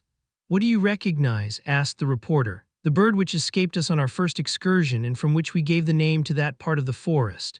"A jacamar," cried Herbert. It was indeed a jacamar, of which the plumage shines with a metallic luster. A shot brought it to the ground, and Top caught it to the canoe. At the same time 6 lorries were brought down. The lorry is of the size of a pigeon, the plumage dashed with green, of the wings crimson, and its crest bordered with white. To the young boy belonged the honor of this shot, and he was proud enough of it. Lories are better food than the jacamar, the flesh of which is rather tough, but it was difficult to persuade Pencroft that he had not killed the king of eatable birds. It was 10 o'clock in the morning when the canoe reached a second angle of the Mersey, nearly 5 miles from its mouth. Here a hal tea was made for breakfast under the shade of some splendid trees. The river Estill measured from 60 to 70 feet in breadth and its bed from 5 to 6 feet in depth. The engineer had observed that it was increased by numerous affluents, but they were unnavigable, being simply little streams. As to the forest, including Jacamar Wood as well as the forests of the Far West T, it extended as far as the eye could reach. In no place, either in the depths of the forests or under the trees on the banks of the Mersey, was the presence of man revealed. The explorers could not discover one suspicious trace. It was evident that the woodman's axe had never touched thsa trees, that the pioneer's knife had never severed the creepers hanging from one trunk to another in the midst of tangled brushwood and long grass. If castaways had landed on the island, they could not have yet quitted the shore, and it was not in the woods that the survivors of the supposed shipwreck should be sought. The engineer therefore manifested some impatience to reach the western coast of Lincoln Island, which was at least 5 miles less distant according to his estimation. The voyage was continued, and as the Mersey appeared to flow not towards the shore but rather towards Mount Franklin, it was decided that they should use the boat as long as there was enough water under its keel to float it. It was both fatigue spared and time gained, for they would have been obliged to cut a path through the thick wood with their axes. But soon the flow completely failed them, either the tide was going down and it was about the hour, or it could no longer be felt at th's distance from the mouth of the Mersey. They had therefore to make use of the oars. Herbert and Neb each took one, and Pencroft took the scull. The forest soon became less dense, the trees grew further apart and often quite isolated. But the further they were from each other, the more magnificent they appeared, profiting as they did by the free pure air which circulated around them. What splendid specimens of the flora of this latitude! Certainly their presence would have been enough for a botanist to aim without hesitation 152 the parallel which traversed Lincoln Island. Eucalypti, cried Herbert. They were, in fact, those splendid trees, the giant S of the extratropical zone, the congeners of the Australian and New Zealand eucalyptus, both situated under the same latitude as Lincoln Island. Some rose to a height of 200 feet. Their trunks at the base measured 20 feet in circumference, and their bark was covered by a network of furrows containing a red, sweet-smelling gum. Nothing is more wonderful or more singular than those enormous specimens of the order of the Myrtaceae, with their leaves placed vertically and not horizontally, so that an edge and not a surface looks upwards, the effect being that the sun's rays penetrate more freely among the trees. The ground at the foot of the eucalypti was carpeted with grass, and from the bushes escaped flights of little birds, which glittered in the sunlight like winged rubies. These are something like trees, cried Neb, but are they good for anything? Pooh, replied Pencroft. Of course there are vegetable giants as well as human giants, and they are no good except to show themselves at fairs. I think that you are mistaken, Pencroft, replied Gideon Spilett, and that the wood of the eucalyptus has begun to be very advantageously employed in cabinet making. And I may add, said Herbert, that the eucalyptus belongs to a family which comprises many useful members: the guava tree, from whose fruit guava jelly is made; the clove tree, which produces the spice; the pomegranate tree, which bears pomegranates; the eugecia cauliflora, the fruit of which is used in making a tolerable wine; the Uguay myrtle, which contains an excellent alcoholic liquor; the Caryophyllus myrtle, of which the bark forms an esteemed cinnamon; the Eugenia pimenta. Whence comes Jamaica pepper, the common myrtle, from whose buds and bearwise spice is sometimes made; the Eucalyptus mannifera, which yields a sweet sort of manna; the Guinea eucalyptus, the sap of which is transformed into beer by fermentation; in short, all those trees known under the name of gum trees or ironbark trees in Australia belong to this family of the Myrtaceae, which contains 46 genera and 1,300 species. The lad was allowed to run on, and he delivered his little botanical lecture with great animation, Cyrus Harding listening, smiling, and Pencroft with an indescribable feeling of pride. Very good, Herbert, replied Pencroft, but I caldy swear that all those useful specimens you have just told us about are no any of them giants like these. That is true, Pencroft.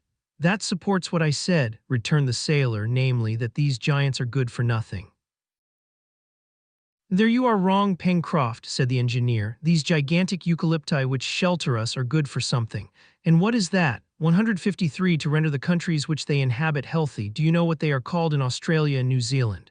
No, Captain, they are called fever trees, because they give fevers. No, because they prevent them. Good, I must note that, said the reporter.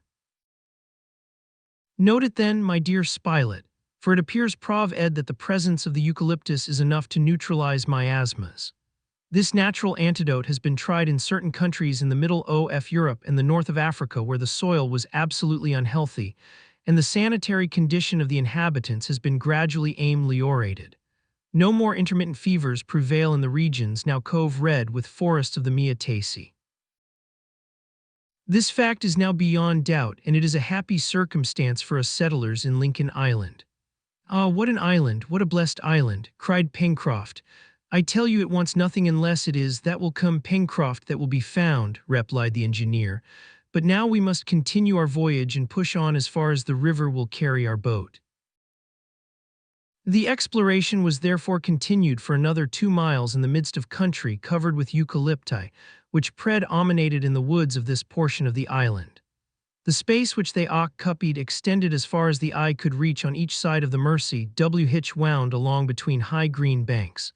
The bed was often obstructed by long weeds and even by pointed rocks, which rendered the navigation very difficult. The action of the oars was prevented, and Pencroft was obliged to push with a pole. They found also that the water was becoming shallower and shallower, and that the canoe must soon stop. The sun was already sinking towards the horizon, and the trees threw long shadows on the ground. Cyrus Harding, seeing that he could not hope to reach the western coast of the island in one journey, resolved to camp at the place where any further navigation was prevented by want of water. He calculated that they were still 5 or 6 miles from the coast, and this distance was too great for them to attempt during the night in the midst of unknown woods. The boat was pushed on through the forest, which gradually became thicker again and appeared also to have more inhabitants, for if the eyes of the sailor did not deceive him, he thought he saw bands of monkeys springing among the trees. Sometimes even 2 or 3 of the sea animals stopped at a little distance from the canoe and gazed at the settlers without manifesting any terror, as if, seeing men for the first time, they had not yet learned to fear them. It would have been easy to bring down one of these quadrumani with a gunshot, and Pencroft was greatly tempted to fire, but Harding opposed so useless a massacre. This was prudent, for the monkeys, or apes rather, appearing to be very powerful and extremely active, it was useless to provoke an unnecessary aggression, and the creatures might, ignorant of the power of the explorers' firearms, have attacked them. It is true that the sailor considered the monkeys from a purely alimentary point of view, for those animals which are herbivorous 154 make very excellent game, but since they had an abundant supply of provisions, it was a pity to waste their ammunition. Towards 4 o'clock, the navigation of the Mersey became exceedingly difficult, for its course was obstructed by aquatic plants and rocks. The banks rose higher and higher, and already they were approaching the spurs of Mount Franklin. Source could not be far off, since it was fed by the water from the southern slopes of the mountain. In a quarter of an hour, said the sailor, we shall be obliged to stop, Captain. Very well, we will stop, Pencroft, and we will make our encampment for the night. At what distance are we from Granite House? Asked Herbert. About 7 miles, replied the engineer, taking into calculation, however, the detours of the river which has carried us to the northwest. Shall we go on? Asked the reporter. Yes, as long as we can, replied Cyrus Harding. Tomorrow at break of day we will leave the canoe, and in 2 hours I hope we shall cross the distance which separates us from the coast, and the end we shall have the whole day in which to explore the shore. Go ahead, replied Pencroft, but soon the boat grated on the stony bottom of the river, which was now not more than 20 feet in breadth. The trees met like a bower overhead and caused a half-darkness. They also heard the noise of a waterfall, which showed that a few hundred feet up the river there was a natural barrier. Presently, after a sudden turn of the river, a cascade appeared through the trees. The canoe again touched the bottom, and in a few minutes it was moored to a trunk near the right bank. It was nearly 5 o'clock. The last rays of the sun gleamed through the thick foliage and glanced on the little waterfall, making the spray sparkle with all the colors of the rainbow. Beyond that, Mercy was lost in the bushwood, where it was fed from some hidden source. The different streams which flowed into it increased it to a regular river further down, but here it was simply a shallow, limpid brook. It was agreed to camp here as the place was charming and the colonists disembarked, and a fire was soon lighted under a clump of trees, among the branches of which Cyrus Harding and his companions could, if it was necessary, take refuge for the night.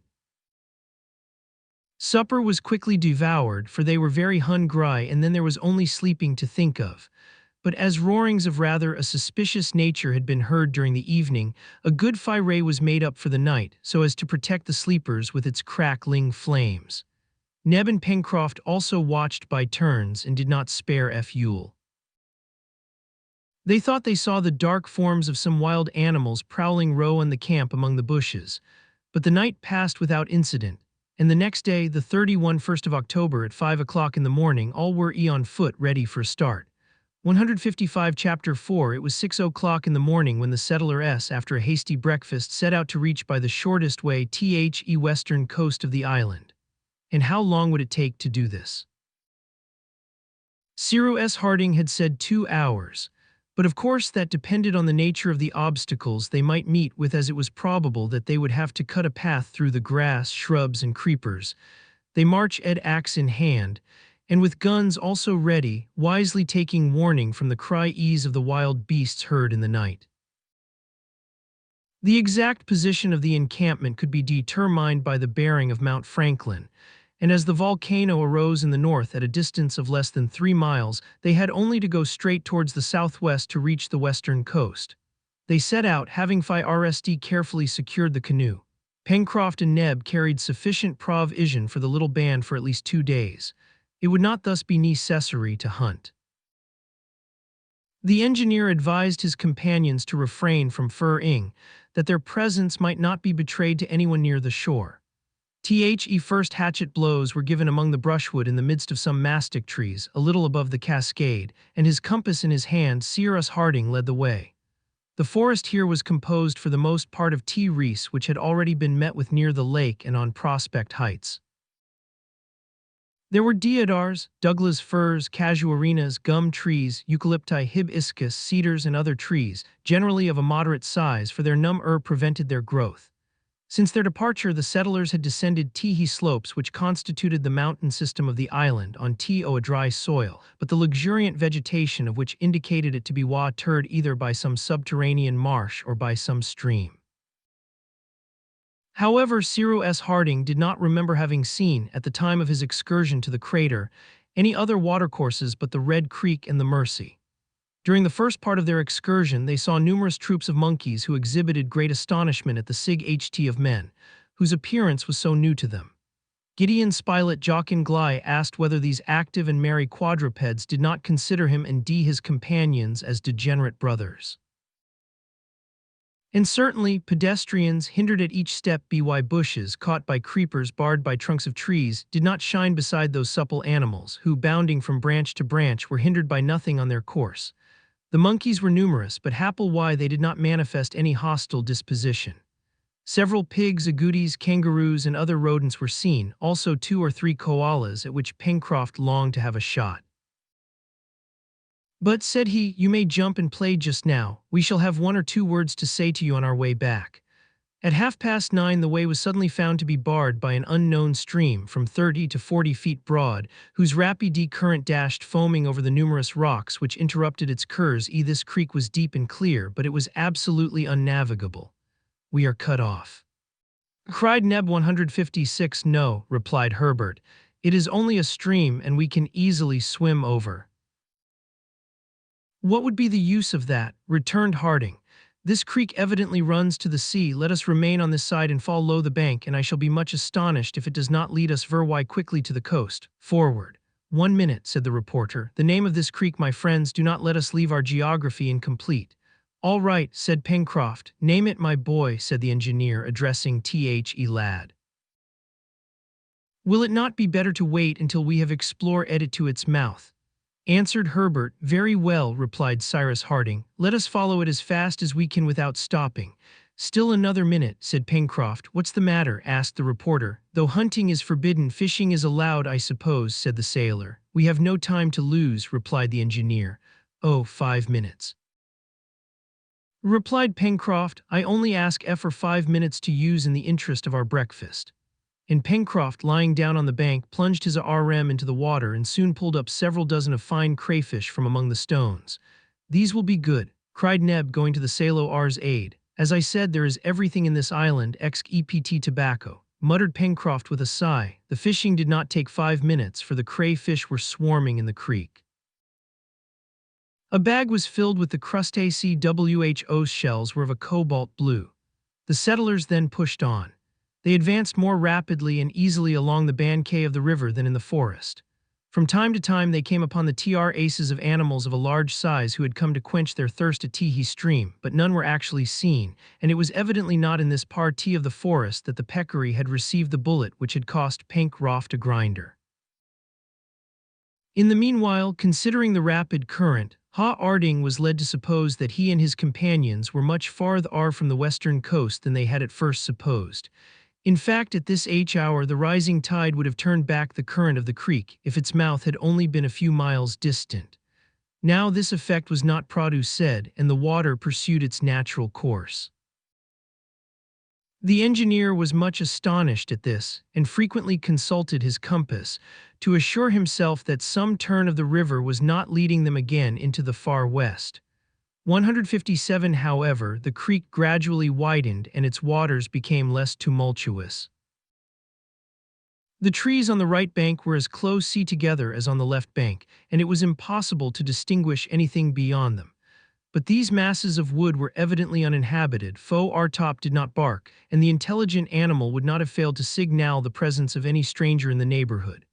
At 10:30, to the great surprise of Cyrus Harding, Herbert, who was a little in front, suddenly stopped and exclaimed, "Ed, the sea!" In a few minutes more, the whole western shore of Teehee Island lay extended before the eyes of the settlers. But what a contrast between this and the eastern coast, upon which chance had first thrown them! No granite cliff, no rocks, not even a sandy beach. The forest reached the shore, and the tall trees bending over the water were beaten by the waves. It was not such a shore as is usually formed by nature, either by extending a vast carpet of sand or by grouping masses of rock, but a beautiful border consisting of the most splendid trees. The bank was raised a little above the level of the sea, and on this luxuriant soil, supported by a granite base, the fine forest trees seemed to be as firmly planted as in the interior of the island. The colonists were then on the shore of an unimportant little harbor, which would scarcely have contained even 2 or 3 fishing boats.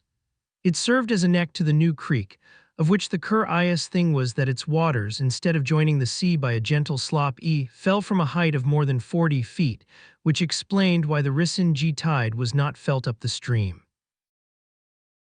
In fact, the tides of the Pacific, even at their maximum elevation, could never reach the level of the river, and doubtless millions of years would pass before the water would have worn away the granite and hollowed a practicable mouth.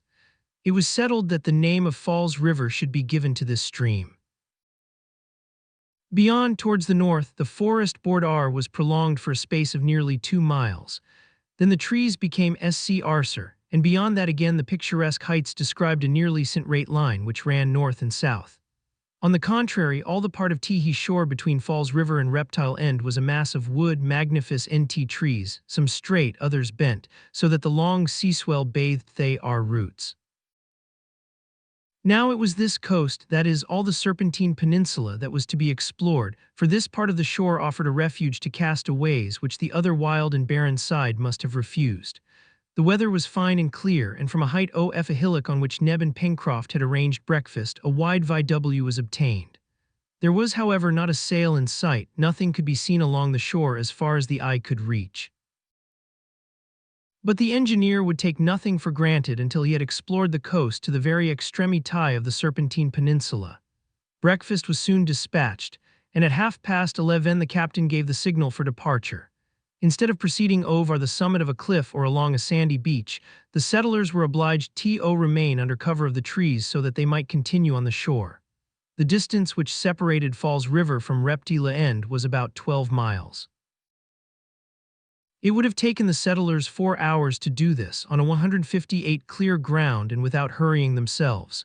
But as it was, they needed double the time, for what with trees to go round, bushes to cut down, and creepers to chop away, they were impeded at every step, these obstacles greatly lengthening their journey. There was, however, nothing to show that a shipwreck had taken place recently. It is true that, as Gideon Spilett observed, any remains of it might have drifted out to sea, and they must not take it for granted that because they could find no traces of it, a ship had not been cast away on the coast.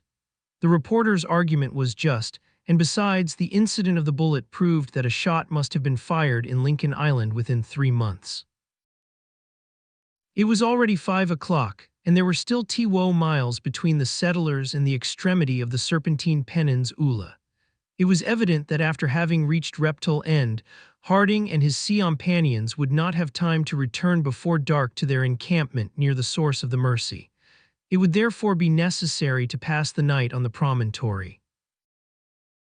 But they had no lack of provisions, which was lucky, for there were no animals on the shore, though birds, on the contrary, abound: jacamars, caraucus, tragopans, grouse, lories, parrots, cockatoos, pheasants, pigeons, and 100 others. There was not a tree without a nest, and not a nest which was not full of flapping wings. Towards 7 o'clock the weary explorers arrived at Reptile End. Here the seaside forest ended, and the shore resumed the customary appearance of a coast, with rocks, reefs, and sands. It was possible that something might be found here, but darkness came on, and the further exploration had to be put off to the next day. Pencroft and Herbert hastened on to find a suitable place for their camp. Among the last trees of the forest of the far west, the boy found several thick clumps of bamboos. "Good," said he, "this is a valuable discovery." "Valuable?" returned Pencroft. "Certainly," replied Herbert. "I may say, Pencroft, that the bark of the bamboo cut into flexible laths is used for making baskets, that this bark mashed into a paste is used for the manufacture of Chinese paper, that the stalks furnish, according to their size, anes and pipes and are used for conducting water, that large bamboos make excellent material for building, being light and strong and being never attacked by insects. I will add that by sawing the bamboo in two at the joint, keeping for the bottom the part of the transverse film which forms the joint, useful cups are obtained, which are much in use among the Chinese. No, you don't care for that, but what? But I can tell you if you are ignorant of it, in India these bamboos are eaten like asparagus. Asparagus 30 feet high, exclaimed the sailor, and are they good? Excellent, replied Herbert. Only it is not the stems of 30 feet high which are eaten, but the young shoots. 159 perfect, my boy, perfect, replied Pencroft. I will also add that the pith of the young stalks preserved in vinegar makes a good pickle. Better and better, Herbert. And lastly, that the bamboos exude a sweet liquor which can be made into a very agreeable drink. Is that all? Asked the sailor. That is all, and they don't happen to do for smoking. No, my poor Pink. Herbert and the sailor had not to look long for a place in which to pass the night. The rocks, which must have been violently beaten by the sea under the influence of the winds of the southwest, presented many cavities in which shelter could be found against the night air. But just as they were about to enter one of these caves, a loud roar arrested them. "Back!" cried Pencroft. "Our guns are only loaded with small shot, and beasts which can roar as loud as that would care no more for it than for grains of salt." And the sailor, seizing Herbert by the arm, dragged him behind a rock just as a magnificent animal showed itself at the entrance of the cavern.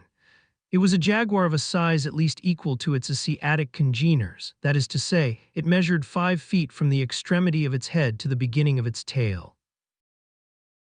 The yellow color of its hair was relieved by streaks and regular oblong spots of black, which contrasted with the white of its chest. Herbert recognized it as the ferocious rival of the tiger, as formidable as the puma, which is the rival of the Argus wolf. The jaguar advanced and gazed around him with blazy eyes, his hair bristling as if this was not the first time he had scented men. At this moment the reporter appeared round a rock, and Herbert, thinking that he had not seen the jaguar, was about to rush towards him when Gideon Spilett signed to him to remain where he was. This was not his first tiger, and advancing to within 10 feet of the animal, he remained motionless, his gun to his shoulder, without moving a muscle. The jaguar collected itself for a spring, but at that moment a shot struck it in the eyes and it fell dead. Herbert and Pencroft rushed towards the jaguar. Neb and Harding also ran up, and they remained for some instants contemplating the animal as it lay stretched on the ground, thinking that its magnificent skin would be a great ornament to the hall at Granite House. "Oh, Mr. Spilett, how I admire and envy you!" cried Herbert in a fit of very natural enthusiasm. "Well, my boy," replied the reporter, "you could have done the same. I with such coolness." 160. Imagine to yourself, Herbert, that the jaguar is only a hare and you would fire as quietly as possible. "That is," rejoined Pencroft, "that it is not more dangerous than a hare. And now," said Gideon Spilett, "since the jaguar has left its abode, I do not see, my friends, why we should not take possession of it for the night." "But others may come," said Pencroft. "It will be enough to light a fire at the entrance of the cavern," said the reporter, "and no wild beasts will dare to cross the threshold." "Into the jaguar's house, then," replied the sailor, dragging after him the body of the animal. While Neb skinned the jaguar, his companions collected an abundant supply of dry wood from the forest, which they heaped up the cave. Cyrus Harding, seeing the clump of bamboos, cut a quantity which he mingled with the other fuel. This done, they entered the grotto, of which the floor was strewn with bones. The guns were carefully loaded in case of a sudden attack. They had supper, and then just before they lay down to rest, the heap of wood piled at the entrance was set fire to. Immediately a regular explosion, or rather a series of reports, broke the silence. The noise was caused by the bamboos, which, as the flames reached them, exploded like fireworks. The noise was enough to terrify even the boldest of wild beasts. It was not the engineer who had invented this way of causing loud explosions, for according to Marco Polo, the Tartars have employed it for many centuries to drive away from their encampments the formidable wild beasts of Central Asia. 161. Chapter 5. Cyrus Harding and his companions slept like innocent marmots in the cave, which the jaguar had so politely left at their disposal. At sunrise all were on the shore at the extremity of the promontory, and their gaze was directed towards the horizon, of which 2/3 of the circumference were visible. For the last time the engineer could ascertain that not a sail nor the wreck of a ship was on the sea, and even with the telescope nothing suspicious could be discovered. There was nothing either on the shore, at least in the straight line of 3 miles which formed the south side of the promontory, for beyond that rising ground had the rest of the coast, and even from the extremity of the Serpentine Peninsula Claw Cape could not be seen. The southern coast of the island still remained to be explored. Now should they undertake it immediately and devote his day to it.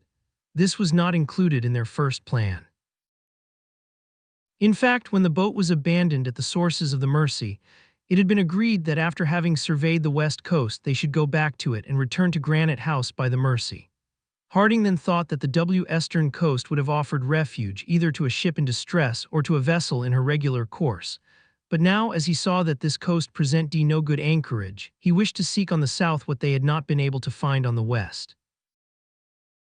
Gideon Spilett proposed to continue the exploration, that the question of the supposed wreck might be completely settled, and he asked at what distance Claw Cape might be from the extremity of Tihi Peninsula.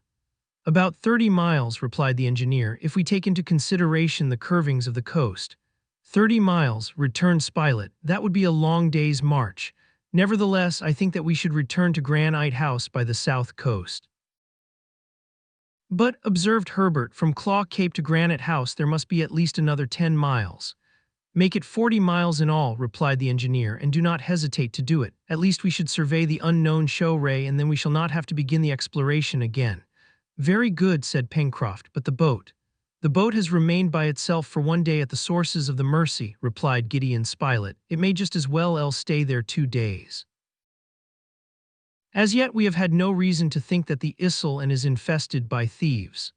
"Yet," said the sailor, "when I remember the history of the turtle, I am far from confident of that." The turtle," replied the reporter. "Do'n't you know that the sea turned it over?" 162. "Who knows?" murmured the engineer.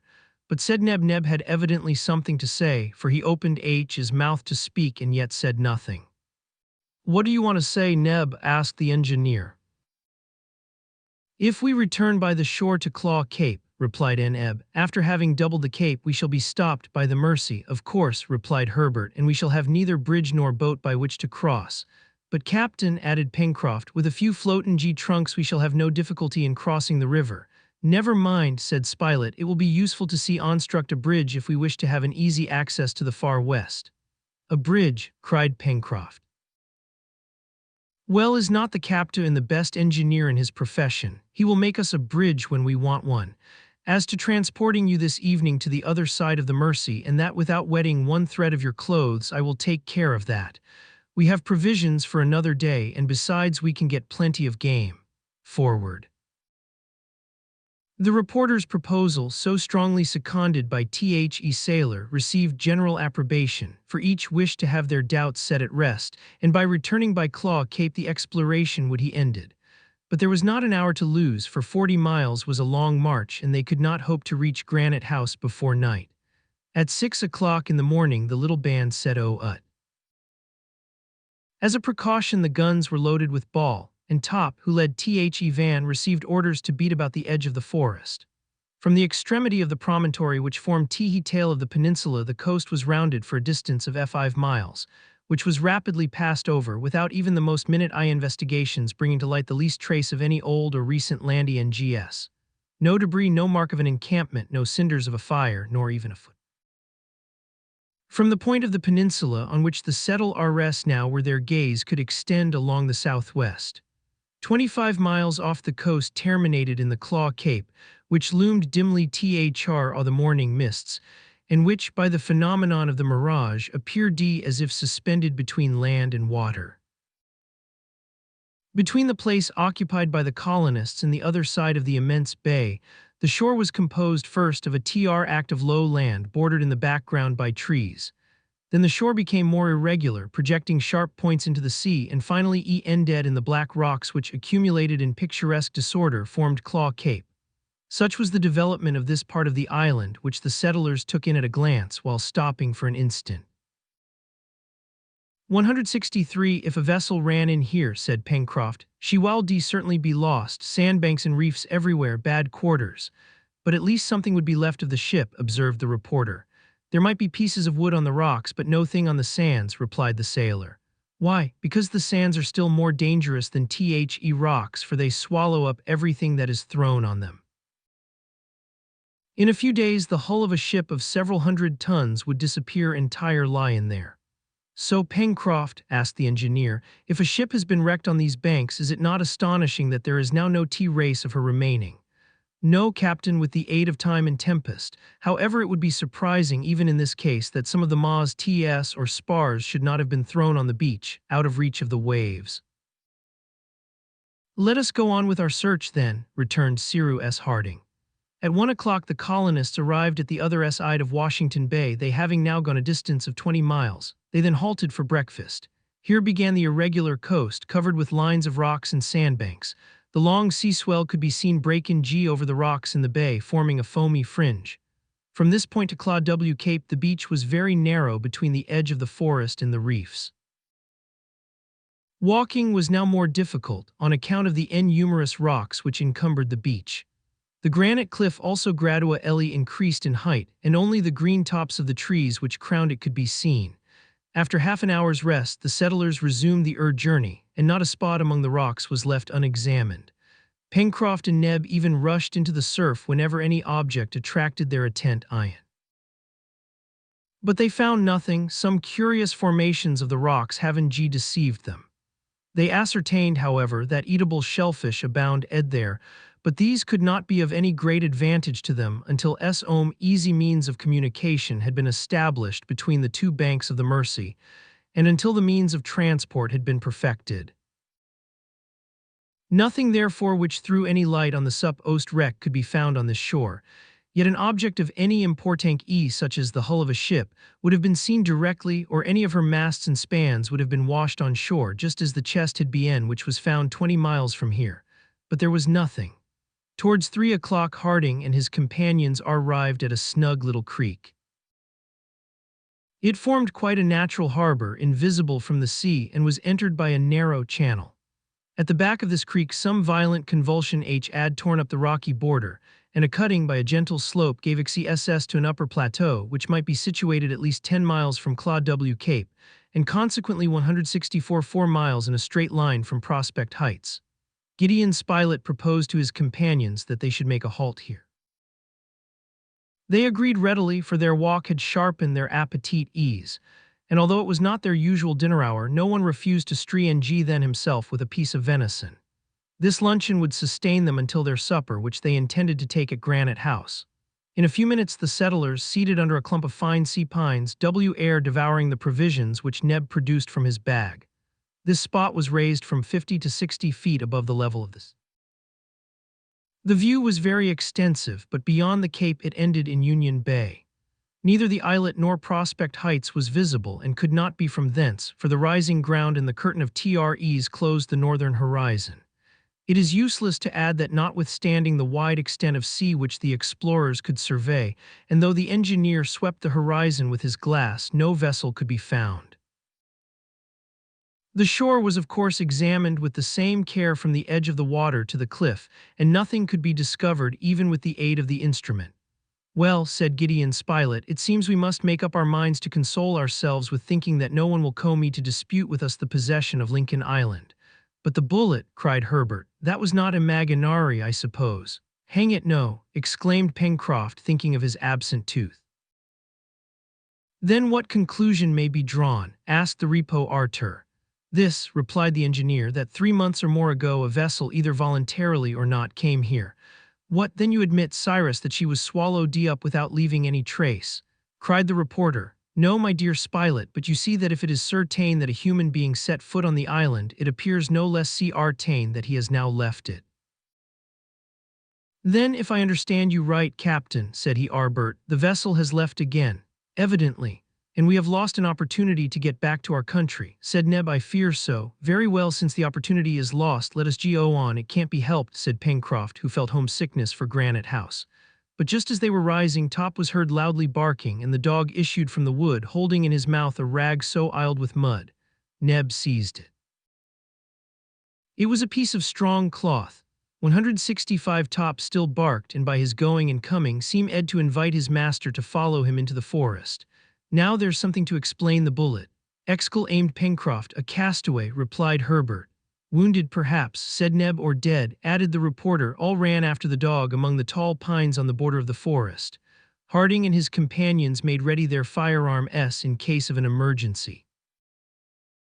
They advanced some way into the wood, but to their great disappointment, they as yet saw no signs of any human being having passed that way.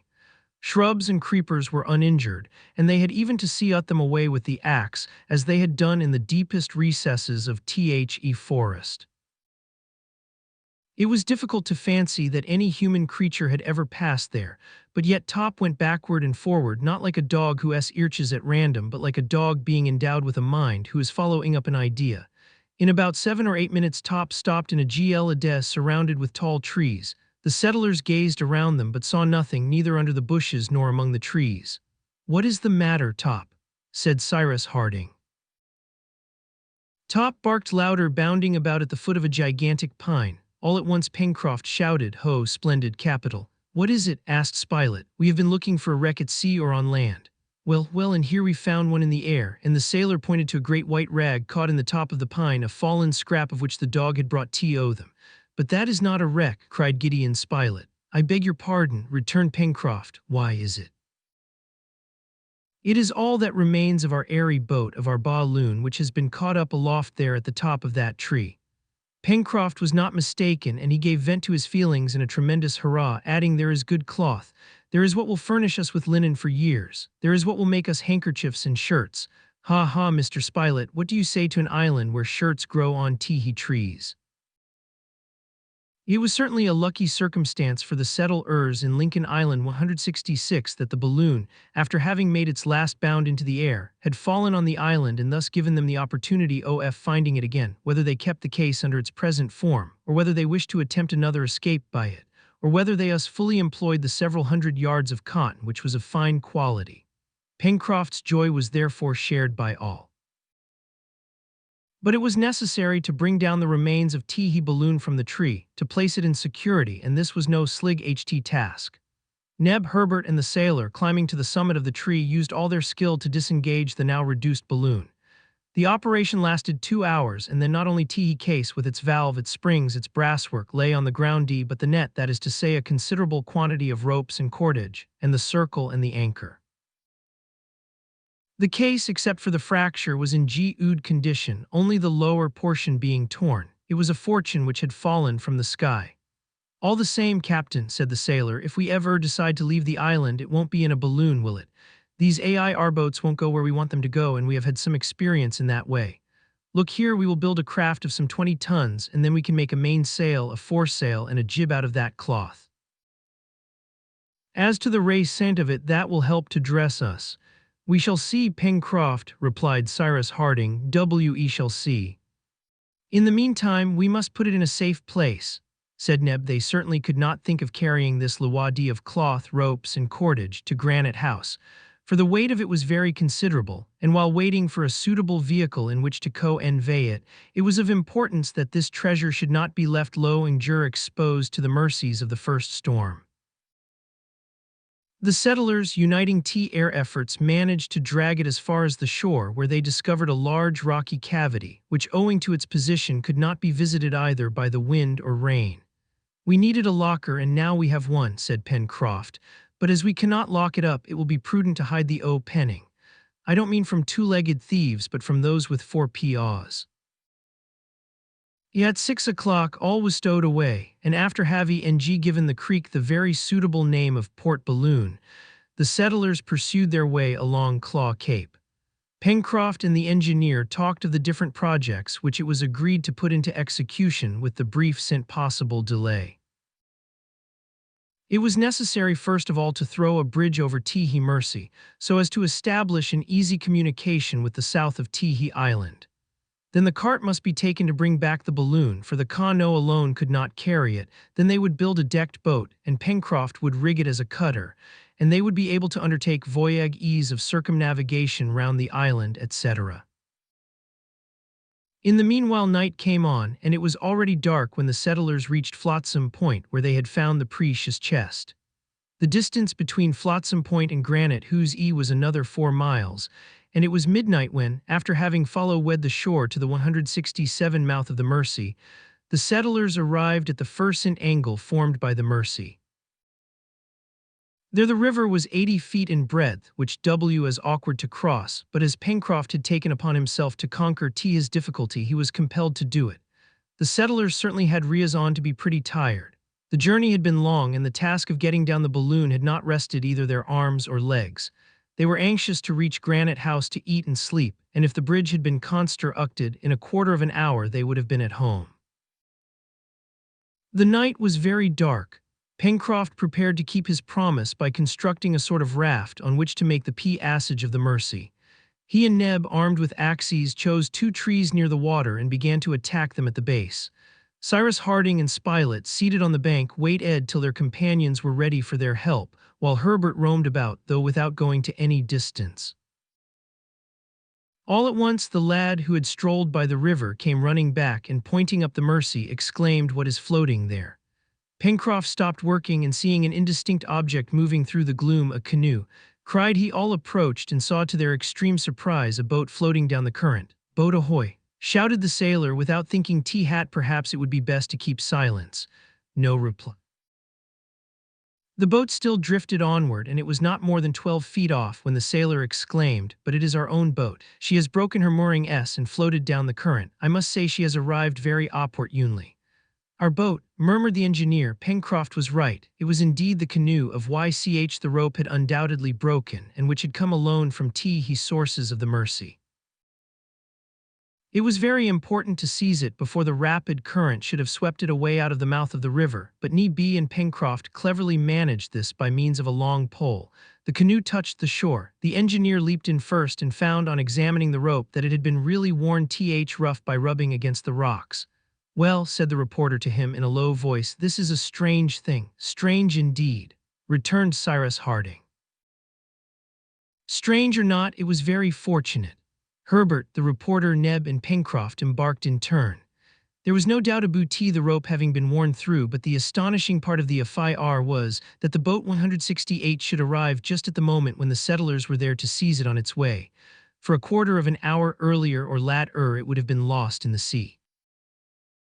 If they had been living in the time of genii, this incident would have given them the right to think that the island was haunted by some supernatural being, who used his power in the service of the castaways. A few strokes of the oar brought the settlers to the mouth of the Mersey. The canoe was hauled up on the beach near the Chimneys, and all proceeded towards the ladder of Granite House. But at that moment Top barked angrily, and Neb was looking for the first steps, uttered a cry. There was no longer a ladder. 169 Chapter 6 Cyrus Harding stood still without saying a word. H's companions searched in the darkness on the wall in case the wind should have moved the ladder, and on the ground, thinking that it might have fallen down. But the ladder had quite disappeared. As to ascertaining if a squall had blown it on the landing place halfway up, that was impossible in the dark. "If it is a joke," cried Pencroft, "it is a very stupid one. To come home and find no staircase to go up to your room by thoughts nothing for weary men to laugh at." Neb could do nothing but cry out, "Oh, oh, oh, I begin to think that very curious things happen in Lincoln Island," said Pencroft. "Curious," replied Gideon Spilett, "not at all, Pencroft, nothing can be more natural. Someone has come during our absence, taken possession of our dwelling, and drawn up the ladder." "Someone," cried the sailor, "but who?" "Who but the hunter who fired the bullet," replied the reporter. "Well, if there is anyone up there," replied Pencroft, who began to lose patience, "I will give them a hail, and they must answer." And in a stentorian voice the sailor gave a prolonged halloo, which was echoed again and again from the cliff and rocks. The settlers listened, and they thought they heard a sort of chuckling laugh of which they could not guess the origin. No voice replied to Pencroft, who in vain repeated his vigorous shouts. There was something indeed in this to astonish the most apathetic of men, and the settlers were not men of that description. In their situation, every incident had its importance, and certainly, during the 7 months which they had spent on the island, they had not before met with anything of so surprising a character. Be that as it may, forgetting their fatigue in the singularity of the event, they remained below Granite House, not knowing what to think, not knowing what to do, questioning each other without any hope of a satisfactory reply, every one starting some supposition, each more unlikely than the last. Neb bewailed himself, much disappointed at not being able to get into his kitchen, for the provisions which they had had on their expedition were exhausted, and they had no means of renewing them. "My friends," at last said Cyrus Harding, "there is only one thing to be done at present: wait for day, and then act according to circumstances. But let us go to the Chimneys. There we shall be under shelter, and if we cannot eat, we can at least sleep. But who is it that has played us this cool trick?" again asked Pencroft, unable to make up his mind to retire from the spot. Whoever it was, the only thing practicable was to do as the engineer proposed, to go to the Chimneys and there wait for day. In the meanwhile Top was ordered to mount guard below the windows of Granite House, and when 170 Top received an order, he obeyed it without any questioning.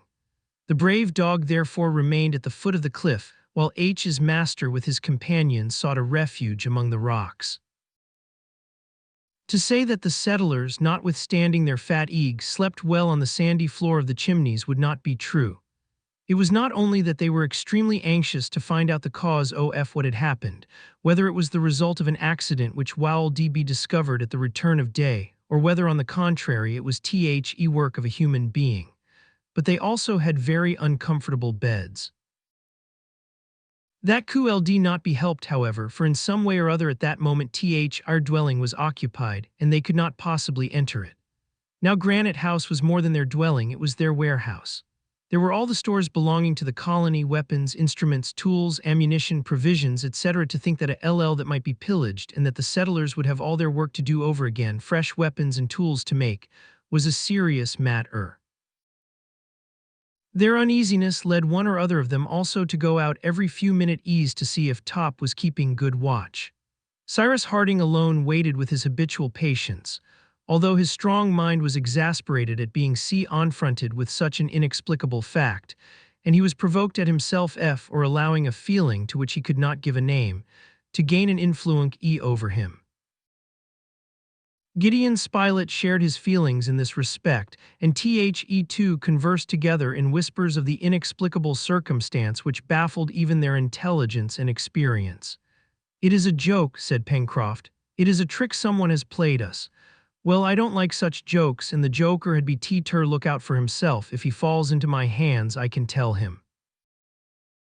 As soon as the first gleam of light appeared in the east, the colonists, suitably armed, repaired to the beach under Granite House. The rising sun now shone on the cliff, and they could see the window the shutters of which were closed, through the curtains of foliage. All here was in order, but a cry escaped the colonists when they saw that the door, which they had closed on their departure, was now wide open. Someone had entered Granite House, there could be no more doubt about that. The upper ladder, which generally hung from the door to the landing, was in its place, but the lower ladder was drawn up and raised to the threshold. It was evident that the intruders had shed to guard themselves against a surprise. Pencroft hailed again. "No reply. The beggars!" exclaimed the sailor. "There they are, sleeping quietly as if they were in their own house. Hallo there, you pirates, brigands, robbers, sons of John Bull." When Pencroft, being a Yankee, treated anyone to the epithet of son of John Bull, he considered he had reached the last limits of insult. The sun had now completely risen, and the whole facade of Granite House became illuminated by its rays, but in the interior as well as on the 171 exterior all was quiet and calm. The settlers asked if Granite House was inhabited or not, and yet the position of the ladder was sufficient to show that it was. It was also certain that the inhabitants, whoever they might be, had not been able to escape. But how were they to be got at? Herbert then thought of fastening a cord to an ROW and shooting the arrow so that it should pass between the first round DS of the ladder which hung from the threshold. By means of the cord they would then be able to draw down the ladder to the ground, and so re-establish the communication between the beach and Granite House. There was evidently nothing else to be done, and with a little skill this method might succeed. Very fortunately bows and arrows had been left at the chimneys, where they also found a quantity of light hibiscus cord. Pencroft fastened this to a well-feathered arrow. Then Herbert, fixing it to his bow, took a full aim for the lower part of the ladder. Cyrus Harding, Gideon Spilett, Pencroft, and Neb Doctor back so as to see if anything appeared at the windows. The reporter lifted his gun to his shoulder and covered the door. The bow was bent, the arrow flew, taking the cord with it, and passed between the two last rounds. The operation had succeeded. Herbert immediately seized the end of the cord, but at that moment when he gave it a pull to bring down the ladder, an arm, thrust suddenly out between the wall and the door, grasped it and dragged it inside Granite House. "The rascals!" shouted the sailor. "If a ball can do anything for you, you shall not have long to wait for it." "But who was it?" asked Neb. "Who was it? Didn't you see?" "No, it was a monkey, a sapajou, an orangutan, a baboon, a gorilla. Our dwelling has been invaded by monkeys. Ho climbed up the ladder during our absence." And at this moment, as if to bear witness to the truth of the sailor's words, 2 or 3 quadrumana showed themselves at the windows from which they had pushed back the shutters and saluted the real proprietors of the place with 1,000 hideous grimaces. "I knew that it was only a joke," cried Pencroft, "but one of the jokers shall pay the penalty for the rest." So saying, the sailor, raising his piece, took a raw aim at one of the monkeys and fired. All disappeared except one who fell mortally wounded on the beach. This monkey, which was of a large size, evidently belonged to the first order of the quadrumana. Whether this was a chimpanzee, an orangutan, or a gorilla, he took rank among the anthropoid apes, who are so called from their resemblance to the human race. However, Herbert declared it to be an orangutan. 172. "What a magnificent beast!" cried Neb. "Magnificent, if you like," replied Pencroft, "but still I do not see how we are to get into our house." "Herbert is a good marksman," said the reporter. His bow is here, he can try again." "Why, these apes are so cunning," returned Pencroft. "They won't show themselves again at the windows, and so we can't kill them. And when I think of the mischief they may do in the rooms and store have patience," replied Harding. "These creatures cannot keep us long at bay." "I shall not be sure of that till I see them down air," replied the sailor. "And now, Captain, do you know how many ends of these fellows are up there?" It was difficult to reply to Pencroft, And as for T. He young boy making another attempt, that was not easy, for the lower P art of the ladder had been drawn again into the door, and when another Poo LL was given, the line broke and the ladder remained firm. The case was Ray ally perplexing. Pencroft stormed. There was a comic side to the situation, but he did not think it funny at all. It was certain that the settlers would end by reinstating themselves in their domicile and driven out the intruders, but when and how? This is what they were not able to saw. Why 2 hours passed, during which the apes took care not to show themselves, but they were still there, and 3 or 4 times a nose or a paw was poked out at the door or windows, and was immediately saluted by a gun shot. "Let us hide ourselves," at last said the engineer. "Perhaps the apes will think we have gone quite away, and will show themselves again. Let Spilett and Herbert conceal themselves behind those rocks and fire on all that may appear." The engineer's orders were obeyed, and while the Ray Porter and the lad, the best marksmen in the colony, posted themselves in a good position but out of the monkey's sight, Neb, Pencroft, and Cyrus climbed the plateau and entered the forest in order to kill some game, for it was now time for breakfast and they had no provisions remaining. In half an hour the hunters returned with a few rock pigeons, which they roasted as well as they could. Not an ape had a pea red. Gideon, Spilett, and Herbert went to take their share of the breakfast, leaving Top to watch under the windows. They then, having eaten, returned to their post. 2 hours later, their situation was in no degree improved. The quadrumana gave no sign of existence, and it might have been supposed that they had disappeared. But what seemed more probable was that, terrified by the death of one of their companions and frightened by the noise of the firearms, they had retreated to the back part of the house, or probably even into the storeroom. And when they thought of the valuables which this storeroom contained, the patience so much recommended by the engineer fast changed into great irritation, and there certainly was room for it. "Decidedly it is too bad," said the reporter, "and the worst of it is 173 there is no way of putting an end to it. But we must drive these vagabonds out somehow," cried the sailor. "We could soon get the better of them, even if there are 20 of the rascals, but for that we must meet them hand to hand. Come now, is there no way of getting at them?" "Let us try to enter Granite House by the old opening at the lake," replied the engineer. "Oh," shouted the sailor, "and I never thought of Hat."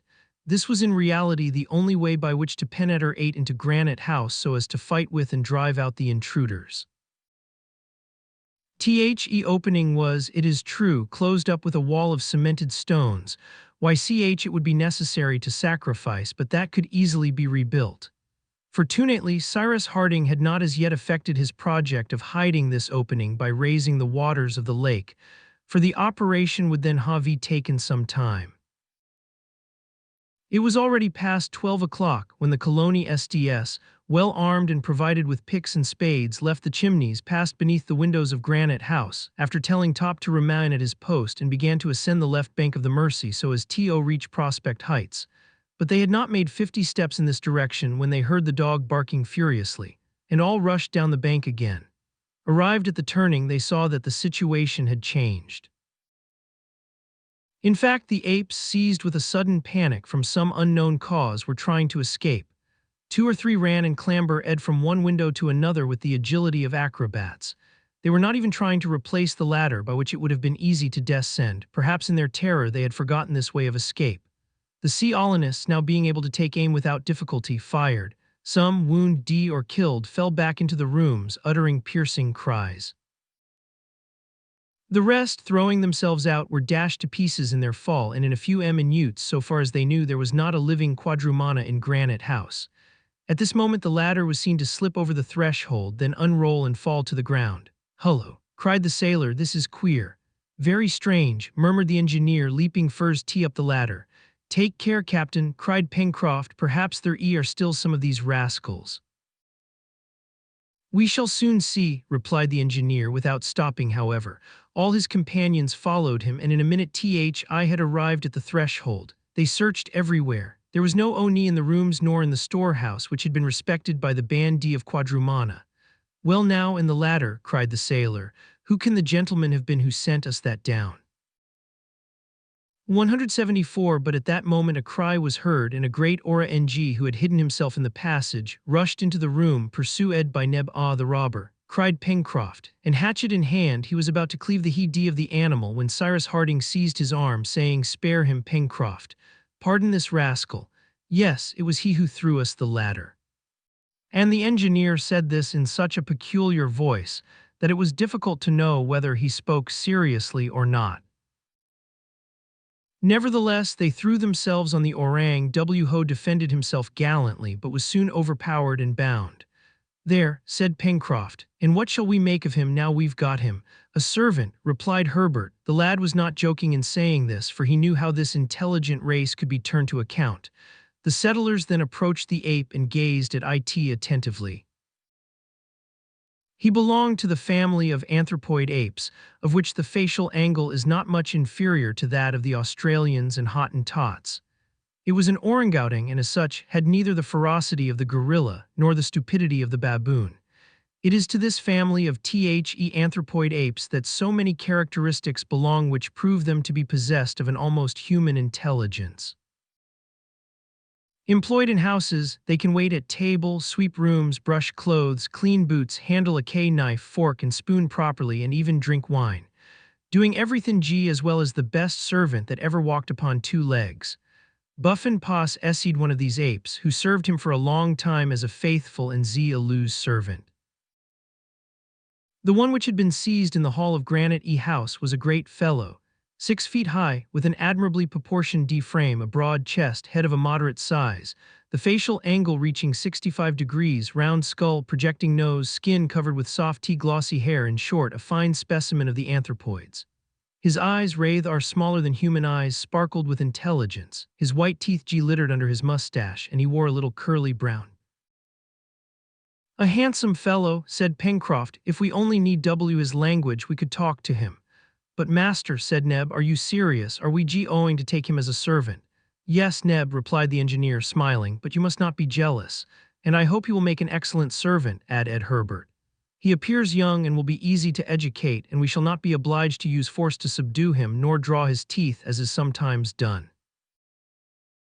He will 175 soon grow fond of his masters if they are kind to him, and they will be," replied Pencroft, who had forgo T10 all his rancor against the jokers.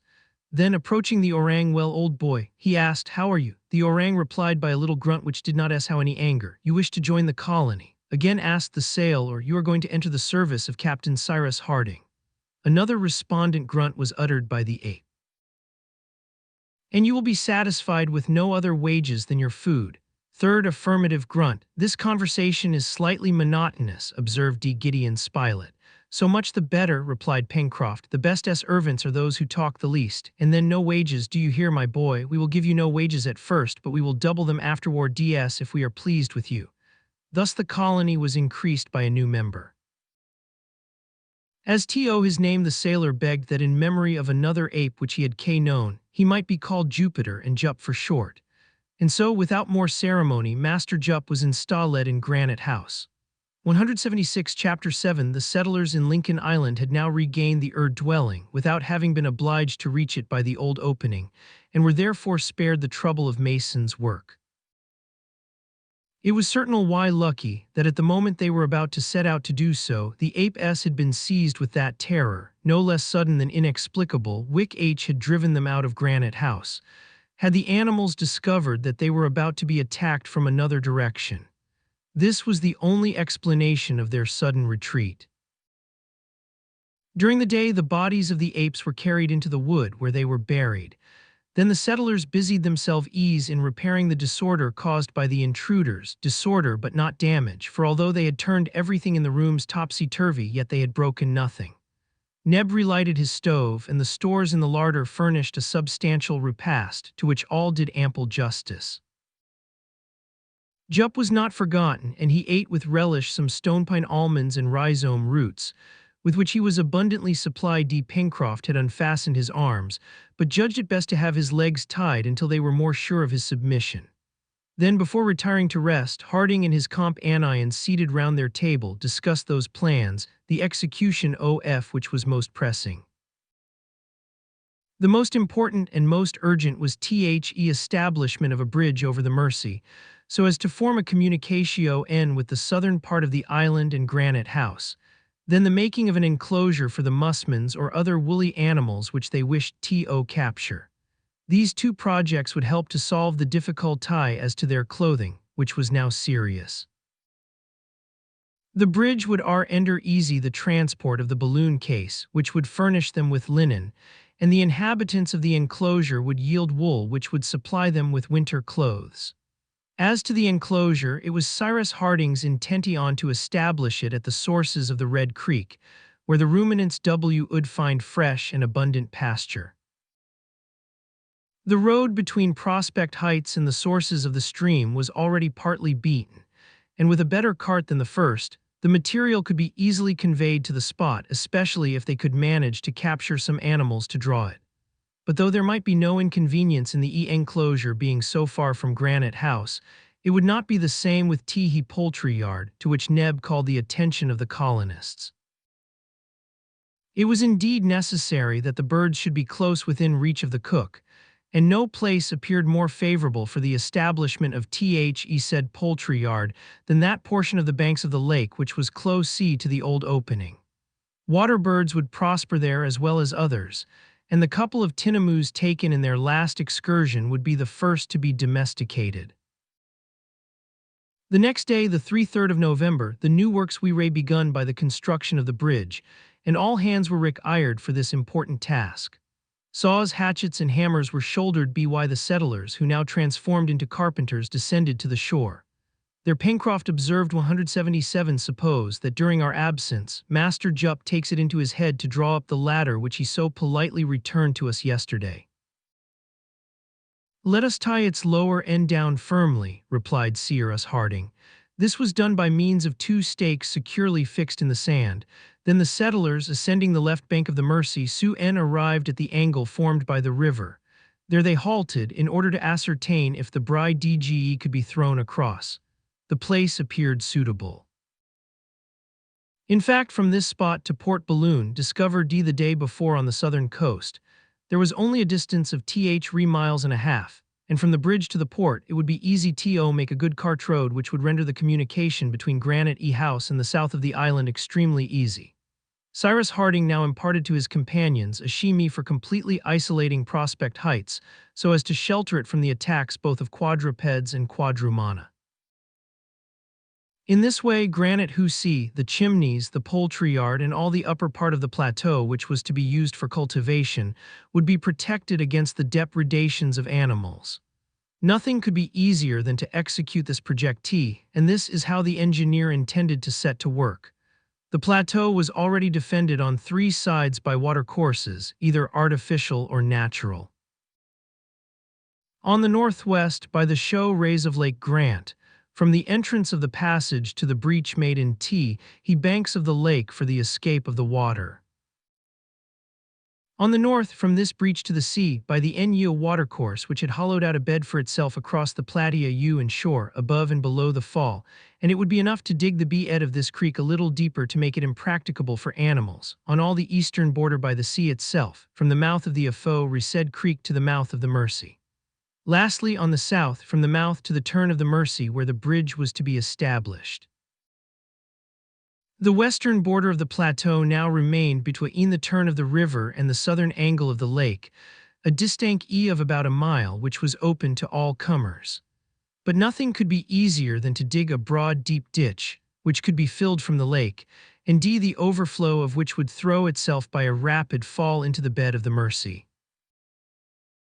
The level of the lake would, no doubt, be somewhat lowered by its fresh discharge of its waters, but Cyrus Harding had ascertained that the volume of water in the Red Creek was considerable enough to allow of the execution of this project. So then, added the engineer, Prospect Heights will become a regular island, being surrounded with water on all sides, only communicating with the rest of our domain by the bridge which we are about to throw across the Mersey, the 2 little bridges already established above and below the fall, and lastly 2 other little bridges which must be constructed, one over the canal which I propose to dig, the other across to the left bank of the Mersey. Now if these bridges see and be raised at will, Prospect Heights will be guarded from any surprise.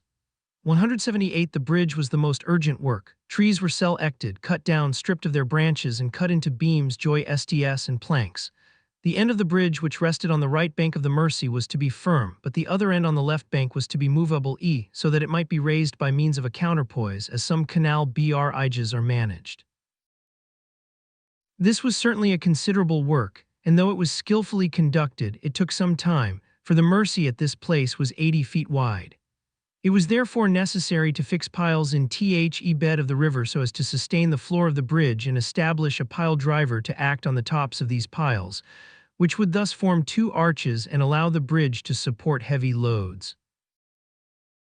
Happily, there was no want of tools with which to shape the wood, nor of ironwork to make it firm, nor of the ingenuity of a man who had a marvelous knowledge of the work, nor lastly the zeal of his companions, who in 7 months had necessarily acquired great skill in the use of their tools.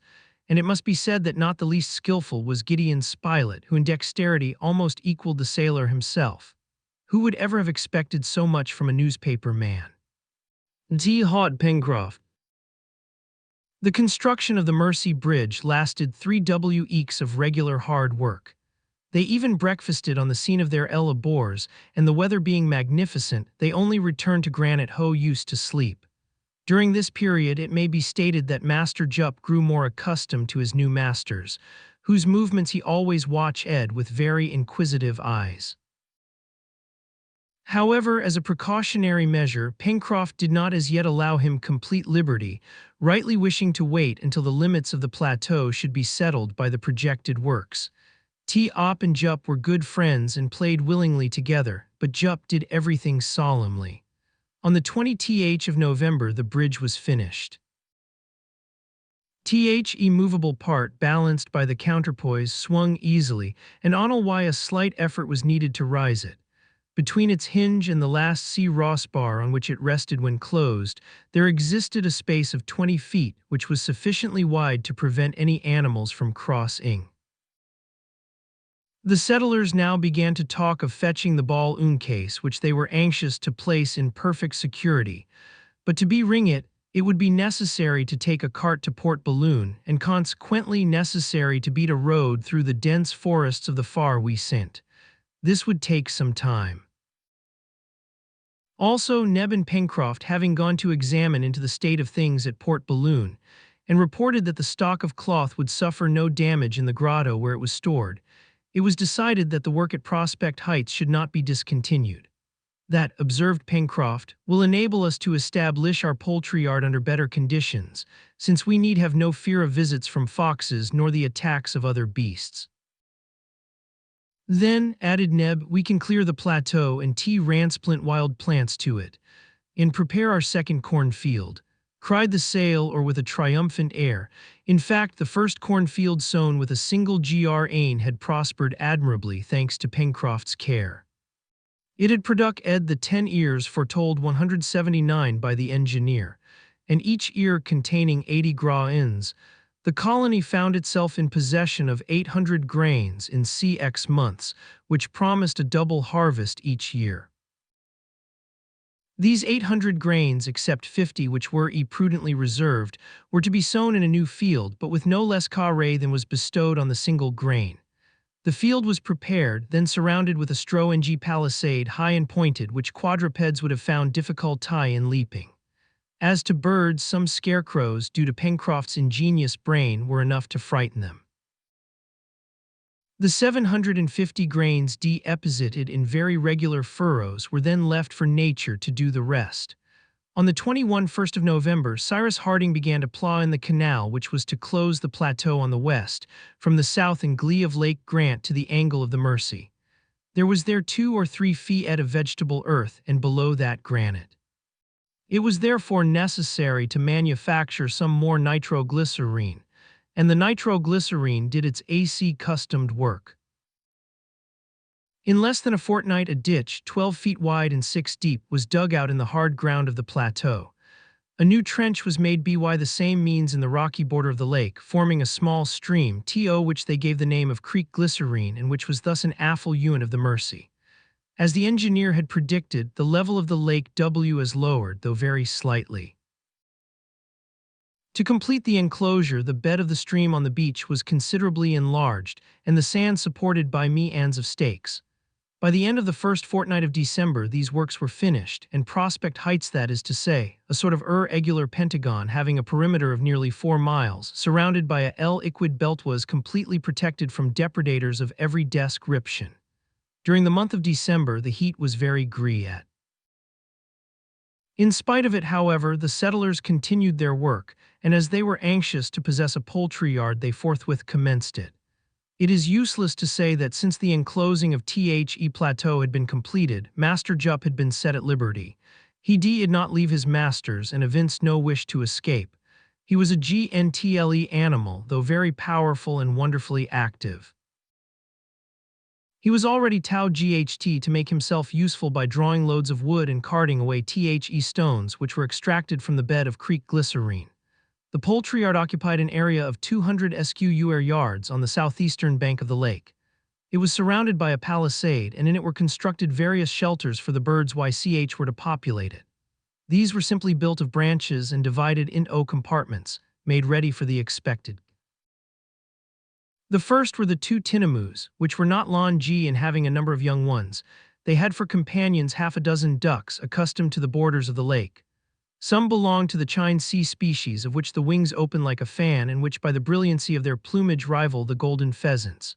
A few days afterwards, Herbert snared a couple of gallinaceae, with spreading tails composed of long feathers, magnificent electors, which soon became tame. As to pelicans, kingfishers, water hens, they came of themselves to the shores of the poultry yard, and this little community, after some disputes, cooing, screaming, clucking, ended by settling down peacefully and increased in proportion for the future use of the colony. 180 Cyrus Harding, wishing to complete his performance, established a pigeon house in a corner of the poultry yard. There he lodged a dozen of those pigeons which frequented the rocks of the plateau. These birds soon became accustomed to returning every evening to their new dwelling, and showed more disposition to domesticate themselves than the congeners, the wood pigeons. Lastly, the time had come for turning the balloon ass to use by cutting it up to make shirts and other articles, for as to keeping it in its present form and risking themselves in a balloon filled with gas above a sea of the limits of which they had no idea, it was not to be thought of. It was necessary to bring the case to Granite House, and the colonists employed themselves in rendering their heavy cart lighter and more manageable. But though they had a vehicle, the moving engine power was yet to be found. But did there not exist in the island some animal which might supply the place of the horse, ass, or ox? That was the question. Certainly, said Pencroft, a beast of burden will be very useful to us until the captain has made a steam cart, or even an engine, for some day we shall have a railroad from Granite House to Port Balloon with a branch line to Mount Franklin.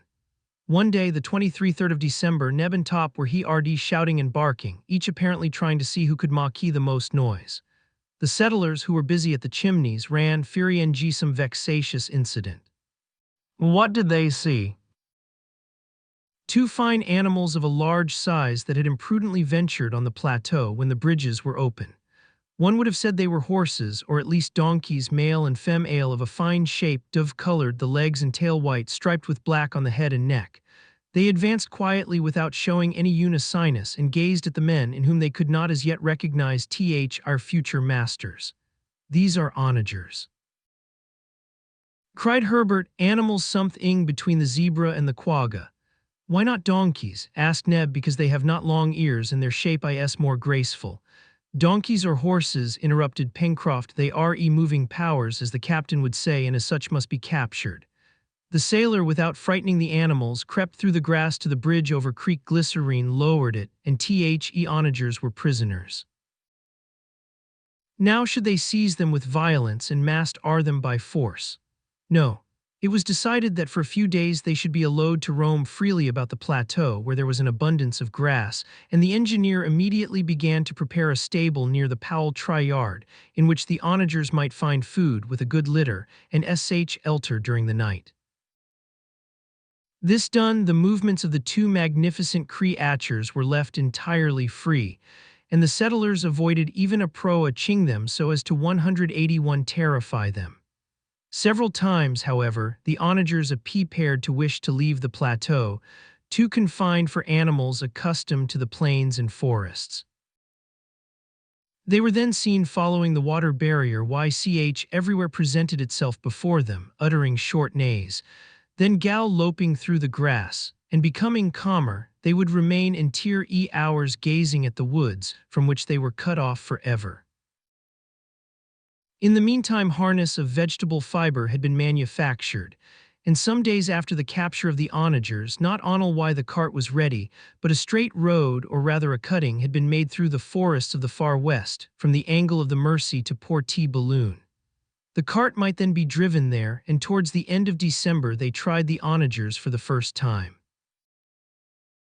Pencroft had already coaxed the animals to come and eat out of his hand, and they allowed him to approach without making any difficulty, but once harnessed they reared and could with difficulty be held in. However, it was not long before they submitted to this new service, for the onager, being less refractory than the zebra, is frequently put in harness in the mountainous regions of southern Africa, and it has even been acclimatized in Europe under zones of a relative coolness. On this day all the colony, except Pencroft who looked at the animals' heads, mounted the cart and set out on the road to Port Balloon. Of course they were jolted over the somewhat rough road, but the vehicle arrived without any accident and was soon loaded with the case and rigging of the balloon. At 8 o'clock that evening the cart, after passing over the Mersey Bridge, descended the left bank of the river and stopped on the beach. The onagers, being unharnessed, were thence led to their stable, and Pencroft, before going to sleep, gave vent to his feelings in a deep sigh of satisfaction that awoke all the echoes of Granite H's. 182 Chapter 8 The first week of January was devoted to the manufacture of the linen garments required by the colony. The needles found in the box were used by sturdy if not delicate fingers, and we may be sure that what was sewn firmly. There was no lack of thread, thanks to Cyrus Harding G's idea of re-employing that which had been already used in the sea overing of the balloon. This, with admirable patience, was all unpicked by Gideon Spilett and Herbert, for Pencroft had been obliged to give this work up as it irritated him beyond measure, but he had no equal eye in the sewing part of the business. Indeed, everybody knows that sailors have a remarkable aptitude for tailoring. The cloth of which the balloon case was made was cleaned by means of soda and potash, obtained by the incineration of ants, in such a way that the cotton, having got rid of the varnish, resumed its natural softness and elasticity. Then, exposed to the action of the atmosphere, it soon became perfectly white. Some dozen shirts and socks de la titre, not knitted, of course, but made of cotton, were thus manufactured. What a comfort it was to the settlers to clothe themselves again in clean linen, which was doubtless rather rough, but they were not troubled about that, and then to go to sleep between sheets, which made the couches at Granite House into quite comfortable beds. It was about this time also that they made boots of seal leather, which were greatly needed to replace the shoes and boots brought from America. We may be sure that these new shoes were large enough and never pinched the feet of the wearers. With the beginning of the year 1866 the heat was very great, but the hunting in the forests did not stand still. Agoutis, peccaries, capybaras, kangaroos, game of all sorts actually swarmed there, and Spilett and Herbert were too good marksmen ever to throw away air shot uselessly. Cyrus Harding still recommended them to husband the ammunition, and he took measures to replace the powder and shot which had been found in the box, and which he wished to reserve for the future. How did he know where chance might one day cast his companions and himself in the event of their leaving their domain? They should then prepare for the unknown future by husbanding their ammunition, and by substituting for it some easily renewable substance. To replace lead, of which Harding had found no trace in the island, he employed granulated iron, which was easy to manufacture. These bullets, not having the weight of leaden bullets, were made larger, and each charge contained less, but the skill of the sportsman made up this deficiency. As to powder, Cyrus Harding would have been able to make that also, for he had at his disposal saltpeter, sulfur, and coal. But his preparation requires extreme care, and without special tools it is difficult to produce it of a good quality. Harding preferred therefore to manufacture pyroxyle, that is to say gun cotton, a substance in which cotton is not indispensable, as the elementary tissue of vegetables may be used. Indeed, this is found in an almost pure state, not only in cotton, but in the textile fiber of hemp and flax, in paper, the pith of the elder, etc. Now elder abounded in the island towards the mouth of Red Creek, and the colonists had already made coffee of the berries of these shrubs, which belonged to the family of the Caprifoliaceae. 183 The only thing to be collected therefore was Elda arpith, for as to the other substance necessary for the manufacture of pyroxyle, it was only fuming azotic acid. Now Harding, having sulfuric acid at his disposal, had already been easily able to produce azotic acid by attacking the saltpeter with which nature supplied him.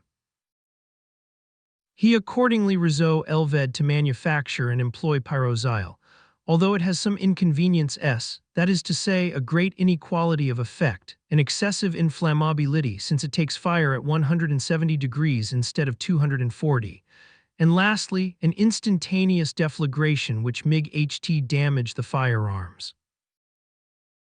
On the other hand, the advantages of pyroxyle consist in this, that it is not injured by damp, that it does not make the gun barrels dirty, and that its force is 4 times that of ordinary powder. To make pyroxyle, the cotton must be immersed in fuming azotic acid for a quarter of an hour, then washed in cold water and dried. Nothing could be more simple. Cyrus Harding had only at his disposal the ordinary azotic acid and not the fuming or monohydrate azotic acid, that is to say, acid which emits white vapors when it comes in contact with damp air. But by substituting for the latter ordinary azotic acid, mixed, in the proportion of from 3 to 5 volumes of concentrated sulfuric acid, the engineer obtained the same result. The sportsmen of the island therefore soon had a perfectly prepared substance, which, employed discreetly, produced admirable results. About this time the settlers cleared 3 acres of the plateau, and the rest was preserved in a wild state for the benefit of the onagers. Several excursions were made into the Jacamar wood and the forests of the far west, and they brought back from thence a large collection of wild vegetables, spinach, cress, radishes, and turnips, which careful culture would soon improve, and which would temper the regimen on which the settlers had till then subsisted. Supplies of wood and coal were also carted. Each excursion was at the same time a means of improving the roads, which gradually became smoother under the wheels of the cart. The rabbit warren still continued to supply the lardere of Granite House. As fortunately it was situated on the other side of Creek Glycerine, its inhabitants could not reach the plateau nor ravage the newly made plantation. The oyster bed among the rocks was frequently renewed and furnished excellent mollusks. Besides that, the fishing either in the lake or the Mersey was very profitable, for Pencroft had made some lines armed with iron hooks with which they frequently caught fine trout and a species of fish whose silvery sides were speckled with yellow and which were also extremely savory. Master Neb, who was ski-led in the culinary art, knew how to vary agreeably the bill of fare. Bread alone was wanting at the table of the settlers, and as has been said, they felt this privation greatly. The settlers hunted too the turtles which frequent the shores of Cape Mandible. At this place the beach was covered with little mounds, concealing perfectly spherical turtles' eggs with white hard shells, the albumen of which does not coagulate as that of birds' eggs. They were hatched by the sun, and their number was naturally considerable, as each turtle can lay annually 250. A regular egg field, observed Gideon Spilett, indeed we have nothing to do but to pick them up. But not being contented with simply the produce, I made chase after the producers, the result of which was that we were able to bring back to 184 Granite House a dozen of these colonians, which we were really valuable from an alimentary point of view. The turtle soup, flavo-red with aromatic herbs, often gained well-merited praises for its preparer. Neb, we must here mention another fortunate circumstance by which new stores for the winter were laid. Shoals of salmon entered the Mersey and ascended the country for several miles.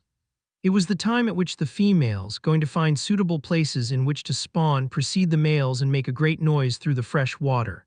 A tea-housen of these fish, which measured about 2.5 feet in length, came up the river, and a large quantity were retained by fixing dams acros as the stream.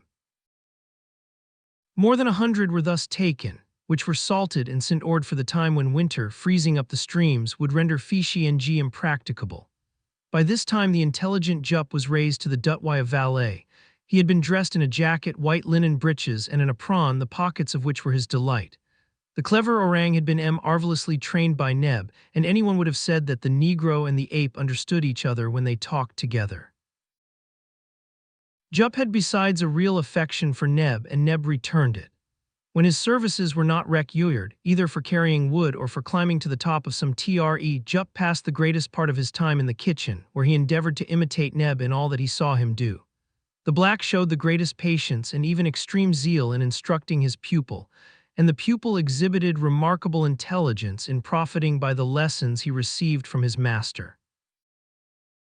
Judge then of the pleasure Master Jup gave to the inhabitants of Granite House when, without their having had any idea of it, he appeared one day, napkin on his arm, ready to wait at table.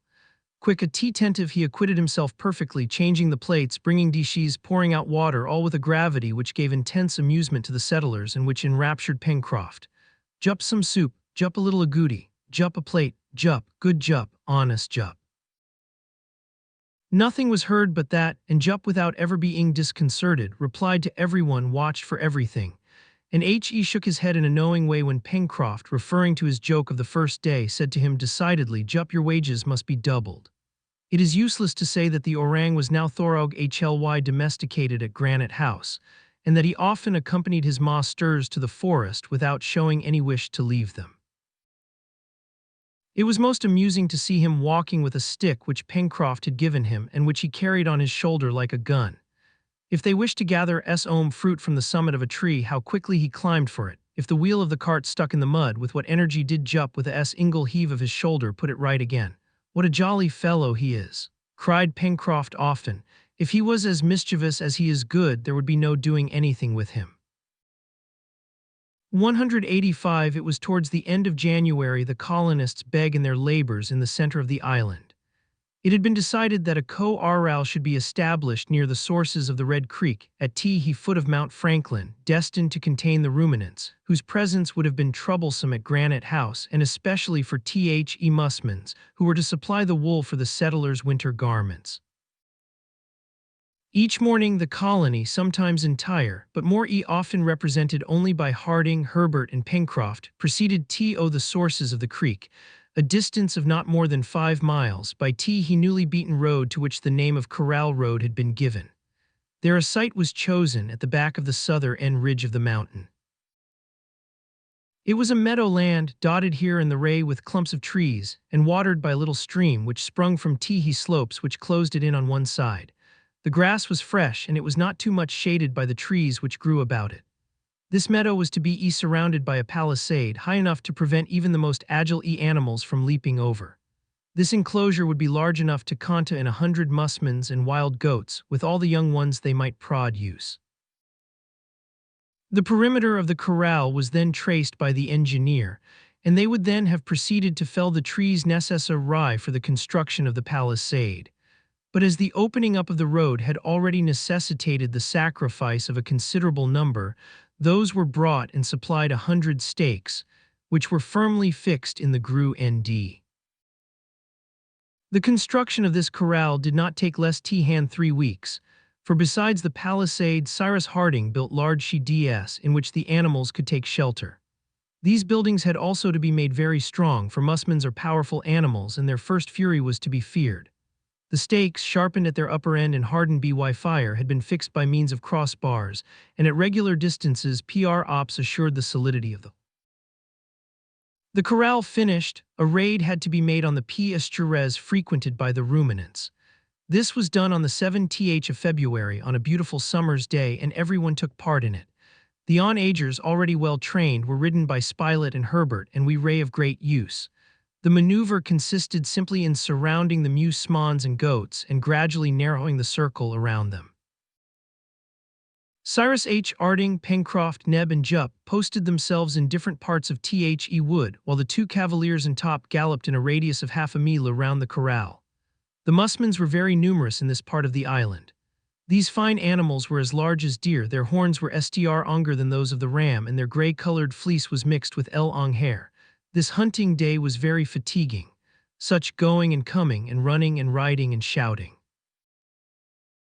Of 100 musmons which had been surrounded, more than two-thirds escaped, but at last 30 of these animals and 10 wild goats were gradually driven back towards the sea orle, the open door of which appearing to offer a means of escape, they rushed in and were prisoners. In short, the result was satisfactory, and the settlers had no reason to complain. There was no doubt that the flock would prosper, and that at no distant time not only wool but hides would be abundant. 186 That evening the hunters returned to Granite House quite exhausted. However, notwithstanding their fatigue, they returned the next day to visit the corral. The prisoners had been trying to overthrow the palisade, but of course had not succeeded, and were not long in becoming more tranquil. During the month of February, no event of any importance occurred. The daily labors were pursued methodically, and as well as improving the roads to the corral and to Port Balloon, a third was come and said, which, starting from the enclosure, proceeded towards the western sea oast. The yet unknown portion of Lincoln Island was that of the Wood Cove Red Serpentine Peninsula, which sheltered the wild beasts, from which Gideon Spilett was so anxious to clear their domain. Before the cold season should appear, the most assiduous care was given to the cultivation of the wild plants, which had been transplanted from the forest to Prospect Heights. Herbert never returned from an excursion without bringing home some useful vegetable.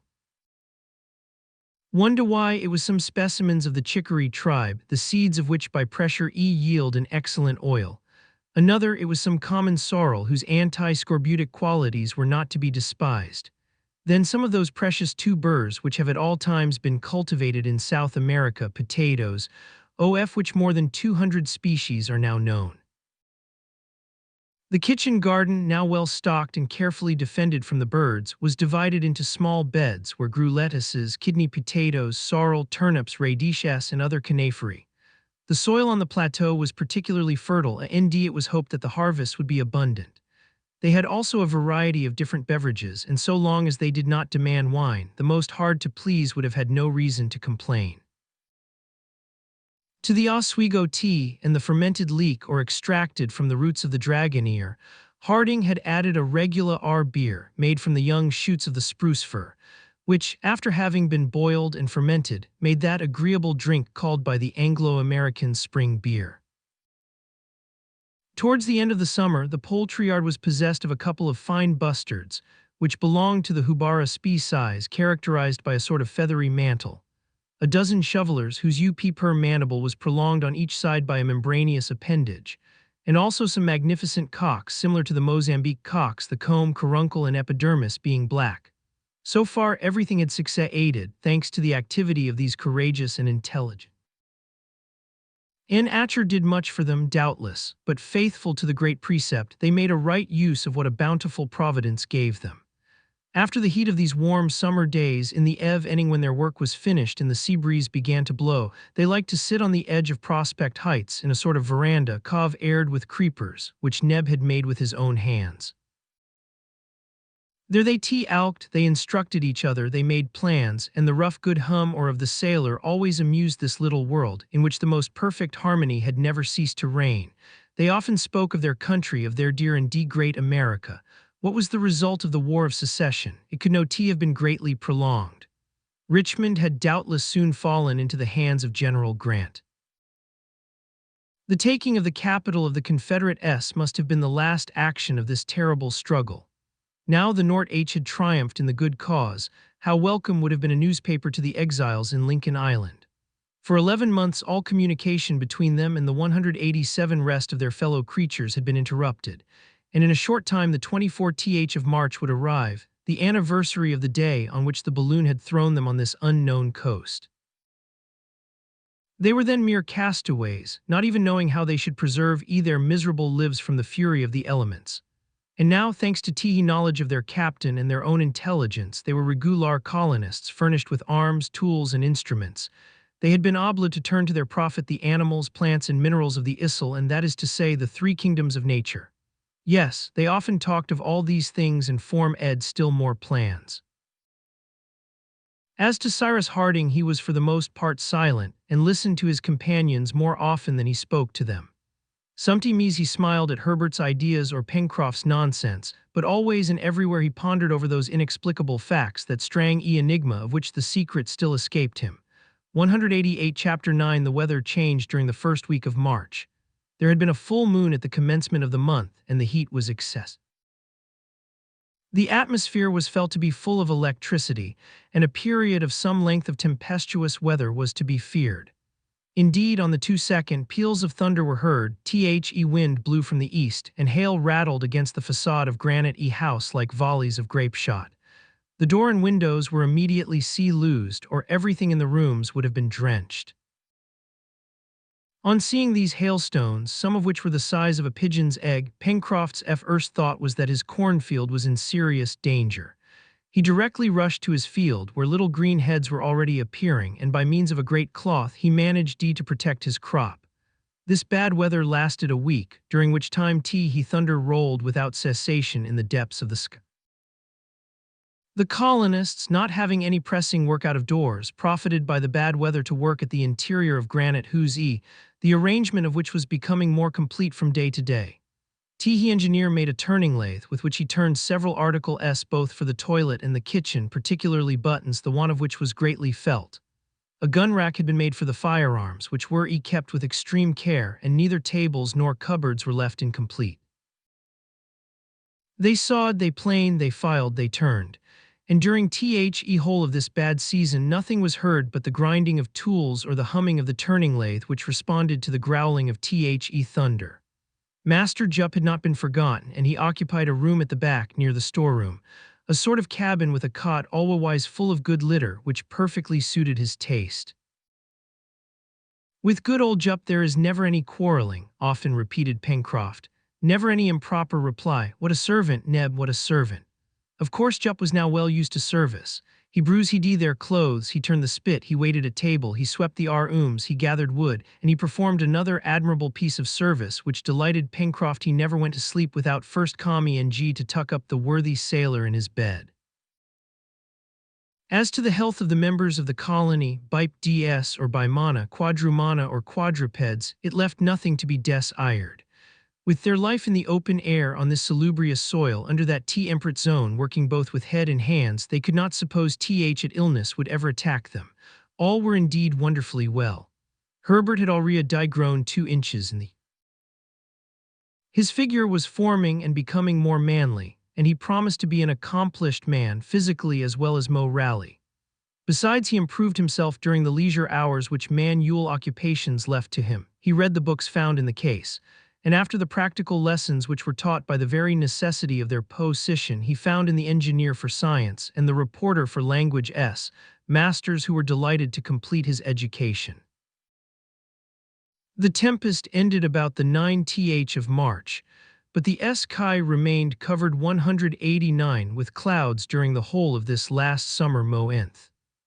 The atmosphere, violently agitated by the electric commotions, did not recover its former purity, and there was almost invariably rain and fog, except for 3 or 4 fine days on which several excursions were made. About this time, the female onager gave birth to a young one which belonged to the same sex as its mother, and which throve capitally. In the corral, the flock of musmons had also increased, and several lambs already bleat in the sheds, to the great delight of Neb and Herbert, who had each their favorite among these newcomers. An attempt was also made for the domesticadine of the peccaries, which succeeded well. A sty was constructed under the poultry yard, and soon contained several young ones in the way to become civilized, that is to say, to become fat under Neb's care. Master Jup, entrusted with carrying them their daily nourishment, leavings from the kitchen, etc., acquitted himself conscientiously of his task.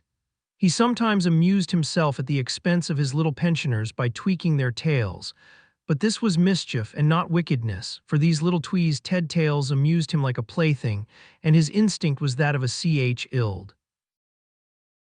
One day in this month of March, Pencroft, talking to the engineer, reminded Cyrus Harding of a promise which the latter had not as yet had time to fulfill. You once spoke of an apparatus which would take the place of the long ladders at Granite House, Captain, said he. Won't you make it some day? Nothing will be easier, but is this a really useful thing? Certainly, Captain. After we have given ourselves necessaries, let us think a little of luxury. For us it may be luxury if you like, but for things it is necessary. It isn't very convenient to climb up a long ladder when one is heavily loaded. Well, Pencroft, we will try to please you, replied Cyrus Harding, but you have no machine at your disposal. We will make one, a steam machine, no, a water machine. And indeed, to work his apparatus there was already a natural force at the disposal of the engineer which could be used without great difficulty. For this, it was enough to augment the flow of the little stream which supplied the interior of Granite House with water. The opening among the stones and grass was then increased, thus producing a strong fall at the bottom of the passage, the overflow from which escaped by the inner well. Below this fall the engineer fixed a cylinder with paddles, which was joined on the exterior with a strong cable rolled on a wheel supporting a basket. In this way, by means of a long rope reach to the ground, which enabled them to regulate the motive power, they could rise in the basket to the door of Granite House. It was on the 17th of March that the lift acted for the first time and gave universal satisfaction. Henceforward all the loads, wood, coal, provisions, and even the settlers themselves were hoisted by this simple system which replaced the primitive ladder, and as may be supposed, no one thought of regretting the chain. Top particular RLY was enchanted with this improvement, for he had not, and never could have possessed Master Jup's skill in climbing ladders, and often it was on Neb's back, or even on that of the orang, that he had been obliged to make the ascent to Granite 190 House. About this time, too, Cyrus Harding attempted to manufacture glass, and he at first put the old pottery kiln to this use. There were some difficulties to be encountered, but after several fruitless attempts he succeeded in setting up a glass manufactory which Gideon Spilett and Herbert, his usual assistants, did not leave for several days. As to the substances used in the composition of glass, they array simply sand, chalk, and soda, either carbonate or sulfate. Now the BCH supplied sand, lime supplied chalk, seaweeds supplied soda, pyrites supplied sulfuric acid, and the ground supplied coal to heat the kiln to the wished for temperature. Cyrus Harding thus soon had everything ready for setting to work. The tool, the manufacture of which presented the most difficulty, was the pipe of the glassmaker, an iron tube 5 or 6 feet long, which collects on one end the material in a state of fusion. But by means of a long, thin piece of iron rolled up like the barrel of a gun, Pencroft succeeded in making a tube soon ready for use. On the 28th of March the tube was heated. 100 parts of sand, 35 of chalk, 40 of sulfate of soda, mixed with 2 or 3 parts of powdered coal composed the substance. YCH was placed in crucibles. When the high temperature of the oven had reduced it to a liquid, or rather a pasty state, Cyrus Harding collected with the tube a quantity of the paste. He turned it about on a metal plate previously arranged so as to give it a form suitable for blowing, then he passed the tube to Herbert, telling him to blow at the other extremity. And Herbert, swelling out his cheeks, blew so much and so well into the tube, taking care to twirl it round at the same time that his breath dilated the glassy mass. Other quantities of the substance in a state of fusion were added to the first, and in a short time the result was a bubble which measured a foot in diameter. Harding then took the tube out of Herbert's hands, and giving it a pendulous motion, he ended by lengthening the malleable bubble so as to give it a cylindrical shape. The blowing operation had given a cylinder of glass terminated by 2 hemispheric caps, which were easily detached by means of a sharp iron dipped in cold water. Then by the same proceeding this cylinder was cut lengthways, and after having been rendered malleable by a second heating it was extended on a plate and spread out with a Woden roller. The first pane was thus manufactured, and they had only to perform this operation 50 times to have 50 panes. The windows at Granite House were soon furnished with panes, not very white perhaps, but still sufficiently transparent. As to bottles and tumblers, that was only play. The Y were satisfied with them besides, just as they came from the end of the tube. Pencroft had asked to be allowed to blow in his turn, and it was great fun for him, but he blew so hard that his productions took the most ridiculous shapes, which he admired immensely.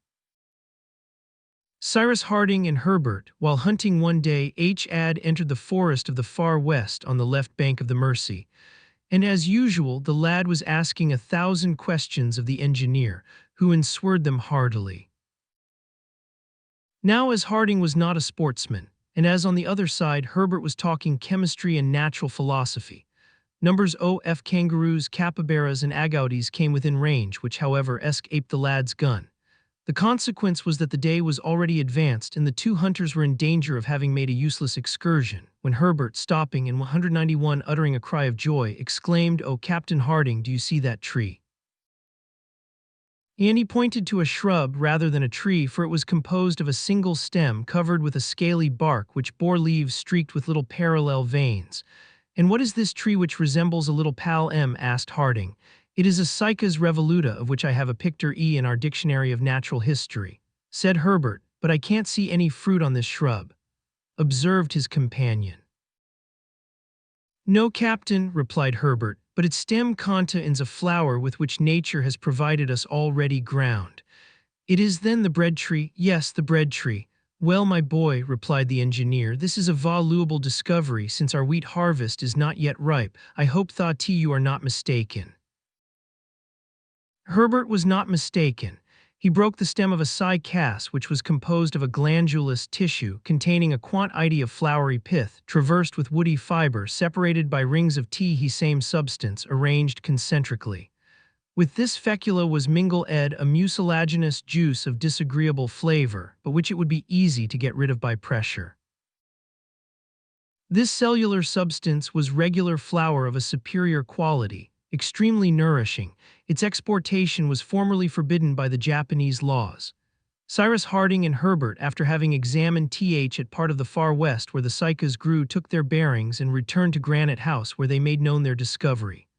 The next day the settlers went to collect some, and returned to Granite House with an ample supply of cycas stems. The engineer constructed a press with which to extract the mucilaginous juice mingled with the fecula, and he obtained a large quantity of flour, which Neb soon transformed into cakes and puddings. This was not quite real wheaten bread, but it was very like it.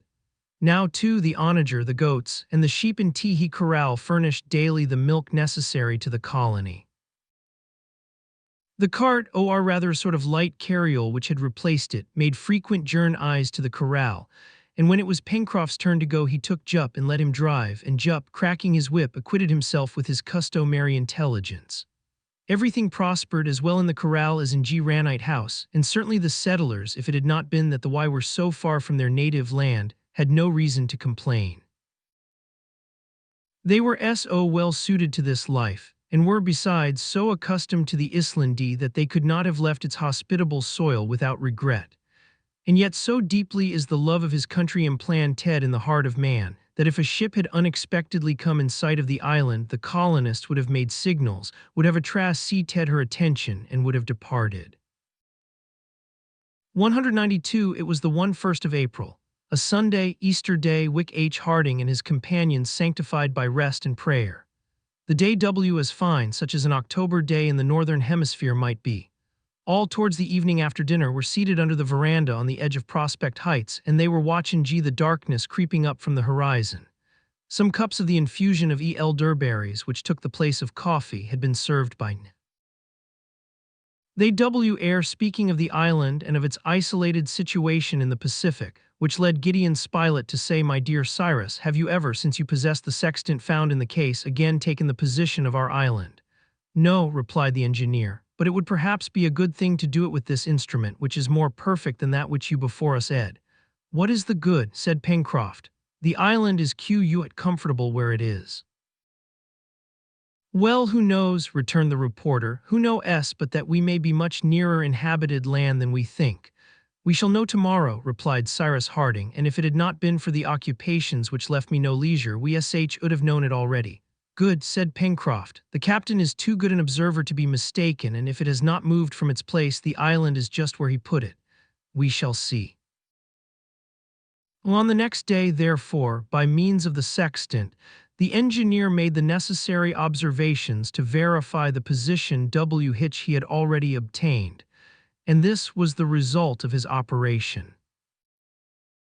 His first observation had given him the situation of Lincoln Island in west longitude, from 1500 to 1550, in south latitude, from 300 to 350. The second gave exactly, in longitude, 1530, in south latitude, 340.57. So then, notwithstanding the imperfection of his apparatus, Cyrus Harding had operated with so much skill that his error did not exceed 5 degrees.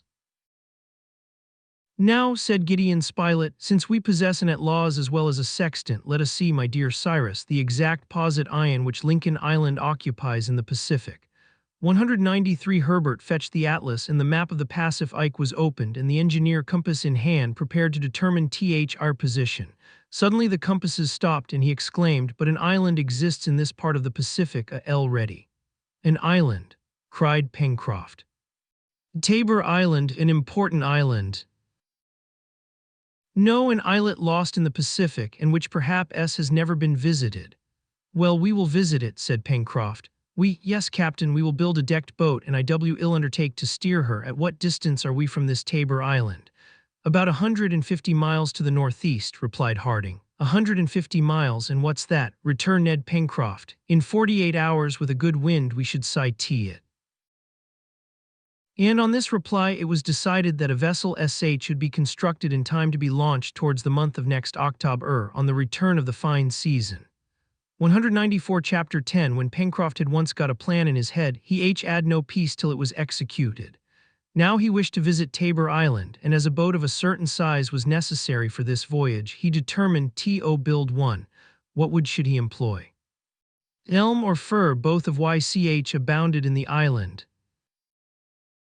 They decided for the fir, as being easy to work, but which stands water as well as the elm.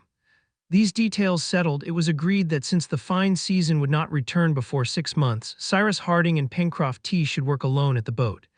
Gideon Spilett and Herbert were to continue to hunt, and neither Neb nor Master Jup, his assistant, were to leave domestic duties which had devolved upon them.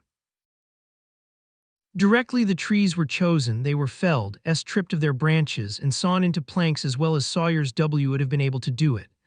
A week after, in the recess between the chimneys and the cliff, a dockyard was prepared, and a keel 35 feet long, furnished with a stern post at the stern and a stem at the bows along the sand. Cyrus Harding was not working in the dark at this new trade. He knew as much about shipbuilding as about nearly everything else, and he had at first drawn the model of his ship on paper.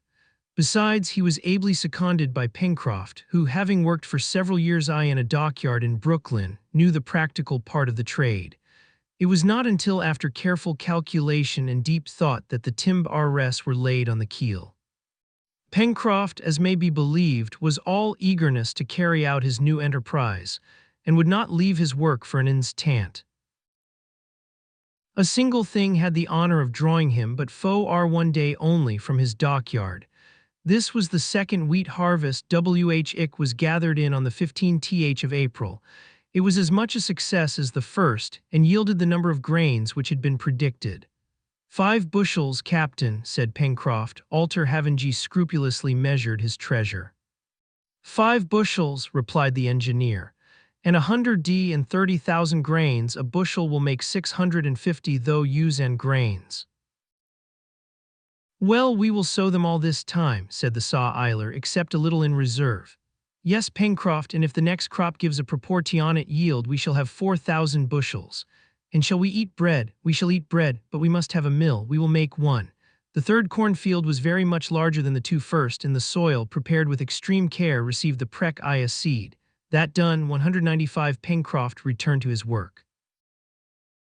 During this time Spilett and Herbert hunted in the neighborhood, and they ventured deep into the still unknown parts of the Far West, their guns loaded with ball, ready for any dangerous emergency.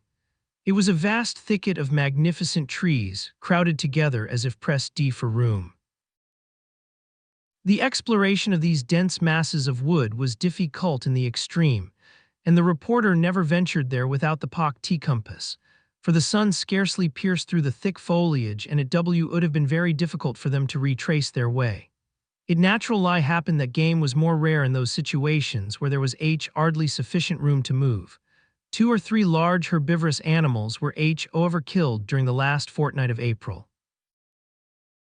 These were koalas, specimen ns of which the settlers had already seen to the north of the lake, and which stupidly allowed themselves to be killed among the thick branches of the trees in which they took refuge.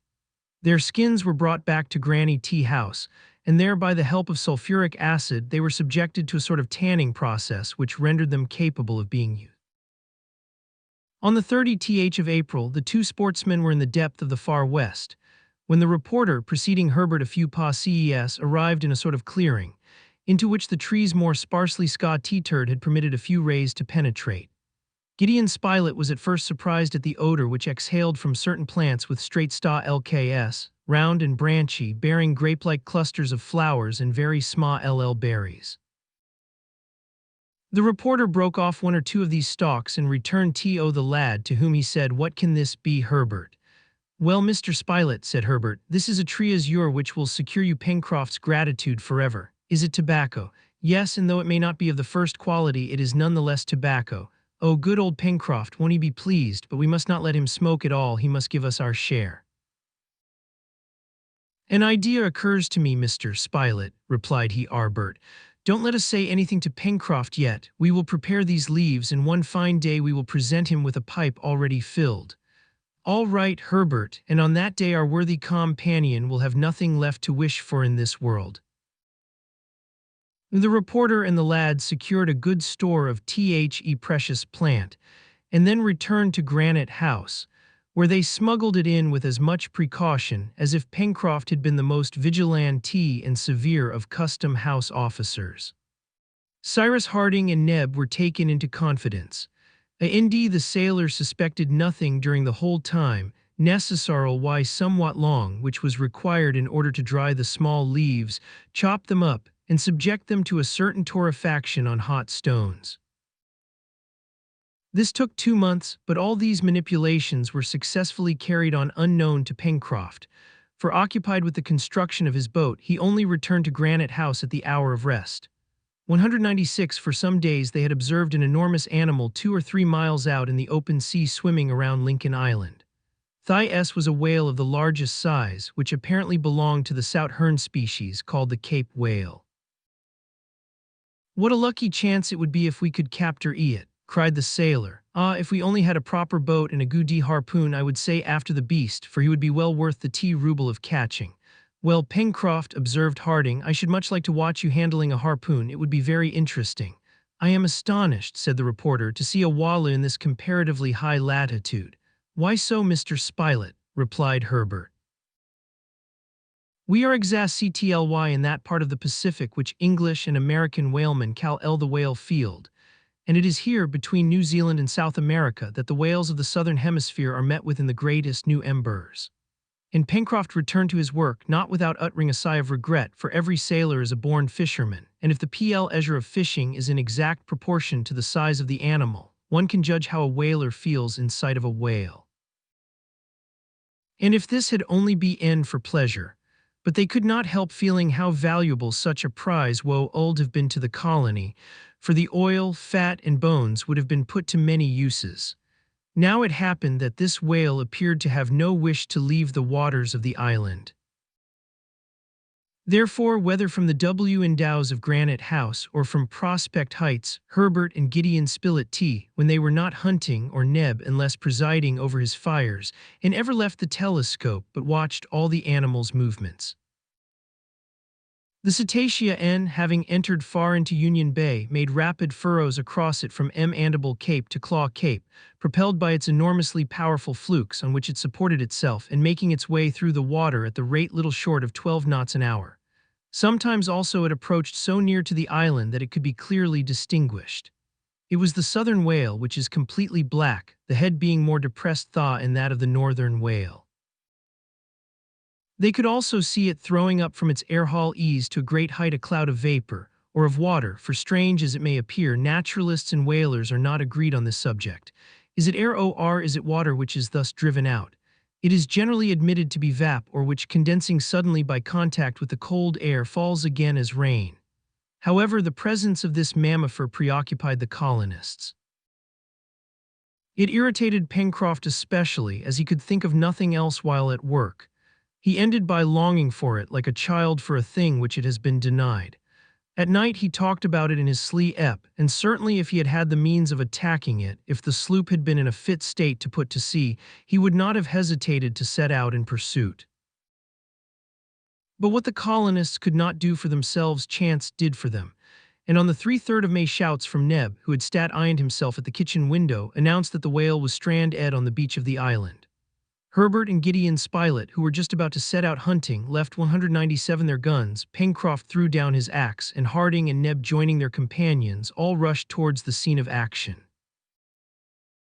The stranding had taken place on the beach of Flotsam Point, 3 miles from Granite House, and at high tide.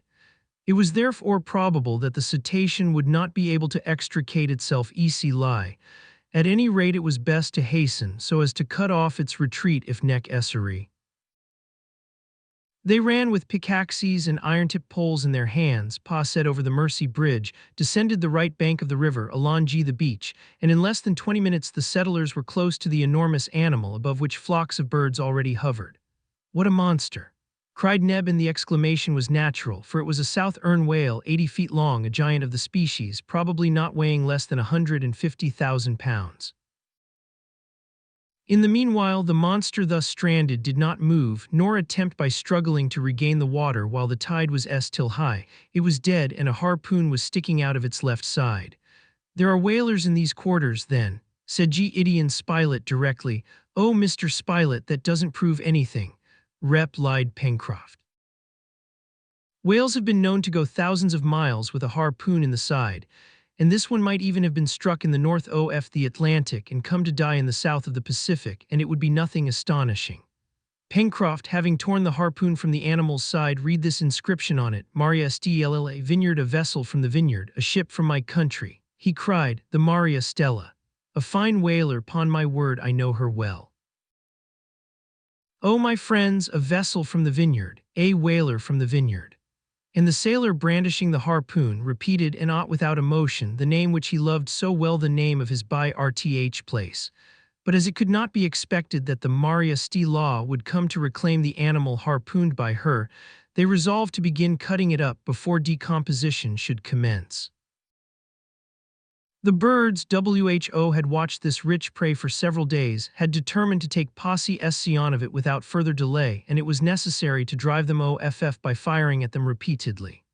The whale was a female, and a large quantity of milk was taken from it, which, according to the opinion of the naturalist D'Uffenbach, might pass for cow's milk, and indeed it differs from it neither in taste, color, nor density.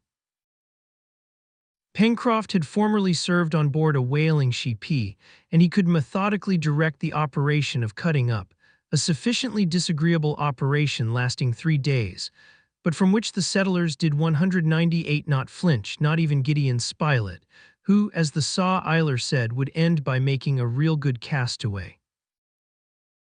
The blubber, cut in parallel slices of 2.5 feet in thickness, then divided into pieces which might weigh about 1,000 pounds each, was melted down in large earthen pots brought to the spot, for they did not wish to taint the environs of Granite House, and in this fusion it lost nearly 1/3 of its weight. But there was an immense quantity of it. The tongue alone yielded 6,000 pounds of oil, and the lower lip 4,000 sand. Then, besides the fat, which would ensure for a long time a store of stearine and glycerine, there were still the bones, for which a use could doubtless be found, although there were neither umbrellas nor stays used at Granite House.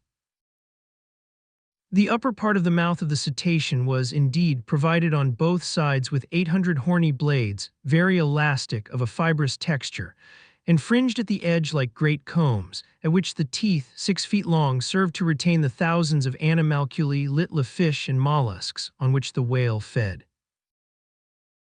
The operation finished, to the great satisfaction of the operators, the remains of the animal were left to the birds, who would soon make every vestige of it disappear, and their usual daily occupations were resumed by the inmates of Granite House. However, before returning to the dockyard, Cyrus Harding conceived the idea of fabricating certain machines, which greatly excited the curiosity of his companions. He took a dozen of the whale's B1s, cut them into 6 equal parts, and sharpened their ends. This machine is not my own invention, and it is frequently employed by the Aleutian hunters in Russian America. You see thsa bones, my friends, well, when it freezes, I will bend them and then wet them with water till they are entirely covered with ice, which will keep them bent, and I will strew them on the snow, having previously covered hem with fat. Now what will happen if a hungry animal swallows one of these baits? Why, the heat of his stomach will melt the ice, and the bone inging straight will pierce him with its sharp points. Well, I do call that ingenious, said Pencroft. And it will spare the powder and shot, rejoined Cyrus Harding. That will be better than traps, added Neb. In the meanwhile the boat building progressed, and towards the end of the month half the planking was completed. It could already be seen that her shape was excellent, and that she would sail well. Pencroft worked with unparalleled ardor, and only a sturdy frame could have borne such fatigue, but his companions were preparing in secret a reward for his labors, and on the 31st of May he was to meet with one of the greatest joys of his life. On that day, after dinner, just as he was about to leave the table, Pencroft felt a hand on his shoulder. It was the hand of Gideon Spilett, who said, "One moment, Master Pencroft, you mustn't sneak off like that. You've 199 forgotten your dessert." "Thank you, Mr. Spilett," replied the sailor. "I am going back to my work." "Well, a cup of coffee, my friend, nothing more. A pipe, then." Pencroft jumped up, and his great good-natured face grew pale when he saw the reporter presenting him with a ready-filled pipe, and Herbert with a glowing coal. The sailor endeavored to speak, but could not get out a word, so seizing the pipe he carried it to his lips, then applying the coal he drew 5 or 6 great whiffs. A fragrant blue cloud soon arose, and from its depths a voice was heard repeating excitedly, "Tobacco. Real tobacco." "Yes, Pencroft," returned Cyrus Harding, "and very good tobacco too." "O divine Providence, sacred author of all things," cried the sailor, "nothing more is now wanting to our island." And Pencroft smoked and smoked and smoked. "And who made this discovery?" he asked at length. "You, Herbert, no doubt." "No, Pencroft, it was Mr. Spilett." "Mr. Spilett!" exclaimed the sailor, seizing the reporter and clasping him to his breast with such a squeeze that he had never felt anything like it before. "Oh, Pencroft," said Spilett, recovering his breath at last, "a truce for one moment. You must share your gratitude with Herbert, who recognized the plant, with Cyrus, who prepared it, and with Neb, who took a great deal of trouble to keep our secret." "Well, my friends, I will repay you some day," replied the sailor. "Now we are friends for life." 200 Chapter 11 Winter arrived with the month of June, which is the December of the northern zones, and the great business was the making of warm and solid clothing. The musmons in the corral had been stripped of their wool, and this precious textile material was now to be transformed into stuff. Of course, Cyrus Harding, having at his disposal neither carders, combers, polishers, stretchers, twisters, mule-gen-y, nor self-acting machine to spin the wool, nor loom to weave it, was obliged to proceed in a simpler way, so as to do without spinning and weaving. And indeed he proposed to make use of the property which the filaments of wool possess when subjected to a powerful pressure of mixing tog ether, and of manufacturing by this simple process the material called felt. This felt could then be obtained by a simple operation which, if it diminished the flexibility of the stuff, increased its power of retaining heat in proportion. Now the wool furnished by the musmons was composed of very short hairs, and was in a good condition to be felt ed. The engineer, aided by his companions, including Pencroft, who was once more obliged to leave his boat, commenced the preliminary operations, the subject of which was to rid the wool of that fat and oily substance with which it is impregnated, and which is called grease. This cleaning was done in vats filled with water, which was maintained at the temperature of 70 degrees, and in which the wool was soaked for 24 hours. It was then thoroughly washed in baths of soda, and when sufficiently dried by pressure, it was in a state to be compressed, that is to say, to produce a solid material, rough, no dub tea, and such as would have no value in a manufacturing center of Europe or America, but which would be highly esteemed in the Lincoln Island markets. This sort of material must have been known from the most ancient times, and in fact, the first woolen stuffs were manufactured by the process which Harding was now about to employ. Where Harding's engineering qualifications now came into play was in the construction of the machine for pressing the wool, for he knew how to turn ingeniously to profit the mechanical force hitherto unused which the water all on the beach possessed to move a fulling mill. Nothing could be more rudimentary. The wool was placed in troughs, and upon it fell in turns heavy wooden mallets. Such was the machine in question, and such it had been for centuries until the time when the mallets were replaced by cylinders of compression, and the material was no longer subjected to beating but to regular rolling. The operation, ably directed by Cyrus Harding, was a complete success. The wool, previously impregnated with a solution of soap, intended on the one hand to facilitate the interlacing, the compression, and the softening of the wool, and on the other to prevent its diminution by the beating, issued from the mill in the shape of thick felt cloth. The roughnesses with which the staple of wool is naturally filled were so thoroughly entangled and interlaced together that a material was formed equally suitable either for garments or bedclothes. It was certainly neither merino, muslin, cashmere, rep, satin, alpaca, cloth, nor flannel. It was Lincolnian felt, and Lincoln Island possessed yet another manufacture. The colonists had now warm garments and thick bedclothes, and they could without fear await the approach of the winter of 1866-67. 201 The severe cold began to be felt about the 20th of June, and to his great regret, Pencroft was obliged to suspend his boat building, which he hoped to finish in time for next spring. The sailor's great idea was to make a voyage of discovery to Tabor Island, although Harding could not approve of a voyage simply for curiosity's sake, for there was evidently nothing to be found on this desert and almost arid rock. A voyage of 150 miles in a comparatively small vessel over unknown seas did not but cause him some anxiety. Suppose that their vessel, once out at sea, should be unable to reach Tabor Island and could not return to Lincoln Island, what would become of her in the midst of the Pacific so fruitful of disasters? Harding often talked over this project with Pencroft, and he found him strangely bent upon undertaking this voyage. For which determination he himself could give no sufficient reason.